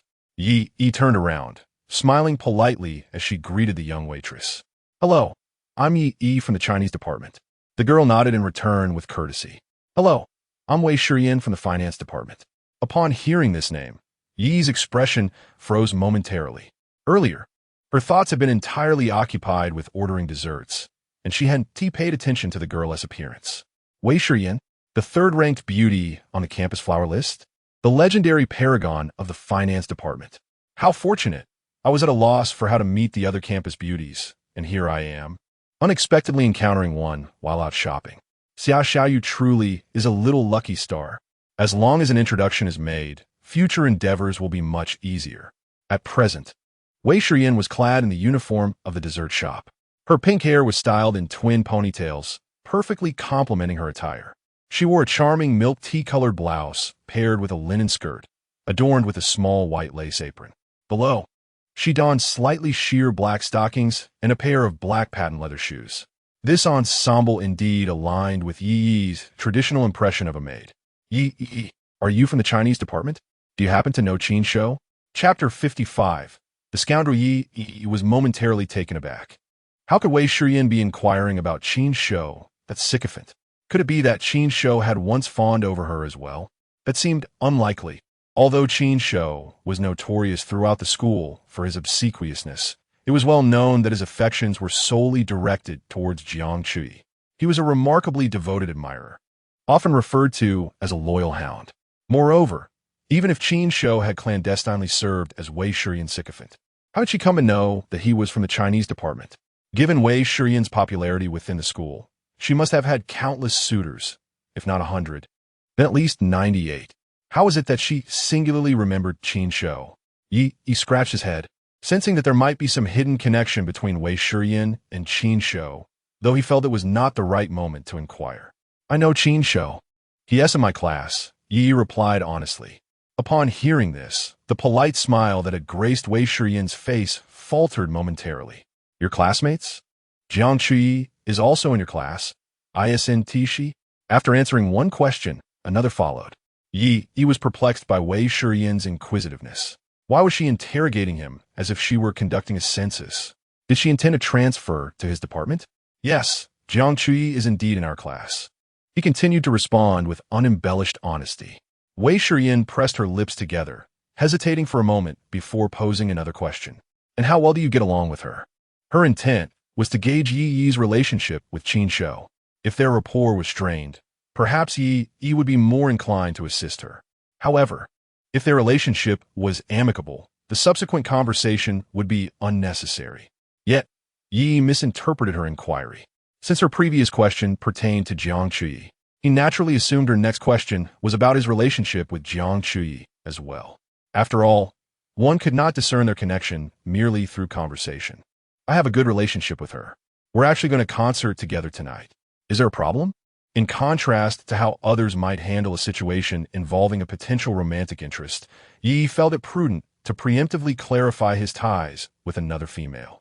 It was better to inform her in advance than to have her discover his closeness with other women later and confront him about it. A concert? You and her? It seems your relationship is indeed quite close. Wei Shiyan's heart sank. Thankfully, she had inquired beforehand. The fact that Yi was so close to Qin Shou indicated that he, too, was not a person of good character. As the prominent figure of the finance department, Wei Shiyan was not only striking in appearance, but also excelled academically. Throughout her life's ambitions, she had nurtured a dream of entrepreneurship. Just last semester, she and her roommate had devised a business plan for a bubble tea shop. They invested considerable thought into this proposal.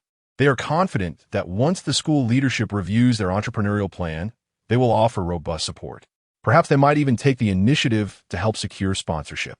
If this project operates smoothly, it will mark a solid first step.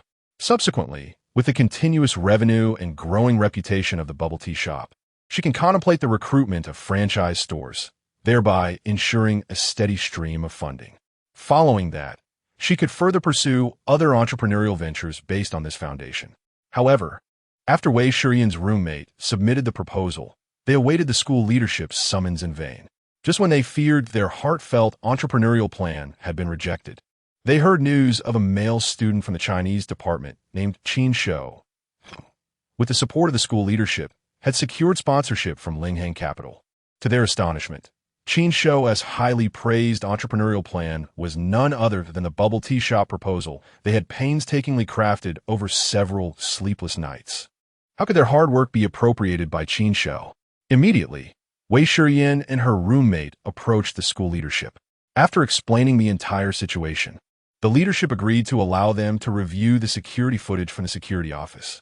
The footage revealed that when Wei Shiyan's roommate entered the school leadership's office, it was empty. She placed the entrepreneurial proposal on the desk before leaving. Shortly thereafter, Qin Shou entered, perused the stack of papers on the desk for a moment, and then tucked it into his coat before departing. However, due to issues of angle and clarity, the footage did not clearly indicate the contents of the papers left by Wei Shiyan's roommate. There was no direct evidence to prove that it was indeed the bubble tea shop entrepreneurial plan. This predicament left the school leadership in a quandary. Although they recognized that Qin Shou's actions were indeed suspicious, the lack of sufficient evidence proved to be a significant obstacle. Wei Shiyan and her friends also did not possess a backup of the plan. In such circumstances, how could they demonstrate that Qin Shou's proposal was originally theirs? Moreover, the school had already intervened to secure sponsorship funds for Qin Shou from Linghang Capital. At this critical juncture, any scandal could tarnish the school's reputation. Thus, the matter ultimately faded into silence. Wei Shiyan and her roommate quietly endured this injustice.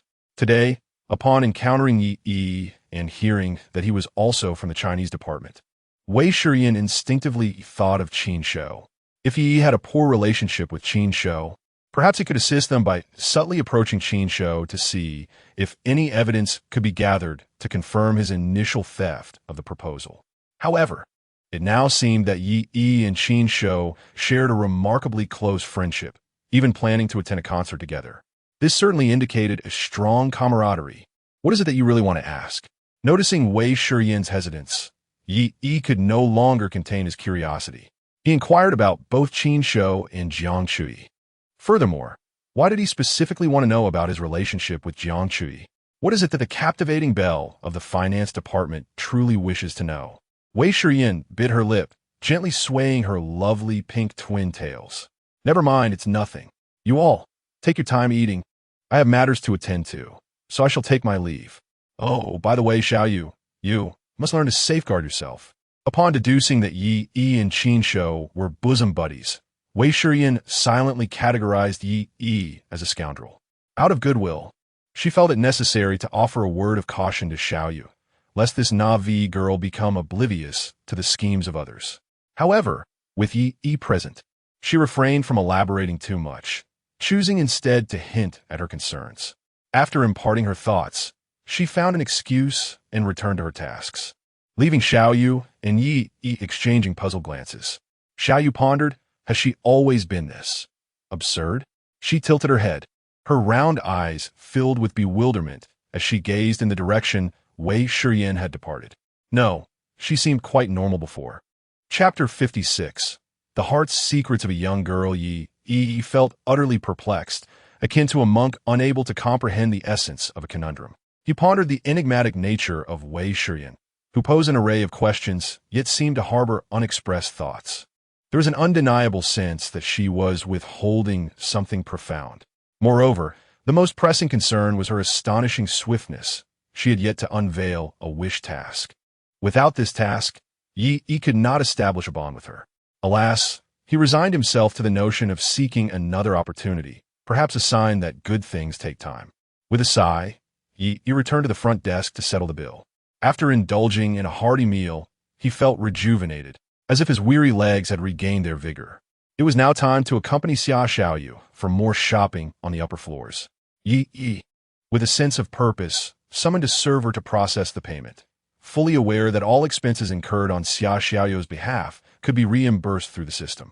Why not take advantage of such an opportunity? Xiaoyu hastily interjected, "Senior, we agreed that I would treat you to this dessert." Yi gently pressed the payment code interface that Xiaoyu had opened. "Oh, it matters not who pays. We are in this together. That's not the point. Senior, you've already bought me so many things today. Enough, I shall pay, and that is final. Be good and listen." To prevent further debate, Yi resorted to his ultimate persuasion. Indeed, upon hearing the words "be good," Xiaoyu obediently fell silent. "Now let's continue our shopping spree," Yi declared with a flourish, adopting an air of authority.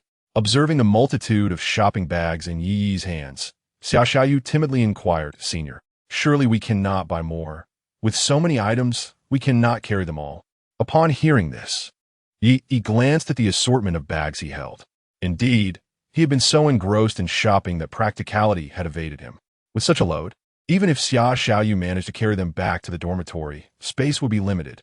After all, each student possessed only a couple of small cabinets in the school dorms, which had to accommodate both clothing and various personal items.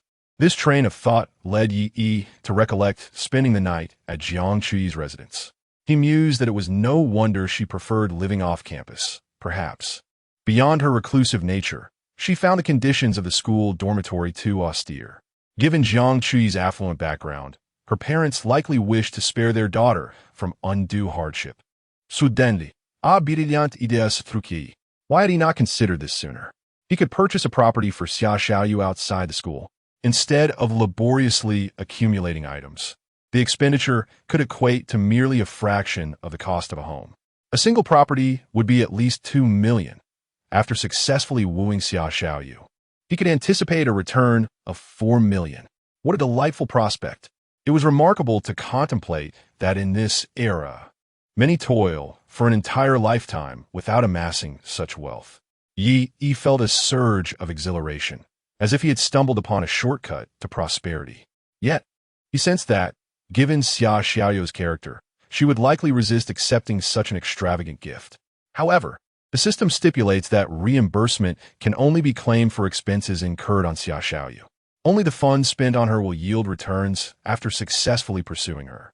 If Xiaoyu adamantly refuses to accept this apartment, then all discussions are futile. Yi found himself in a predicament. Previously, he had always feared that gifts for girls might come across as too cheap, causing dissatisfaction. This was the first time he felt at a loss due to the exorbitance of a gift.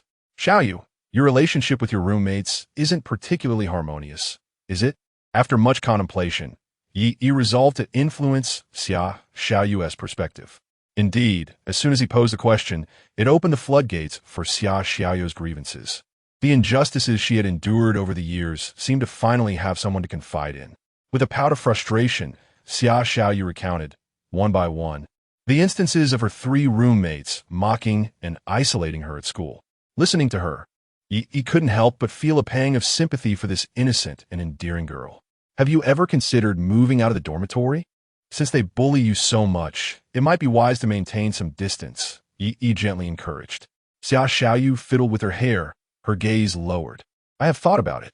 I even mentioned to my teacher that I wanted to change dorms. But the teacher said there were no available beds in other dormitories at the moment. So, where could I move? I have no choice but to endure. Seeing that the moment was right, Yi tentatively suggested, you don't necessarily have to live on campus. You could consider residing off campus. There's a girl in our class whose parents bought her an apartment near the university town. Apart from attending classes, she spends all her time at home. She's quite introverted, much like you, and has no friends in class. Living off campus has spared her many troubles. Xia Xiaoyu's eyes sparkled with intrigue. She indeed yearned for the life Yi described. However, buying a house. Senior, you might not realize that I rely on part-time jobs for my living expenses. I even have to send some of my earnings back home. My parents are farmers, and it was not easy for them to support me through middle and high school. I can't burden them any further. Buying a house is simply unrealistic.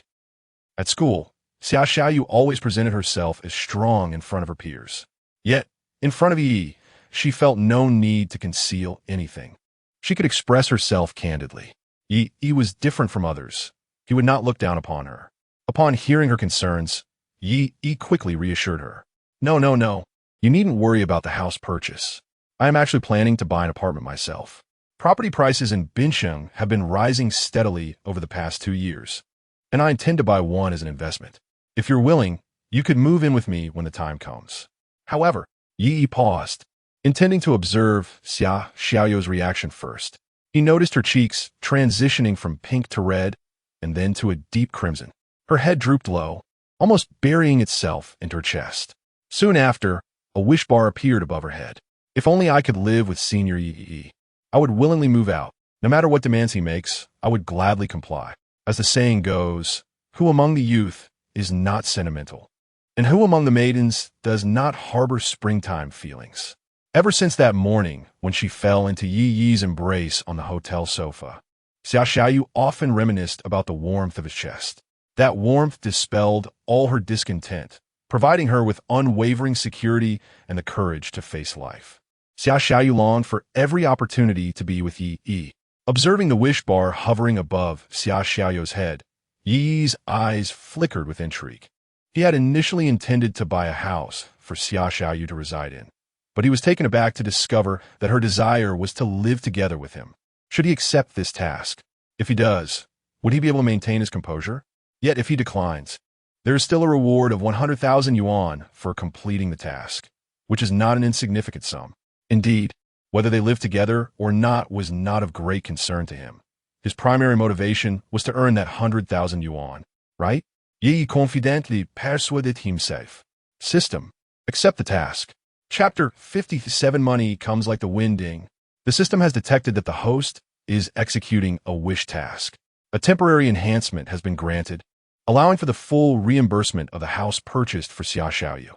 This enhancement, however, overlaps with the previous one that permitted Xia Xiaoyu to enjoy unlimited spending reimbursement. Yet, Yi astutely discerned another crucial point. This house purchase also qualifies as Xia Xiaoyu's wish task. Once she successfully wins Xia Xiaoyu's heart, not only will there be a double cashback, but the wish task will yield an additional reward. This implies that the funds expended on this property will ultimately be reimbursed threefold. What an extraordinary profit. Initially, it was presumed that a mere 4 million could be gained, but unexpectedly, it has transformed into 6 million. Why not go all out and purchase a villa for Xia Xiaoyu? That would result in a cashback exceeding 100 million. One could live a lifetime free of financial worries. Yi's thoughts began to wander. Ding! The system alerts the host that if the bound object, Xia Xiaoyu, is unwilling to accept the property purchased by the host, reimbursement for the purchase will not be granted. The system's cold, mechanical notification jolted Yi back to reality. Damn it, this accursed system. Can't you stand to see me thriving? Yi jursit inyardly. Perhaps a house of over 100 square meters might persuade Xia Xiaoyu to accept. However, should a villa worth tens of millions be purchased, her stubborn nature would undoubtedly reject it. Yi knew this headstrong girl all too well. Never mind, perhaps it is best to avoid this risk. Senior, You haven't finished your thought. You mentioned that you plan to buy a house. And then what? Xia Xiaoyu, eager and curious, pressed for more information as Yi fell silent. Yi paused for a moment. Ahem, well, due to certain, special circumstances, I cannot put this house in my name. Would you be willing to assist me? It will be registered under your name, and you can move in whenever you wish. What should have been a generous gift was instead framed as a request for her assistance. In that moment, Yi recognized the practicality of the gifting etiquette he had learned online. The name on the deed made little difference. Xia Xiaoyu was oblivious to such nuances. Coming from a rural background, she could not comprehend these matters. She was unaware that having her name on the property would make it legally hers. Thus, she offered no excessive objections. All she knew was that Yi needed her help, and she trusted that he would not harm her. If Yi wanted her name on the deed, then so be it. Her only concern was one thing. Senior, will you actually live here? Xia Xiaoyu shyly lowered her chin to her chest, feeling that this question might reveal her intentions too overtly. Yi it. As long as Xia Xiaoyu agreed to accept the house, all other matters could be negotiated. If I have the time, I will come to stay. You are aware, of course, that during the final year, one must engage in internships and the like, hence one may be rather preoccupied. Yi refrained from making any definitive statements, for his primary objective remains to elevate the progress of the 5 campus beauties to over 70%. The allure of 100% equity reward from Linghang Capital is simply too enticing. Therefore, he cannot afford to concentrate solely on Xia Xiaoyu. Fortunately, Xia Xiaoyu does not demand too much. Yi's promise to visit and stay with her was already enough to bring her joy. All right, senior, I agree to your request, she said, her smile sweeter than the desserts they had just enjoyed. Without further ado, with Xia Xiaoyu's agreement, Yi was eager to take action. The clock had already struck 4 in the afternoon. He hastened, hoping to secure a residence before the concert commenced. He deemed the neighborhood where Jiang Chui resided quite satisfactory. Close to the subway station, tranquil surroundings, and a plethora of shopping facilities nearby. Carrying numerous shopping bags, Yi, along with Xia Xiaoyu, arrived at a real estate agency near that neighborhood. Good day. Do you have any properties available? Yi inquired as he pushed open the door, addressing several sales agents who were idly passing the time until closing. Some were smoking, others were fiddling with pens, while one was soaking goji berries. Upon seeing a seemingly naive young man enter, they clearly did not take him seriously. One might think he had wandered into a hotel lobby, seeking a room rather than inquiring about real estate. Who asks about buying a house in such a manner? Do you think purchasing a home is akin to buying groceries? Give me the finest one available, Yi continued, disregarding their expressions. The best one? What do you mean by that? A house or a set of pancakes? A middle-aged male agent, who had been soaking goji berries, approached politely, inviting Yi and Xia Xiaoyu to take a seat. Are you two looking to rent? Short-term or long-term? Would you prefer a private lease or to share with others? Judging by their youthful appearance, despite the seemingly upscale shopping bags they carried, the agent's initial impression was that they were merely seeking a rental. Yi shook his head and pointed to a flyer posted at the agency's entrance. I'm not looking to rent. I wish to purchase a property. I want to buy one. Please show me the finest unit in this community. Price is not an issue. I am prepared to sign a contract immediately. He was intent on finalizing the purchase promptly, even omitting the viewing process, fearing that prolonged negotiations might lead to unforeseen complications. Now that Xia Xiaoyu had consented, he worried that any delays could result in her retracting her agreement, causing the opportunity to slip away. The middle-aged agent scrutinized Yi's expression, discerning that he was not jesting.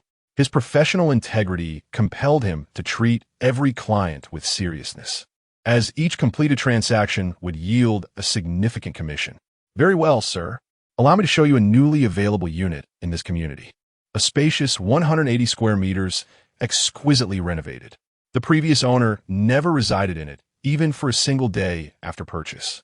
Now, in need of financial liquidity, he has decided to sell. His asking price is $3,200,000. If he can make an outright payment, perhaps the price could be negotiated down.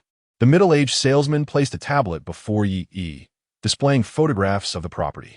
Upon hearing the price, Yi did not even glance at the images, simply nodding in acknowledgement. Initially, he had assumed a house would only cost a little over $2 million, but to his surprise, it was $3,200,000. This meant a greater profit. After successfully courting Xia Xiaoyu, he could directly receive nearly $10 million in rewards. There was no need for haggling. It was $3,200,000. I will pay immediately. The house will be registered in her name. Yi gestured towards Xia Xiaoyu beside him. After their previous encounter at a Western restaurant where he had gotten drunk and taken her to a hotel, he had learned that Xia Xiaoyu always carried her ID. This habit undoubtedly saved a considerable amount of time. The middle-aged salesman stared at Yi and Xia Xiaoyu in a daze, taking a while to regain his composure. Who is this young master? Such extravagant wealth? Gifting a student a house without a hint of reluctance, and without even attempting to negotiate. Is your money truly just blowing in with the wind? Chapter 58. Moving into a new home. Apologies, but I am pressed for time. Could you expedite the payment process? Yi urged the middle-aged salesman, who stood dazed before him. He feared that Xia Xiaoyu might reconsider. With a sharp sound, a black pen slipped from the fingers of the salesman who had been idly twirling it. The other salesman, engrossed in a cigarette, remained oblivious, the ash falling onto the disposable cup before him. This real estate agency had been in operation for many years, yet they had never encountered a client like this. Typically, it was they who urged clients to finalize transactions, only to have the clients decline, asking for more time to consider and compare. After all, purchasing a home is a significant decision. But this young man, from the moment he entered, had spoken only a few words, showing no interest in viewing the property or negotiating the price. Instead, he pressed for a swift signing and payment. Sir, are you certain? The middle-aged salesman found himself questioning the situation, feeling an unsettling doubt in the face of what might be a closing deal. He had never experienced such a scenario before. Instead of excitement, he felt only confusion and anxiety. As the saying goes, unusual situations often conceal hidden motives. Yet, the salesman could not fathom what the hidden motive might be. Could it be that this young man had received some insider information about an imminent surge in real estate prices in Bincheng? That seemed implausible. Even if such news existed, it was unlikely that a university student would be the first to learn of it. They had been in this industry long enough and had not heard any such rumors, especially given the relative stability of housing prices in recent years. If only the young man could exercise a bit more patience. The owner of this property might lower the price to $3 million in a few months. Sir, the original owner of this property is in urgent need of funds. Hence the quick sale.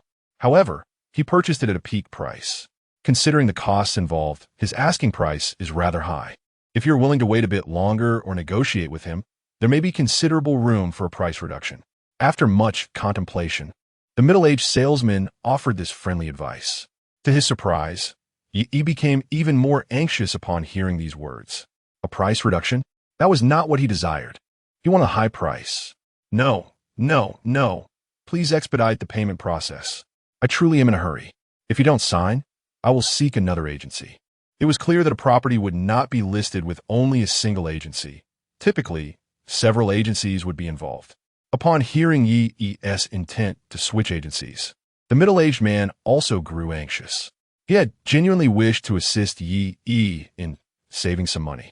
Little did he expect that Yi would not appreciate his counsel and instead threaten to find another agency.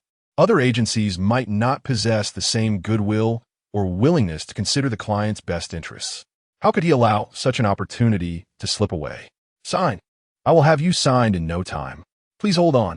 The middle-aged salesman, adept in his craft, set aside the insulated cup steeping with goji berries and swiftly retrieved a stack of contracts. These were the intermediary agreements for the property transaction, ready to be signed before payment could be processed.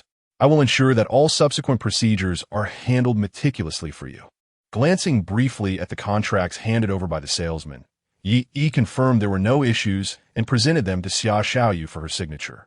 Once signed, the payment was made in full, totaling 3,200,000 yuan. Ding! The system detected that the host had fulfilled the wish task, and congratulations were in order for a reward of 100,000 yuan. The middle-aged salesman stared vacantly at the receipt printed by the card machine. Had he truly sold the most expensive property in Taoyuan community? He would earn a 2% commission on this sale, amounting to 64,000 yuan. This would cover his child's tutoring fees and allow him to purchase a small gift for his wife. She had long admired a gold necklace priced over 6,000 yuan, but had deemed it too extravagant to buy. Perhaps he would secretly acquire it after work tonight. Surprising her, she would surely be delighted upon receiving it. The middle-aged salesman drained the goji tea in his insulated cup, pondering the evening ahead, which might very well be sleepless. Meanwhile, two other salespeople looked on enviously, nearly drooling at the prospect of such effortless commission. How could fortune elude them? Who said that opportunities do not fall from the sky? Today, one had indeed landed, though they had not been fortunate enough to catch it. After the payment was completed, the middle-aged salesman graciously escorted Yi and Xia Xiaoyu to the door. Mr. Yi, Ms. Xia, here are the keys to your new home.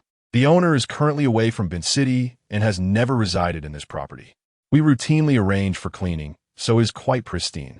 Besides everyday necessities, the furniture is largely complete. Although some procedural matters remain, you may move in at your convenience. He respectfully placed the keys in Yi's hands and bid them a reluctant farewell. In his eyes, Yi appeared as a glimmering benefactor. Safe travels, and do visit again, he called out as he watched them depart, reminiscent of ancient attendants awaiting the return of esteemed guests. It was only after their figures had completely vanished from sight that the middle-aged salesman straightened his slightly hunched back. Following the address, Yi led Xia Xiaoyu to their newly purchased residence. Pushing the door open, they were greeted by a subtle aroma of wood and spice wafting through the air. The decor embraced a modern, understated luxury style characterized by neutral tones. The entire space was bright and airy, featuring an open kitchen, a study, a storage room, and 2 bedrooms, each equipped with its own private bathroom. Between the 2 bedrooms lies a spacious living room, where a colossal gray velvet sofa exudes an inviting softness and comfort. It is indeed more than twice the size of the sofa where I slept at Jiang Chui's home that day. Connecting to the living room is an elongated balcony, adorned with a seamless floor-to-ceiling glass window that offers an exquisite view. This residence is situated on the 20th floor, and at this moment, the golden hues of the setting sun can be seen outside. It is not just Xiaoyu. Even Yi is stepping into such a grand flat for the first time. Throughout her life, Yi has never seen her parents, having been solely cared for by her sister. Yi harbors a wish that when she becomes affluent in the future, she will surely purchase a home for her sister, allowing her to indulge in comfort. Xiaoyu, I have some matters to attend to shortly. Please return to your dormitory and gather your things to move in. I will transfer you some money. After dinner, you can visit the nearby supermarket to procure some necessities. Just moments ago, she had received a reward of 100,000 for completing her task. Yi took out her phone and promptly transferred the sum of 100,000 to Xiaoyu. Chapter 59. Keeping a relationship senior. There is no need to spend so much on daily necessities. Upon seeing the money Yi had transferred, Xia Xiaoyu counted it several times before she dared to confirm the amount. A long string of zeros made her anxious about miscalculating. Then choose the best and most expensive items, he insisted. I want those who once mock you to realize that the life you will lead is one they can only envy for a lifetime. Observing Yi's earnest expression warmed Xia Xiaoyu's heart. Yi cleared his throat when he had just transferred the money to Xia Xiaoyu. He had taken care to note that the system's reimbursement had not been triggered. It appeared that the transfer did not fall within the category of expenses. Only when Xia Xiaoyu spent the money could he claim reimbursement. At this moment, Xia Xiaoyu was his treasure trove. This girl had always been thrifty. He needed to encourage her to embrace spending. By the way, Xiaoyu, can you cook? Yi notiget her silander irist. Xia Xiaoyu nodded. Yes, I often cook for my parents at home. Yi looked at her with satisfaction, instantly devising a plan to persuade her to cook daily. How about this? You could also buy some pots and pans while you're at it. There is a market nearby. Buying groceries is quite convenient. I'm not fond of the cafeteria food. If you have time, you should go to the market daily to buy some fish, shrimp, meat, eggs, and vegetables and cook for yourself. I'd love to sample your culinary skills. Buying groceries would incur some expenses. Though not substantial, it would accumulate to a noteworthy sum over time. This way, she could receive more cash back while enhancing her quality of life, a win-win situation. Moreover, Yi knew that once Xia Xiaoyu realized he would be dining with her, she would not skimp on her purchases. Thus, concerns about nutrition would also be alleviated. As he contemplated nutrition, Yi couldn't help but glance at Xia Xiaoyu's loose casual attire that could not conceal her appealing figure. He thought, once she had sufficient meat, eggs, and dairy for nourishment, he could only imagine the transformation she would undergo. You can spend this 100,000 for now. I will transfer more next month. He was eager for Xia Xiaoyu to spend as much as possible. Forget 100,000 in a month. He would prefer she spent that much in a single day. Xia Xiaoyu repeatedly waved her hands. No, senior, this is already a lot. With this much money, I could manage for several years. Seeing her adorable face, Yi couldn't resist pinching her cheek. Look how thin you are. Being plump and healthy is much cuter. You not only need to eat well, but also improve the standards of your clothing, living conditions, and transportation. Don't feel burdened. I have plenty of money, enough that you could never spend it all. Be good and listen to me. After saying this, Yi realized that when a man tells a woman to spend freely, it can indeed come across as quite charming. He began to understand the allure of materialistic women. Such charisma is undeniably hard to resist. I have other matters to attend to, so I shall not assist you with the move. Please bring over the essentials first. The remaining items can wait until tomorrow when I can help you at school. Glancing at the time, there was less than an hour until the concert began. He hastily handed the key to Xia Xiaoyu and rushed out the door. Once the door closed, Xia Xiaoyu gazed at the spacious house, feeling somewhat dazed. It all felt like a dream. Senior, are you there? I have something to ask you. Xia Xiaoyu pulled out her phone and sent a message to Wei Shiyan. At school, Xia Xiaoyu had few friends. Apart from Yi, only senior Wei Shiyan, whom she met while working part-time, had shown her kindness. Feeling a whirlwind of emotions, Xia Xiaoyu realized that these matters could only be confided in senior Wei Shiyan. After receiving Wei Shiyan's affirmative response, Xia Xiaoyu shared everything about her and Yi. Senior, I think I might be falling for Yi. He is the first person who has treated me so well. Do you think I should confess my feelings? What do you think he means by it? Does he like me? If I confess, will he reject me? Na Ve and inexperienced in matters of love. Xia Xiaoyu found herself in a dilemma and sought help from Wei Shiyan. On the other end, Wei Shiyan frowned as she read through the barrage of messages from Xia Xiaoyu. After seeing Yi and Xia Xiaoyu shopping together in the afternoon, she had assumed they were in a romantic relationship, albeit Xia Xiaoyu's reluctance to admit it. However, it now appeared that things were not as she had imagined. With the buying of a house and the extravagant gifts, 100,000 a month, was this truly how one pursued romance? It felt more akin to being kept. Realizing this, Wei Shiyan finally came to her senses.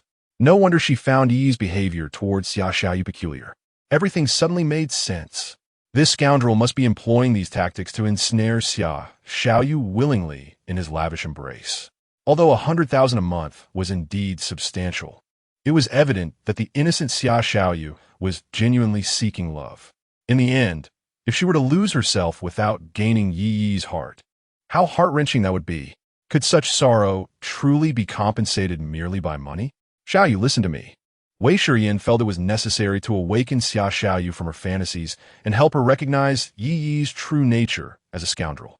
I believe Yi intends to keep you. She then articulated her analysis with clarity and reasoning, leaving Xia Xiaoyu on the other end of the phone in a state of shock. Being kept. For the first time in her life, Xia Xiaoyu associated this term with herself. Was she a humble girl who felt unremarkable in the eyes of others, truly worthy of Yi spending 100,000 a month to keep her? Senior sister, if one were to be kept, what would one need to do? Previously, I had only heard of this term, and Xia Xiaoyu did not quite comprehend its profound implications. Thus, Wei Shiyan patiently elucidated to Xia Xiaoyu the concept of being kept, as well as the despicable nature of those men who take the initiative to propose such arrangements. However, at this moment, Xia Xiaoyu's rationality had been entirely overtaken by the whims of infatuation. In her mind, she repeatedly pondered one question. If the senior is willing to keep me, does that not imply he must also have feelings for me? Chapter 60. A dog's eye sees people as inferior on the other end of the phone. Wei Shiyan continued to chatter incessantly, imparting her advice to Xia Xiaoyu. However, Xia Xiaoyu was no longer receptive to any words other than those of Yi. "All right, senior. I understand. I will handle it well," she replied, and upon reading Xia Xiaoyu's message, Wei Shiyan felt a sense of relief. It seemed that Xia Xiaoyu had finally recognized Yi's true nature. The adage that birds of a feather flock together was undeniably true. Those who maintained close ties with Qin Shou were undoubtedly beasts. With a bashful expression, Xia Xiaoyu set her phone aside. The earlier remarks from Wei Shiyan regarding the implications of being kept had struck a chord within her. Thus, the thought crossed her mind, if the senior wished for us to live together, did that imply, given his kindness towards me, I have no reason to refuse. Well, I do have feelings for him. It's no wonder he is so generous with his money. I shall purchase several beautiful nightgowns shortly. Surely, he would not want to return to find a rustic girl waiting for him. As she contemplated the evening ahead, her cheeks flushed deeper. The mere thought of Yi's slightly domineering, commanding tone sent a shiver down her spine, and her gaze grew increasingly dreamy, as if she were lost in a reverie. Meanwhile, on the other side, Yi, the model citizen wrongfully accused of being a vile creature, had just arrived outside the concert venue. Achoo! He sneezed twice in quick succession. After wandering the streets all afternoon, his already compromised health seemed to have worsened. Concerned about infecting Jiang Shui, he had taken the precaution of wearing a mask on his way there. With half an hour remaining before the concert commenced, he made his way to the designated ticket check-in area he had agreed upon with Jiang Shui, yet he found no sign of her. "Yi, my mom's car is stuck on the road leading to the concert hall. Please wait for me for a few minutes." Jiang Shui sent a timely message. "No ruse. I just arrived," Yi replied nonchalantly, having prepared himself for this eventuality. He had learned from previous experiences that when dating, a girl was seldom punctual. He had already faced this reality with Lin Kiki, who often made him wait for at least an hour due to her makeup or other matters. Considering Jiang Shui was the aloof class beauty, an icy goddess, making him wait just a few minutes was already quite commendable. Fortunately, the ticket check-in for the inner arena was separate from that of the other seating areas. The inner arena had a dedicated VIP channel, with hardly any queue. Once Jiang Shui arrived, they would be able to enter swiftly. "Yi, what are you doing here?" Just then, a voice Yi least wanted to hear came from behind him. Even with his mask on, Lin Kiki recognized her ex-boyfriend of several years at a glance. To speak honestly, Lin Kiki had to admit that, in terms of appearance, Yi could indeed be considered handsome, tall, and well-built, with striking features that radiated a sunny charm. This was also the reason why Lin Kiki was willing to accept Yi's pursuit at that time. However, as she encountered more people and experiences, Lin Kiki soon realized that Yi's handsomeness could no longer satisfy her desires. The things she sought were beyond Yi's capabilities to provide, such as designer handbags and exquisite diamond jewelry. This impoverished youth could not even afford the cost of concert tickets. Within Lin Kiki's distorted worldview, she believed that in a romantic relationship, it was a man's duty to unconditionally spend money to fulfill the woman's every whim. She never considered the idea of earning her own income to acquire what she desired. While she was still dating Yi, Zhou Boheo frequently expressed his affection towards her, gifting her delicate yet modestly priced trinkets. However, Lin Kiki was not one to act without seeing tangible benefits. She would not make a decision unless something truly appealing caught her attention. It wasn't until Zhou Boheo appeared before her with 2 concert tickets in hand that she abruptly ended her relationship with Yi, transitioning seamlessly to Zhou Boheo. Lin Kiki felt no remorse for her actions, as deep down, she believed that Yi was unworthy of her. Retracting her thoughts, Lin Kiki noticed Yi looking at her with an exceedingly impatient gaze. What is wrong? She thought, feeling somewhat disgruntled. In her memory, Yi had always treated her with kindness. The drastic shift in his demeanor was something she struggled to accept. "What? I was just wondering if you might be out of your mind. You already asked me why I was here the other day at the Western restaurant. What do you think I was doing at the Western restaurant? Obviously, I was there to enjoy a meal. And what do you think I'm doing outside the concert venue? Naturally, I'm waiting to go in and watch the concert. Am I here to block you and wish you both happiness?" Yi rolled his eyes in exasperation. silently reflecting on how he had never realized just how foolish Lin Kiki could be. Dazed by Yi Yi's barrage of words, Lin Kiki was momentarily taken aback. Beside her, Zhou Boheo recognized that it was his moment to shine. Who says that being outside the concert venue means one is only there to attend the concert? Yi, open your eyes and take a look. There are many people here who cannot afford tickets and are simply hoping to listen from outside. Who knows? Maybe you're just like them. Furthermore, do you have any idea how expensive Zhou Yijia's concert tickets are? The most expensive inner circle tickets have skyrocketed to 30 to 40,000 each. The 2 tickets I bought for the stands cost 7 to 8,000 each. Can you afford that? Don't think I'm unaware of your financial situation. If you had that much money, would Kiki have dumped you? After being reprimanded by Yi Yi in the school parking lot, Zhou Boheo had discreetly inquired about Yi Yi from both Lin Kiki and Qin Shou. Their evaluations of Yi Yi were strikingly uniform, labeling him as a mere pretty face without substance. Yi Yi, stop embarrassing yourself here. Do you realize where you are standing? This is the VIP ticketing line. One must purchase an inner venue ticket to gain entry from this point. Do not obstruct others' paths. Observing Yi Yi se silence. Zhou Boheo believed he had struck a chord and pressed on with even greater insistence. Yi Yi furonet. What is your dog barking about? I am indeed a VIP. Is that unacceptable? Upon hearing this, Zhou Boheo burst into laughter as if he had heard a delightful jest. You? A VIP? Yi Yi. Even boasting requires some semblance of reason. I just informed you that an inner venue ticket costs 30 to 40,000. How much is your monthly allowance? Even if you manage to survive on 1,500 a month, you would need to forego food and drink for over 2 years to afford it. Stop pretending and get lost. Clutching 2 tickets for the stands, Zhou Boheo felt an unusual sense of fortitude, as if he had entirely reclaimed the dignity he lost when Yi Yi had scolded him that day. Zhou Boheo, are you out of your mind? What does my VIP status have to do with you? If you have tickets, why not enter and enjoy the show? Why are we bickering about such trivial matters? Have I stepped on your tail? Yi, suppressing the pain in his throat from a cold, retorted with annoyance. Initially, he had no desire to stoop to their level, but unexpectedly, Zhou Boheo had grown increasingly brazen. 30 to 40,000 for a ticket? Even without Jiang Chuyi's generosity, Yi could easily afford it now. What significance does one ticket hold when he has just purchased a new apartment? Truly, a narrow-minded perspective. Chapter 61. Embarrassment. Yi. You claim to be a VIP, yet where is your ticket? If you wish to avoid further discussion with us, why not simply present your ticket and enter? Surely, you do not intend to sneak in while the ticket inspectors are distracted? Zhou Boheo was convinced that Yi would be unable to produce a ticket for the inner hall. With his hands on his hips, he raised his voice to draw the attention of passers-by, eagerly anticipating Yi's disgrace. Prior to this encounter, Yi had little interaction with Zhou Boheo, only aware of his close ties to Qin Shou. It was evident now that, like Atrax, anyone who could befriend Qin Shou could hardly be a person of virtue. Zhou Boheo's expression was that of a petty person reveling in his moment of triumph. Why the haste? My companion has yet to arrive. If you're so eager, feel free to enter ahead. As the saying goes, it is futile to argue with a fool.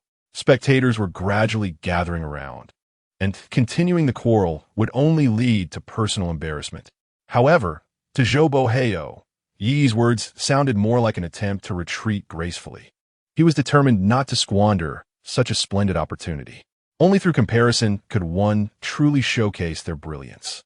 If he could publicly humiliate Lin Kiki's ex, it would ensure her unwavering loyalty to him, thus facilitating his plan to exploit Lin Kiki as a scapegoat. A ticket for the inner hall costs upwards of 10,000. You expect me to believe you have invited others as well.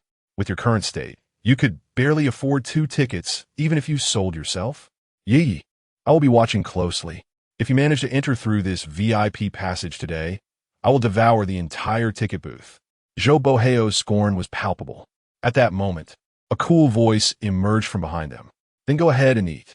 Jiang Chuyi appeared, adorned in a white strapless dress, radiating an ethereal glow akin to a celestial being. A delicate white lace choker encircled her neck, adorned with a fluttering white butterfly that danced in the breeze. Yi say is sparklet. Jiang Chuyi's attire was a delightful departure from her usual style, adding an endearing charm to her cool demeanor. Zhou Boheo turned at the sound to find Jiang Chuyi glaring at him with evident displeasure. She had noticed a gathering earlier, drawn in by the commotion, and upon closer inspection, recognized Yi, Lin Kiki, and Zhou Boheo. The melancholic glance Lin Kiki had thrown at Yi during class had already stirred a twinge of jealousy within Jiang Chuyi. Now, witnessing Zhou Boheo attempt to humiliate Yi before so many people only fueled her ire. Behold, tickets, 2 of them. If you are a man of your word, then do not let me look down upon you, Jiang Chuyi asserted, gesturing towards the ticket booth, demanding Zhou Boheo to follow through on his earlier boast. Did you not just claim you would eat? Then go ahead. I am curious to see who will falter today. 2 glaring VIP tickets were waved in front of Zhou Boheo by Jiang Chuyi. Zhou Boheo observed clearly that not only were they VIP tickets, but they were also for the front row. However, how could Jiang Chuyi possibly attend the concert with Yi? After all, Qin Shou had pined after her for years without ever earning her regard. In a mere couple of days, had Yi managed to win her heart? No. The situation was even more complex.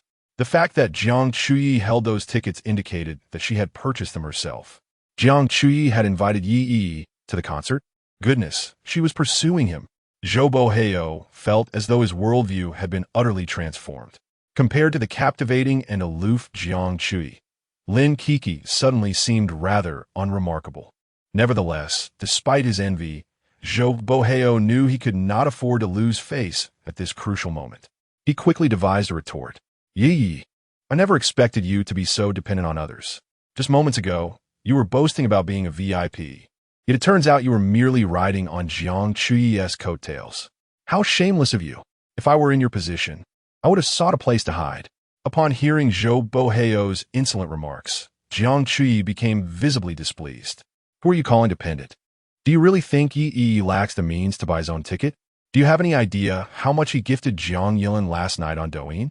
A staggering 240,000. A person capable of such generosity would surely not concern himself with the cost of 2 mere tickets. Zhou Boheo, do not dare to compare yourself with Yi. You are unworthy. This marked the first time Jiang Chuyi had publicly expressed such immense anger. For reasons she could not quite comprehend, she found herself unable to tolerate Zhou Boheo speaking ill of Yi. It was as if, since that kiss in the stairwell, she had developed an inexplicable possessiveness over him. The men she had kissed were hers, and no one else was allowed to covet or harm them. Yi, let us enter. There is no need to waste time with these 2. Jiang Chuyi extended her delicate arm and gently linked it with Yi's. Then, she cast a sidelong glance at Lin Kiki, as if to assert her claim. The gesture was remarkably natural, as though it had been rehearsed in her mind. Yi was nearly taken aback. He had not anticipated such a stark contrast from the seemingly icy beauty once she had been moved. He nodded in agreement, allowing Jiang Chuyi to lead him by the arm, as they brushed past Zhou Boheo and Lin Kiki, making their way directly to the VIP entrance. Lin Kiki's eyes widened in disbelief, her mind replaying Jiang Chuyi's earlier assertion that Yi had gifted 240,000 to Jiang Yilin. 240,000? Surely, it cannot be just playful tokens. Had he possibly gifted a present worth that amount? Where could Yi have acquired such wealth? It was inconceivable that even if he sold himself, he could not amass such a sum, let alone selling his 3 roommates alongside him. Could it be possible that Yi was, in fact, an undisclosed scion of wealth? But why had he never revealed anything after being together for so long? Was it a test of his own resilience? At this thought, Lin Kiki felt a chill run through her. It was evident that she had failed the trial. After being betrayed, Yi, in a moment of painful reflection, resolved to cease pretending. He would no longer interact with others as an ordinary person. No wonder so many exceptional beauties had recently gathered around Yi. It turned out that everything was traceable. A bitter expression crossed Lin Kiki's face. Only now did she realize the treasure she had willingly relinquished. Handsome, affluent, gentle, and considerate, a man unparalleled in the world. How could she have cast him aside for merely 2 concert tickets? Lin Kiki now wished to slap herself twice in remorse. Looking at Zhou Boheo beside her, he seemed far less appealing in comparison. He had taken the VIP passage and sat in the front row of the inner arena. Meanwhile, she had just been mocking him alongside Zhou Boheo. Under the gaze of the onlookers, Lin Kiki felt utterly humiliated. Chapter 62. The unfortunate audience with a lack of melody after passing through the ticket gate. Jiang Chui silently withdrew her arm from Yi's. Her earlier gesture had been to assert her claim over him and to dissuade Lin Kiki from harboring unrealistic fantasies about Yi. Yet now that Lin Kiki was no longer present, continuing to hold on to Yi felt somewhat. After all, they were not yet in a romantic relationship. Noticing the sudden lightness of his arm, Yi glanced sideways at Jiang Chui, who was now adorned with a charming blush. The youthful shyness of a girl was clearly evident on her face. "Thank you for what you did earlier," he remarked. "I didn't expect you to have such a bold side to you. You never showed it before." Upon hearing Yi's words, Jiang Chui proudly lifted her chin, her expression brimming with confidence. "Of course, you have no idea how much more there is to me. I just tend to keep a low profile and don't make a show of it." In truth, Jiang Chui's character could not be entirely classified as introverted or socially anxious. She simply took time to warm up to others. Through their interactions over the past few days, she had at least come to regard Yi as a good friend, allowing herself to be far more vivacious around him than with others. This contrast made her all the more endearing in Yi's eyes. "Did you dress up especially for this afternoon?" Yi noted the subtle makeup on Jiang Chui's face and teasingly inquired, "Is it for me or for Zhou Yijie?" Jiang Chui's cheeks flushed a deep crimson, as if they could produce water. She averted her gaze to her feet and, with a hint of guilt, replied, "Oh, of course, it's for Zhou Yijie. I'm his loyal fan. I've been listening to his songs since elementary school. Today, sitting in the front row, he might even see me. I have to look beautiful." Observing Jiang Chui's futile attempts to conceal her feelings, Yi smiled softly. "He will definitely see you, because you look truly beautiful today." Upon receiving Yi's compliment, Jiang Chui felt as if she could hear the rapid beating of her heart. "Do you really think I'm beautiful?" Before the man who stirred her heart, any woman would inevitably feel a twinge of insecurity. Unlike Jiang Yilin, who would have deftly countered with a playful retort, Jiang Chui simply sought confirmation of Yi's sincerity. Yi gazed earnestly at Jiang Chui, removed his mask, and leaned closer.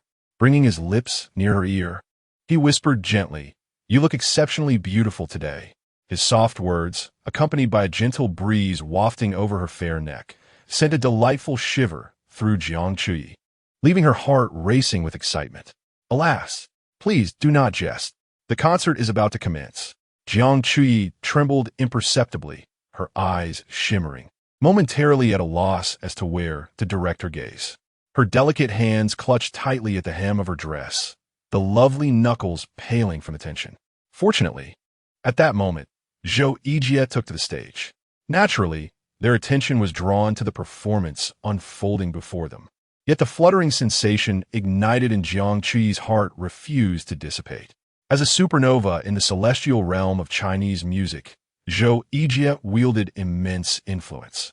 The audience fervently waved their glow sticks, transforming the venue into a sea of blue and purple luminescence. Each song was a classic. Jiang Chui sang along with abandon. This was the first time Yi had the pleasure of hearing Jiang Chui's voice. To his surprise, it was quite melodious. Although he too was a devoted fan of Zhou Yijie, his own tone-deaf vocal cords were better left unexposed at such a moment. What if Jiang Chui heard him and it hindered his progress? Thankfully, he was under the weather today and donned a mask, providing him with a legitimate excuse to refrain from singing due to a sore throat. As one song followed another, 2 hours slipped by swiftly. Next came the customary song request segment of the concert. Zhou Yijie would randomly select a fortunate audience member, who would then request a song and sing alongside him. With microphone in hand, Zhou Yijie scanned the crowd attentively, preparing to choose a participant. "That handsome fellow in the mask, please introduce yourself and tell us what song you would like to hear." Without hesitation, Zhou Yijie pointed directly at Yi. In disbelief, Yi gestured to himself. Being selected as a fan in such a moment was an immense honor. However, Yi felt somewhat awkward, knowing his singing was far from pitch perfect. Yes, you. Zhou Yijie did not afford Yi the opportunity to decline, promptly instructing the staff to present the microphone to him.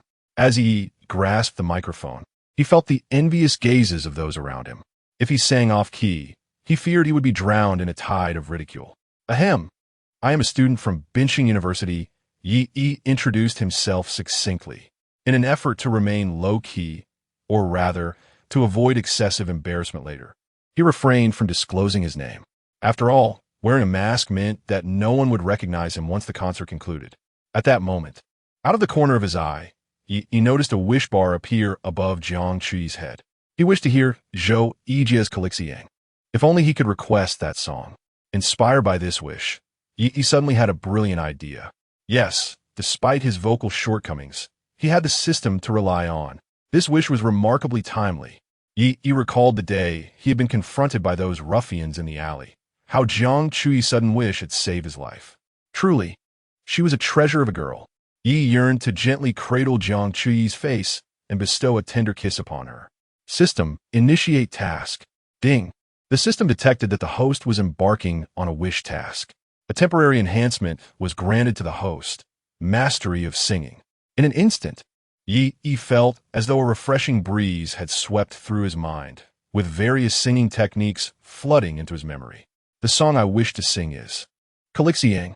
The moment Yi uttered the title, the excitement on Jiang Chuyi's face was palpable. This song is one of Zhou Yijie's most iconic pieces and also Jiang Chuyi's absolute favorite. To her astonishment, at today's concert, Zhou Yijie had selected Yi as one of the fortunate audience members to join him in song. And, serendipitously, the song Yi chose was Calixiang, her beloved idol, her cherished song, and this captivating man beside her. Could this truly be what they called destiny? Jiang Chuyi felt that if Yi were to kneel before her with a ring and propose at that moment, she would likely say yes. Chapter 63. My girlfriend says no as the prelude of the music began to play. Zhou Yijie gestured for Yi to take the lead. With the support of the system, Yi felt an overwhelming surge of confidence. Grasping the microphone, he gently began to sing, his voice harmonizing effortlessly with the melody. Outside the window, sparrows chirped on the power lines, and the line he sang evoked the essence of summer. His mellifluous tone painted a vivid picture of early summer, captivating not only the audience below but also Zhou Yijie on stage. This timbre, this skill, could be regarded as among the finest in the music scene of Huagua. It was technical yet unpretentious, akin to storytelling, exceedingly natural and pleasing to the ear. Listening felt like a warm breeze wafting from the ears to the heart. There's a metaphor that suggests a bottle of cola is worth 5 yuan, but the first sip is truly worth 4 yuan and 90 cents. After Yi sang the first line, Zhou Yijie experienced this feeling. The pencil in his hand danced across the paper as he penned a few lines to describe Yi's significance in his life. The innocent and naive understanding of love during their youth was beautifully encapsulated in these 2 lines of song.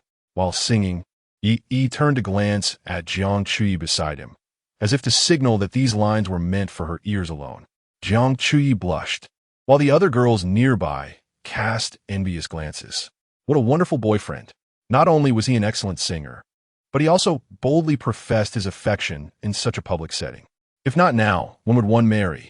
Some elegantly dressed girls even contemplated discreetly leaving their contact information for Yi. Such a charming man, even if they could not be his long-term girlfriend. A day or even a night would suffice. As the song reached its emotional crescendo, Yi's voice became more fervent. Zhou Yijie watched in admiration. What was originally a duet transformed into a solo showcase for Yi, as Zhou Yijie eagerly joined in with harmonies. This was a treatment reserved for superstars, a privilege not afforded to everyone. Observing this scene, Lin Kiki in the distance furrowed her brow, feeling a pang of discomfort. She had previously sung with Yi at KTV and knew all too well that his singing was far from melodious. She had often teased him for his lack of musicality. Yet today, Yi's voice soared, rivaling that of any superstar. Was this truly Yi?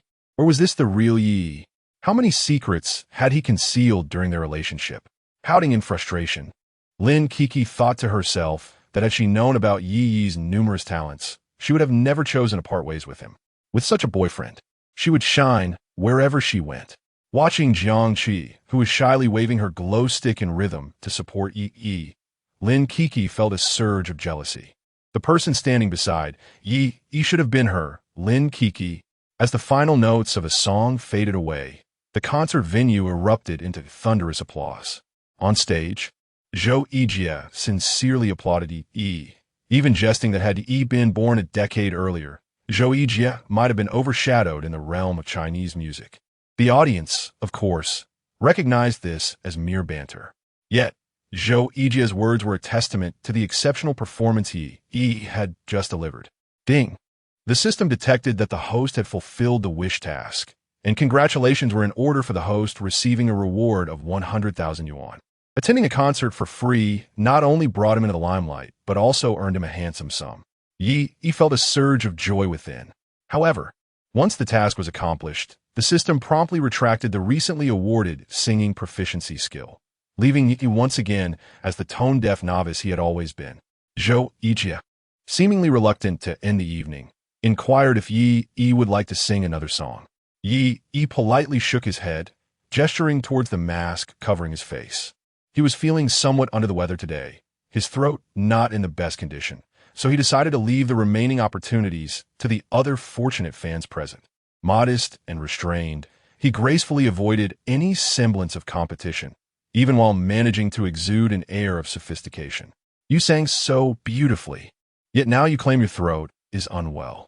If you weren't feeling ill, how enchanting your performance would be. Some nearby girls looked at Yi with hearts in their eyes.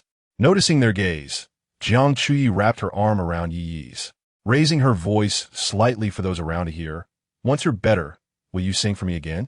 Feeling the warmth radiating from her arm, Yi leaned slightly towards Jiang Qi, replying softly, certainly, as long as you wish to hear it, I shall sing. It sounded tender and romantic, yet the underlying meaning was known only to Yi. His remarkable singing ability was solely due to the system's enhancement, without the wish tasks. He was no different from an ordinary person. Thus, he emphasized that he would sing only if Jiang Qi desired it, for her wish would generate a task, allowing him to reach such a high standard of performance.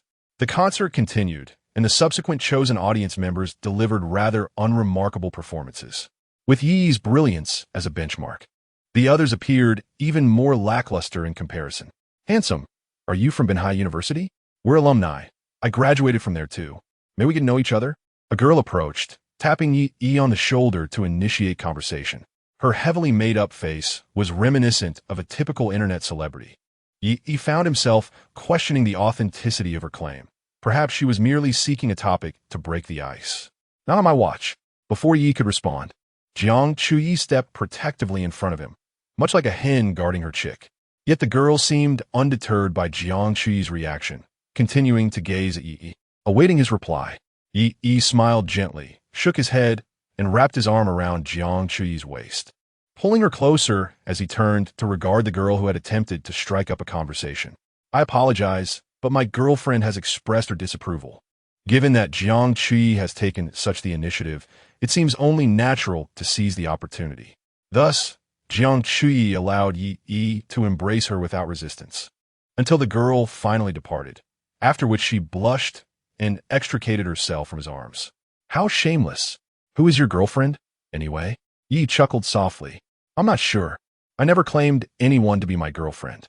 Are you so eager to assign titles that it reveals your affections for me? Jiang Qi let out a gentle huff, yet her face betrayed an undeniable smile. I do not.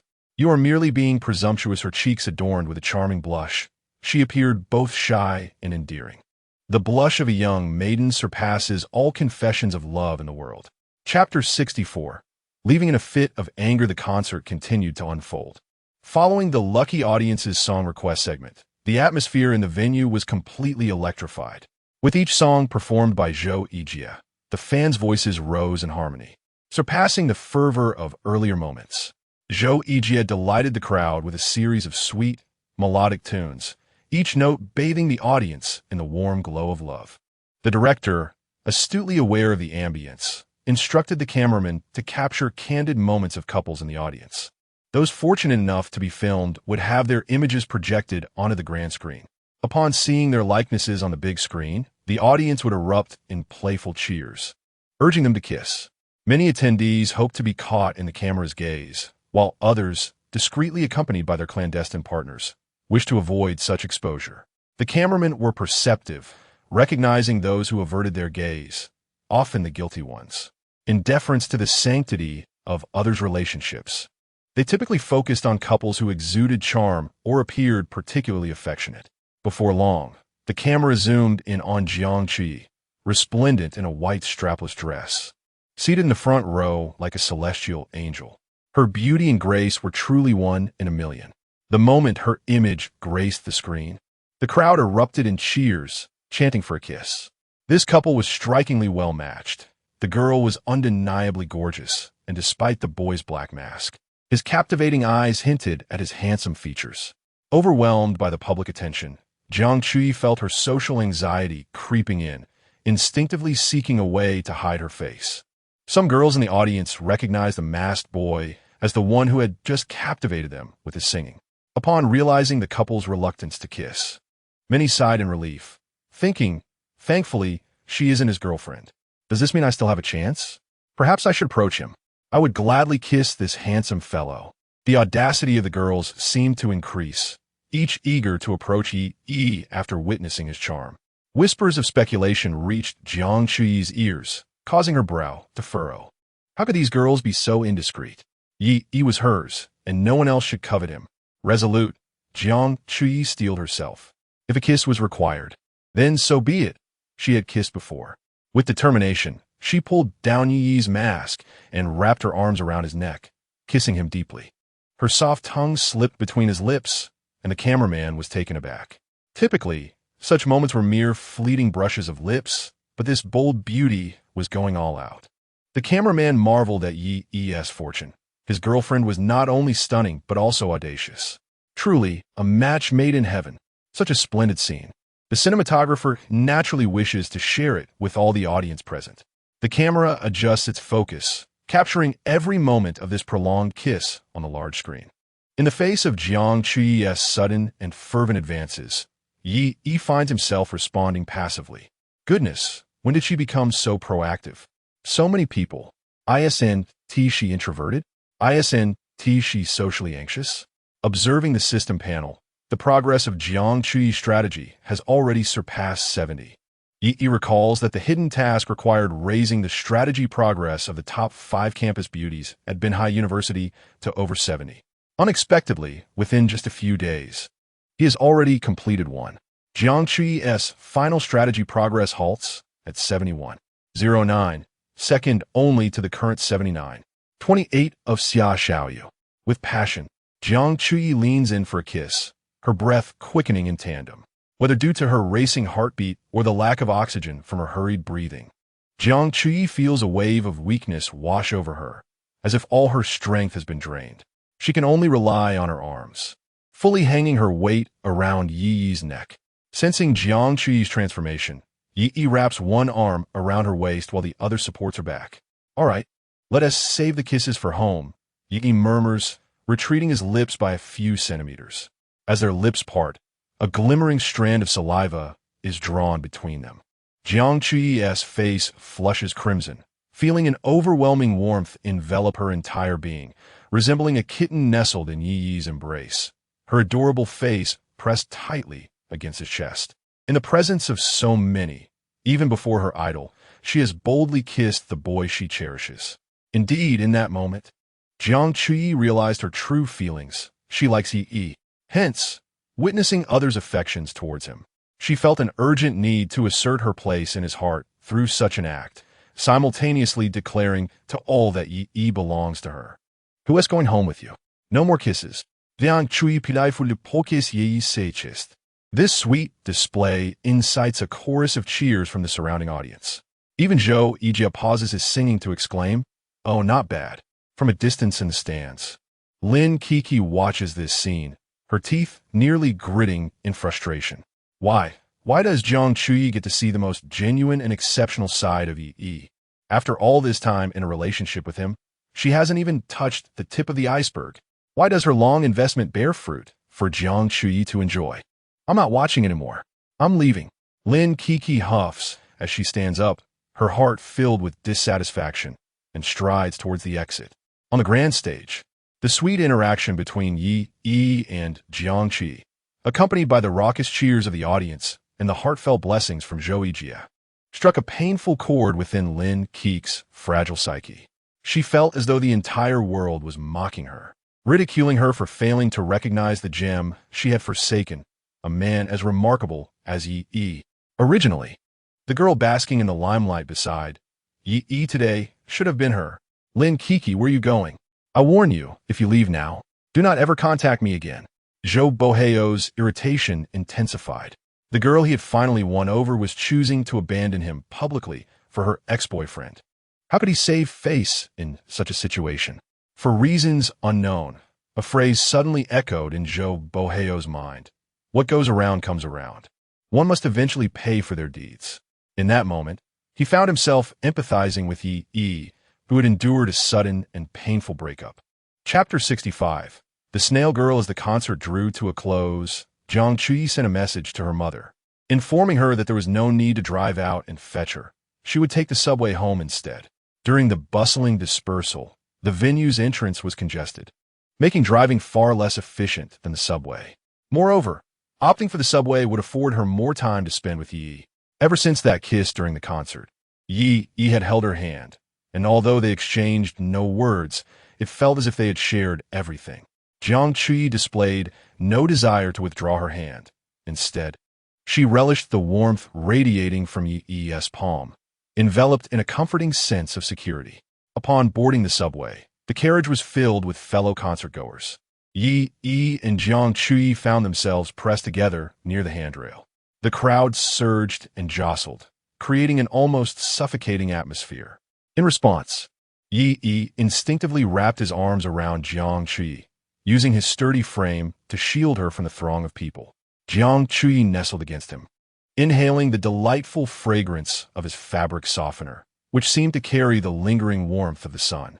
When the train arrived at Taoyuan Community, Yi grasped Jiang Chuyi's hand and they alighted together. Aren't you heading back to school? Jiang Chuyi inquired. At this hour, the dormitory was still open. Yi, glancing at Taoyuan Community, contemplated visiting Xia Xiaoyu to see how she had organized her home.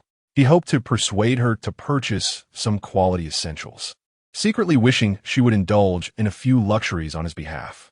Upon hearing Yi's intention to escort her home, Jiang Chuyi instinctively recoiled her hand from his grasp. Was Yi about to? She had seen countless similar scenarios in dramas and novels. A couple on a date, the male companion escorting the female to her doorstep. Typically, upon reaching the girl's residence, the boy would concoct an excuse, perhaps claiming he was thirsty and desired a glass of water or needing to use the restroom. Yet, should he be invited inside, it often led to an extended stay until the following morning. A wave of anxiety washed over Jiang Chuyi. She pondered whether their relationship had progressed too swiftly. However, it seemed that such matters held significant weight for men. Would Yi be upset if she declined his offer? A tumultuous internal struggle ensued within her. As someone who had long battled social anxiety, navigating interpersonal relationships posed a challenge, let alone the complexities of romance. Reaching the entrance of the community, Jiang Chuyi paused, summoning the courage to meet Yi's gaze. Hey, perhaps you should just drop me off here. I can manage the stairs on my own. You should head back to the dormitory soon. Otherwise, you might miss curfew. Throughout their walk from the subway to the community entrance, Yi had remained silent, leaving Jiang Chuyi uncertain of his intentions. In such moments, should not the young man take the initiative to say something? Is it reasonable to expect a typically reticent girl to assume the role of aggressor? Is Yi truly sincere or merely toying with her affections? It is said that many young men exhibit extreme thoughtfulness when pursuing a girl, their ulterior motive being to engage in intimate encounters. Once they succeed, however, they often fail to cherish the one they have won. Jiang Chuyi harbors no desire to become one of those heartlessly discarded young women. Thus, before ascertaining Yi Yi's true intentions, she is reluctant to surrender herself too quickly. In her heart, whether it be her first kiss or another significant moment, once bestowed upon someone, it signifies a commitment to that individual. Having expressed her thoughts, Jiang Chuyi hurriedly turned and fled into the community, vanishing into the night without awaiting Yi Yi's response. Her swift retreat left one wondering whether it stemmed from a fear of Yi detaining her or a concern that her own heart might waver. Observing Jiang Chuyi's departing figure, Yi gently shook his head, a smile gracing his lips. What, does she fear I might take advantage of her? With Jiang Chuyi's current progress at 71.09, Yi believed that even had he insisted on escorting her home, she would ultimately acquiesce after some hesitation. Nonetheless, he understood that a forceful pursuit yields no sweetness, and he was not in haste. After all, what is meant to be will come in due time. For now, it will be prudent to check on Xia Xiaoyu. Once Jiang Chuyi had completely disappeared from view, Yi entered a small restaurant at the community's entrance, procuring several takeout boxes of stir-fried dishes before making his way into the complex, heading towards the building where Xia Xiaoyu resided. Upon arriving at the doorstep, he noticed the lock had been changed. It appeared the old key lock had been replaced with a brand new fingerprint password lock. Has this girl finally wised up? The fingerprint lock was evidently not inexpensive. Xia Xiaoyu had finally decided to spend some money. Yet, how could she change the lock without informing him? At the very least, she could have shared the password. Yi picked up his phone and called Xia Xiaoyu. Xiaoyu, I'm at the door. Could you let me in? On the other end, he could faintly hear the sound of a hairdryer. Shortly thereafter, the sound of slippers approached the door. With a click, the door opened, revealing Xia Xiaoyu with damp hair, as though she had just emerged from a shower.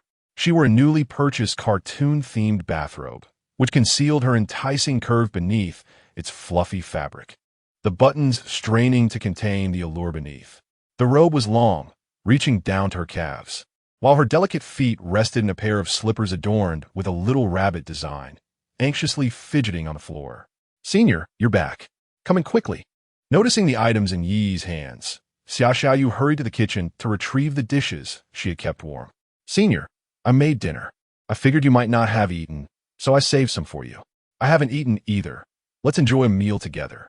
With agility, Xia Xiaoyu flitted between the kitchen and dining area, bringing forth one dish after another. After steaming a fish, preparing oil-braised shrimp, stir-frying a plate of broccoli, and simmering a chicken soup, Xia Xiaoyu hurriedly served a generous bowl of rice to Yi. She then obediently stood beside the dining table, awaiting Yi Yi's appraisal. To Yi Yi's surprise, this little girl exhibited such remarkable domesticity. In just a few short hours, she not only procured pots and pans, purchased pajamas, changed the door lock, and prepared a meal, but she had even bathed and was simply waiting for his return. Yi had been concerned that Xia Xiaoyu would be too occupied with acquiring household necessities to cook or eat, which prompted him to specially pack some stir-fried dishes at the entrance of the community. It now appeared that his worries were entirely unfounded. Wonderful. I'll just wash my hands, and then I shall savor your culinary skills, Yi remarked, placing the takeaway dishes down as he made his way to the bathroom in his bedroom. After acquiring the house, he and Xia Xiaoyu had assigned their respective bedrooms. Yi occupied the room on the east side, while Xia Xiaoyu resided in the west. As he opened the door to his bedroom and switched on the light, Yi was taken aback by the sight before him. This is my bedroom? I can't believe I haven't made a mistake. Chapter 66. How to express affection on the bedside table. A lit white scented candle flickered gently. The bed was adorned with exquisite deep brown sheets and a comforting quilt. Neatly folded on the quilt lay a set of men's pajamas, accompanied by a large, soft bath towel. For many years, Yi had lived the life of a rugged and unrefined man, treating his dormitory with casual abandon. Thus, upon witnessing such a meticulously organized bedroom for the first time, he found it hard to believe that this was indeed his own space. Xiaoyu, you really didn't have to go through such trouble for me. Yi felt somewhat unaccustomed to being catered to, sensing an oddity in the situation. His intention in purchasing this house was merely to enhance Xia Xiaoyu's quality of life. Yet, somehow, it had transformed into an elevation of his own living standards. It felt as though he had acquired a little maid. Senior, Do you not like it? Xia Xiaoyu inquired, uncertainty lacing her voice. I wasn't sure how to arrange the room, so I learned from some short dramas I found online. Coming from a rural background, she was experiencing such opulence for the first time. Although he had instructed her to procure household items, she was utterly clueless about the lifestyle of city dwellers. However, she believed that since Yi had taken her under his wing, it was her duty to serve him well. Thus, she had a clever idea to learn from the many short dramas available online. Short dramas? Which one did you find? Yi was astonished by Xia Xiaoyu's thought process. How had she managed to turn shopping into a lesson derived from short drama? Xia Xiaoyu tilted her head thoughtfully. I think it was called The Overbearing CEO Falls in Love with Me, a Country Girl. Yi Gurimajit Sidaiti. What on earth was this little girl thinking? What could possibly be learned from such unrealistic dramas? Perhaps it would be better to indulge in extravagant novels online for a bit of amusement. Noticing Yi's reaction, Xia Xiaoyu grew concerned, wondering if she had misspoken. Senior, it's my first time being taken care of and I didn't know what to do. So I looked it up online. At this point, Yi nearly choked on his own saliva. Wait, what do you mean by being taken care of? And you search for this? Xia Xiaoyu innocently poked her chin with her finger, her eyes drifting to the ceiling as she earnestly recalled. The keywords I entered were considerations for rural girls being taken care of. Yi quickly interjected, hold on, when did you ever become taken care of? Xia Xiaoyu glanced around, then showcased her newly purchased cartoon robe, twirling around with her arms outstretched. Senior, you've given me so much, both a house and money. I asked Senior Wei Shiyan, and she said, this is called being taken care of. Senior, rest assured, I am willing. I am willing to be supported by you. As long as I can see you often, I feel so very happy. After chatting with Wei Shiyan today, Xia Xiaoyu made a resolution in her heart. Yi provided her with a place to live and a substantial sum of money. Apart from her parents, Yi was the person who treated her the best. Although Yi did all these things without expecting anything in return, she felt she could not be so ungrateful. Since childhood, her father had taught her not to take from others without giving back. Looking at herself, Xia Xiaoyu realized that apart from her own body, she had little else to offer Yi. A girl with nothing to her name, her bank account barely held 3 digits. Even if she desired to give Yi something more, it was unlikely that he would value it. Thus, Xia Xiaoyu resolved to wholly dedicate herself to Yi. She believed that he would treat her well, even if, as Wei Shiyan had suggested, Yi merely wanted to keep her as a canary in this expansive cage of 180 square meters. She would still be willing. In Xia Xiaoyu's heart, she felt she would never encounter a man who could treat her better than Yi did. Senior, if you do not mind. As she spoke, Xia Xiaoyu gently loosened the belt of her cartoon robe. The fabric fell away, revealing her form. With her hair still slightly damp, she gradually lay down on the bed before Yi. Her legs were slightly bent, her cheeks flushed, and her eyes tightly closed. Her body trembled involuntarily from nervousness. What were you doing? Yi's reaction seemed even more intense than Xia Xiaoyu's. One hand covered his eyes, while the other hurriedly grabbed a large bath towel from the bed to cover her. Xiaoyu, I bought you a house and asked you to move in, but that was not my intention. You misunderstood me. I merely wish for you to have a better life. I do not want you to face the ridicule of classmates and roommates every day. Yi felt his face flush. Somehow, upon witnessing that scene, a phrase popped into his mind. The food is on the table, and I am on the bed. Initially, he thought that seeing Xia Xiaoyu change her password and purchase high-quality living supplies meant she had finally learned to spend wisely. Little did he know, she had taken the wrong lesson. I only wanted you to help me spend a bit more money. Why did it turn into something else? Senior, do you not like me? Xia Xiaoyu asked, her innocent face gripping the towel in front of her, resembling a child who had made a mistake. However, Yi's previous words greatly moved her. She realized she had not misjudged Yi's character. His actions stemmed from a genuine desire to care for her and to help her lead a better life. However, from Yi's reaction, it was evident that despite lying in bed in such a manner, he remained unmoved. Xia Xiaoyu, having perused romance novels, understood that typically at such moments, a mere hint from the girl would prompt the boy to take the initiative. Yet, he unexpectedly draped a towel over himself. While Xia Xiaoyu felt a surge of emotion, she also experienced a tinge of disappointment. Senior, with a pout of her lips, she gingerly reached for Yi Yi's hand, apprehensive of displeasing him. Yi sikit and like itapit herfordehat. Is this how you perceive me? Xia Xiaoyu fervently shook her head. No, that is not what I meant. I just like you so much. Because I adore you, I wish to treat you well. Yet I possess nothing, only this body to offer you. A wave of inferiority washed over her once more. How she envied those affluent girls at school. If only she were like them. She could express her affection through various means, perhaps by gifting Yi or inviting him on a trip. Yet, she had nothing. Even the money for groceries came from Yi. In such a state, how could she convey her love? Chapter 67. Power outage. Yi gently tousled Xia Xiaoyu's hair, admiring the splendid new hairstyle she had chosen for the day. Her still damp locks cascaded in delicate strands, creating an exquisite allure reminiscent of a flower poised to bloom after a refreshing rain. Foolish girl, you needn't offer me anything, he remarked. Your well-being and happiness are the greatest rewards you could bestow upon me. Yi reached for Xia Xiaoyu's robe, deftly securing the belt around her waist. The earlier scene had undeniably stirred a profound reaction within him. Xia Xiaoyu's figure was nothing short of breathtaking. Yet, he resolutely quelled the rising tumult within his heart. On one hand, he felt that giving in to his impulses might be seen as taking advantage of her gratitude, which was clearly not rooted in romantic affection. Xia Xiaoyu's progress in their relationship was steadily advancing, and there would be ample time for mutual feelings to flourish. On the other hand, he worried that a moment of intimacy might accelerate her affection towards him to an overwhelming degree, achieving a perfect score far too soon, a development he wished to avoid.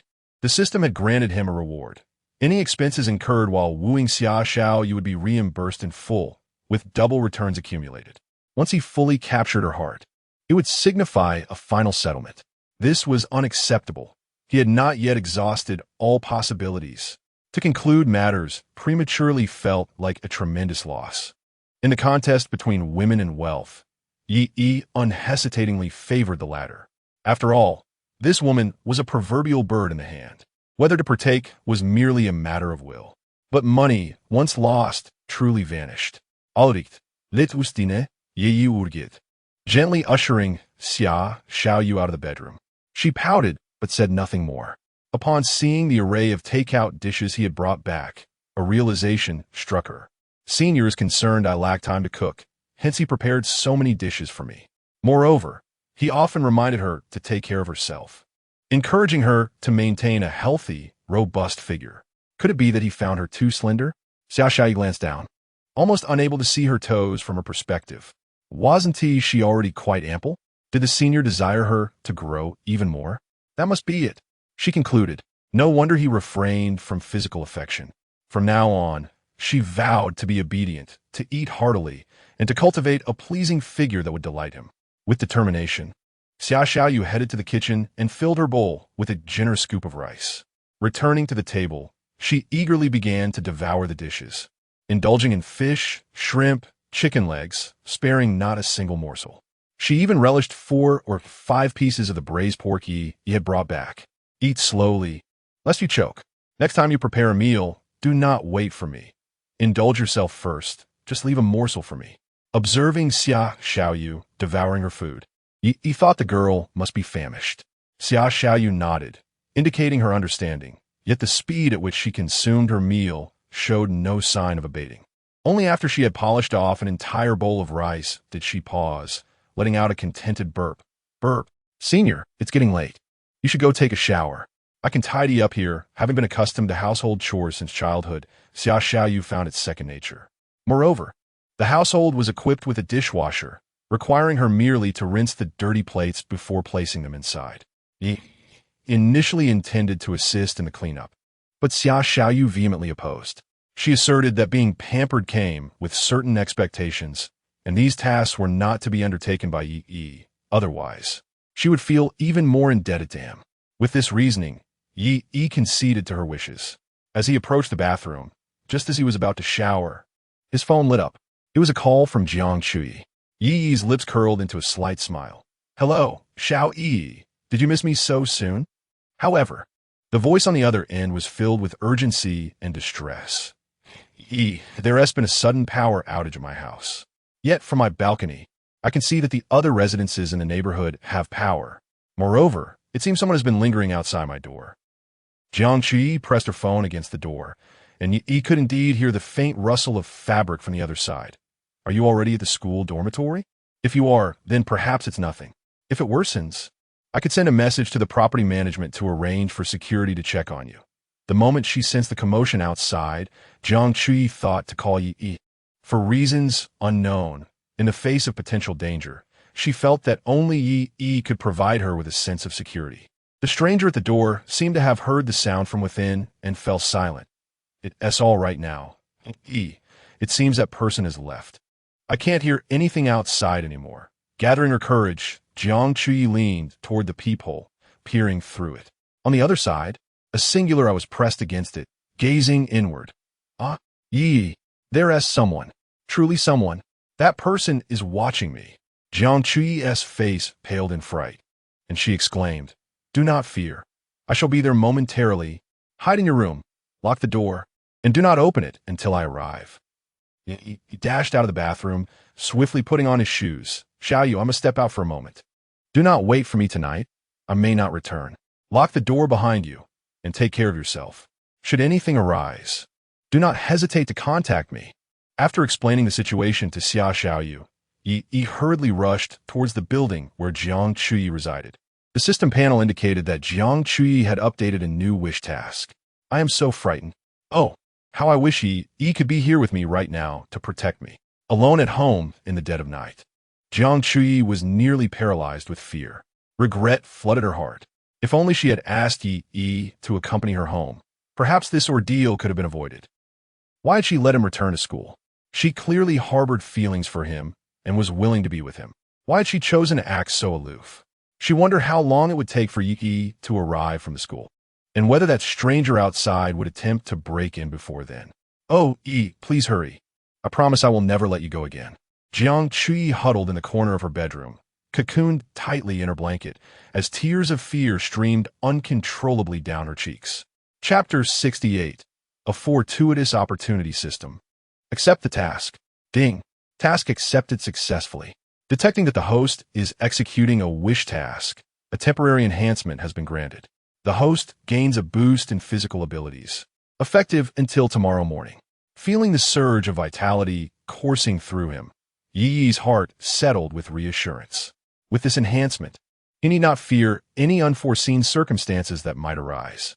He would undoubtedly ensure that any adversary would be left at a disadvantage. In merely 3 minutes, Yi arrived at the doorstep of Jiang Chui's residence. Upon his arrival, he found no one waiting at the entrance. It seemed the sudden exclamation from Jiang Chui had startled everyone away. Chui, I'm here. He knocked on the door and called out. With a click, the door swung open, revealing a tearful Jiang Chui who immediately leapt into Yi's embrace. Yi, you scared me to death just now. Woo-woo. Yi held Jiang Chui close as they stepped inside, shutting the door gently behind them. He tenderly patted her back, murmuring soothing words. Do not fear. I am here to protect you. Hearing Yi's comforting voice, Jiang Chui's racing heart began to settle slightly. Yi activated the flashlight feature on his phone and glanced at the circuit box. Everything's fine. It was merely a tripped circuit breaker. He flipped the main switch back on, and the room was instantly illuminated. The power outage was likely an unfortunate accident, perhaps due to aging wiring or some other issue. To ease Jiang Chui's worries, he fabricated a casual excuse. The stranger at the door, whether by coincidence or with ulterior motives, remained a mystery that Yi intended to investigate himself. How did you arrive so quickly? It takes at least 3 subway stops to get from school to the Peach Garden community. Just reaching the subway station from the dormitory takes a minimum of 20 minutes. Yet, you made it in around 3 minutes. Jiang Chui expressed her surprise. Even taking a taxi directly from the dorm wouldn't be this fast.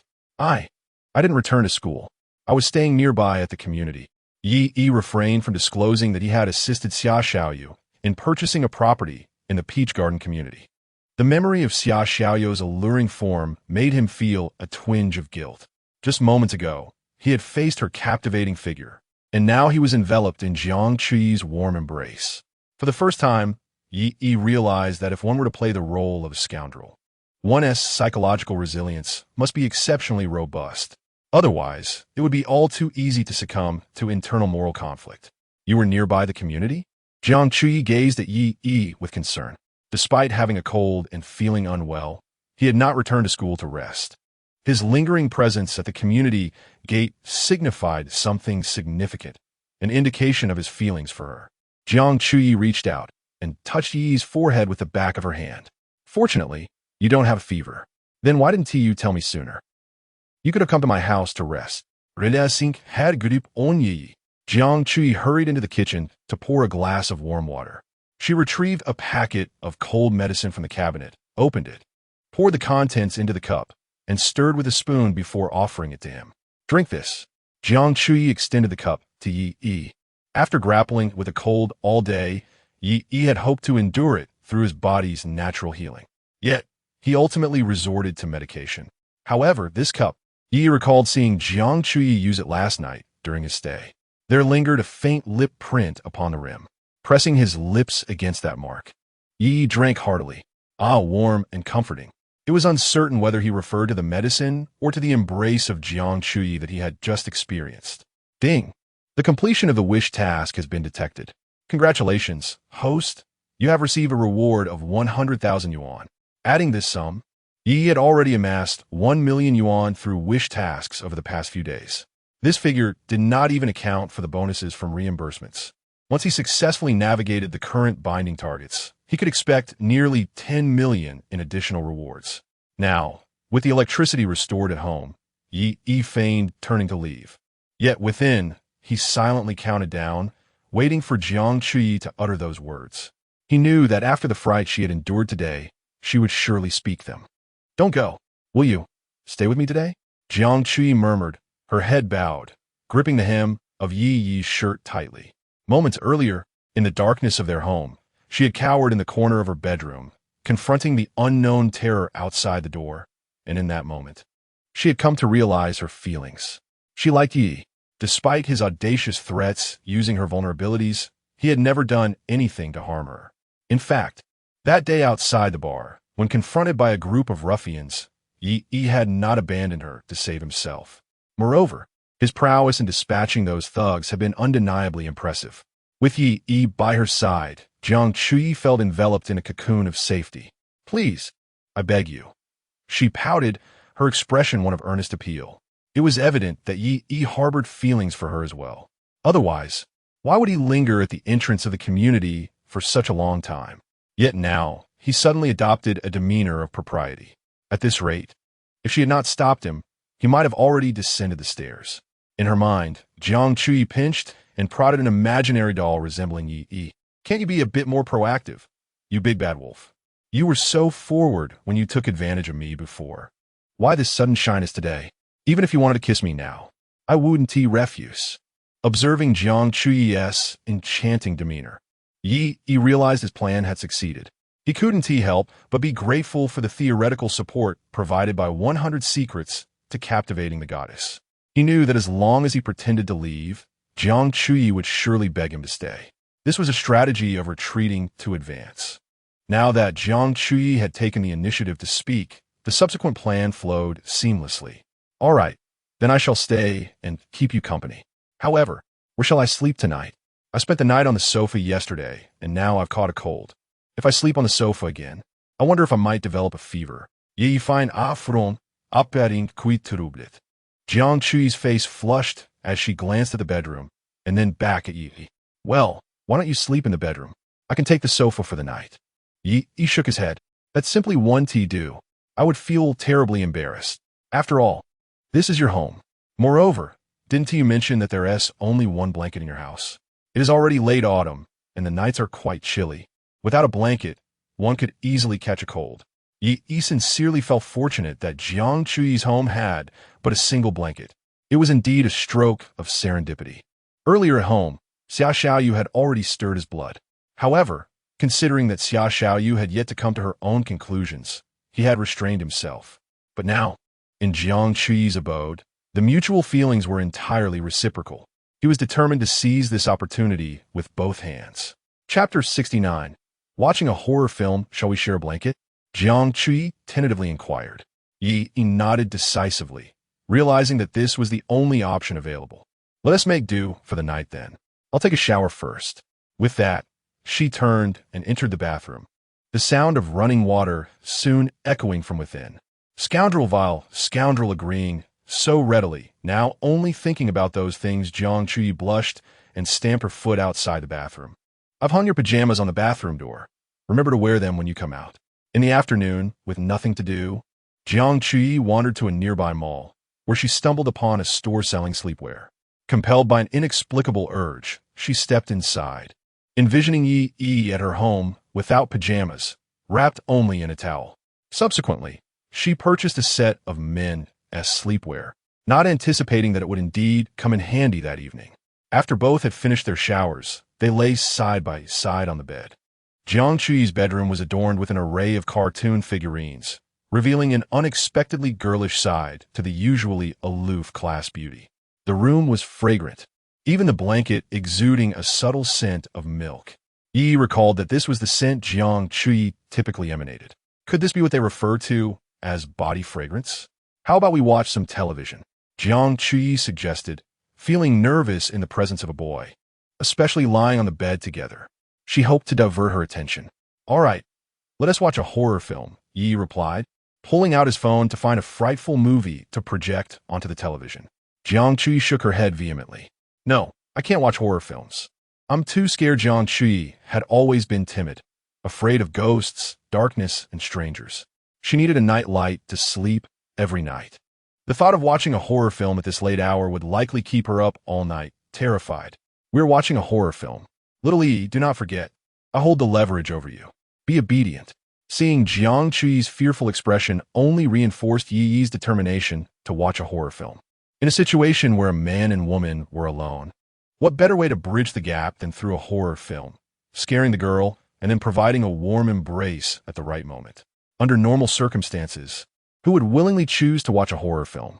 Jiang Chui glared at Yi, annoyed by his use of leverage. You only know how to bully me, Yi chuckled, pinching Jiang Chui's cheek, before locating a classic horror film on his phone. After casting it to the television, he deliberately turned off the lights, instantly amplifying the eerie atmosphere. Jiang Chui unconsciously inched closer to Yi, who seized the opportunity to wrap his arm around her shoulders. As she gazed upon the increasingly close countenance of Yi, Jiang Chui instinctively pressed her finger against him, then gently pushed back. However, she showed no resistance to Yi's embrace. Enveloped in the warmth of her tender presence, Yi's thoughts began to wander.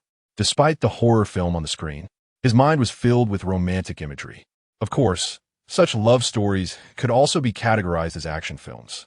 Yet, Yi steadfastly insisted in his heart that it was indeed a romance. While Yi's imagination took flight, Jiang Chui remained earnestly engrossed in the movie. The escalating tension of the horror film had her heart in her throat.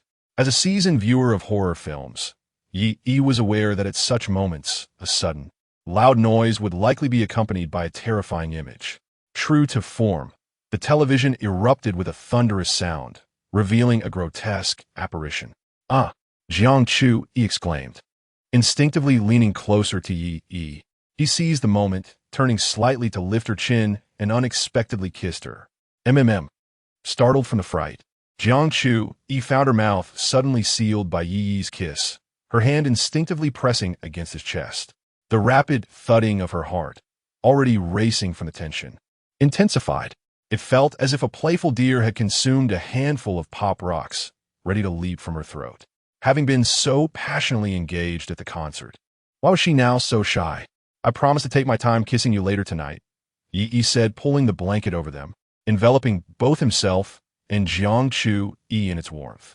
Outside the blanket lay the darkened room, filled with the horror film, while within it was a cocoon of warmth and tenderness, where two souls gazed lovingly into each other's eyes.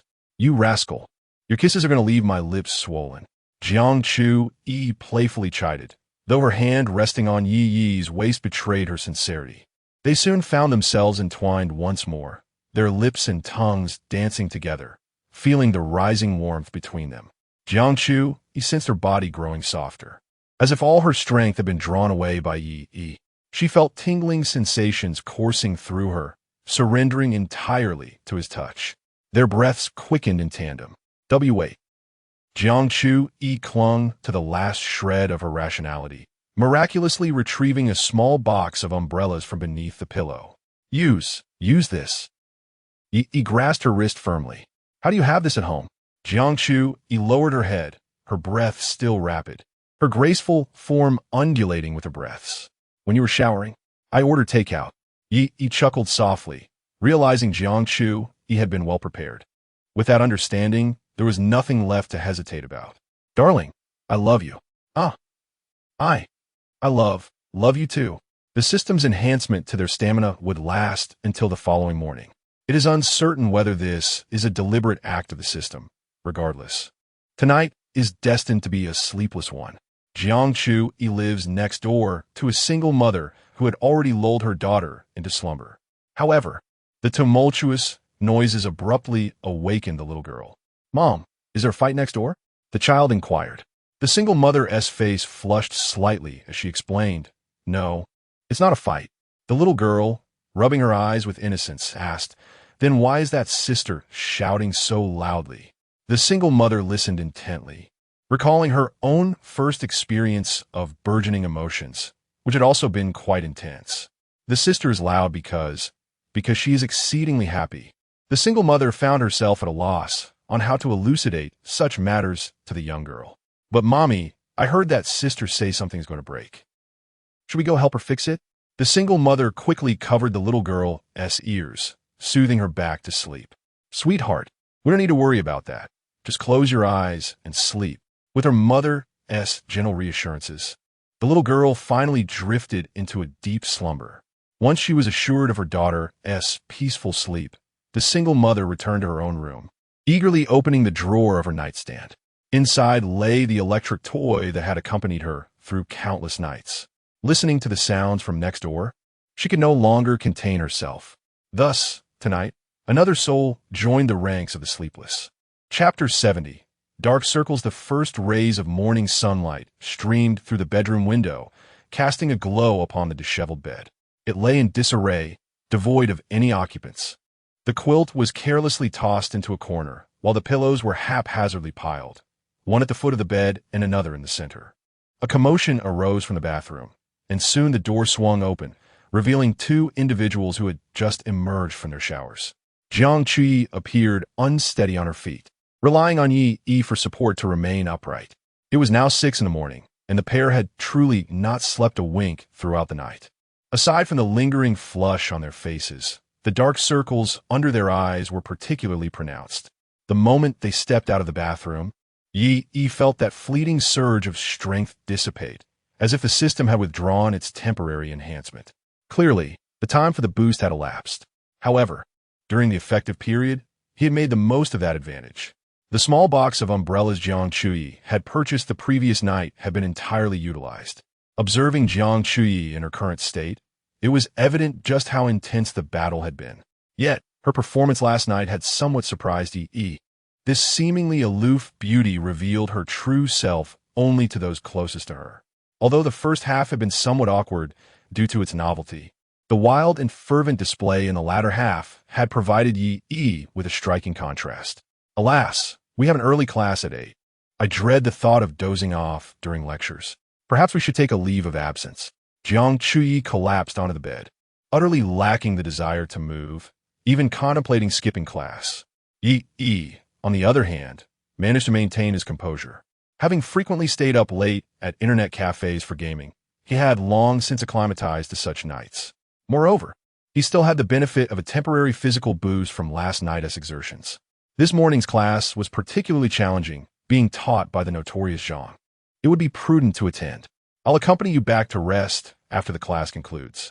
Yi regenet beside Yang Chui. Gente brushing head hud from head forehead.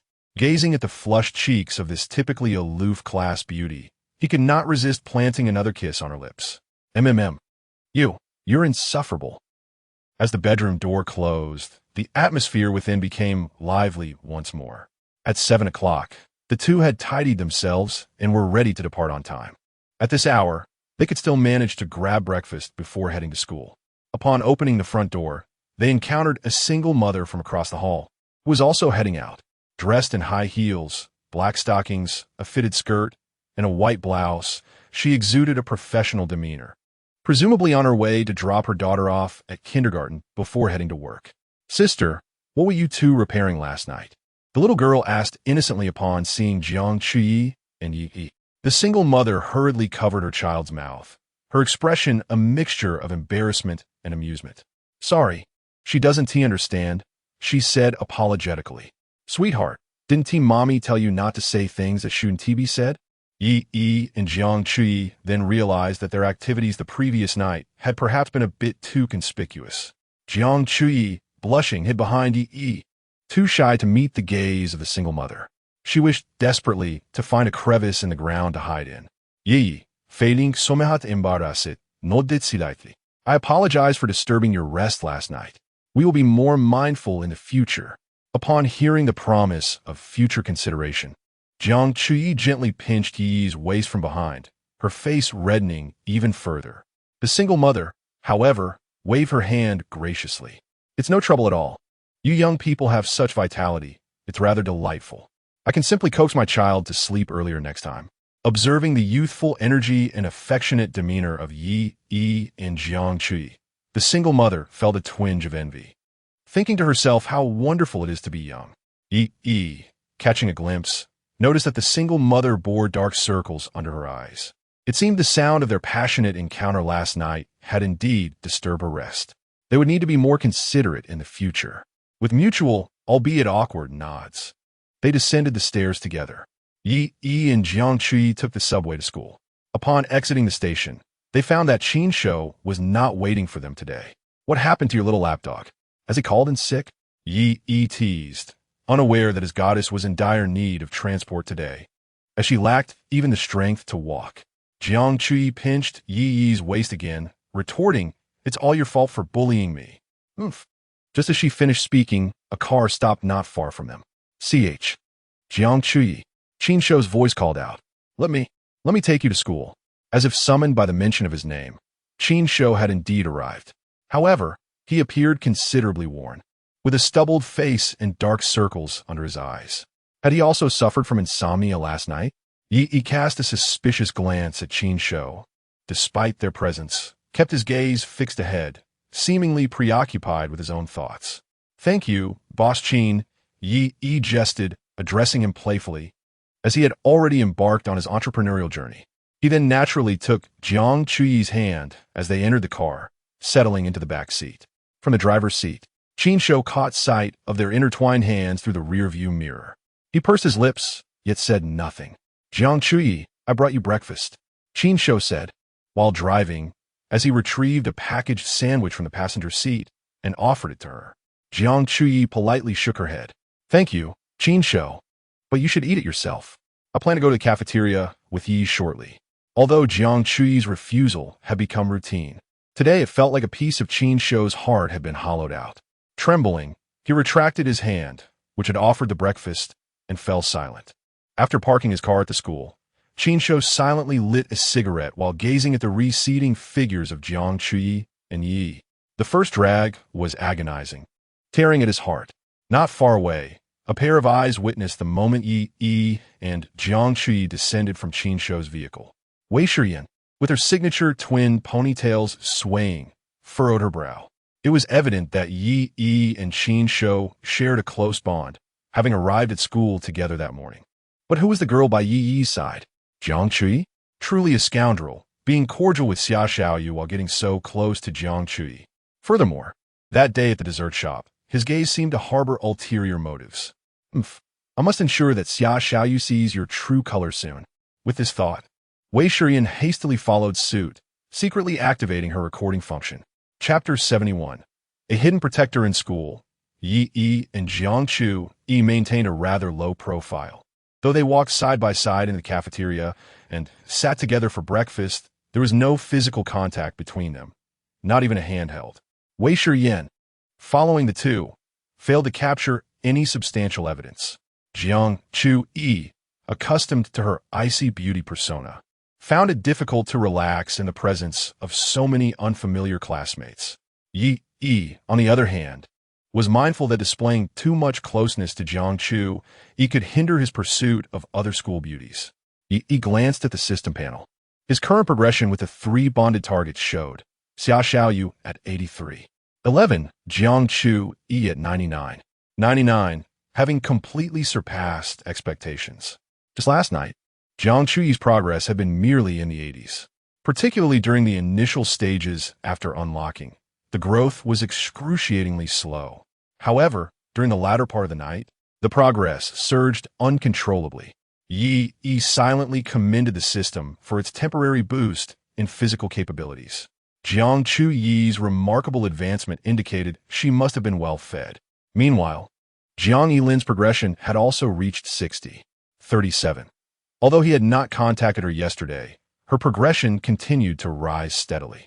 The target of 70 was drawing closer. It appeared that the generous 2 million reward he had bestowed upon her was gradually bearing fruit. Tonight, Jiang Yilin had invited him to watch her dance performance off campus. Perhaps he could seize the opportunity to further enhance her progression. Are you still going to watch Jiang Yilin's dance performance tonight? Jiang Chu-yi suddenly asked while sipping her kanji. Yi felt as though he had been seen through. Could there truly be a notion of mutual understanding after their union? Yes. I did promise her yesterday. How about we go together? Yi tentatively proposed, hoping to alleviate any jealousy Jiang Chu-yi might harbor. However, she shook her head. You go by yourself. I don't like crowded places.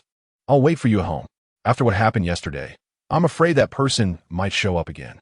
Having you with me would make me feel much more secure. Jiang Chu-yi continued to eat her kanji without looking up.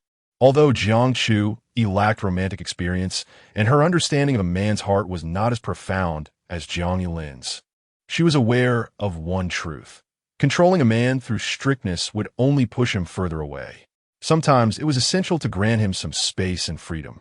Her last statement served as a gentle reminder to Yi, implying that he could not disregard her safety for the sake of a date with Jiang Yilin.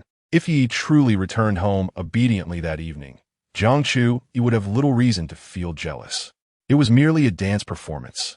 There was no need for jealousy, as it did not involve spending the night with Jiang Yilin. He instinctively wiped the cold sweat from his forehead.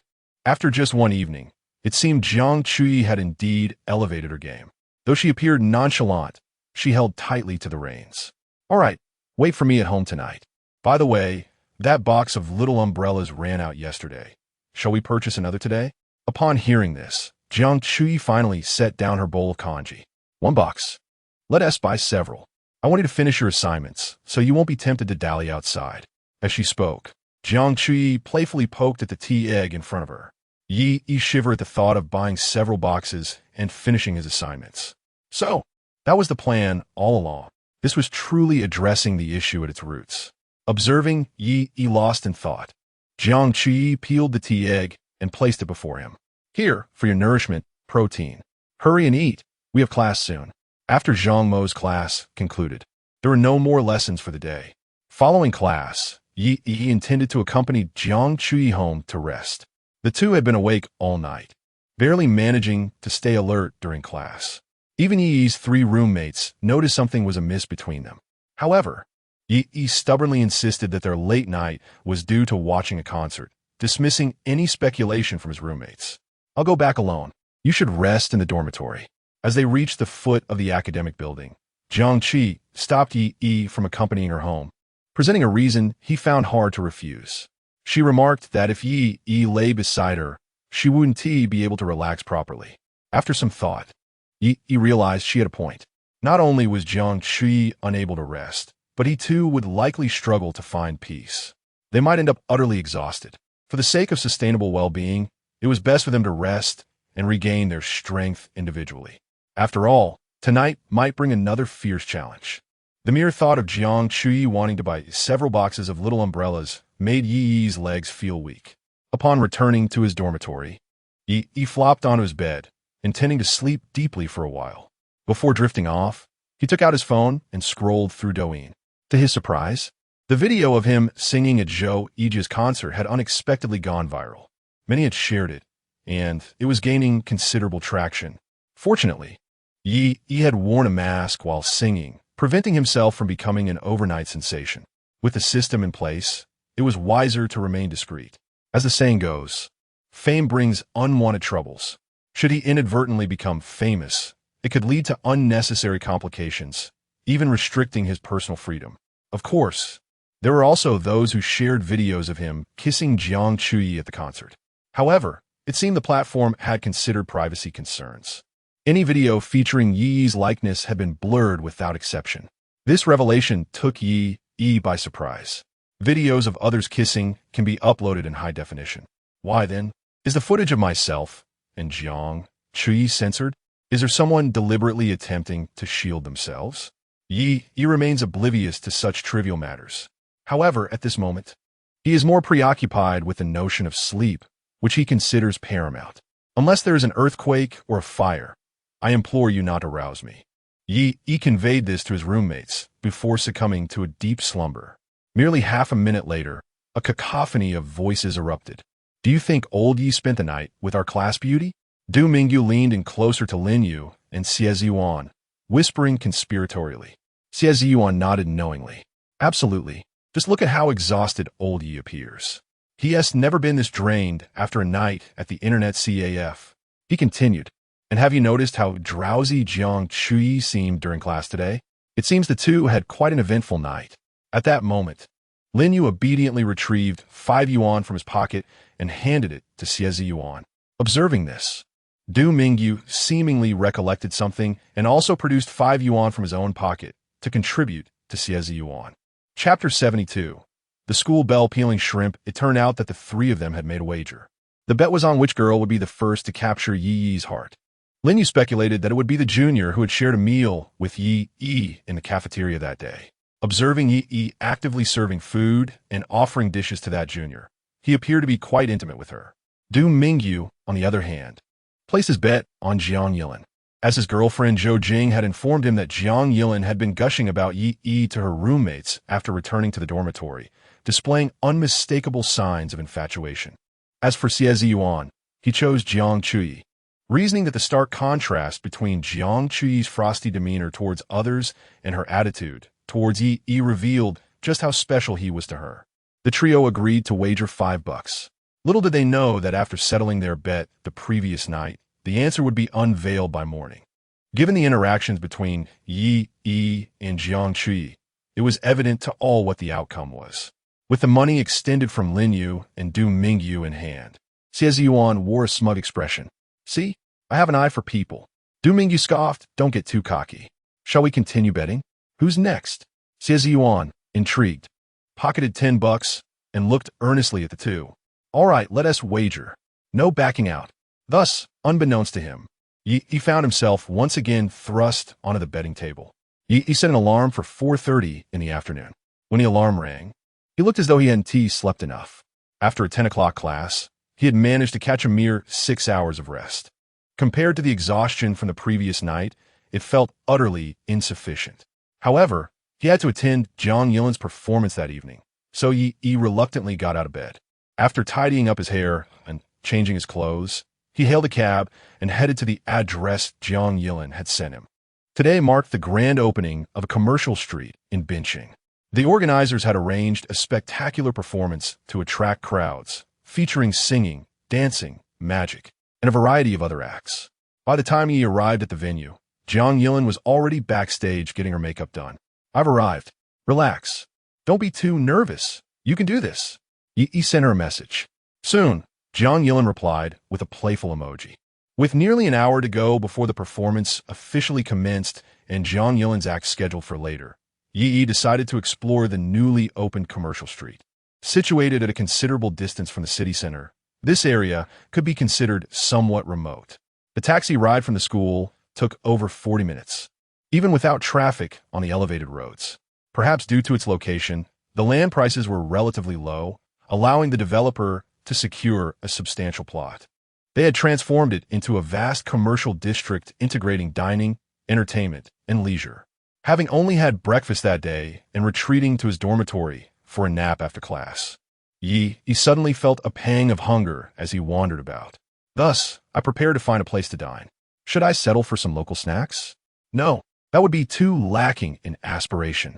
After all, with a balance of 1 million in my account, I felt it was time to indulge myself a little, especially since I might continue my sparring with Jiang Chuyi later in the evening. How about a seafood feast to replenish my strength? Just then, I noticed a restaurant boasting an all-you-can-eat seafood buffet featuring the little blue dragon king crab for $18.88 per person. Let's go for it. Upon entering the establishment, I requested a private room. The server brought over a tablet for ordering and presented it to me. Sir, we offer 5 tiers, 588, 688, 888, 1288, and 1888. Which would you prefer? Without a moment's hesitation, I pointed to the most expensive option. I'll take the 1888. By the way, do you offer shrimp peeling services? I spotted black tiger shrimp, sweet shrimp, lobster, little blue dragon shrimp, and mantis shrimp on the menu. Shrimp are high in protein, yet peeling them is a skillful task, particularly with the lobster and mantis shrimp, whose shells are thick and tough, not to mention prickly. Peeling them myself would significantly hinder my dining efficiency. The server nodded respectfully, acknowledging my choice of the highest tier, which naturally warranted the finest service. Indeed, I will summon a colleague to assist you with shrimp peeling in your private room. Upon hearing this, I wasted no time and ordered 50 lobsters along with a plethora of other dishes. Perhaps it was due to the energy boost from the previous night, but I felt an insatiable appetite today. After placing my order, I settled back to await my meal. Approximately 10 minutes later, the first wave of dishes was brought to my table. Good evening, sir. Is it you who requires the shrimp peeling service? A soft voice echoed from the entrance. The door to the room swung open, revealing a girl stepping inside. Wei Shiyan. The moment I saw her distinctive pink hair and twin ponytails, I immediately recognized her. There was no mistaking such a recognizable appearance. Wei Shiyan paused upon entering. When she realized it was me seated in the room, she instinctively turned to leave. She had no desire to serve this scoundrel, akin to Qin Shou. What brings you here? Seeing her attempt to depart, I hurriedly inquired. For some reason, this finance department belle seemed to harbor an innate animosity towards me. It was evident in the dessert shop and now again here. At the very least, grant me the opportunity to complete a wish task and establish a connection first. I'm here part-time. Given my status as a customer and her role as a server, she felt it inappropriate to display overt disdain. I was curious. Weren't you working part-time at the dessert shop? Wei Shiyan silently rolled her eyes. Do you even know what part-time work entails? It means wherever business is thriving, where there's a shortage of staff, they call us part-timers to fill in. Certainly, wherever there is profit to be made, I shall go. Yi raised an eyebrow. Are you in dire need of money? This inquiry was intentionally posed by Yi, aiming to coax Wei Shiyan into revealing her true desire for financial gain. If an opportunity for a similar wish task were to arise, it would be a significant windfall. Not only could he bind Wei Shiyan to him, but he could also amass a considerable sum through the wish task. However, after waiting for a while, the wish panel above Wei Shiyan's head remained conspicuously empty. She did not respond to the question, appearing lost in thought, and let out a sigh. Observing her demeanor, Yi refrained from pressing further. The two fell into a brief, yet awkward silence. Moments later, it was Wei Shiyan who broke the stillness. Oh well, I suppose it's just my bad luck. On my very first day, here working part-time, I must attend to peeling shrimp for you. With that, she took the large plate of prawns before Yi and began to peel them with utmost diligence. Chapter 73. Without expectation of reward, Yi scratched the back of his head, pondering thoughtfully. He turned to Wei Shiyan and asked earnestly, We have no unresolved grievances at school, do we? Caught in a flurry of peeling shrimp, Wei Shiyan did not even glance up. Clearly, she was still unfamiliar with her duties on her first day at work. The thick, hard shells of the lobsters posed a particular challenge, and she struggled to find any effective method. Not at all, Wei Shiyan replied with conviction. The one she held a grudge against was Qin Shou, whom she despised. As for Yi, it was merely that she perceived him as being on good terms with Qin Shou. To love one's house is to love its crow. To hate the house is to hate its crow as well. Yi shifted closer to Wei Shiyan. Then why do you harbor such animosity towards me? Is it unfortunate that I ask you to peel shrimp? Since Wei Shiyan had come to work here, peeling shrimp was part of her responsibilities. Therefore, Yi's request could hardly be seen as bullying. What was there to feel unfortunate about? Wei Shiyan remained silent, her focus still on the shrimp. The edges of the lobster shells bore sharp spikes, requiring utmost caution while peeling. Otherwise, it would be all too easy to prick a finger. After laboring for quite a while, she had managed to peel just one lobster completely. Gazing at the 49 remaining, her expression turned despondent. This was merely the first round for Yi. What if he finished those and ordered another 50 lobsters? Her hands would be rendered useless by the end of the day. If only someone could teach me the art of peeling lobsters. A wish finally flickered in her mind. Here comes the task. Yi's lips curved into a smile as he promptly accepted the wish task. Ding!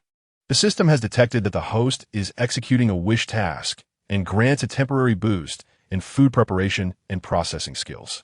Yi picked up the lobster Wei Shiyan had just peeled, dipped it in wasabi and soy sauce, and promptly savored it.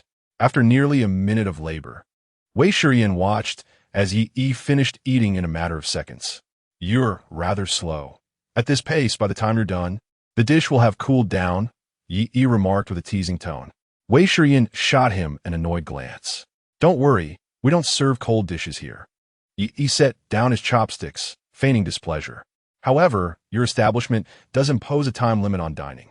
At your current speed, by the time my dining period is over, you want to have finished peeling this plate of shrimp. You're severely impacting my dining experience. I'll have to lodge a complaint with your manager. In the service industry, nothing is feared more than a complaint. Upon hearing Yi mention the manager, Wei Shiyan instinctively felt a surge of anxiety. As a part-time worker, her wages were paid daily, and she would have to wait until closing time to collect her earnings. What if Yi's complaint led to a deduction in her pay? Wouldn't that render her efforts futile for the day? Today marks my first day at work here. There was no standardized training prior to my employment. Could you possibly understand my situation? Wei Shiyan, with a face full of grievance, hastened her efforts in peeling shrimp. Faced with the formidable pile of shells, she felt an urge to simply bite into them.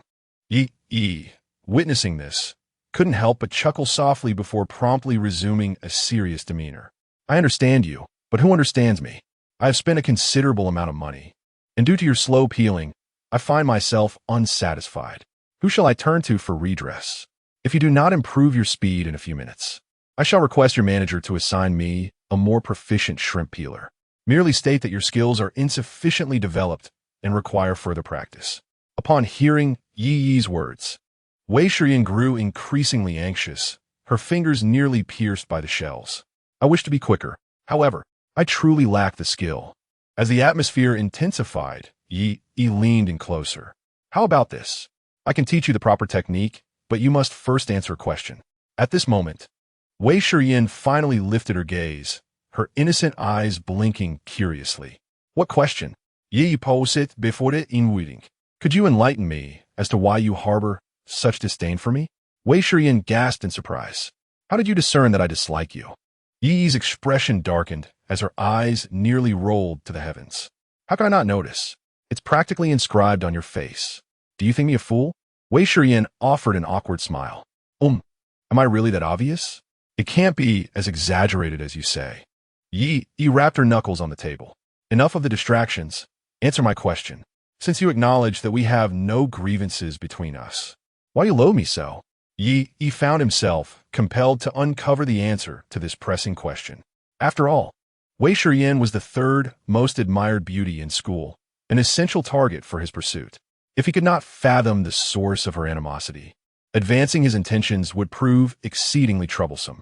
As the saying goes, know thyself and know thy enemy, and you shall never be defeated. Yi never engaged in battles unprepared. Wei Shiyan tightly pressed her lips together, seemingly reluctant to divulge her feelings. Yi resorted to his ultimate tactic. If you choose not to speak, I shall have no choice but to escalate this matter to your manager. At this, Wei Shiyan's eyebrows flickered slightly.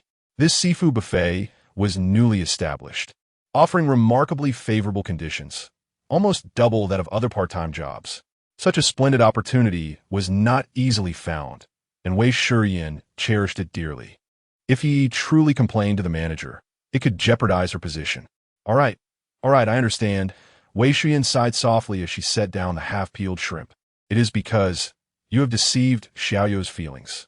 Although you have been generous towards her, and she has mentioned the numerous gifts you have bestowed upon her, as well as the substantial sums of money, it is my understanding that Xiaoyu is not the type of girl who is motivated solely by material gain.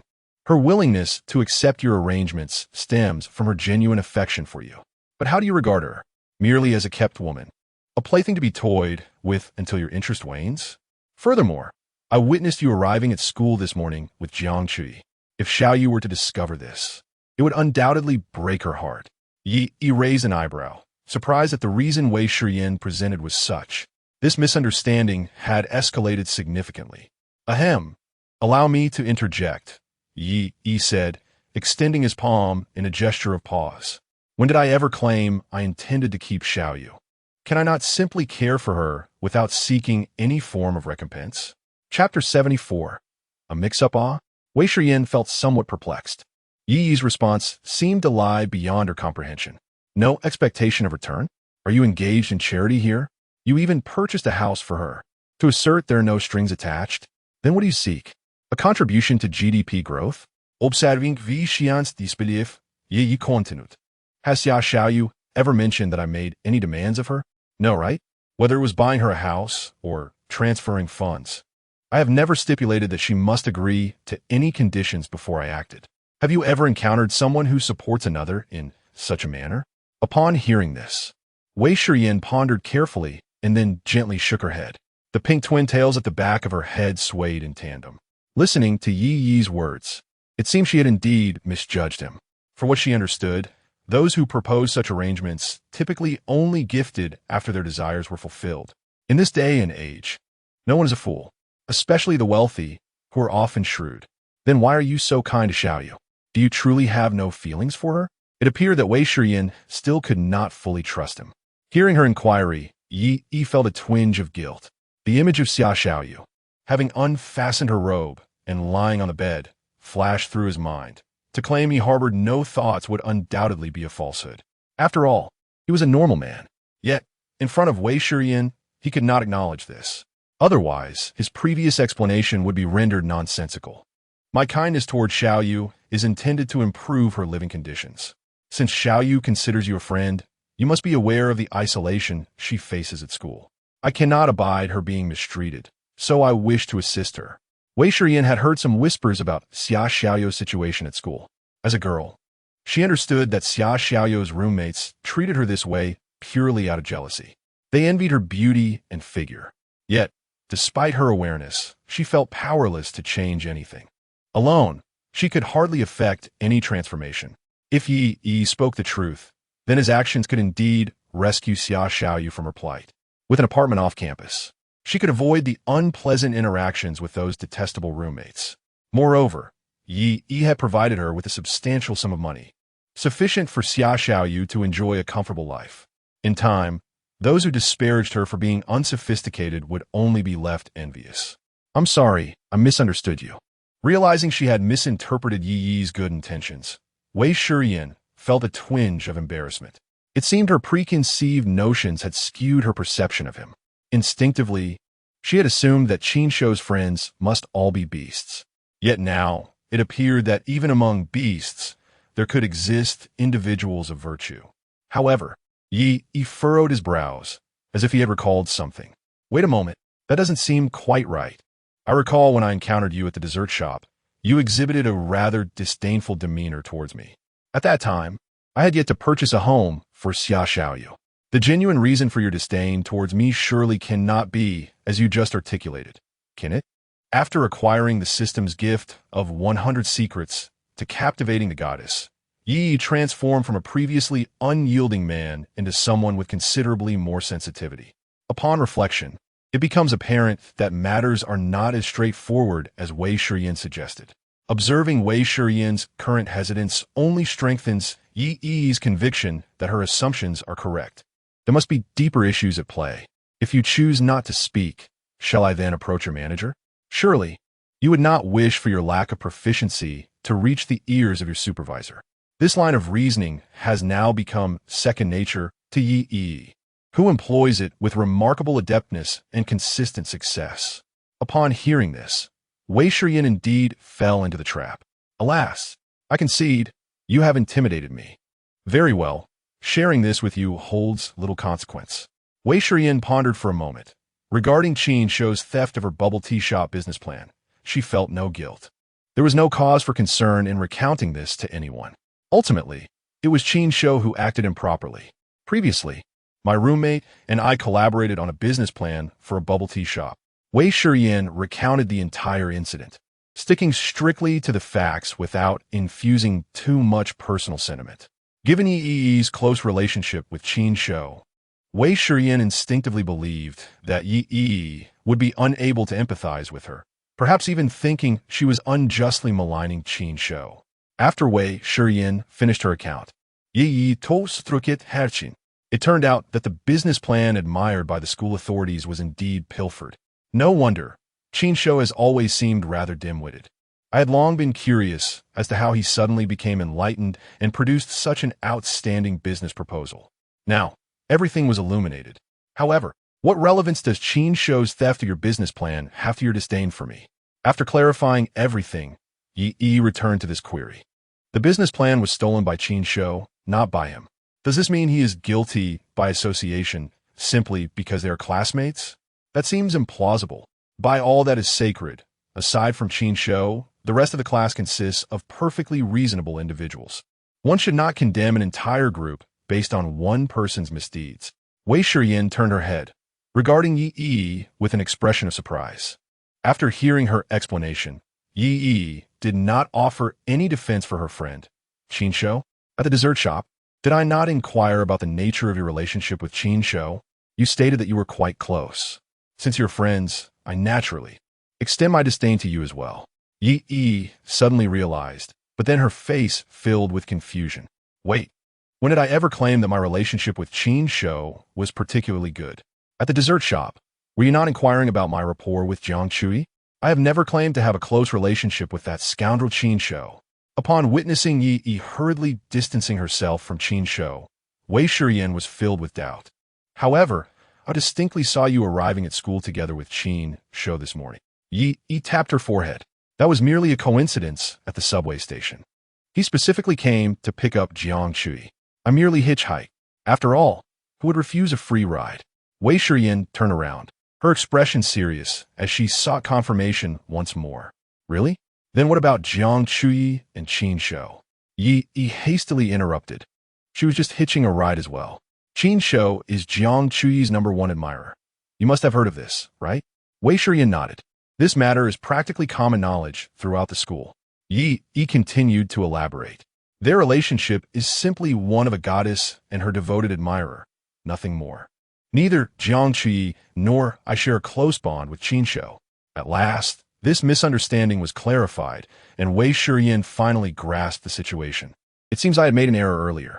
Then, Yi, since that is the case, would you be willing to assist me with a favor?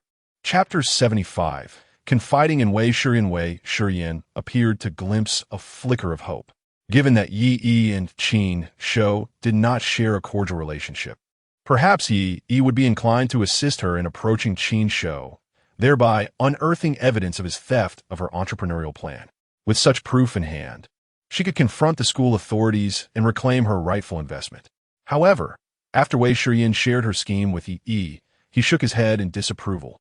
It is not that I am unwilling to assist you, he began, but I believe you are underestimating the complexity of the situation.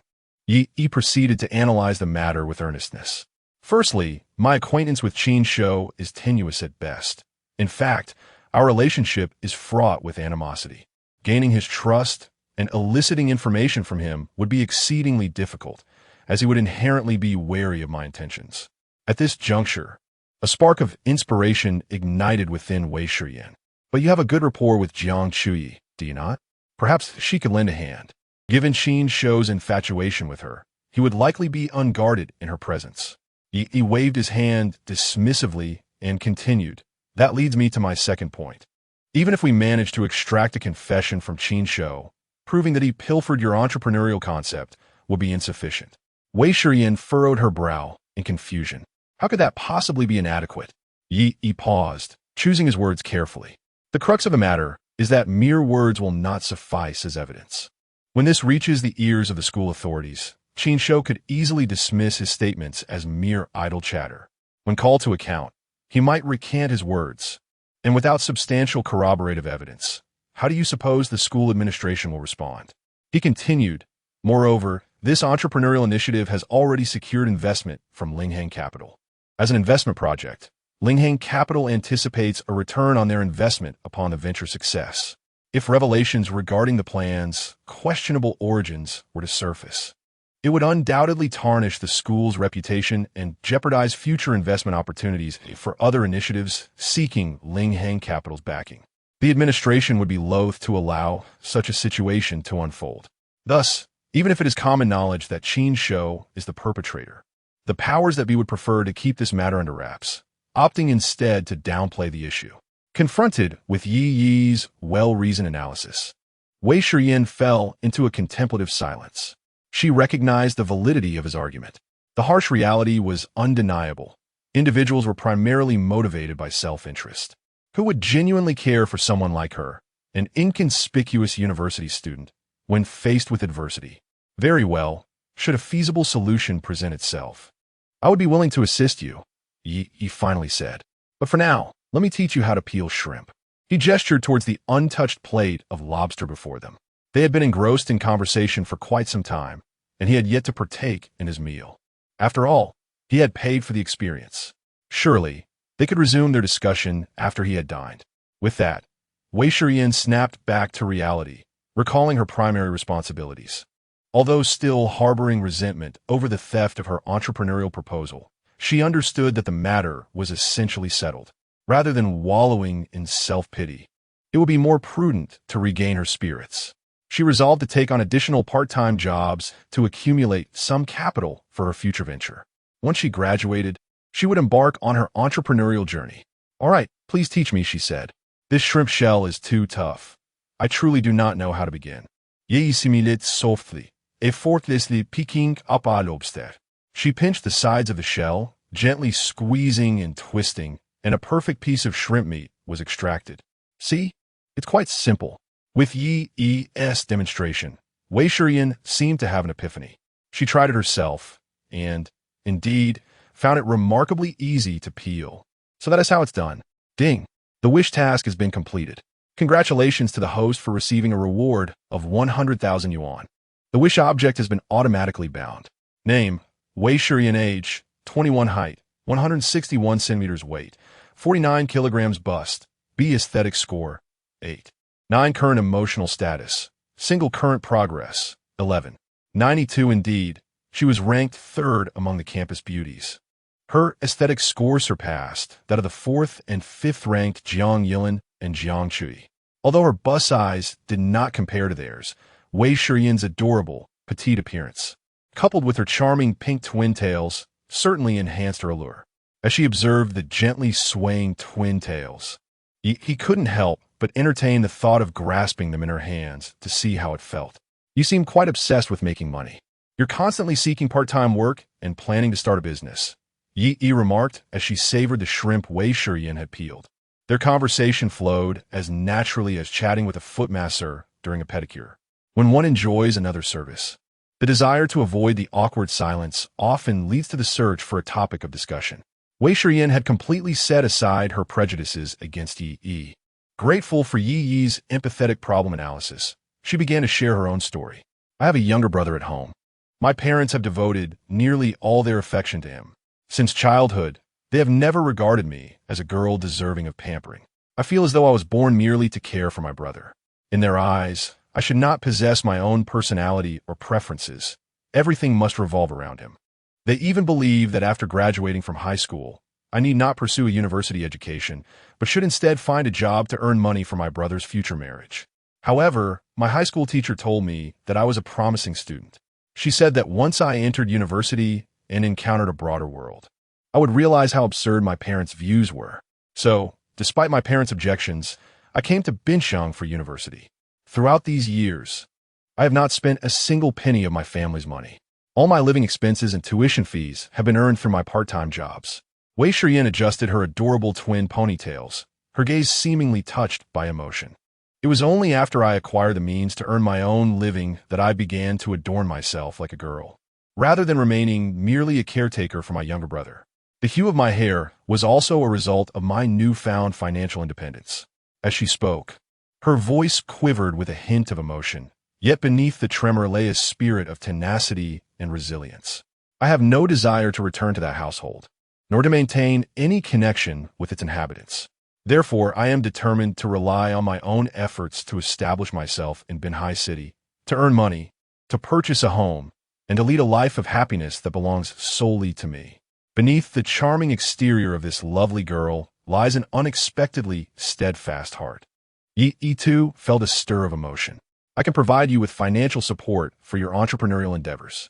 Chapter 76. Candid photography. Yi spoke with utmost seriousness. After all, he had awakened the Good Person System, and it was imperative to occasionally perform virtuous deeds. As for the entrepreneurial proposal that Qin Shou had pilfered, it was of little consequence. Once he successfully pursued the 5 campus beauties and secured his shares from Linghang Capital, he could effortlessly wield his authority as chairman to shut down Qin Shou's project. However, the fact that this entrepreneurial proposal had caught the attention of the professional investors at Linghang Capital indicated that Wei Shiyan possessed genuine talent in this domain. In the future, when he managed Linghang Capital, individuals like Wei Shiyan would be indispensable. At the table, Wei Shiyan paused her task of peeling shrimp and gazed at Yi, realizing that he was not merely speaking idly. She had heard whispers of his financial prowess, evidenced by his purchase of a property for Xia Xiaoyu. If Yi claimed he would provide her with entrepreneurial funding, it was undoubtedly a substantial sum. Yet, Wei Shiyan was reluctant to accept such a favor from him. She firmly believed that there was no such thing as unmotivated kindness in this world. Money does not materialize from thin air. Regardless of how eloquently Yi expressed his intentions, claiming that his expenditures on Xia Xiaoyu were merely to enhance her quality of life, Wei Shiyan sensed an underlying affection. Now, with Yi proposing to offer her financial assistance, could it be that he harbored feelings for her as well? This was not a case of Wei Shiyan being overly sentimental. Rather, having been pursued for so long as a campus beauty, her instinctive response to gestures of goodwill was to assume the other party sought to court her. Thank you. I appreciate your kindness. However, I prefer to rely on my own efforts.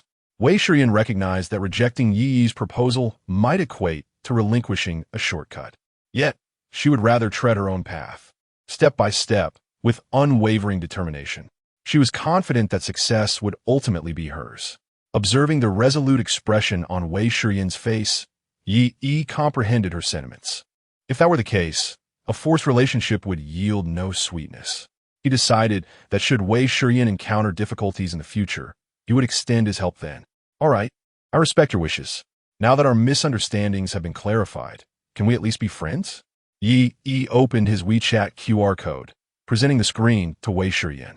After all, they were both friends of Xia Xiaoyu, and thus, friends of friends could naturally become friends themselves. Wei Shiyan nodded gently, wiped her hands, and retrieved her phone to add Yi as a friend. If you ever need my assistance, do not hesitate to reach out. I'm a good person, Yi boasted playfully. Wei Shiyan finally smiled. Haha, this is the first time I've seen someone issue themselves a good person card. Well then, please enjoy your meal. We've chatted for so long that I've kept you from your food. Yi picked up a plate of shrimp that Wei Shiyan had peeled, drizzled it with soy sauce, and savored each piece. No worries, it doesn't hinder me at all. I eat at lightning speed. After finishing their meal, Yi took the time to commend Wei Shiyan's service to the restaurant manager. Behind the manager's back, Wei Shiyan mischievously made a cute face at Yi. Upon exiting the restaurant, Yi glanced at the time. It seemed that Jiang Yilin's performance was about to begin shortly. Now that he was satiated, he could enjoy the show without worry. Arriving at the venue, he found it surrounded by a throng of eager spectators. As it was an open-air performance, the stage had been erected temporarily, and there were no seats at the edges. The audience naturally formed layers of spectators, craning their necks to catch a glimpse of the performance on stage.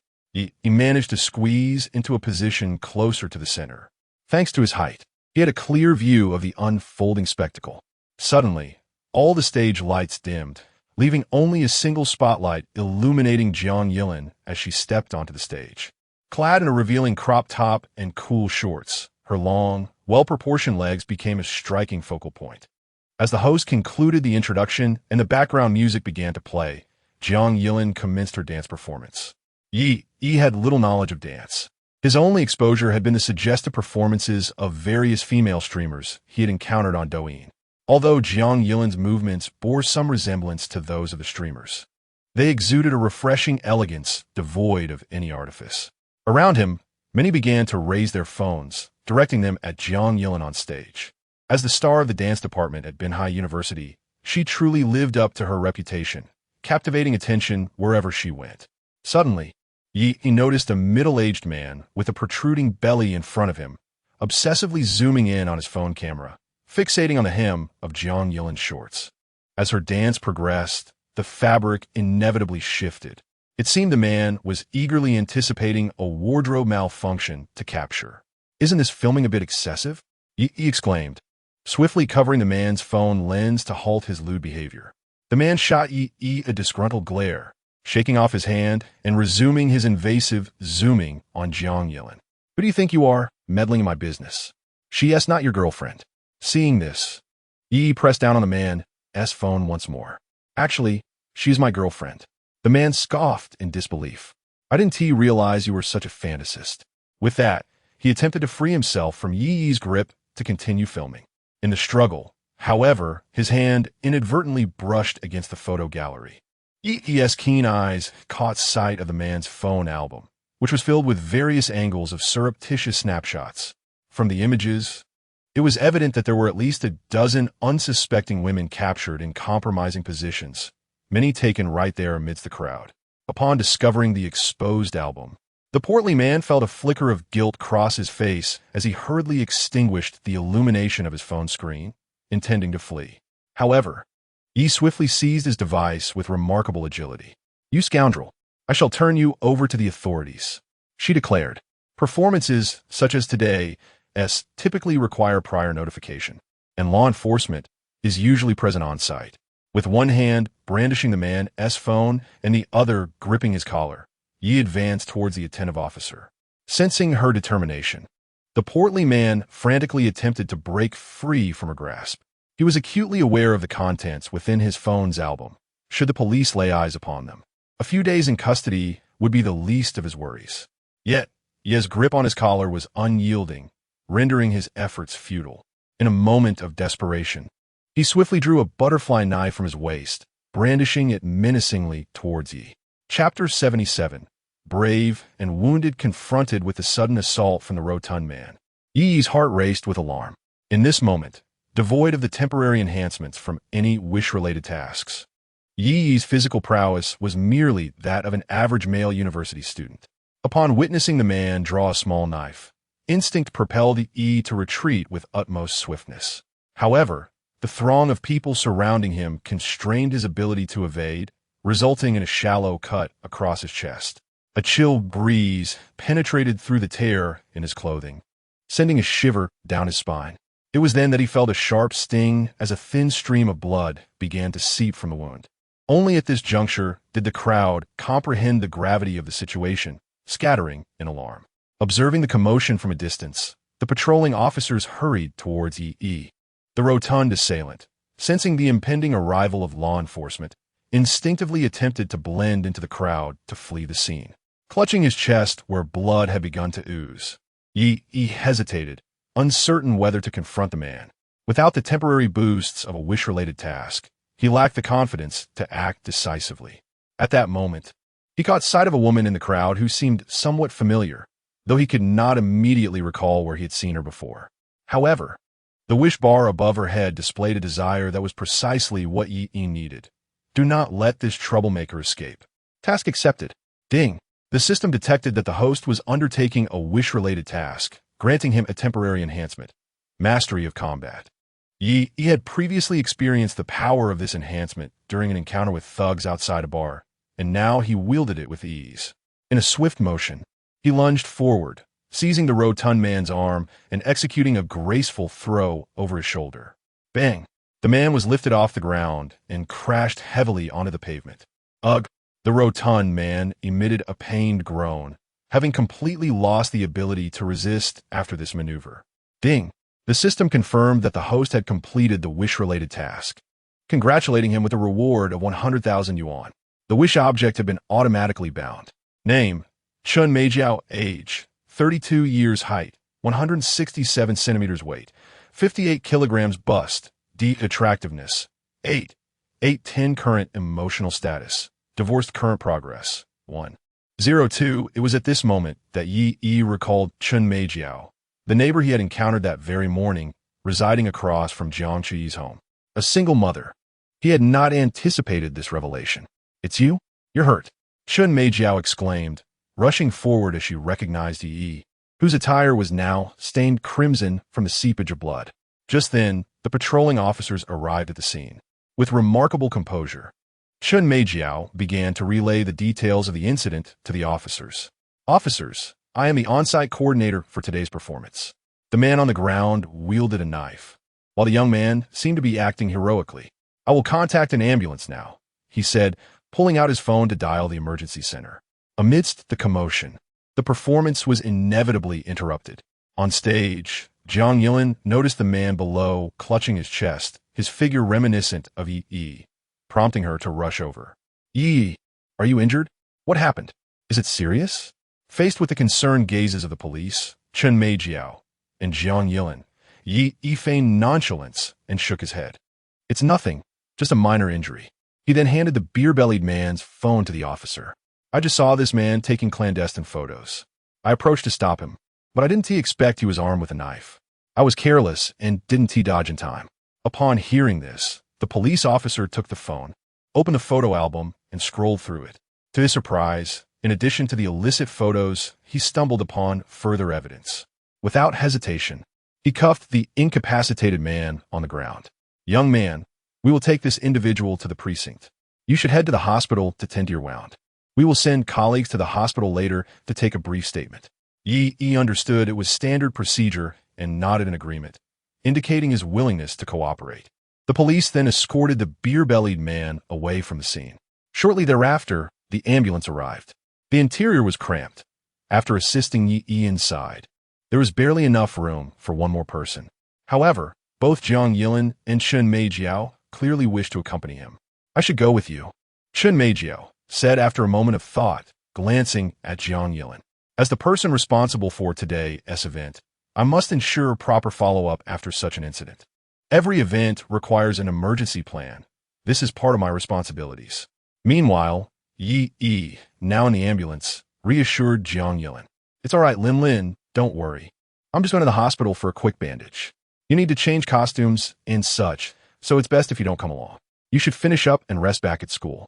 Though Yi's injury wasn't too severe, the wound, while shallow, was lengthy, and the blood seeping from it appeared rather alarming.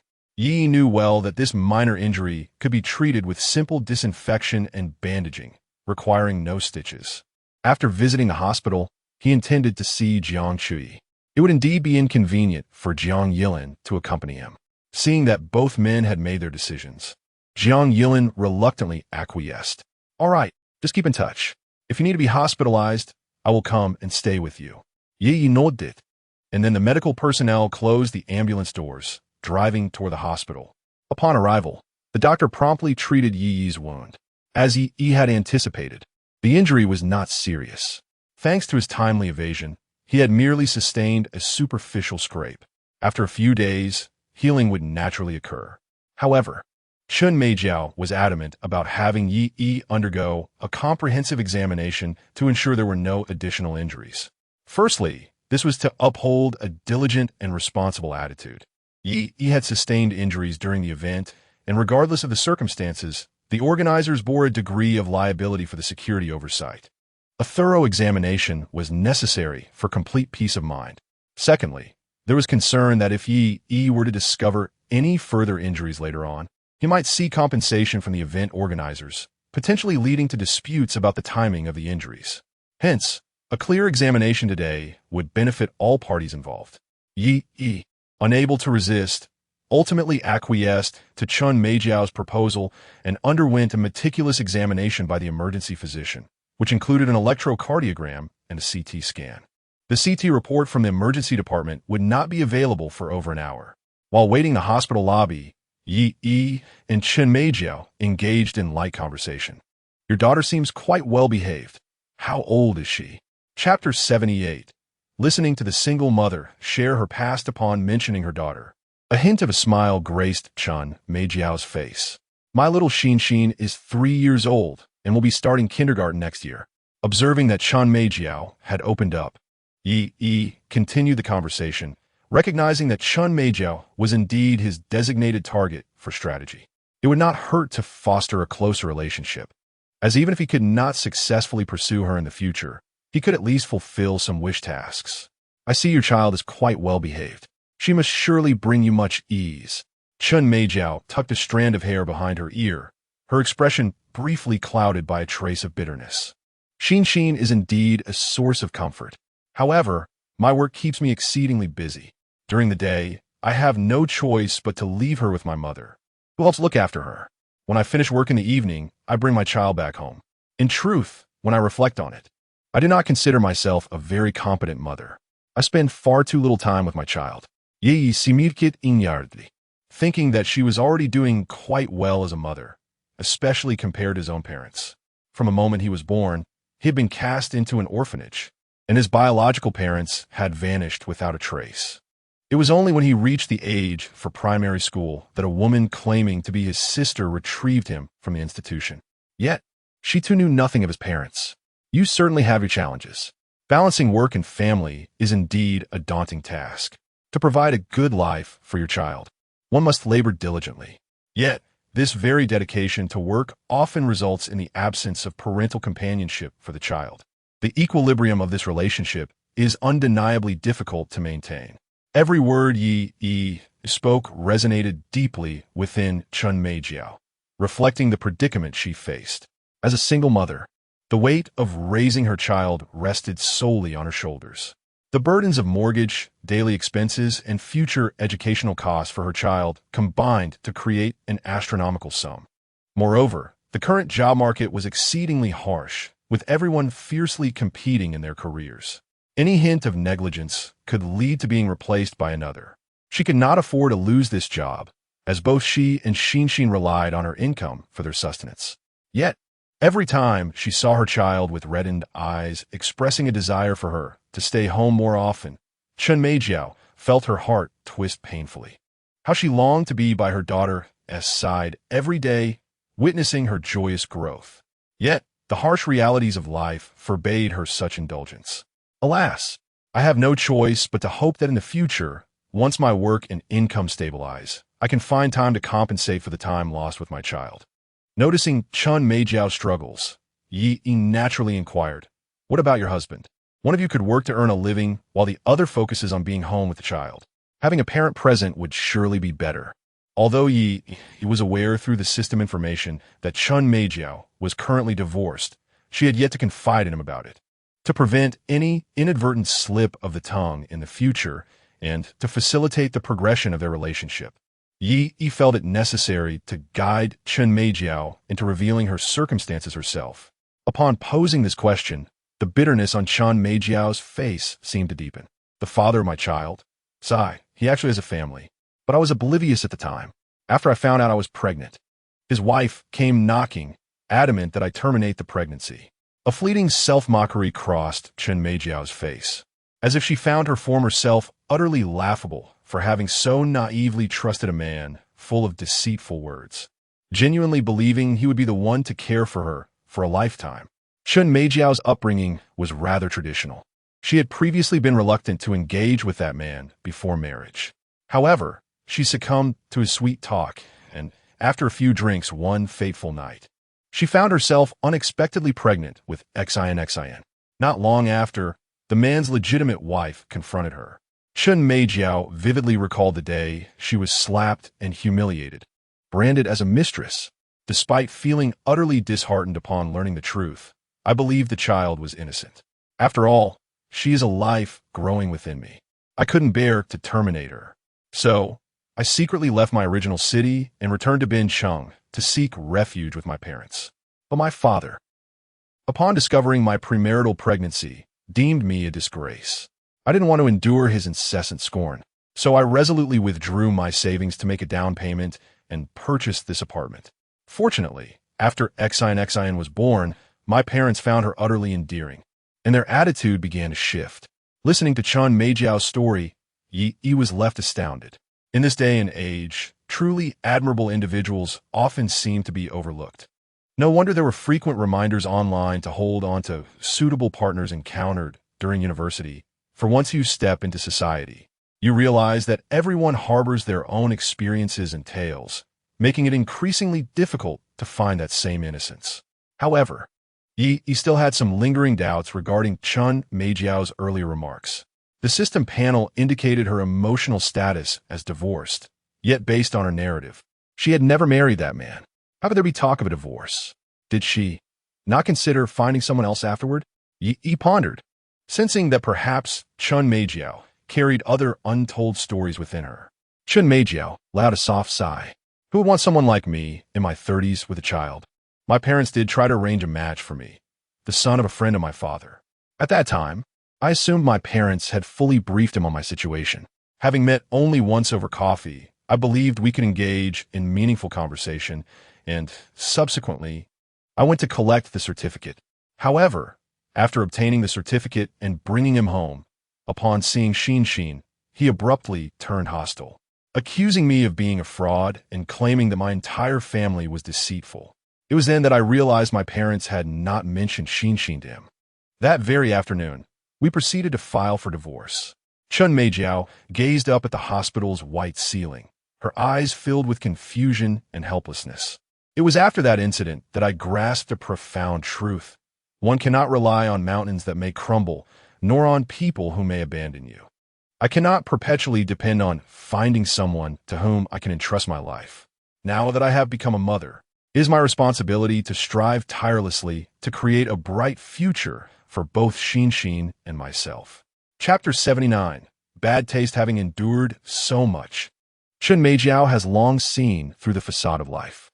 No person in this world, not even one's own parents, can serve as a steadfast pillar of support. Only oneself can provide true security. Today marks her inaugural venture into independently overseeing such a large-scale live performance since joining the company. She never anticipated such an unforeseen incident. Fortunately, the troublemaker was subdued by Yi and handed over to the police. Moreover, Yi's injuries were not severe, which allows her to provide a satisfactory explanation to the company. In light of such an occurrence, the higher-ups would undoubtedly seek someone to shoulder the blame for the societal repercussions. However, now that she has managed the aftermath, it seems unlikely that the company leaders would be excessively unyielding. Unexpectedly, you are quite brave, she remarked, shifting the conversation from herself to Yi. She recalled how he had effortlessly incapacitated the belligerent man with a single, graceful shoulder throw. Her thoughts drifted to the previous night, when Yi had spent hours fooling around with that girl next door. For reasons unknown, a subtle thrill stirred within her, leaving a profound and unique impression of this young man. Perhaps this was why she felt inclined to engage in lengthy conversations with him. Yi chuckled, his face flushing slightly as he awkwardly scratched the back of his head. It was nothing, really. I wasn't thinking too much at the time. If it weren't for your timely wish task today, I might not have played the hero. 053. Your report is ready. Called an emergency physician, breaking the moment. Yi glanced at the paper in his hand. He was indeed 053. Rising, he entered the emergency room, where the doctor reviewed his CT report. You're in good health. There are no issues. The injury on your chest will heal with some rest. Upon hearing that Yi had no other concerns, Chun Meijiao's anxiety finally subsided. The doctor glanced at the two of them and continued, be cautious over the next few days. Try to avoid getting the wound wet. Is this your girlfriend? You should refrain from bathing for now. Let your girlfriend assist you with a towel instead. If you observe any signs of infection, come back to the hospital. With that, the doctor rang the call bell, summoning the next patient, leaving no room for further discussion from Yi or Chen Meijiao. Please inform your girlfriend when you return, the doctor added.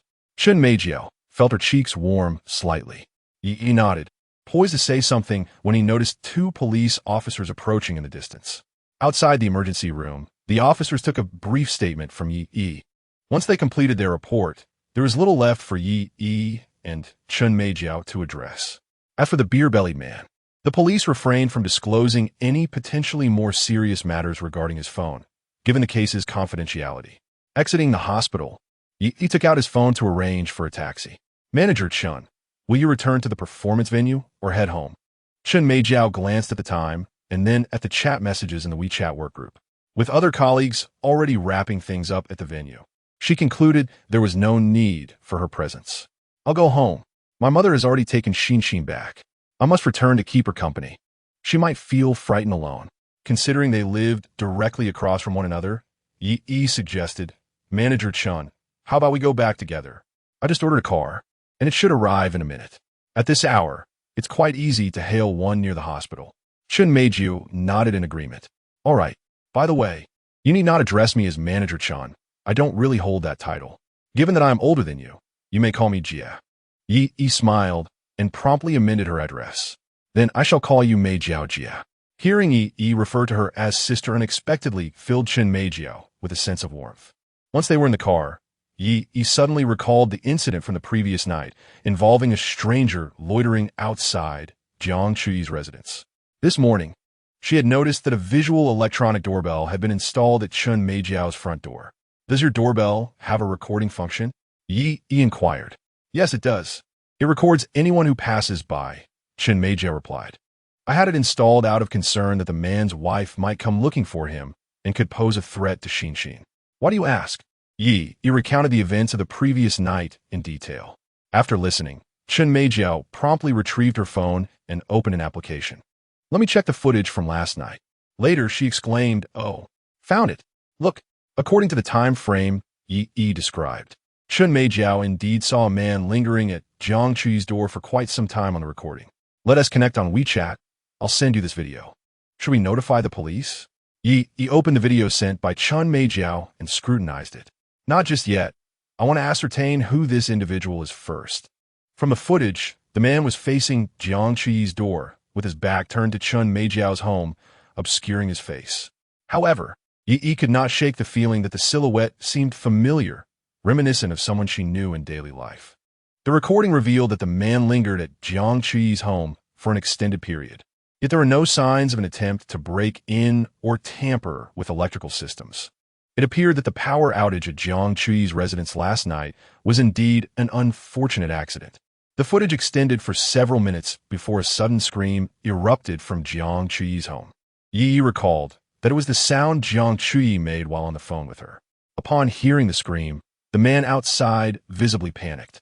In a state of utter confusion, I turned around several times before dashing into the stairwell of the corridor.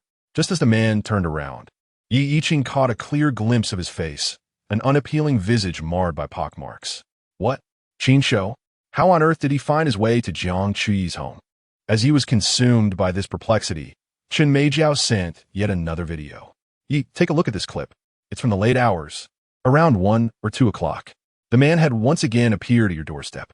Upon reviewing the surveillance footage, Chen Meijiao discovered that, late at night, the video doorbell had recorded several segments of someone lingering at the entrance. Judging by his silhouette, it was unmistakably the same individual as before, prompting her to hurriedly share it with Yi. As he observed Qin's show in the video, a contemplative expression crossed her face. Last night, it had been a time of intimacy between her and Jiang Chuyi. She anticipated that the sounds from within her abode had been eavesdropped upon by Qin's show. What a twisted sense of amusement is this? Chapter 80. Engraving the affectionate fool into one's bones after class yesterday. Qin's show inadvertently overheard a conversation between Jiang Chuyi and Yi regarding their plans for the evening. Upon learning that the two were to go on a date, Qin's show's heart was a tumult of emotions. Having devoted countless efforts to win over his goddess, who had never once acknowledged him. He felt the pangs of jealousy as Yi seemed to have effortlessly captured her attention in mere days. Was it possible that Yi possessed some leverage over Jiang Chui?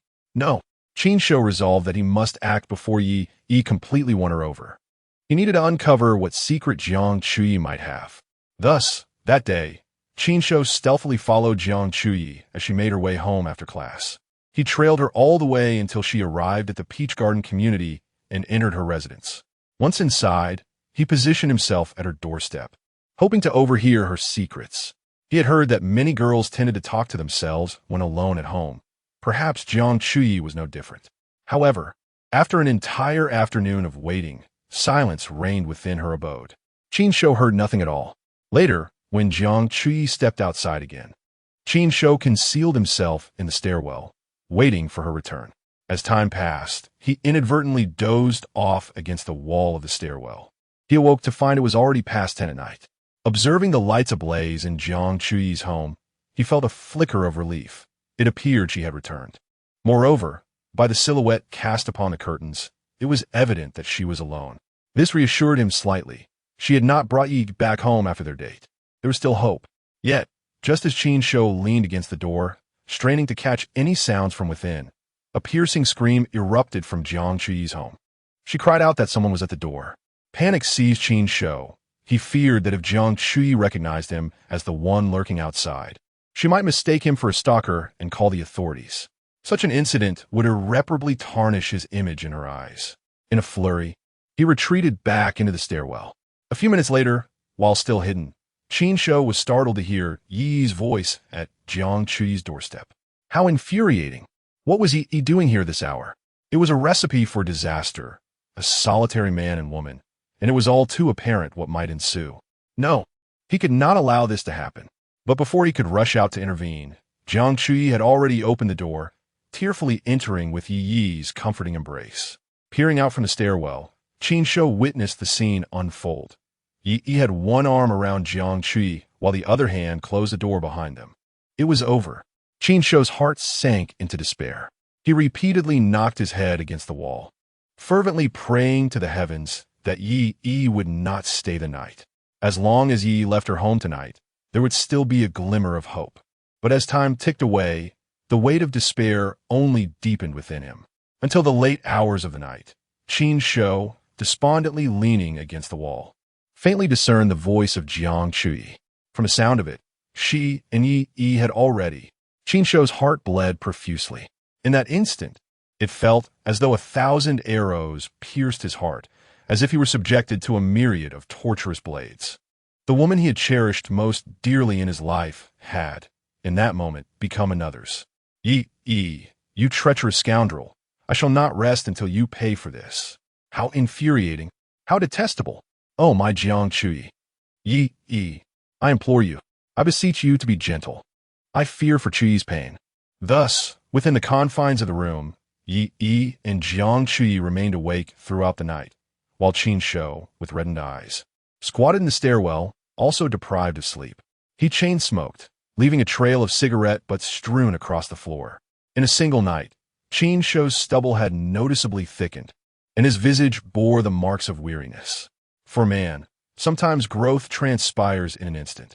Yet, none could fathom the price Qin Shou paid for this transformation. By the morning, recalling that he had an early class at 8, he hurriedly hailed a taxi to return to school before Yi and Jiang Chui departed. He was not concerned about being late for class. Rather, he intended to drive to the subway station to pick up Jiang Chui. He understood that his beloved goddess would find it arduous to walk today. This day was one when Jiang Chui would desperately need a ride. Though his heart lay shattered into fragments, Qin Shou resolved to expend himself entirely for Jiang Chui. Having been a devoted admirer for so long, he had long since ingrained the art of devotion into his very being. As long as he could witness even the slightest smile from Jiang Chui, the myriad wounds within him would bask in the warmth of the sun. However, upon seeing Yi and Jiang Chui in the back seat, enveloped in sweet affection, Qin Shou's heart felt as though it had been mercilessly struck by a hammer, once and again. Meanwhile, on another front, Yi and Chun Meijiao took a taxi back to the Taoyuan community. If there's anything you need assistance with, do not hesitate to let me know. If a police report is necessary, I can provide the recent surveillance footage to the authorities. Chun Meijiao, upon learning of a man lingering near her doorstep, felt a twinge of apprehension. Though the surveillance footage indicated that the man's primary target was the residence across the hall, such matters are notoriously unpredictable. Do not worry, Meijiao. I can handle this. The man is a fellow student from our school. To alleviate Chun Meijiao's concerns, Yi revealed the truth. Upon discovering that the stranger in the footage was acquainted with Yi and his friends, Chun Meijiao finally breathed a sigh of relief. All right then, I shall take my leave. Good night. Upon arriving at her doorstep, Yi placed his finger on the handle of Jiang Chuyi's front door. That morning, Jiang Chuyi had kindly registered Yi's fingerprint for the smart lock. Henceforth, Yi could unlock Jiang Chuyi's door with mere touch. With a soft click, the door swung open. Chun Meijiao also opened her own door. All right, good night. Take care of your injuries. Don't overexert yourself. The last remark seemed to carry a deeper implication. Understanding the unspoken meaning, Yi chuckled awkwardly, scratching the back of his head in embarrassment. Upon hearing Yi's return, Jiang Chuyi emerged from the bedroom clad in fluffy pajamas. Pouting slightly, her tone revealed a hint of dissatisfaction. Just look at what time it is. You actually remembered to come back. I thought tonight you had been enchanted by Jiang Yilin. She paused and asked, by the way, was that the voice of that beautiful sister from across the street at the door? Did you come back with her? Come clean. When did you two start flirting? Since their deep conversation, Jiang Chuyi felt increasingly dependent on Yi. Seeing him frequently surrounded by attractive women inevitably stirred her jealousy. However, her gaze suddenly fell on the bandaged wound on Yi's chest. Are you hurt? Chapter 81. The first 100% upon witnessing Yi's injury. Jiang Chuyi could hardly muster the inclination to continue her reproach. In a flurry, she tore open Yi's shirt to assess the severity of the wound. Yi, seizing the moment, feigned pain, protesting gently, "Be careful, it hurts. I was just being a good Samaritan today and ended up with a knife wound." She recounted how she had encountered a certain sister next door who had called an ambulance to take her to the hospital. Upon learning that the assailant had wielded a knife, Jiang Chuyi was gripped by a wave of trepidation. You must refrain from engaging in such perilous endeavors in the future. Do you insist on playing the hero? In similar circumstances henceforth, your safety must be your foremost priority. The thought of Yi having faced such a dangerous situation nearly brought Jiang Chuyi to tears. The blade had grazed her chest. What if it had been just a fraction closer to her neck? Just yesterday, she had entrusted herself entirely to Yi, and now she felt as if she might be left mourning. If you get hurt again, I shall ignore you. Observing Jiang Chuyi's tear-streaked visage warmed Yi's heart. She took Jiang Chuyi's hand and pulled her into an embrace. All right, I admit my fault. I shall be more cautious in the future. I should not have caused you such worry. Perhaps I can compensate you somehow. As she spoke, Yi's hands began to wander restlessly. Fading Yi seinja singli laboret birits. Viank Chuyi burushit. You're injured, don't. Yit, Yi, unfazit. Scoop Jiang Chuyi up in a princess carry. This minor injury is nothing. Did you not bleed yesterday as well? Jiang Chuyi paused, momentarily taken aback, before realizing the implication of Yi's words. You rogue, how infuriating. At that moment, she found herself being carried into the bedroom. With the lights dimmed, Jiang Chuyi gently wrapped her arms around Yi's neck. Then, perhaps you should compensate me a bit more. While I was home alone, I kept thinking about you. The following morning, when Yi awoke, she found the space beside her empty. Rubbing her eyes, she heard the sound of the gas being ignited in the kitchen. Slipping on her slippers, she stepped out of her room to discover Jiang Chuyi preparing breakfast. Awake at last? Go brush your teeth. I've made noodles. We'll eat and then head to school together. This domestic scene bore the charm of a devoted little wife. Yi embraced Jiang Chuyi from behind, bestowing a deep morning kiss. Sunlight streamed through the kitchen window, illuminating the steam rising from the pot. The noodles boiled, and their hands clasped tightly together. In this moment, the mundane joys of life and the vastness of the world were eclipsed by the warmth of their love in the kitchen. Ding! The system detected that the bound entity, Jiang Chuyi, has reached 100. Permanent bonus rewards are being distributed. Congratulations, host. You have acquired martial arts skills, singing proficiency, and enhanced physical abilities. So far, 4 of Jiang Chuyi's wish tasks have been completed. The first was a promise to Jiang Chuyi not to send the cheating video to the teacher, which offered a reward of only 100,000 yuan, without any additional bonuses. The second task occurred at the entrance of a bar, where he faced a group of ruffians. The bonus for that encounter was his martial arts skills. The third wish task unfolded at a concert where he was selected to sing, granting him the proficiency in vocal performance. Now, Jiang Chuyi's progress in the quest has reached a remarkable 100. The temporary bonuses of martial arts, vocal proficiency, and physical enhancement have now been transformed into permanent attributes. Feeling the abundant power coursing through his veins, along with the plethora of combat techniques in his mind, he felt a sense of reassurance. Such injuries as he sustained last night should be greatly mitigated in the future. With martial arts at his disposal, even if faced with a dozen adversaries, they would hardly be a match for him. Ding! The host has successfully completed the binding target and will receive a doubling of assets as a reward. As a metallic prompt from the system echoed, he received a text message on his phone. The balance, which had been a little over 1,200,000, astonishingly transformed into 240,000. Yi's eyes sparkled. He had not anticipated such an unexpected delight upon successfully ing his binding target. That initial 120,000 had been accumulated from completing wish tasks, and now it had doubled in an instant. If he were to successfully others in the future, could he not continue to see this amount double? 240,000 could become 480,000, then 960,000, followed by 1,920,000, 3,840,000, 7,680,000, and soon he would break the 100 million mark. With such a high rate of return, even the stock market tycoon might feel like a novice in comparison. What are you smiling about? Jiang Chuyi, nestled in his arms, noticed the smile on Yi's face. Her curiosity piqued. Just moments ago, they had been sharing a tender kiss, and now he seemed as if he had just won the lottery. Let us buy a car.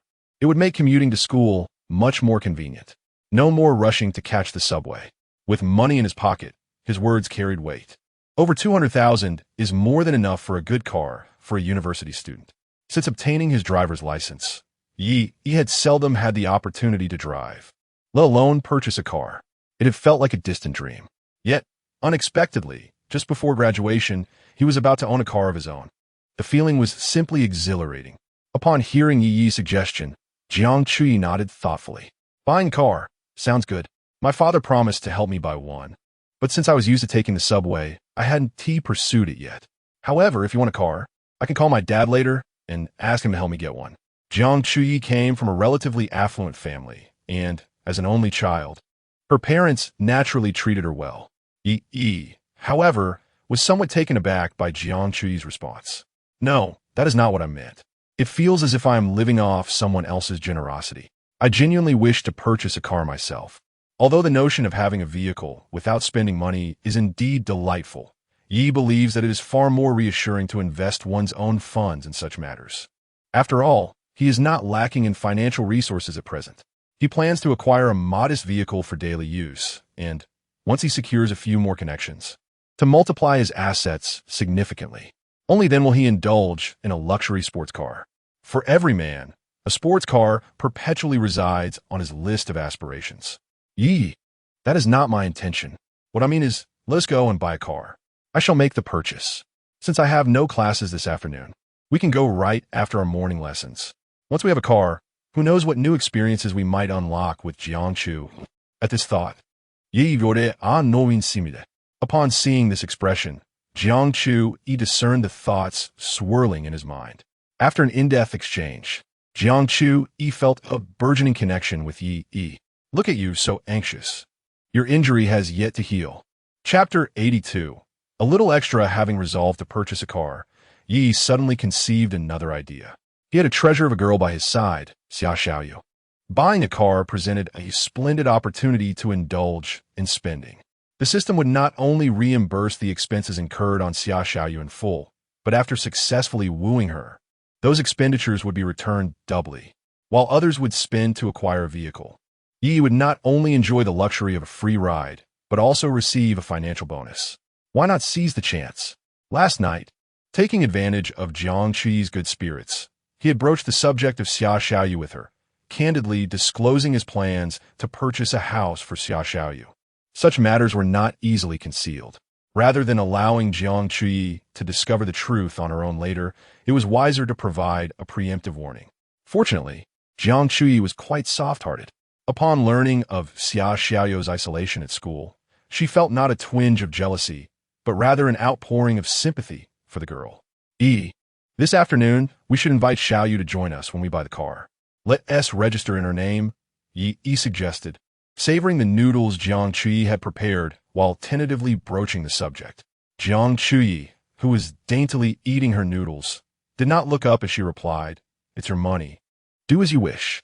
It seemed that Jiang Chuyi harbored no displeasure regarding Yi's intentions.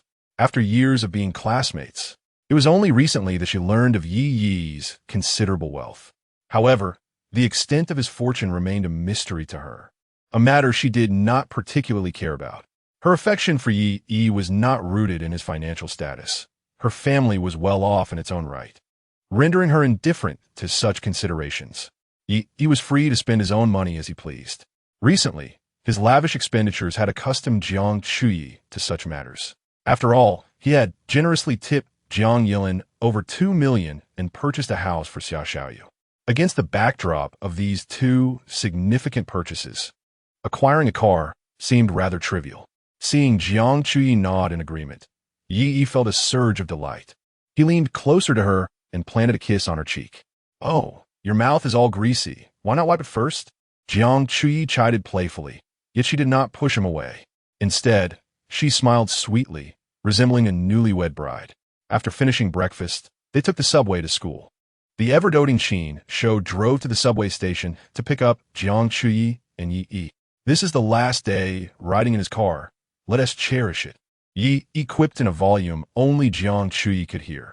Blushing, she gently tapped his arm in response, while Qin Shou, driving in front, remained blissfully unaware of their exchange. The morning schedule included 2 classes. Seated at the back of the classroom, Yi managed to sleep through both sessions with the assistance of his roommate, who provided a distraction. Lately, he had been burning the candle at both ends, and as soon as class commenced, he succumbed to drowsiness. Jiang Chuyi, sitting beside him, observed Yi, who was nearly drooling in his slumber, her mind filled with concern. Perplexed by Yi's learning attitude, I wonder how she consistently secures the second position in class during exams. Is it truly possible for someone to excel academically while seemingly disengaged in class? Perhaps this is indeed a manifestation of innate talent, a quality I cannot envy. By the time classes concluded, it was already lunchtime. Yi accompanied Jiang Chuyi to the cafeteria in search of Xia Xiaoyu. Having arrived early to reserve a table, Xia Xiaoyu had already ordered meals for both Yi and Jiang Chuyi. As per Yi's preferences, the meal included both fish and shrimp, along with a generous helping of meat. Coupled with an assortment of vegetables, the nutritional components were remarkably balanced. Over the past few days, Xia Xiaoyu had utilized her free time to research various nutritional combinations, aspiring to transform herself into the ideal image that Yi would appreciate. Observing Jiang Chuyi's delicate complexion, akin to fine jade, Xia Xiaoyu felt a twinge of envy. She mused that if she could attain such beauty, perhaps she would also carve out a place for herself in Yi's heart. "Yi, how is your injury?" Jiang Yilin suddenly appeared as Yi settled at the table, taking a seat beside Xia Xiaoyu with ease. The small cafeteria table, accommodating only 4, was now fully occupied. Yi and Jiang Chuyi occupied one side, while Jiang Yilin and Xia Xiaoyu occupied the other. Their assembly undoubtedly constituted the most visually appealing table in the cafeteria that day. "It's just a minor injury, nothing to worry about," Yi reassured, patting his chest to signify his well-being. This morning, as Jiang Chuyi's progress in her pursuit reached 100, Yi felt an invigorating surge of energy coursing through him. The wound on his chest was healing at a perceptible pace, perhaps a small benefit that accompanied the completion of Jiang Chuyi's quest. "Senior, are you hurt?" Xia Xiaoyu, engrossed in her fish, looked up with concern upon hearing of Yi's injury. It was astonishing that she had been unaware of such a significant matter, especially considering Yi's kindness towards her. A hint of guilt washed over Xia Xiaoyu. It's nothing. He was at my house last night, and I checked his injury. Just a minor issue. Jiang Chui interjected before Yi could respond, continuing to sip her pork rib soup without lifting her gaze. Her casual tone suggested that the matter was as trivial as eating and drinking, yet subtly conveyed a sense of claiming ownership in front of others. Jiang Yilin raised an eyebrow, clearly grasping the underlying message in Jiang Chuyi's words. Her movement to pick up food momentarily paused. However, just a second later, she resumed her normal demeanor. Jiang Chuyi had officially declared her intent, and Jiang Yilin was not one to remain passive. Even if Jiang Chuyi had made the first move, it mattered little. As a seasoned strategist in matters of romance, Jiang Yilin was confident in her ability to ultimately prevail. Yi, I owe you a debt of gratitude. I was quite anxious before going on stage, but seeing your message eased my nerves. By the way, didn't you reward me with over 200,000 on Douyin the other day? I have nearly 2 million in my possession. I plan to rent an apartment near the school. In the near future, I may frequently engage in extracurricular activities. Living off campus would be more convenient. Upon finishing her statement, Jiang Yilin winked at Yi, clearly indicating that she would be residing off campus from now on. If you ever have the chance, you're welcome to visit my home. Jiang Chuyi sensed the underlying tension in Jiang Yilin's words and casually placed a chicken leg into Yi's bowl. You've worked hard these past few days. Make sure to replenish your energy. Such a simple phrase, yet it struck with lethal precision. Worked hard? What hardship? We are all adults here. Can we not discern the underlying meanings? Jiang Yilin pouted, surprised that Jiang Chuyi, the rumored ice queen, had taken the initiative to strike first. Oomph. She would not concede so easily. Losing the initial advantage did not equate to defeat. Chapter 83. The music department's enchantress upon hearing Jiang Chuyi's words. Both Jiang Yilin and Xia Xiaoyu displayed a fleeting glimmer of anxiety in their eyes. Though their thoughts diverged, neither was deterred by the challenge. Jiang Yilin, inherently drawn to the allure of formidable challenges, found the prospect of easily winning over Yi rather uninspiring. With Jiang Chuyi as a rival, the situation became all the more invigorating. Meanwhile, Xia Xiaoyu was equally unwilling to retreat. In her heart, she felt a sense of loyalty towards Yi, believing that if he treated her well, she too should reciprocate. However, her long-standing nutritional deficiencies had perhaps led Yi to perceive her as less than appealing. No matter, as long as Yi was fond of her, she was willing to transform into any version he desired. Observing the youthful radiance and flawless skin of Jiang Chuyi and Jiang Yilin, Xia Xiaoyu added another piece of fish to her bowl. Yes, if she consumed more, she could surely replenish the nutrients she had missed over the years. Across the cafeteria, Xia Xiaoyu's 3 roommates began to whisper amongst themselves. Who are those individuals sitting with that country girl? I recognize the tall one. She is Jiang Yilin from the dance department. I heard she made millions during her recent live streams. Truly the campus belle. She can indeed thrive on her looks. Another girl speculated, and the one next to her must be Jiang Chuyi, ranked 5th on the campus beauty list. 2 campus belles? How did the country girl end up with them? They observed, look, the 3 of them keep glancing at that boy while conversing. Are they all here for him? Is it Xia Xiaoyu pursuing him? Or is he pursuing her? Another chimed in, of course, such a tall and handsome guy would never notice Xia Xiaoyu. She must be the one chasing after him. Yet, doubts lingered. But if he weren't interested in Xia Xiaoyu, why does he always have lunch with her in the cafeteria? A murmur of disbelief spread. Could it be? What is it about that country girl that appeals to him? Amidst the bewildered stares of the 3 superficial gold diggers, Xia Xiaoyu and her companions finished their meal, cleared their plates, and exited the cafeteria together. In Bincheng, at the Porsche dealership, determined to secure a cashback offer, Yi resolutely brought Jiang Yilin along. Hello, I would like 4 Panameras, all registered under her name, and I will pay in full. Yi requested Xia Xiaoyu's identification card and handed it directly to the sales representative. The sales associate, who had just concluded his lunch, was initially disinclined to rise and greet the group of students. accustomed as he was to the countless individuals who frequented the dealership merely for show. However, upon hearing Yi's commanding words, the sales representative sprang from his seat, rushing to offer his services with a sycophantic smile. Only a person of true wealth would utter such audacious demands. For Panameras, all paid in full. Please have a seat. I will fetch the contract for you immediately. The sales attendant graciously invited Yi and a few others to the VIP room, presenting them with an exquisite fruit platter and delectable snacks. The finest options were selected, and the colors were left to their discretion. With a grand gesture, Yi made the purchase of a car sound as effortless as choosing an outfit. The trio did not hesitate. Jiang Chuyi felt as if she had completely entrusted herself to Yi. After all, he had previously spent over 2 million on gifts for Jiang Yilin, so acquiring a car for herself seemed justifiable. Conversely, Jiang Yilin perceived Yi's gesture as an attempt to win her favor.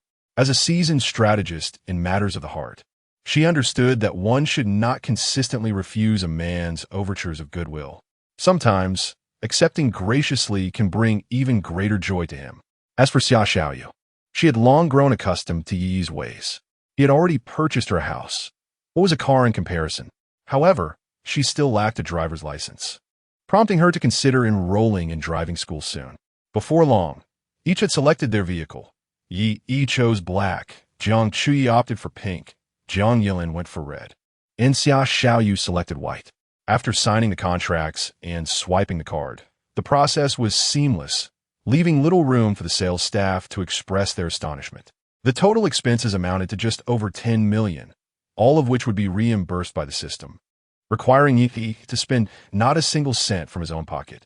Furthermore, since all 4 cars were registered in Xia Xiaoyu's name, the expenditure counted as a gift for her.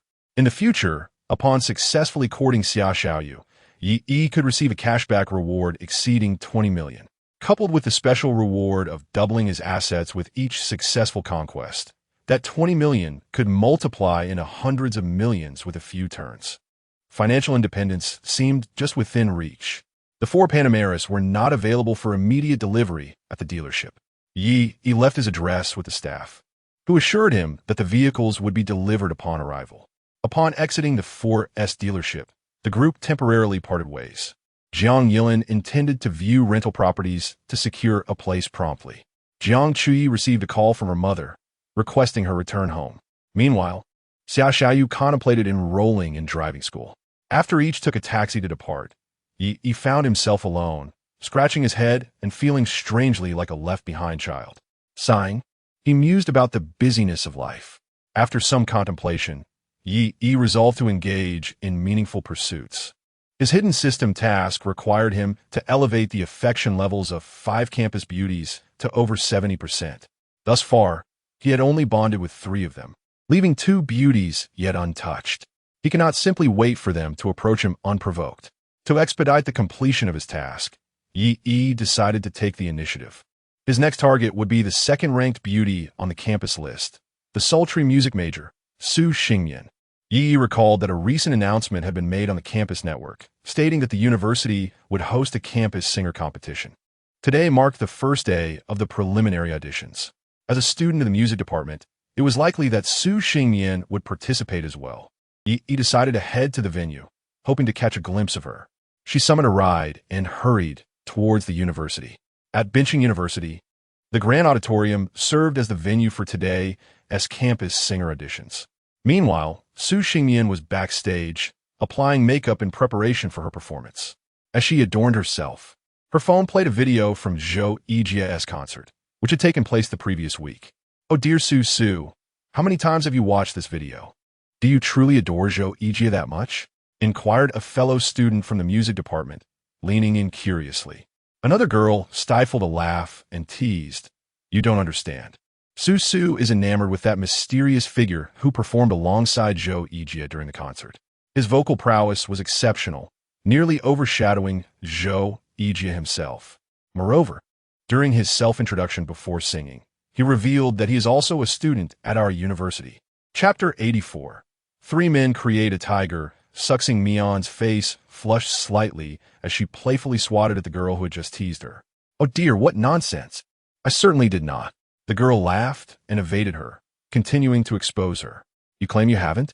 Since you began putting on makeup, you've already checked your reflection 7 or 8 times. Who would have thought our little fairy, Su, has finally developed feelings? As the group indulged in their playful banter, a sudden knock echoed from the dressing room door. The girl who had been jesting earlier rose to answer it. Upon opening the wooden door, a magnificent bouquet of flowers came into view. Vibrant red roses, their petals adorned with a delicate veil of tiny droplets, appeared freshly delivered from the florist. Su, wishing you a successful performance. A man's head peeked out from behind the bounteous bouquet. Li Xiaofeng, is that you? Oh, you're here for Sister Su, aren't you? Li Xiaofeng, recognized as the piano prince of the music department, was also a fervent admirer of Suxing Mian. Unlike Qin Shou, the notorious sycophant of Jiangqi, Li Xiaofeng was a striking figure in both appearance and stature, standing an impressive height of 1.8 meters with well-defined features. More importantly, he hailed from a well-off family. His parents owned a chain of hot pot restaurants in Binhai City. From a young age, they had arranged for a professional piano teacher to provide him with personalized lessons at home. Although Li Xiaofeng's piano skills had not reached an extraordinary level after years of study, he was undeniably exceptional compared to the average person. Logically, a young man of his caliber should have little difficulty pursuing a romantic interest. However, he faced an uphill battle with Suxing Mian. Ever since their first meeting in freshman year, Li Xiaofeng had earnestly pursued her, confessing his feelings no fewer than 20 times over the years. Almost every month, he would lay his heart bare, only to be met with rejection every single time. Yet, undeterred, he persisted in his romantic endeavors. The reason for Suxing Mian's rejections was quite simple. In her eyes, Li Xiaofeng's talents had yet to reach a level that could genuinely move her. As the acknowledged beauty of the music department, Suxing Mian was not merely a pretty face. Prior to university, she had already gained recognition, participating in numerous music competitions and achieving commendable results. Her ethereal and crystal-clear voice, coupled with her refined singing technique, constituted her greatest assets. Furthermore, her striking appearance, standing at 1.7 meters with a slender waist, curvaceous hips, and classic hourglass figure, was complemented by her captivating legs that drew the gaze of all. Such an extraordinary young woman was naturally not swayed by Li Xiaofeng's advances. To Suxing Mian, he was akin to a boundaryless fly. Take your flowers back. I have no need for them. And what do you mean by wishing us a successful performance? Su Xingmian continued her makeup routine, dusting her face with powder without casting a glance at Li Xiaofeng.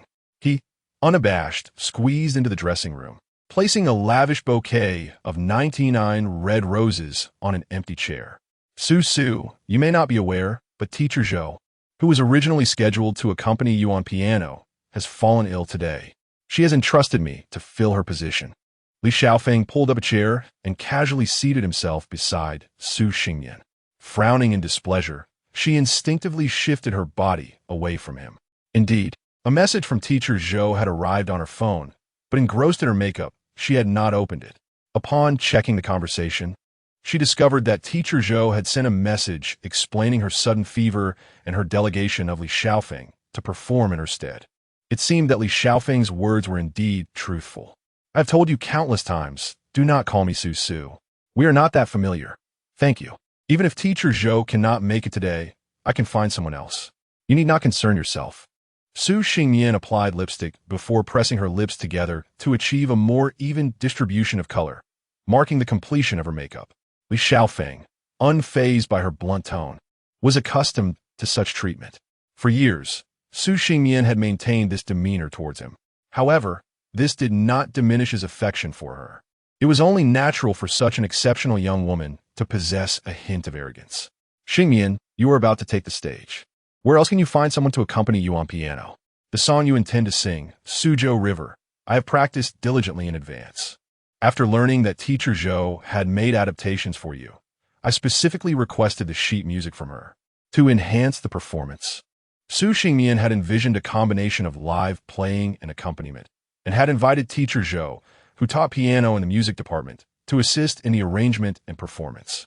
Should she fail to find a replacement, the quality of the performance would undoubtedly suffer. While the song was not particularly difficult, Finding someone who could play it was not a challenge in the music department. The crux of the matter lay in Su Xingmian's desire for an arrangement tailored by teacher Zhou, of which only Li Xiaofeng possessed the sheet music. "You need not worry. I will find a way to resolve this," she replied, contemplating the situation. Despite her deliberation, she remained reluctant to perform alongside Li Xiaofeng. Based on her understanding of him, agreeing to collaborate would only signal a softening of her stance towards him, inevitably leading to an escalation of his pursuits. With that thought, Su Xingmian turned and exited the dressing room, and Li Xiaofeng made no attempt to retain her. He understood her intention to seek assistance elsewhere. Yet with teacher Zhou's adapted sheet music in his possession, Su Xingmian had no alternative options. "I'll go ahead then," he sighed. Regardless of the exhaustive search yielding no results, one will inevitably return obediently. Li Xiaofeng wore a confident expression. Prior to seeking out Su Xingmian, he had meticulously arranged subsequent plans. When he and Su Xingmian took the stage to perform, a fervent fan team would be present below, brandishing banners adorned with phrases extolling their compatibility. Naturally, this enthusiastic assembly had been procured through Li Xiaofeng's financial means. In such a scenario, the uninformed classmates in attendance would undoubtedly join in the uproar. Under these circumstances, Li Xiaofeng intended to deliver a heartfelt confession on stage, surely capable of touching Su Xingmian's heart. Moreover, Li Xiaofeng astutely calculated that, given Su Xingmian's kind disposition, even if she were to decline, she would never play the villain in front of such a crowd. As long as Su Xingmian refrained from outright rejection, he could exploit this moment to propagate rumors throughout the campus, suggesting that he and Su Xingmian were indeed together. The more the tale circulated, the greater the likelihood it might transform into reality. Chapter 85.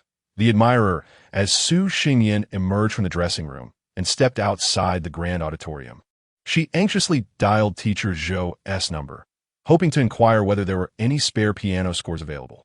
If so, she could simply find a proficient piano student from a music department to assist her. A couple of rehearsals before the performance would surely ensure a successful presentation. Although the final result might fall short of her expectations, it was a predicament she had to accept. However, teacher Zhou's response was disheartening. She only possessed one copy of the revised score, which had already been given to Li Xiaofeng. What to do?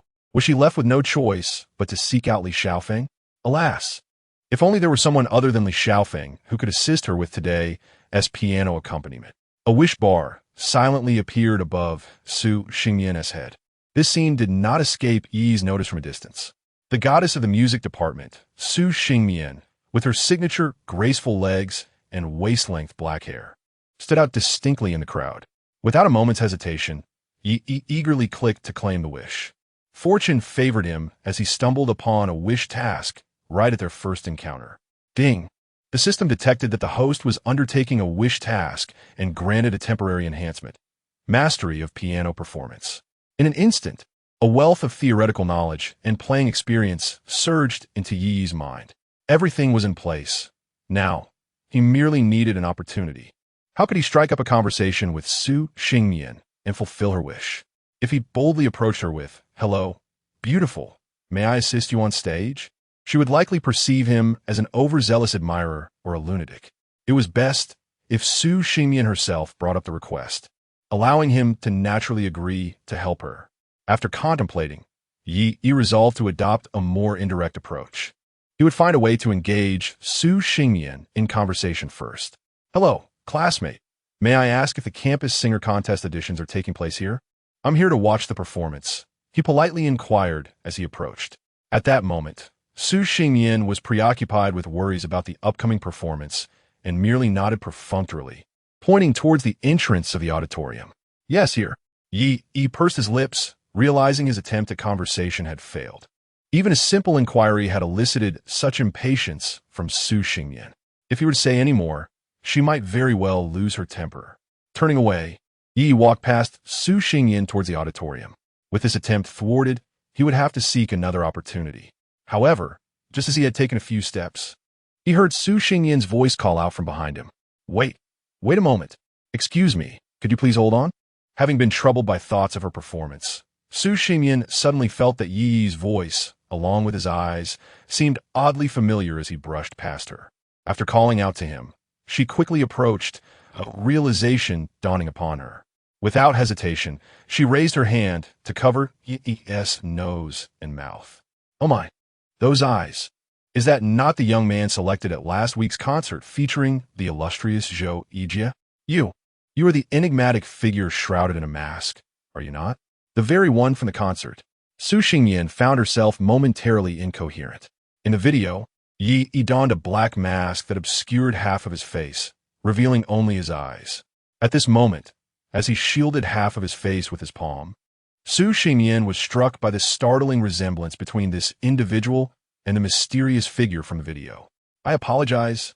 I truly apologize. Realizing her behavior was somewhat ungraceful, Su Xingyan hurriedly offered her apologies. For reasons unknown. Upon sensing that this young man before her was likely the masked enigma from the concert, she felt a sudden thrill akin to that of encountering an idol. Possessing a commendable singing ability herself, she was acutely aware of the exceptional talent displayed by the masked performer at the concert.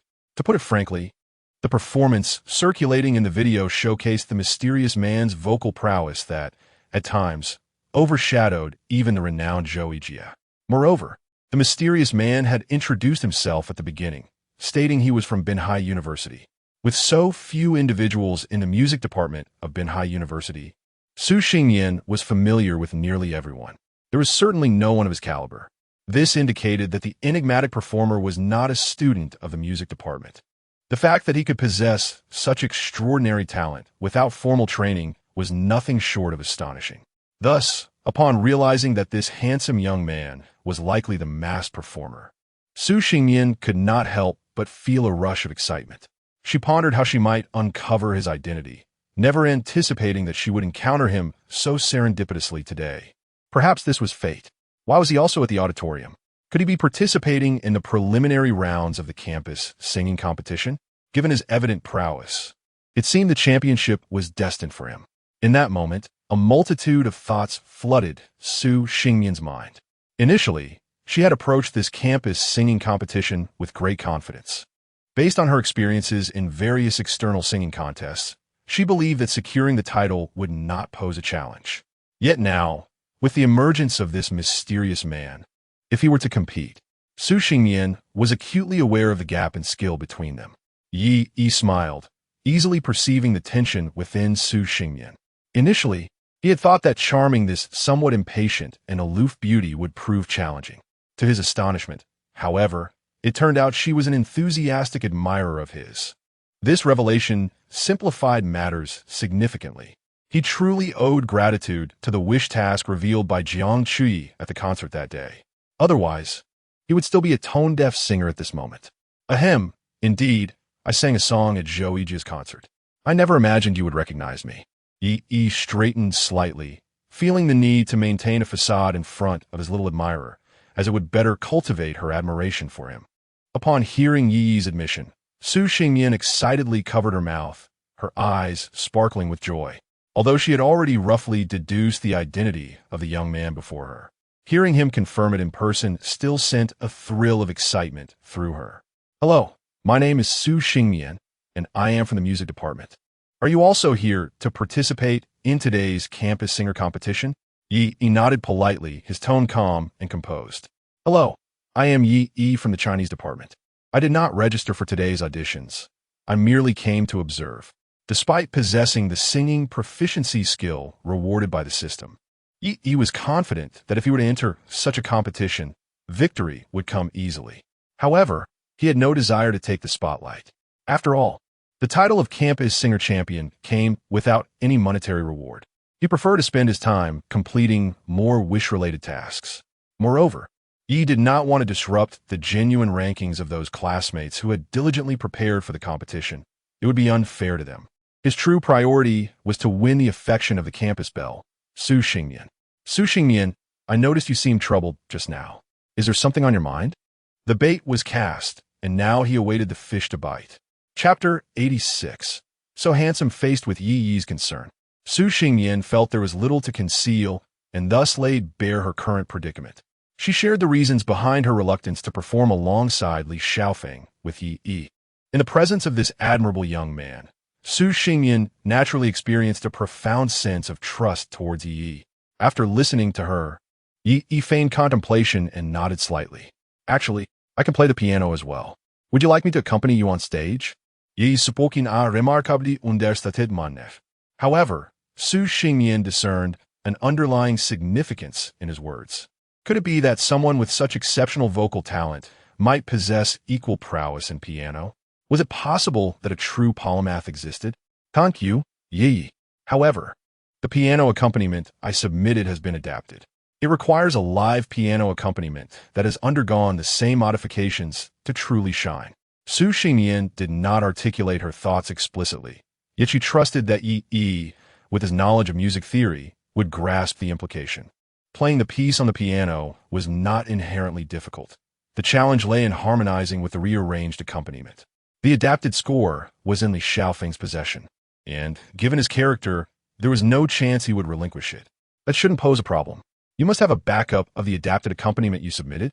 Upon hearing this, Su Xingyan nodded. Indeed, I do. Ye display it a confidence simile. Then it's simple. Please send me the backup of the song's accompaniment. I can adapt it live and accompany you on piano. Su Xingyan looked at Yi with a hint of disbelief, realizing he was not jesting. Adapting it live? With no time for preparation, there were only about 30 minutes until her performance. He not only had to adapt the piano accompaniment in that time, but also perform it on stage, possibly without any chance to practice. It would all hinge on his improvisation. If Yi could indeed accomplish this, his talent would be nothing short of terrifying. Yi, are you serious? Yi nodded assuredly. Yes, it's not too difficult for me. You can trust me with this. His words were spoken with such ease. Yet the confidence they conveyed was palpable. Not too difficult. Consider that Professor Zhou from the music department, having mastered piano for years, took nearly a week to adapt this piano accompaniment.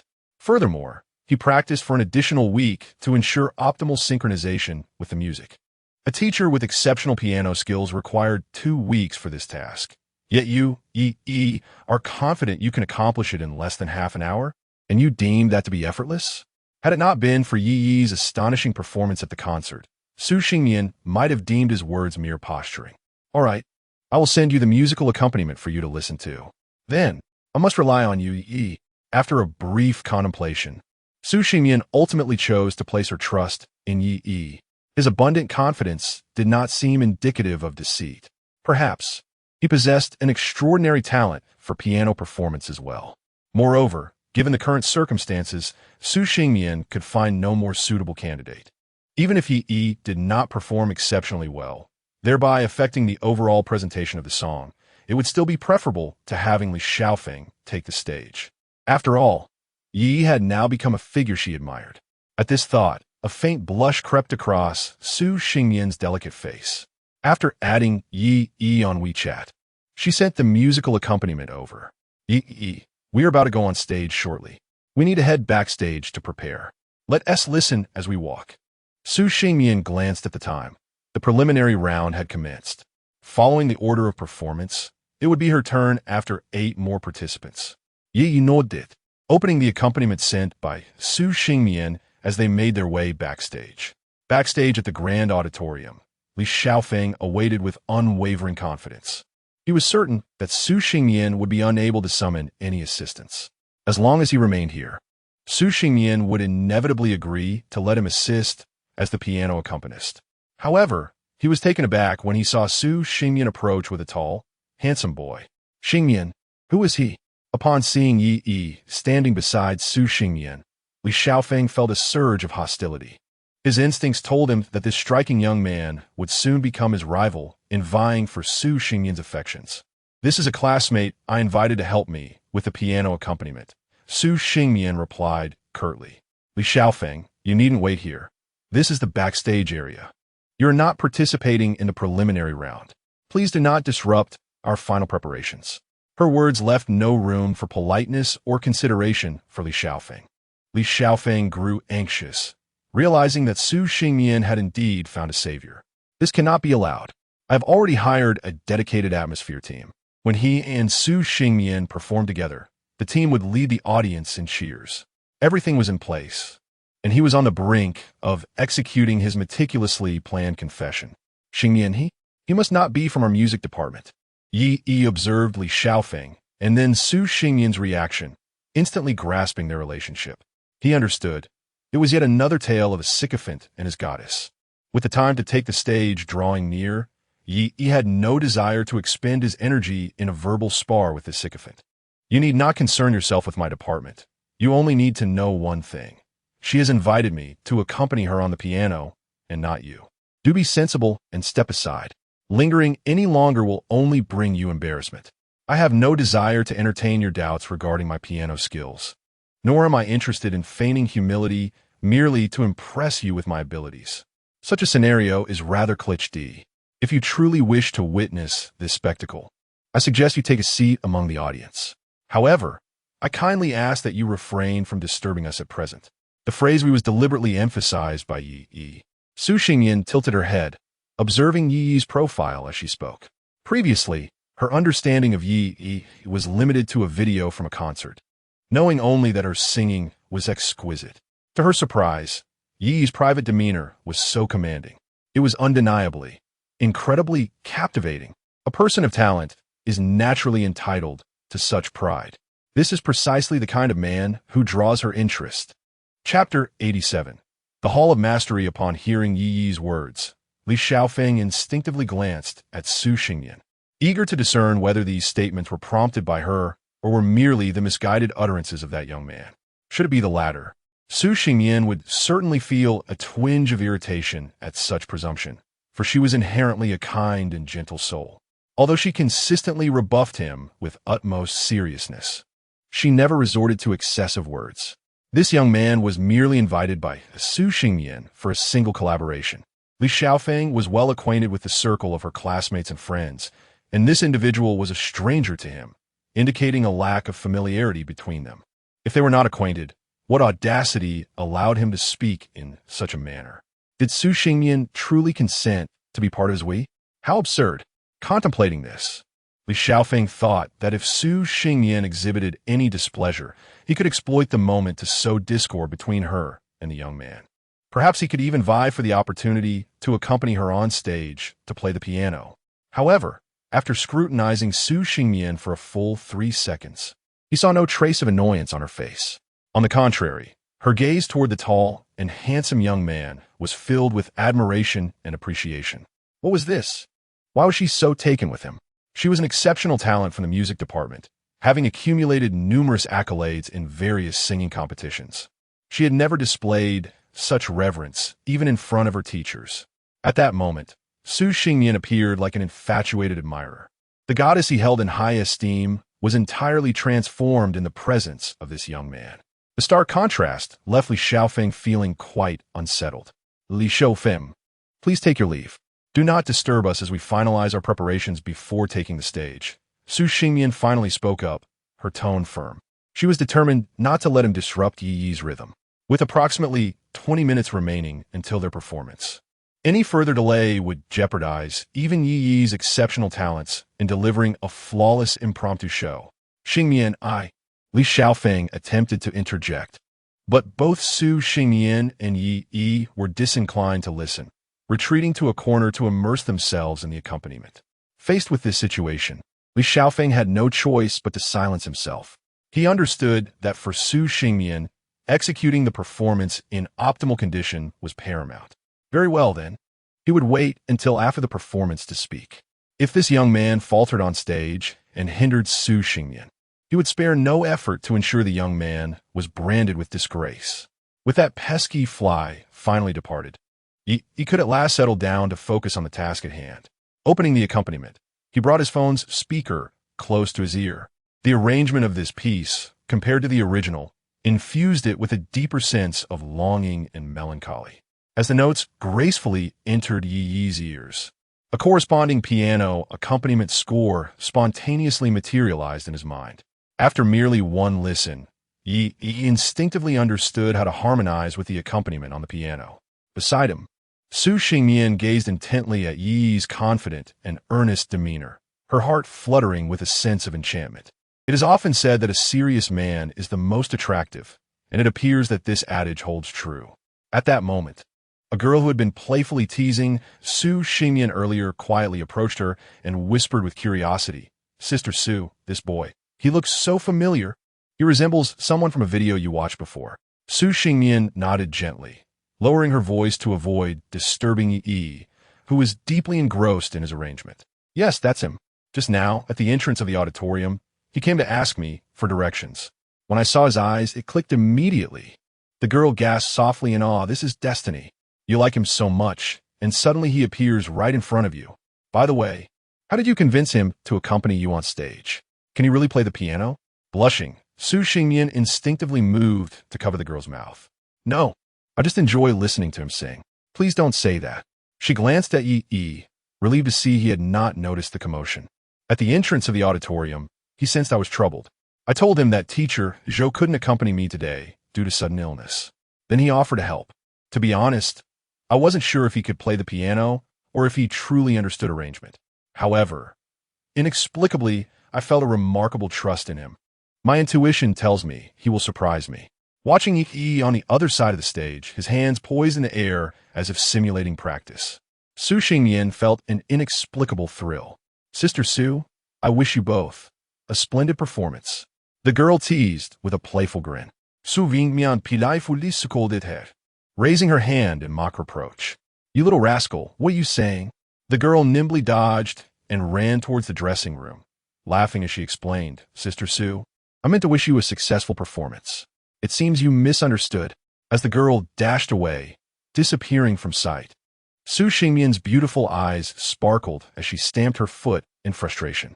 "That naughty girl. I'll get back at you after my performance." With the host announcing their names, Yi and Su Xingyan stepped onto the stage side by side.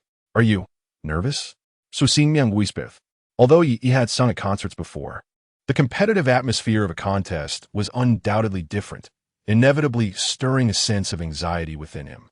Su Xingyan had long since become accustomed to such experiences due to her extensive background.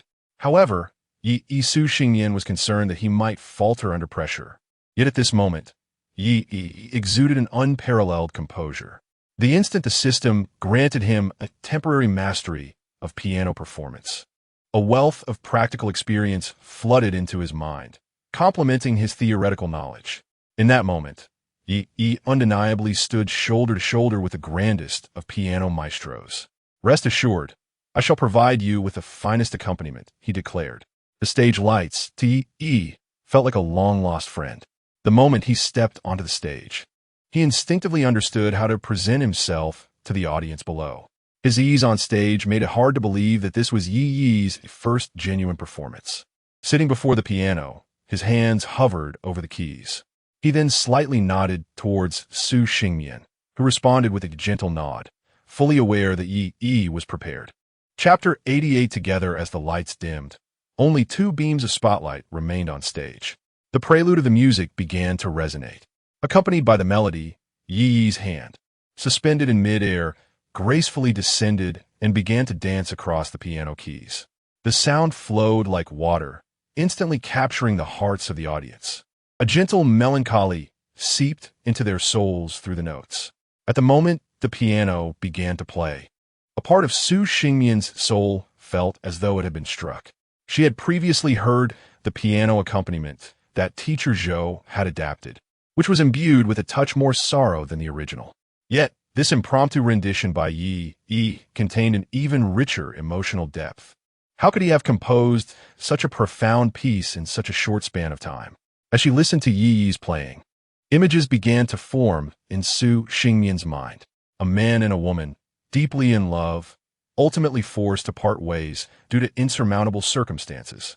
After their separation, both yearned for one another, trapped in the memories of what once was, consumed by thoughts of each other day and night. Was this what it felt like to love, yet be unable to possess? Having never experienced romance, Su Xingyan found herself gaining a deeper understanding of love for the first time. Remarkably, this epiphany was inspired by Yi's piano performance. The power of music was astonishing. He was truly a genius. As she gazed at Yi, fully immersed at the piano, a thought suddenly crossed Su Xingmian's mind. She would sing this song for him, under the spotlight, accompanied by the melodious strains of the piano. Su Xingmian slowly raised the microphone in her hand. Her ruby lips parted. I am but a fishing light, and you are but a bubble. The rise and fall upon the canal stirs the misty waves. Su Xingmian's enchanting voice unfolded like a narrative, as if she were recounting a tale to the audience. The story began with two strangers crossing paths. Yet fate is wondrously mysterious. With just a single glance, they fell deeply in love, believing that love could conquer all obstacles. They thought that as long as they were genuinely devoted to one another, they would never part. However, reality and life soon imparted a harsh lesson. It became clear that love could not thrive on mere desire alone. As Su Xingmian sang, with increasing fervor, the imagery in her mind grew clearer. Love is simply love. Even the greatest of loves ultimately remains love. When she reached this line, tears welled in the corners of her eyes. Yi's piano had such a profound impact. Conveying the emotions the song was meant to express directly into the hearts of everyone present. In the story she had conjured in her mind, the face of the male protagonist gradually morphed into Yi's visage, while her own face took on that of the female lead. Su Xingmian felt a deep connection with Yi, experiencing the bittersweet pang of love that must inevitably part ways. The heart-wrenching pain of lost love was beautifully articulated through her song.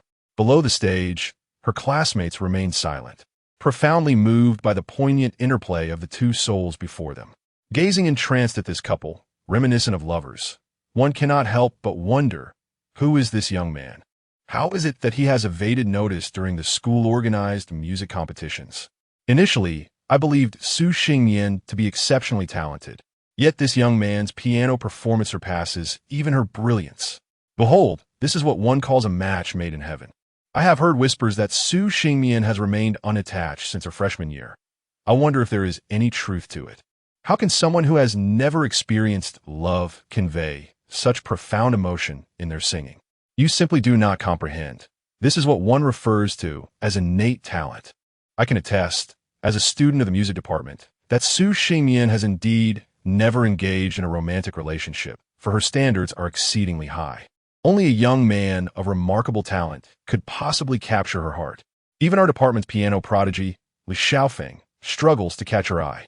Indeed, what nonsense it is to label him a piano prince. After witnessing the caliber of performance on stage today, I dare say the title could be reassigned. Look, the gaze Su Xingmian casts toward the young pianist is brimming with affection. Oh, how enchanting! Do you think they might? I wonder. Perhaps one of you could investigate this further. Among the audience, curious students have begun to murmur amongst themselves. At that moment, a group of over a dozen individuals suddenly entered from a corner of the auditorium. They settled at a distance from the stage and swiftly unfurled a banner. The banner simply repeated the words together, together. In that instant, Li Xiaofeng, seated among the audience, realized something was amiss. Oh no, I forgot to inform the atmosphere group not to come. I had been too preoccupied with speculating about Su Xingmian's relationship with the pianist to remember that I had enlisted them to stir up excitement. The initial plan was for me to perform alongside Su Xingmian. At the height of the excitement, I intended for the atmosphere group to unveil a banner, encouraging fellow classmates to join in the cheer. I would then seize the moment to publicly declare my feelings, even if Su Xingmian were to decline in that instant. The declaration witnessed by our peers would surely become a topic of conversation for days to come. As the saying goes, 3 people make a tiger, and with enough gossip, who knows, it might just become a reality. But now, the one performing alongside Su Xingmian is not me. Am I not merely sewing another's wedding garment? In a flurry, Li Xiaofeng rose and frantically gestured to the atmosphere group, urging them to retract the banner and vacate the premises. However, in the dimly lit auditorium, the members of the atmosphere group were unable to discern who was beckoning them. They mistakenly believed it was another student wishing to join in the revelry. Thus, they waved the banner even more vigorously, leading the chant, "Together, together." On stage, Su Xingmian's performance was gracefully reaching its conclusion, while the audience remained enraptured by the emotions conjured by her and Yi. Upon hearing the uproar, everyone turned their gaze. upon seeing the banner that read together. It seemed as though the hearts of the students were stirred. They all yearned for the couple on stage to mend the poignant sense of unrequited love expressed in the song. Together, gradually, the crowd joined in the chant. Even after Su Xingmian finished singing and the music faded, the audience continued to passionately cheer from below the stage. Ding! The system detected that the host had fulfilled the wish task. Congratulations to the host for receiving a reward of 100,000 yuan. The wish object has been automatically bound. Name: Su Xingmian. Age: 21. Height: 170 centimeters. Weight: 57 kilograms. Bust: D. Attractiveness: 9. 0. Current emotional status: single. Current progress: 53. 07. Upon hearing the system prompt indicating he had bound himself to Su Xingmian, he contentedly rose from his seat and approached her, intending to take a bow together. Chapter 89. A public confession. As he approached Su Xingmian, he finally discerned what his classmates were chanting in unison from below. It was hardly his fault for being hard of hearing.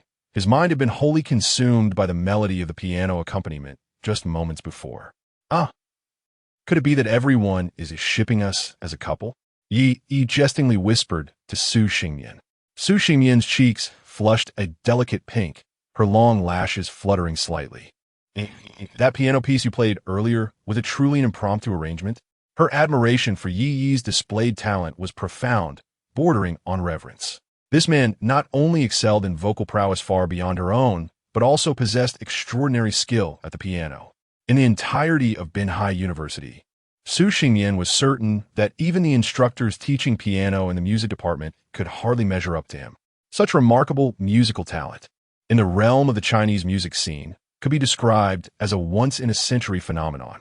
At the moment Yi's piano notes resonated during the performance, Su Xingmian felt an indescribable emotion within her heart beginning to blossom. It was a sensation she had never experienced before. Perhaps this was what it felt like to be smitten. The raucous cheers from her classmates did not evoke any displeasure within Su Xingmian. Rather, she perceived their exuberance as encouragement. A young man of Yi's caliber was exceedingly rare. She must seize this opportunity. Once missed, it would be difficult to find another who could evoke such feelings in her. With that thought, Su Xingmian took a deep breath to alleviate her nervousness and then raised the microphone once more. Yi, I like you. Many girls might regard taking the initiative to pursue a boy as an act that diminishes their worth. It seems that in a romantic relationship, the male should always take the lead, while the female merely plays a lofty role, graciously accepting the male's unconditioned affections. This, they believe, would reflect their value and importance. However, Su Xingmian did not share this perspective. In her view, a boy worthy of her affection must be superior to her in some way. How could someone of greater merit lower themselves to pursue her? Such a notion appeared utterly unreasonable. Therefore, in Su Xingmian's romantic philosophy, when faced with a boy who made her heart race, it was her prerogative to take the initiative. She felt no loss of dignity in doing so. A woman's worth should not be defined by her willingness to pursue. Upon hearing Su Xingmian's unexpected confession, Li Xiaofeng's eyes burned with jealousy from the audience below. The chance to collaborate with Su Xingmian had been snatched away from him.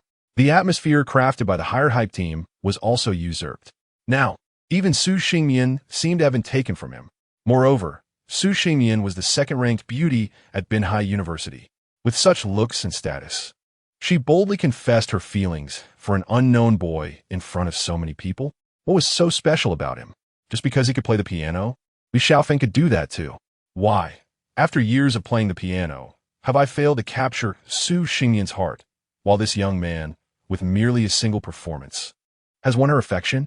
At this moment, the other students in the audience, witnessing Su Xingmian's bold confession, could hardly contain their excitement and curiosity. The school beauty openly professing her feelings. Such a spectacle was unprecedented. Accept her, accept her. The classmates immediately urged, directing their cries toward Yi, who had yet to respond. Yi furrowed his brow slightly, his expression momentarily stiffening.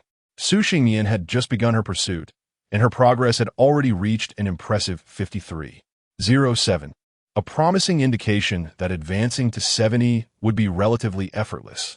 even though Su Xingmian's confession seemed reasonable.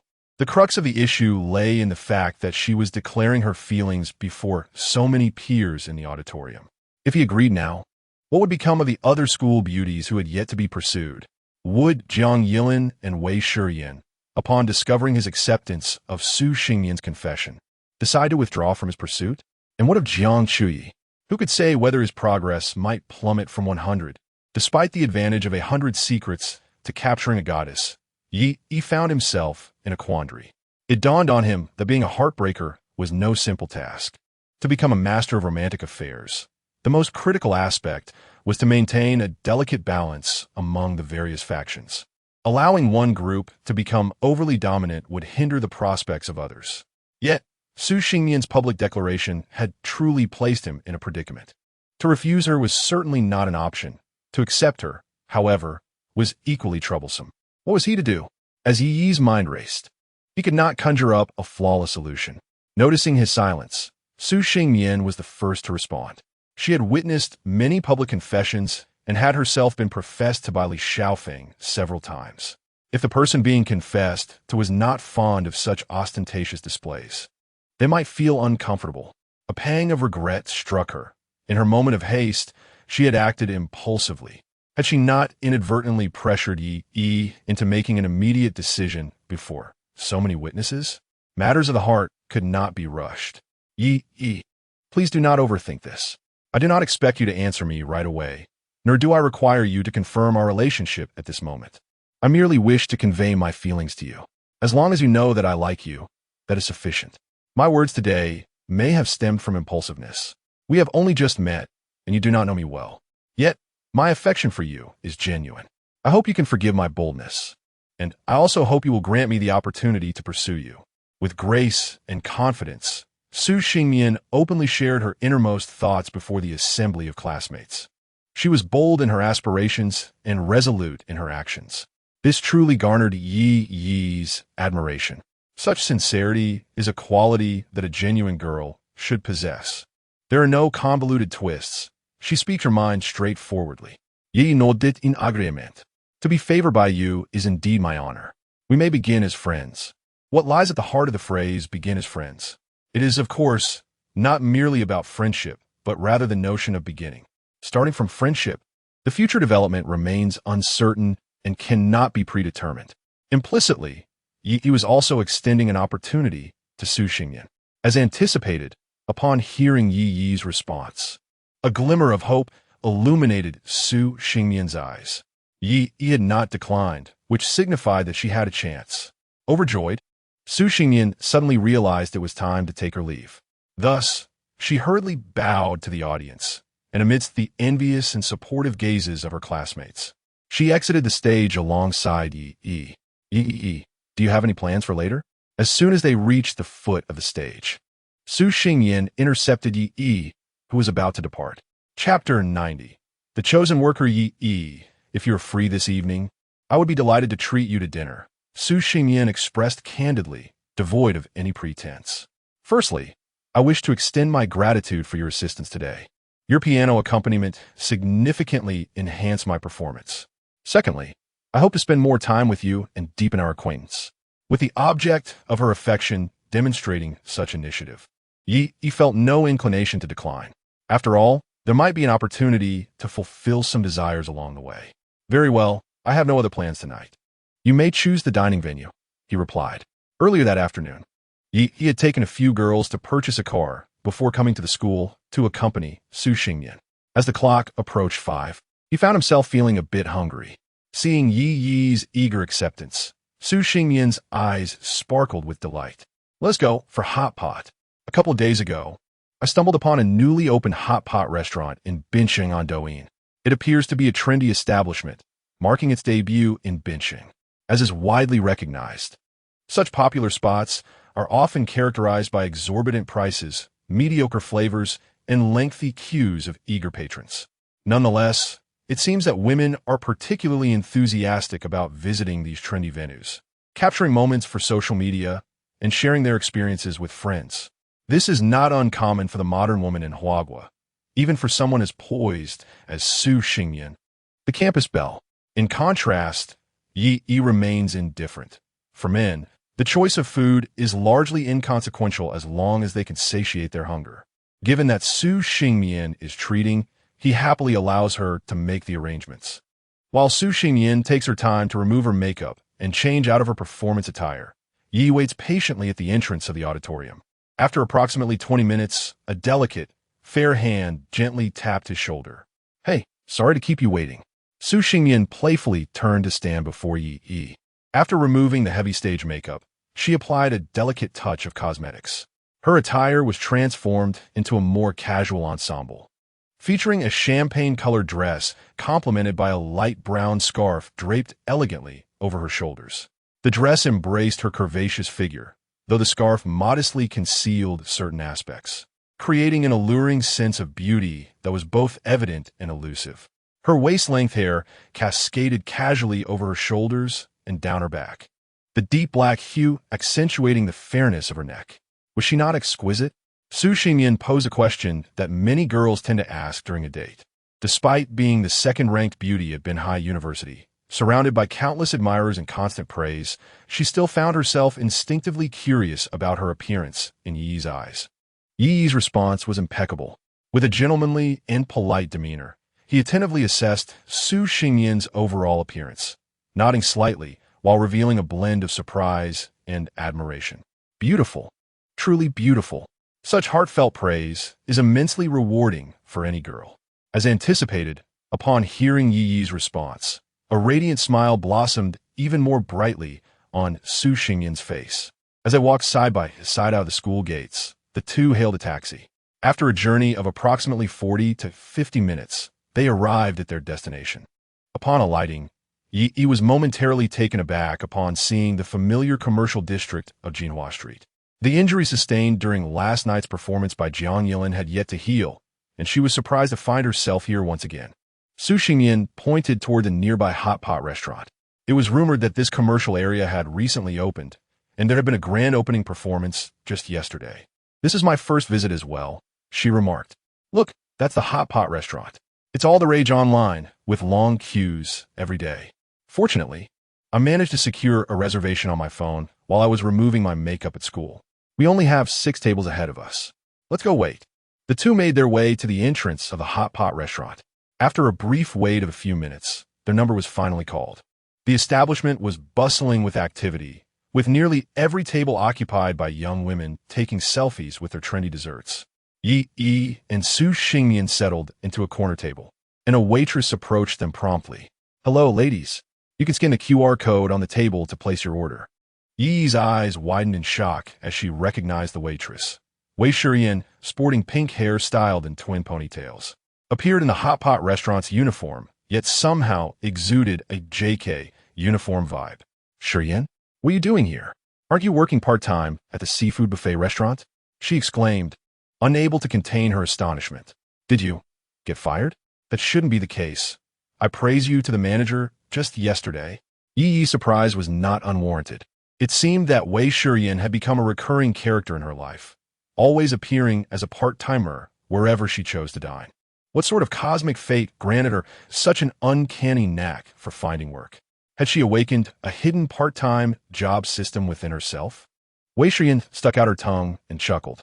"I worked the morning shift at that place today, and after a busy afternoon, I decided to pick up another shift here since I had nothing planned for the evening.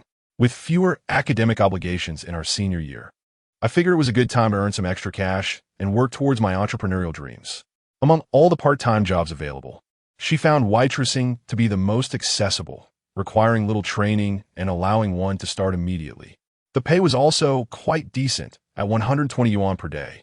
If she worked 2 jobs, that would amount to 240 yuan daily, totaling 200 yuan a month.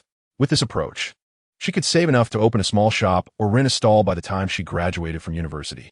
Yi admired her determination and clarity of purpose. Despite her offers of support for Shiyan's entrepreneurial ambitions being declined, Shiyan preferred to accumulate her resources through her own efforts. This tenacity was a quality that many lacked. "Ah, you must be Su Xingmian," Wei Shiyan exclaimed. "What brings you two here together?"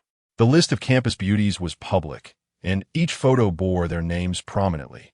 Wei Shiyan and Su Xingyan were certainly aware of each other. However, Wei Shiyan felt a tinge of curiosity. How was it that Yi had connections with so many campus beauties? That day, while attending school with Jiang Chuyi, she heard from Xia Xiaoyu that he had even given Jiang Yilin a reward and purchased a car for her. Then, just yesterday, he mentioned his intention to support her entrepreneurial endeavors. Today, he was dining on Hot Pot with Su Xingyan. Out of the 5 beauties on the campus ranking, for had ties to him, was he a playboy? No, that couldn't be right. It seemed that Yi's actions lacked any ulterior motives. If he were truly a playboy, he wouldn't conduct himself as if engaged in charitable endeavors. You are Wei Shiyan, right? You know Yi as well? What is your relationship? Su Xingyan observed Yi speaking with Wei Shiyan. It was evident that they were not mere acquaintances. Wei Shiyan was indeed renowned as one of the most beautiful women at Binhai University. With the apparent familiarity between them, could it be that they shared a special connection? Chapter 91. Blind Date. Oh, we are friends. Wei Shiyan effortlessly echoed Su Xingyan's words. She and Xia Xiaoyu shared a friendship, and given that Yi had a close bond with Xia Xiaoyu, it followed that Yi was indeed her friend by the logic of friend of friends. As Wei Shiyan spoke, her twin ponytails danced playfully behind her, exuding a charming allure. Su Xingyan glanced at Wei Shiyan, then at Yi, and a sudden instinct surged within her. This intuition suggested that Wei Shiyan might harbor feelings for Yi as well. In terms of appearances, both she and Wei Shiyan possessed their own unique charms. Wei Shiyan's cuteness was renowned throughout the school. With her doll-like face and striking pink ponytails, she effortlessly stirred a protective instinct in the boys. Previously, a series of photos circulated online depicting Wei Shiyan working at a fast food restaurant. They were taken by a group of boys who chanced upon her, dressed in a pink uniform paired with a black skirt and stockings. She embodied the essence of a kawaii girl. Following the release of those images, many boys flocked to that restaurant, eager for a glimpse of Wei Shiyan in her work attire. Such a wholesome, neighborly girl style was undeniably appealing to the boys. Reflecting on this, Su Xingyan straightened her proud chest, as if to bolster her own confidence. Compared to Wei Shiyan, she was not lacking, right? After all, she ranked just above her on the school's beauty list. Wei Shiyan tilted her head, placing her index finger on her lips, her face a mask of curiosity. Yi, I didn't realize you knew Su Xingyan as well. If I recall correctly, Su Xingyan is from the music department, right? How could a Chinese major like you have any connection with the music department's belle? Well, we just met today. Yi briefly recounted the circumstances of their introduction. Oh, I see. So, Xingyan, you invited Yi to enjoy Hot Pot as a token of gratitude, correct? Upon realizing that Yi and Su Xingyan merely shared a platonic relationship, Wei Shiyan inexplicably felt a wave of relief wash over her. Whether it was relief for Xia Xiaoyu or for herself, she could not tell. Noticing Wei Shiyan's relieved demeanor, Su Xingyan slightly furrowed her brow. It seemed her instinct had proven accurate. A young man as exceptional as Yi could indeed stir feelings in girls, and Wei Shiyan was no exception. In truth, my invitation for Yi to join me for Hot Pot was not solely to express gratitude. I like him and wish to pursue him formally. Su Xingyan disdained any convoluted expressions of affection. When it came to love, one ought to be straightforward. Even if Wei Shiyan harbored feelings for Yi as well, so be it. They could compete fairly. Old Yi, I didn't expect you to be quite the heartthrob, she teased. Now, let's order some food and see what you all would like to eat. Wei Shiyan smiled, displaying no signs of jealousy upon learning of Su Xingyan's affections for Yi, which was contrary to Su Xingyan's expectations. What could be the matter? Had she misjudged the situation? Upon reflecting on this, Su Xingyan's face turned slightly red.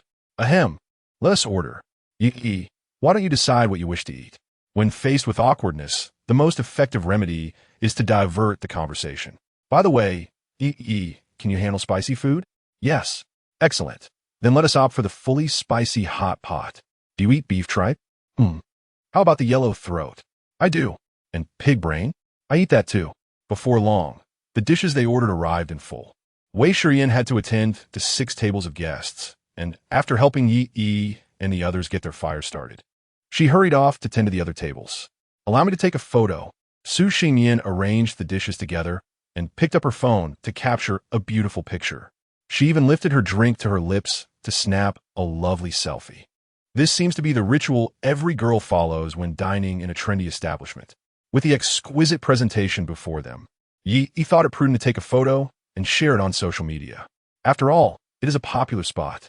Might as well join in on the trend. Click. As the shutter clicked, Yi nodded in satisfaction at the picture she had taken. She then opened her social media and clicked to upload it. Merely 5 seconds after posting, a message from Jiang Chui pinged her. "You're at Juji Hot Pot as well?" He was taken aback, instinctively glancing around. After all, Jiang Chui was the first target to achieve a 100 progress rate, and at that moment, she felt an undeniable sense of being caught. Subsequently, Jiang Chui sent a series of messages. "Which table are you at? Hurry and rescue me. My mom called me home today, saying she had plans with friends and wanted me to join for dinner. Only upon arrival did I realize it was a setup for a blind date. What should I do? Should I just tell my mom I already have a boyfriend? Honey, what do you think?" Initially, Yi had considered that he was with Su Xingyan today. In such a scenario, it would be quite inconvenient to intervene. Not only would it be hard to explain to Jiang Chui, but it would also be problematic with her mother.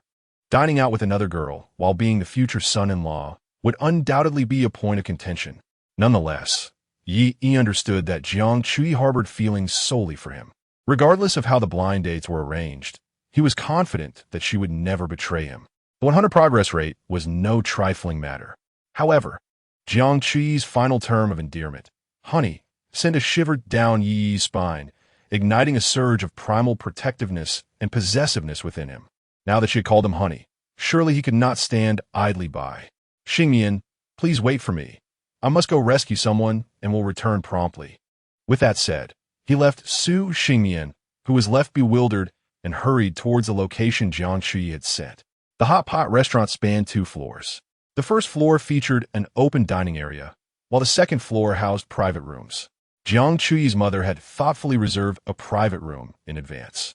The matchmaking arranged for today involved parents whose professional paths had intertwined with Jiang Chui's father over the years, fostering a solid acquaintance and mutual understanding.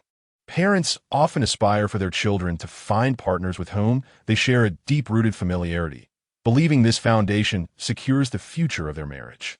As for love, that is something that can be cultivated over time. Jiang Chui's mother was well aware of her daughter's disposition. Had Jiang Chui known that tonight's dinner was a setup for a blind date, she would have undoubtedly declined to attend. Thus, her mother concocted a casual excuse.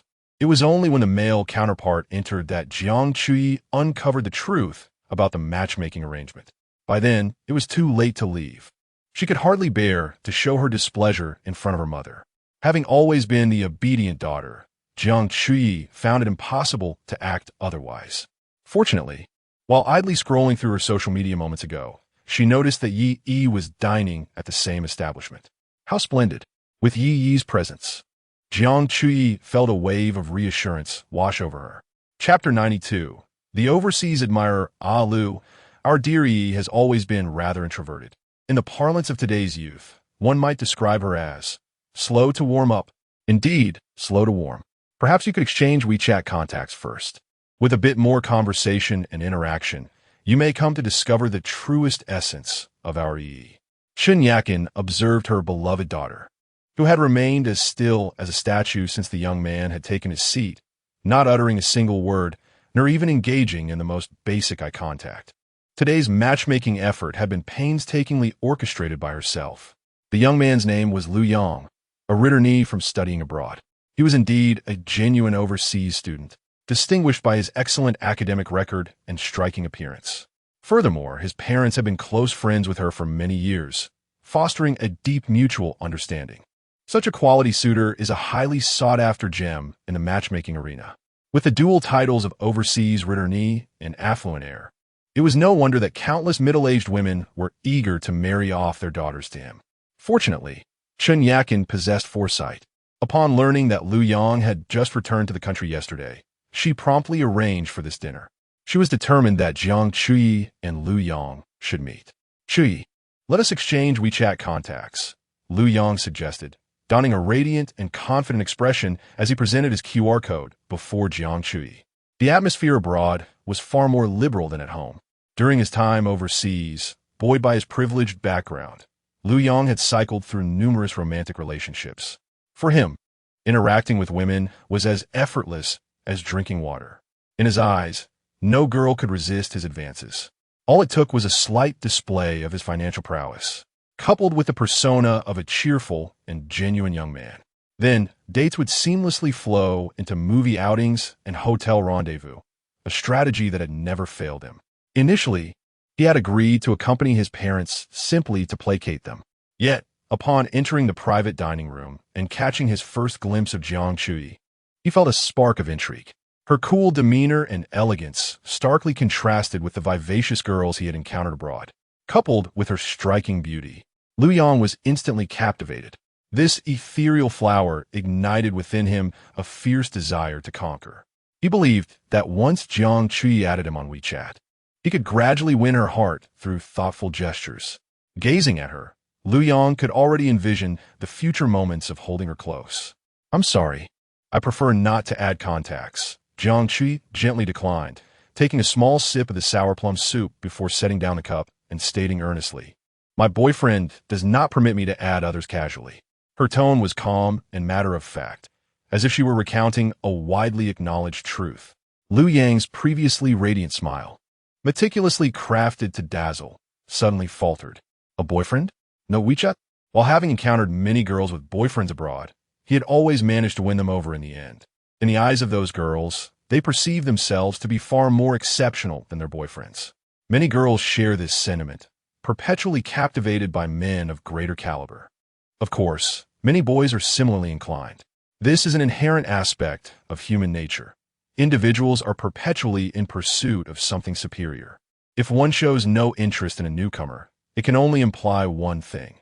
She possesses a partner who is sufficiently remarkable, rendering all others insignificant in her eyes. For Lu Yong, a seasoned veteran in matters of the heart, this was the first encounter where he faced a situation that was doomed from the outset. Before he could even make a move, the other party had already obstructed all avenues available to him. Chin Yakin, recognizing Liu Yang's discomfort, hastily intervened. "Yi, what nonsense are you spouting? Don't think for a moment that your mother is oblivious. After all these years, you've barely made any friends. How could you possibly have a boyfriend? Admittedly, I didn't prepare you for this meeting with Xiao Lu today, and that might seem abrupt. But I assure you, it's all for your own good. How could you fabricate a boyfriend to deceive him? Xiao Lu is a good boy, someone we know well. And it's precisely this type of person that I would feel comfortable with you dating." Chun Yakin spoke earnestly. Upon hearing her words, both Lu Yong and his mother-esque expressions softened slightly. "Oh, it's nothing to worry about. It's perfectly normal for a girl to feel a bit shy on a first meeting." Lu Yong's mother quickly added, "I remember when I first met my husband. I stammered for ages without uttering a single word. Our Yang has spent considerable time abroad, so he may appear a bit more open due to the cultural influences there. You needn't feel embarrassed. After all, Yang is not much older than you. It's perfectly acceptable for you to start as friends." Observing the way her son looked at Jiang Chui, Lu Yong's mother realized that he was indeed smitten. With this understanding, she felt compelled to assist him. With the support of both mothers, Lu Yong composed himself anew, his expression brightening in a mere fraction of a second. "Chui, I usually wouldn't intrude upon your space. However, I've just returned to the country and have few friends here. I've heard that our homeland has progressed remarkably in recent years, and I may find myself out of touch in many aspects. If we could be friends, perhaps I could seek your guidance in the future." Lu Yong had adopted a humble approach, and with two mothers present, Jiang Chui would find it difficult to decline his overture. At this juncture, any rejection would seem rather inconsiderate on her part. Jiang Chui slightly furrowed her brow. Lu Yong's persistence bore a striking resemblance to Qin Shou from school. She had not anticipated that after years of studying abroad, he would be no different from the boys who had graduated from domestic universities. "I apologize, but I was speaking the truth. I fear my boyfriend might become jealous or upset. Therefore, I usually make a conscious effort to maintain distance from the opposite sex. Perhaps I should share my boyfriend's WeChat with you. In the future, If you encounter anything you are uncertain about while in the country, you could always ask him as well. Jiang Chui is even more resolute. Did you not mention that you merely wish to make a friend to inquire about life in the country? In that case, I can directly introduce you to Yi. After all, it is the same regardless of whom you ask.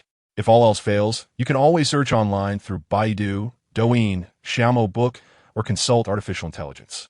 Shen Yakin was somewhat displeased.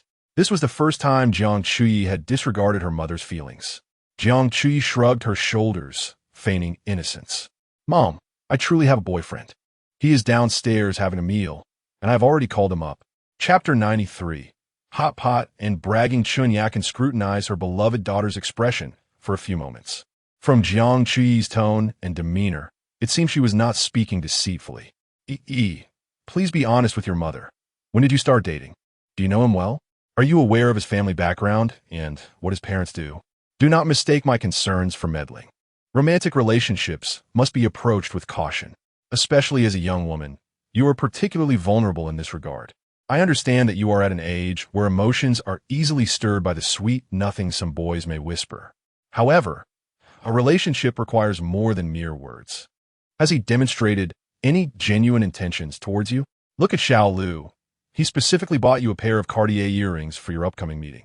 Lu Yang, perceiving the unspoken cue in Chun Yakin's gaze, promptly pushed the beautifully wrapped gift box towards Jiang Chui, not wanting Jiang Chui to misunderstand. Chun Yakin paused before continuing her gentle admonition. You are still young and may not fully grasp the complexities of this world. Our family's circumstances, while not extravagant, are certainly better than many others. After all these years at school, your classmates must have some awareness of your situation. What if, let me emphasize, what if some ill-intentioned boys approach you simply due to our family standing? As Chun Yakin spoke, Jiang Chui scooped a piece of tripe in her bowl. As she lifted the tripe from the pot, a drop of red oil inadvertently fell onto the gift box, quickly solidifying into a waxy substance. She had already placed this piece of tripe into the pot a while ago, discarding it the moment her mother spoke. Following the principle of blanching tripe, this piece had become slightly overcooked. After dipping it into the sauce, Jiang Chui delicately placed the tripe in her mouth. When enjoying hot pot, the first bite must undoubtedly be tripe. The aroma, mingling with the steam, instantly filled her mouth, revealing a trace of satisfaction on her face. Mom, this afternoon he bought me a Panamera, paid in full. After swallowing the tripe, Jiang Chui picked up a duck intestine and placed it into the bubbling pot, her gaze never leaving the chopsticks that held the delicate morsel. It seemed as though she was merely recounting an ordinary occurrence, akin to peeling an apple or boiling noodles, utterly devoid of any intent to boast. In fact, it appeared this matter held less significance than the duck intestine she was currently grasping. After all, once the duck intestine was tossed into the pot, it would be challenging to retrieve. It could only be fished out with chopsticks. Moreover, like the tripe, it would quickly become overcooked if left too long. Thus, Jiang Chui remained focused, watching as the duck intestine curled, before deftly retrieving it and placing it into the dipping sauce. Beside her, Lu Yang's mother slightly furrowed her brows. In her eyes, Jiang Chui's actions undoubtedly indicated her disdain for the earrings her son Lu Yang had purchased. Was it a case of disdain for the less affluent? Although Lu Yang's mother internally disapproved of such behavior, considering her son's presence, she did not wish for him to appear diminished before Jiang Chui. After all, the Panamera wasn't excessively expensive. With Yang back in the country, our family was even planning to buy him a Panamera for domestic use. Dear Jiang, your boyfriend's family must be reasonably well off, right? However, I believe young people should strive for their own achievements. Relying on family wealth is not a true accomplishment. Our Yang has already secured a job at Bin City with a monthly salary of 100,000. You are about to graduate, so you should understand how remarkable it is for a fresh graduate to land such a lucrative position. Her words implied that her son Lu Yang was the epitome of excellence, while Jiang Chui's so-called boyfriend was merely a spendthrift living off his family's wealth. Why not encourage your boyfriend to find a job with such a high income? Upon hearing his mother's remarks, Lu Yang restored his bright, proud demeanor. For a man, reputation is paramount. Yet, it seemed that Jiang Chui had not regarded Lu Yang with any esteem. This only fueled Liu Yang's desire to prove his worth before her. Jiang Chui silently dipped duck intestines into the oil dish, savoring them, before picking up a roll of fatty beef and immersing it in the hot pot. She was uncertain about her boyfriend's family background, but she knew that the money for the car was earned through his own efforts. Moreover, this afternoon, he had purchased 4 luxury models outright, all top configurations. 4 cars? For top-tier Panameras? Liu Yang's thoughts raced. They weren't toys to be casually bought in multiples. The total cost for those 4 premium Panameras was nearly 10 million. Could a university student truly earn such a fortune? Chui, is what you said true? Shen Yakin understood her daughter well. The calm demeanor she exhibited did not suggest a jest. If Jiang Chui's words were indeed factual, then this young man was undeniably impressive. Having not yet graduated from university, he had already earned 10 million through his own abilities. Such talent could be considered exceptional across the entirety of Huagua. If this person were to become her future son-in-law, it seemed like a viable prospect. Although Liu Yang was indeed outstanding, a monthly salary of 100,000 paled in comparison to earning 10 million before graduation. Why have you never mentioned your boyfriend to your father and me? Dating is not something to be ashamed of. You could bring him home sometime. At that moment, Chun Yakin disregarded the presence of Liu Yang and his mother. After all, the two families were merely engaged in business cooperation. Upon reflection, it is not imperative to establish a familial alliance. My precious daughter, being so remarkable, rightfully deserves to seek out someone even more exceptional. As for Liu Yang, let us simply regard today as an occasion to treat him to a meal, welcoming him back home in a spirit of hospitality. It must be acknowledged that, all too often, parents exhibit a more pragmatic perspective than their children. Upon discovering the capabilities of her prospective son-in-law, Chun Yakin's stance shifted instantaneously. Jiang Chui picked up a nearby wet tissue to dab at the corner of her mouth. Mother, we have only just begun our courtship. It has barely been a week. Jiang Chui spoke the truth. From a moment Yi wielded her weaknesses against her to the instant she found herself utterly enamored with this man. Only a few days had elapsed. Sometimes, love is indeed wondrously enigmatic. When a connection feels right, everything unfolds seamlessly. However, upon hearing this, the other 3 individuals present were taken aback, their eyes widening in astonishment.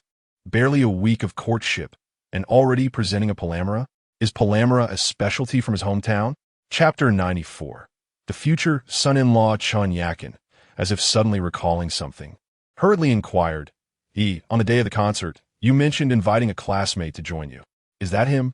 As a mother, Shin Yakin's reaction was somewhat belated. At that moment, she had merely thought her daughter had finally made a friend at school, without considering any deeper implications. Even on the way to the concert, she had casually asked if they should pick up that classmate. However, Jiang Chui had responded that the classmate would go on his own and did not require a ride. In retrospect, it seemed likely that the 2 young lovers were just beginning their romance and felt shy about introducing each other to their parents. Understanding this, everything fell into place. Noticing her mother's realization, Jiang Chui felt it unnecessary to conceal the truth any longer. Yes, the person who attended the concert with me that day is indeed him. The mysterious masked man who has recently become a sensation online for his remarkable singing during the concert is also him. Upon hearing her daughter mention the enigmatic masked figure, Shin Yakin recalled the numerous videos circulating online. They depicted a masked young man, claiming to be a student from Benhai University, being selected as a lucky audience member by Zhou Yijie during the concert. His vocal prowess was astounding, instantly captivating all who heard him. However, Shin Yakin's thoughts took another turn. She remembered another widely shared video featuring a female companion who, while attending the concert with a masked man, had boldly kissed him. If this masked figure were indeed her daughter's boyfriend, could the female companion, whose identity was also obscured, be her own daughter? Shin Yakin felt her cheeks flush. She had never imagined that her typically introverted daughter, who was hesitant to engage in conversations, possessed such a bold side. It seemed that true love could indeed liberate one from all constraints. For many years, Chun Yakin had wished for her daughter to become more outgoing, to not remain cooped up at home, avoiding social interactions. Yet changing Jiang Chui's deeply ingrained personality was an arduous task. Little did she expect that a romantic relationship could facilitate such a transformation. As she pondered this, Chun Yakin grew ever more curious about the young man her daughter spoke of. What sort of individual could enchant her daughter to such an extent? A gentle knock echoed at the door of the private room. The attendant promptly opened it, revealing the very face Jiang Chui longed to see. With striking features and chiseled lines, he was undeniably more handsome than Lu Yang before her. Oh, Jiang Chui quickly rose and approached the door, wrapping her arm around Yi's. She had intended to affectionately call him husband, but upon remembering her mother's presence, she felt a wave of shyness wash over her. Yi, you're here. Let me introduce you. This is my mother. Yi pointed no dit towards Chan Yujin. Upon beholding the visage of Chun Yakin, Yi masterfully adopted an expression that blended a modicum of surprise with a dash of astonishment. At long last, I understood why Yi possessed such beauty. It was evident that she resembled her aunt. A clever compliment, neither intrusive nor lacking in sincerity, resonated with Chun Yakin, who found it quite agreeable. Ah, little Yi, you truly possess a way with words. I'm of an advanced age now. However, many have remarked that my dear Yi resembles me in my youth, haha. No woman can resist the allure of being praised for her beauty. This tactic is universally effective across all ages. Chun Yakin gestured for the waiter to add another seat, positioning Yi between herself and Jiang Chui, intent on evaluating this potential son-in-law. As the saying goes, a mother-in-law grows fonder of her son-in-law with each glance. There is indeed wisdom in that adage. From the moment Yi entered, he left a positive first impression on Chun Yakin, poised, gracious, and possessing high emotional intelligence. Furthermore, he stood a head taller than Lu Yang. Little Yi, allow me to introduce you. This lady and her husband are business partners of our family, as well as friends of Yi's father. This is her son, Lu Yang, who just returned from studying abroad yesterday. This meal is to welcome him back. Upon meeting Yi, Chen Yujin altered her narrative. What began as a matchmaking rendezvous seamlessly transformed into a welcome gathering.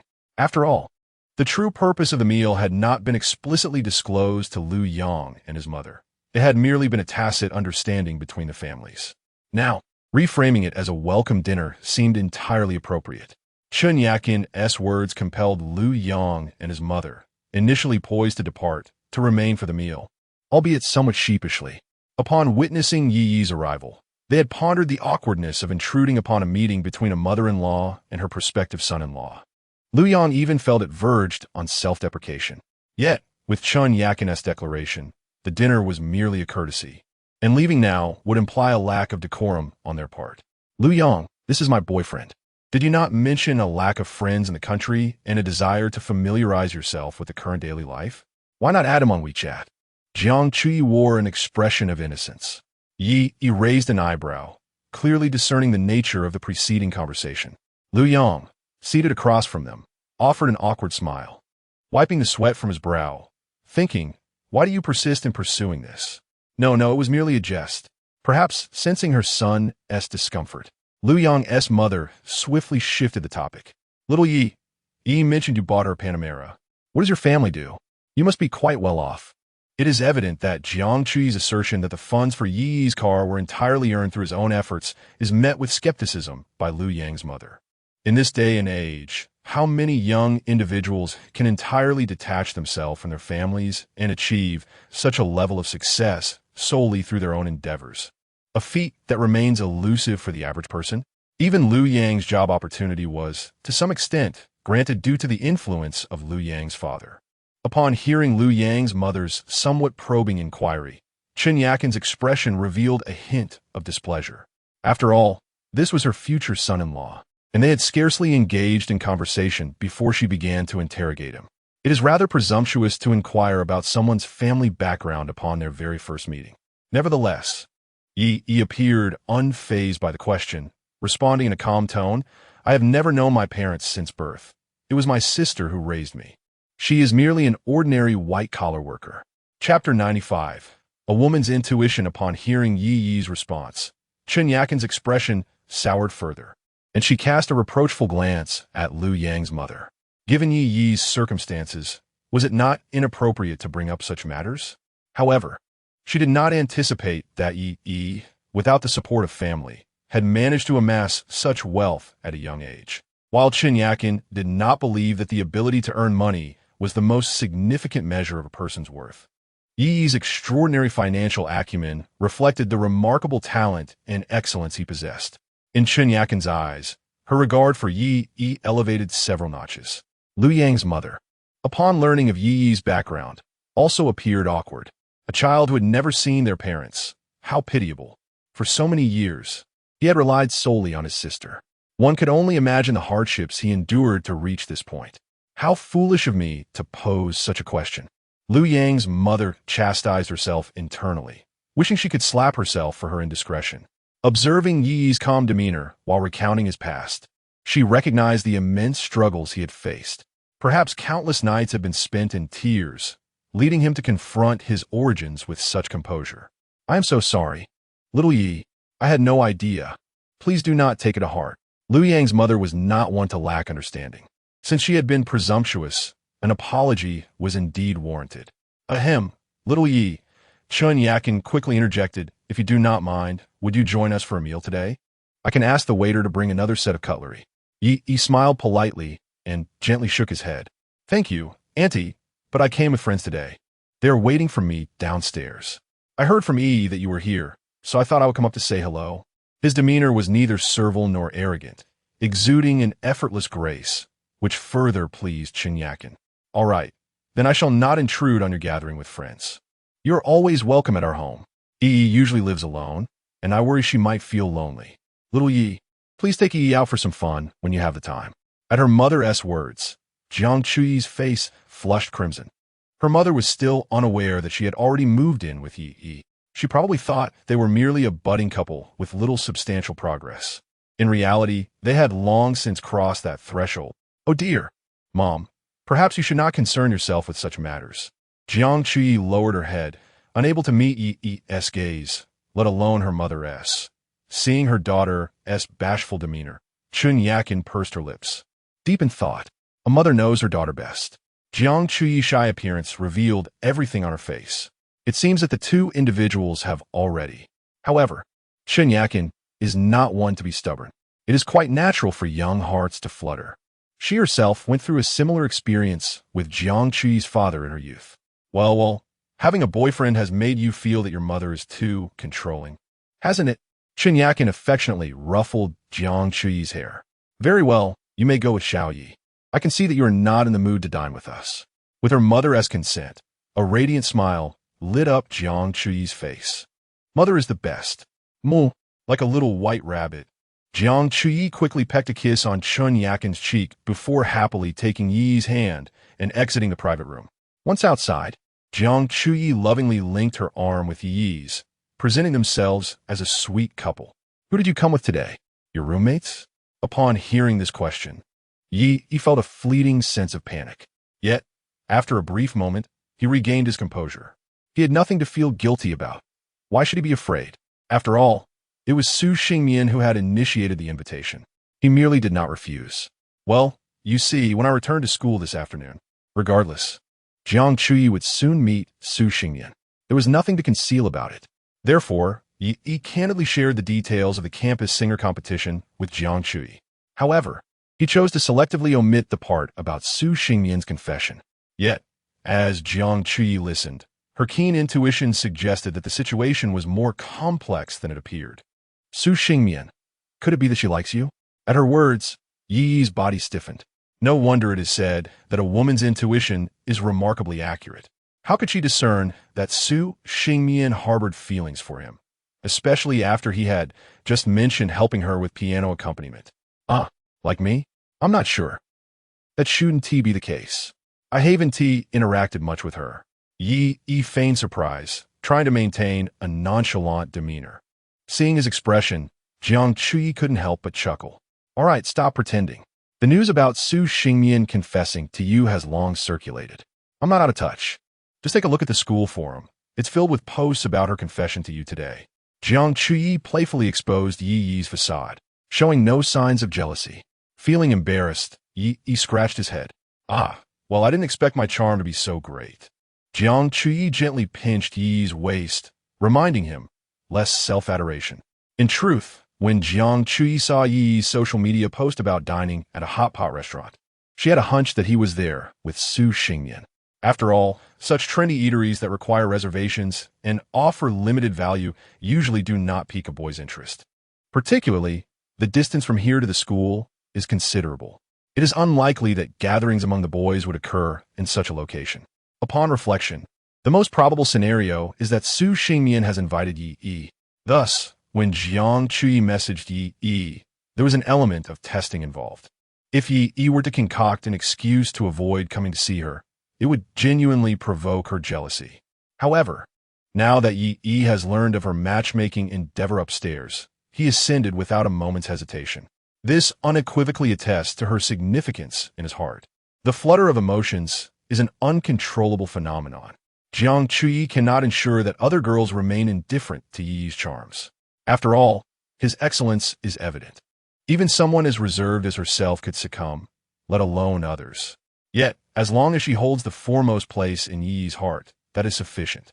Suddenly, a ringtone pierced the air.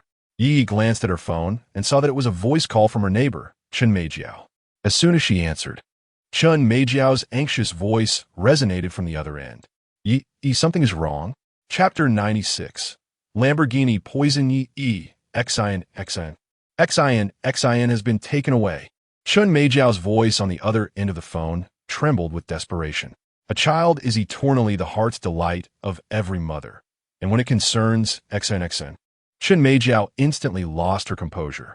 The electronic doorbell surveillance footage revealed that, in the evening, Chen Meijiao's mother had dropped Xian off at her residence before departing.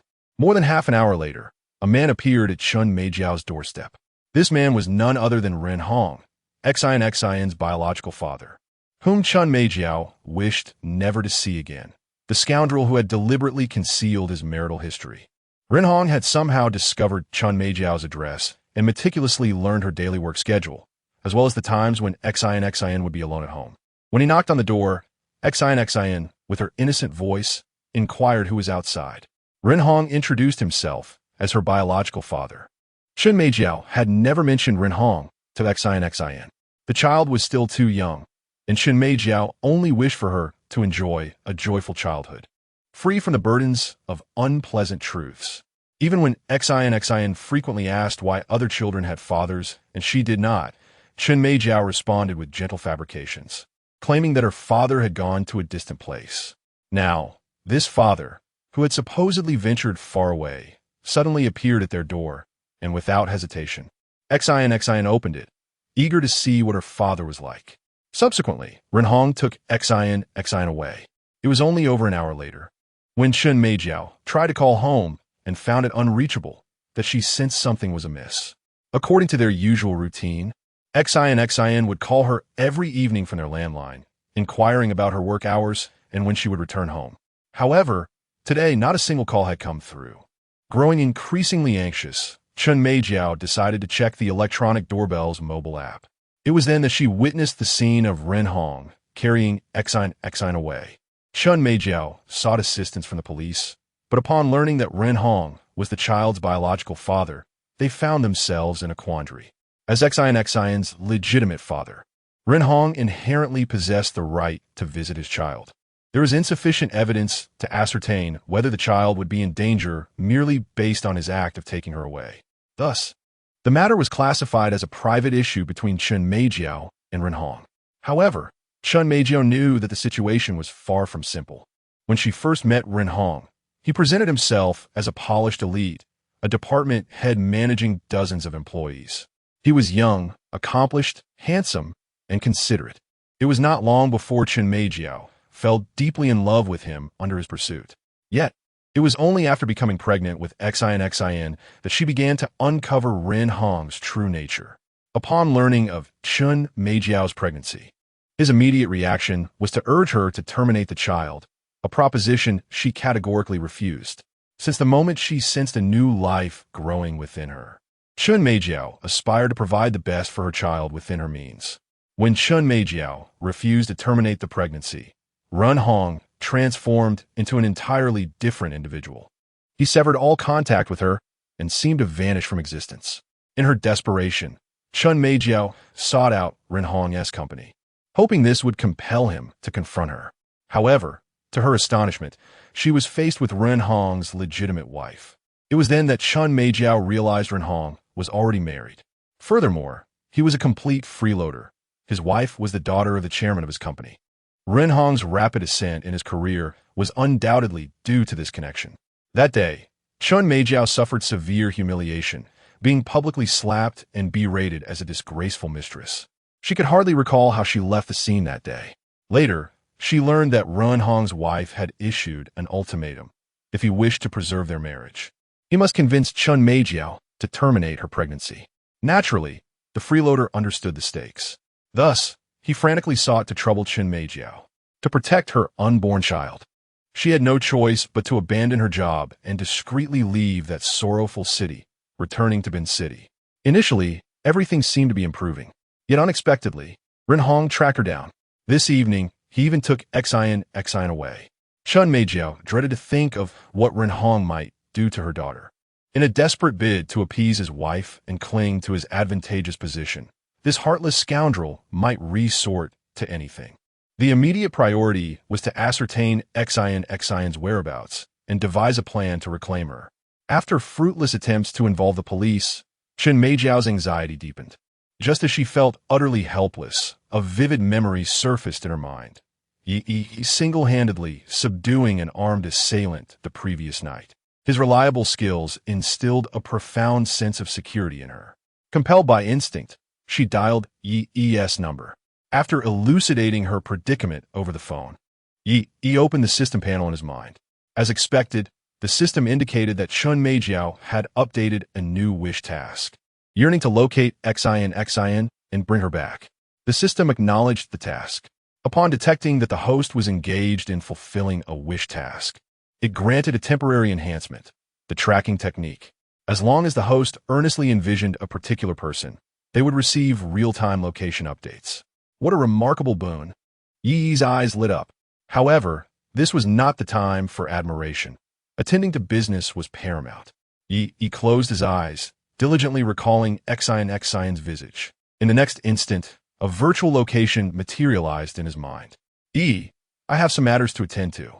Please convey my apologies to Su Xingmian and tell her that I will treat her to a meal next time. After uttering 2 brief sentences, Yi hurriedly dashed towards the entrance of the hot pot restaurant.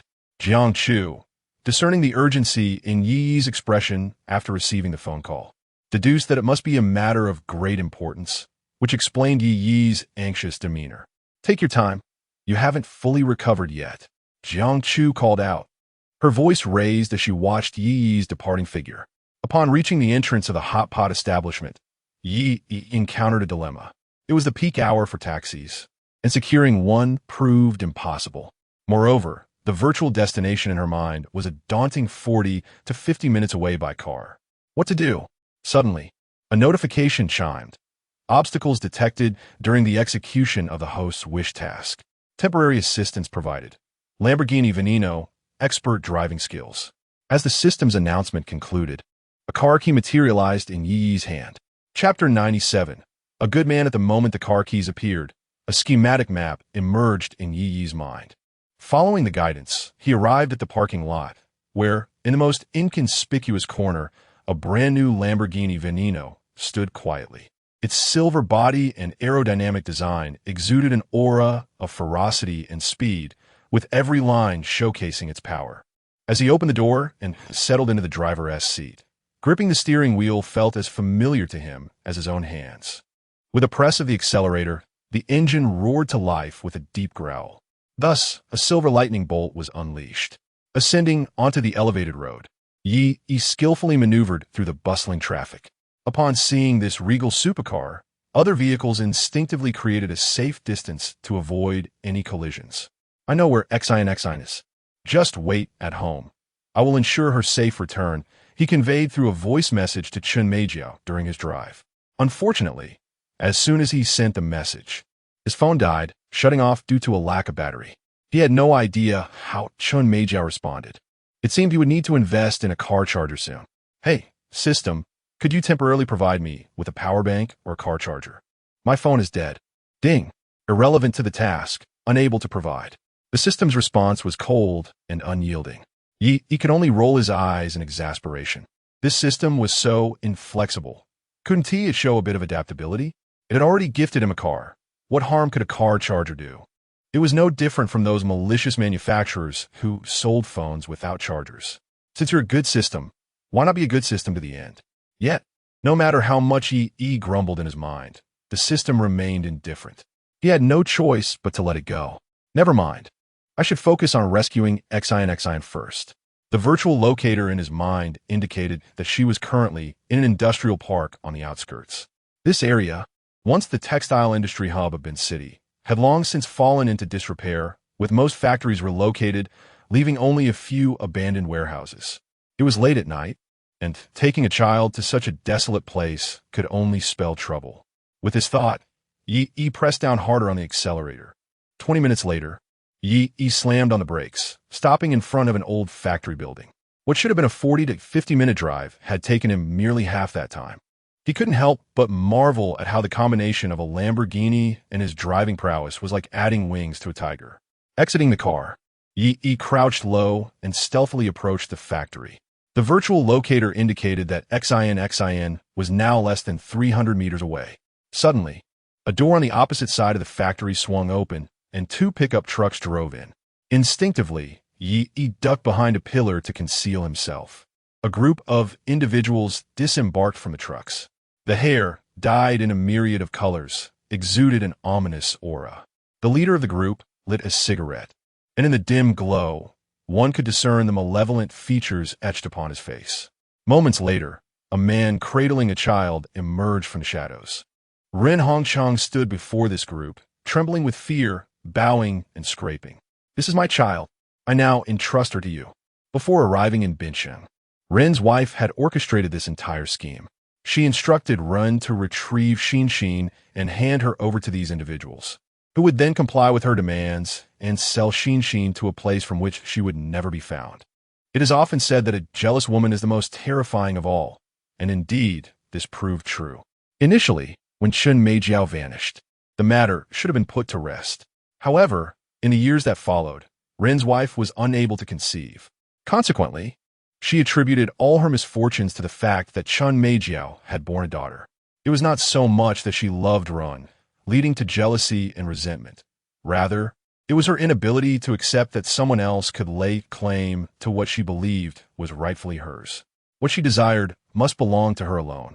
Ren could only belong to her, and so too could their child. Thus, she perceived Chen Meijiao's daughter as a thorn perpetually lodged in her heart, one that must be extracted for relief. Upon discovering Chen Meijiao's current address, Ren's wife issued an ultimatum.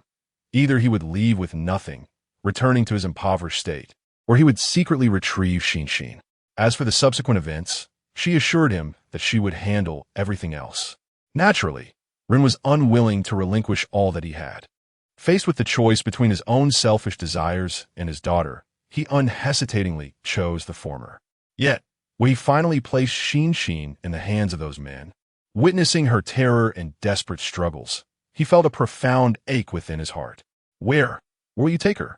The last vestiges of his humanity compelled him to ask this question, but the response was a sharp slap from the leader. Is this any of your concern? Your task is complete. You may leave. They were professionals engaged in the illicit trade of human trafficking. Ren's wife had provided them with a substantial sum to ensure that Xin would be sold abroad to a place where no one could ever find her. Since she was childless, she would not permit Chen Meijiao to have a child either. Why should she suffer for years without conceiving while Chen Meijiao lived a blissful life with her child? At that moment, Xin's mouth was bound with 2 thick layers of tape. She struggled fiercely but could not utter a sound. The innocent child was oblivious to the enmities of the previous generation. She had opened the door with joy, expecting to greet her father, only to discover that this so-called father was a beast clad in human skin. Tears streamed down the delicate face of Xion, her large eyes wide with terror as she gazed upon the menacing strangers surrounding her. Xion could not comprehend why her father had used tape to seal her mouth and bind her hands.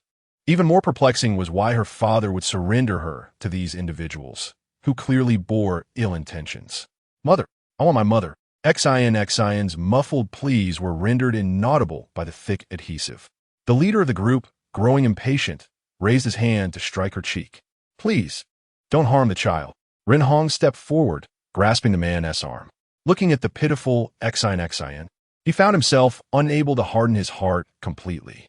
However, the leader mercilessly kicked Ren Hong to the ground. "Do you dare to voice your opinions? Get lost." As the men prepared to take Xin away, Yi, who had been hiding behind a pillar, finally emerged. With enhanced physical abilities and combat skills, he was ready to intervene. "Release that girl." Yi pointed at the group, his voice booming with authority. The leader rubbed his head, his initial annoyance morphing into a lethal glare. "Who the hell are you? What business do you have here?"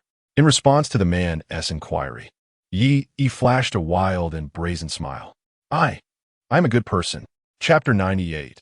Another injury, feeling the abundant strength coursing through his body and the wealth of combat techniques swirling in his mind.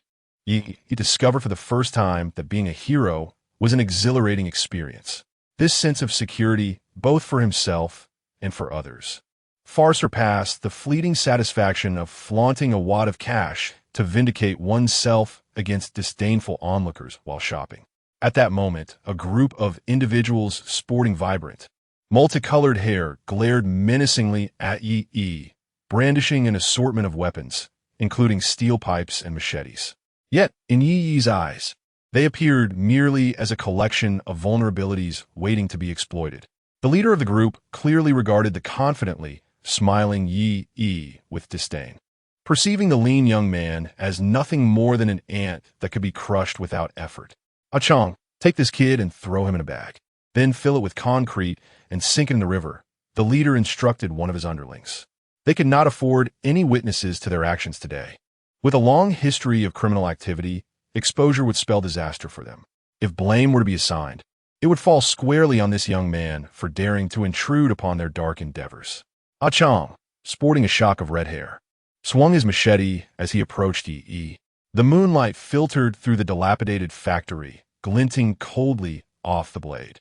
The weapon bore the scars of past violence, stained with residues that could never be washed away. Meanwhile, the other henchmen turned to prepare their getaway in the vehicle, accustomed to such scenes. They simply awaited Chong's return, dragging a bloodied Yi along like a lifeless dog. Just as the leader swung open the car door, a figure hurtled through the air at remarkable speed from a short distance away. With a resounding crash, the figure collided with the windshield of the pickup truck, shattering it upon impact. The unfortunate man was thrust into the cab, his upper body inside,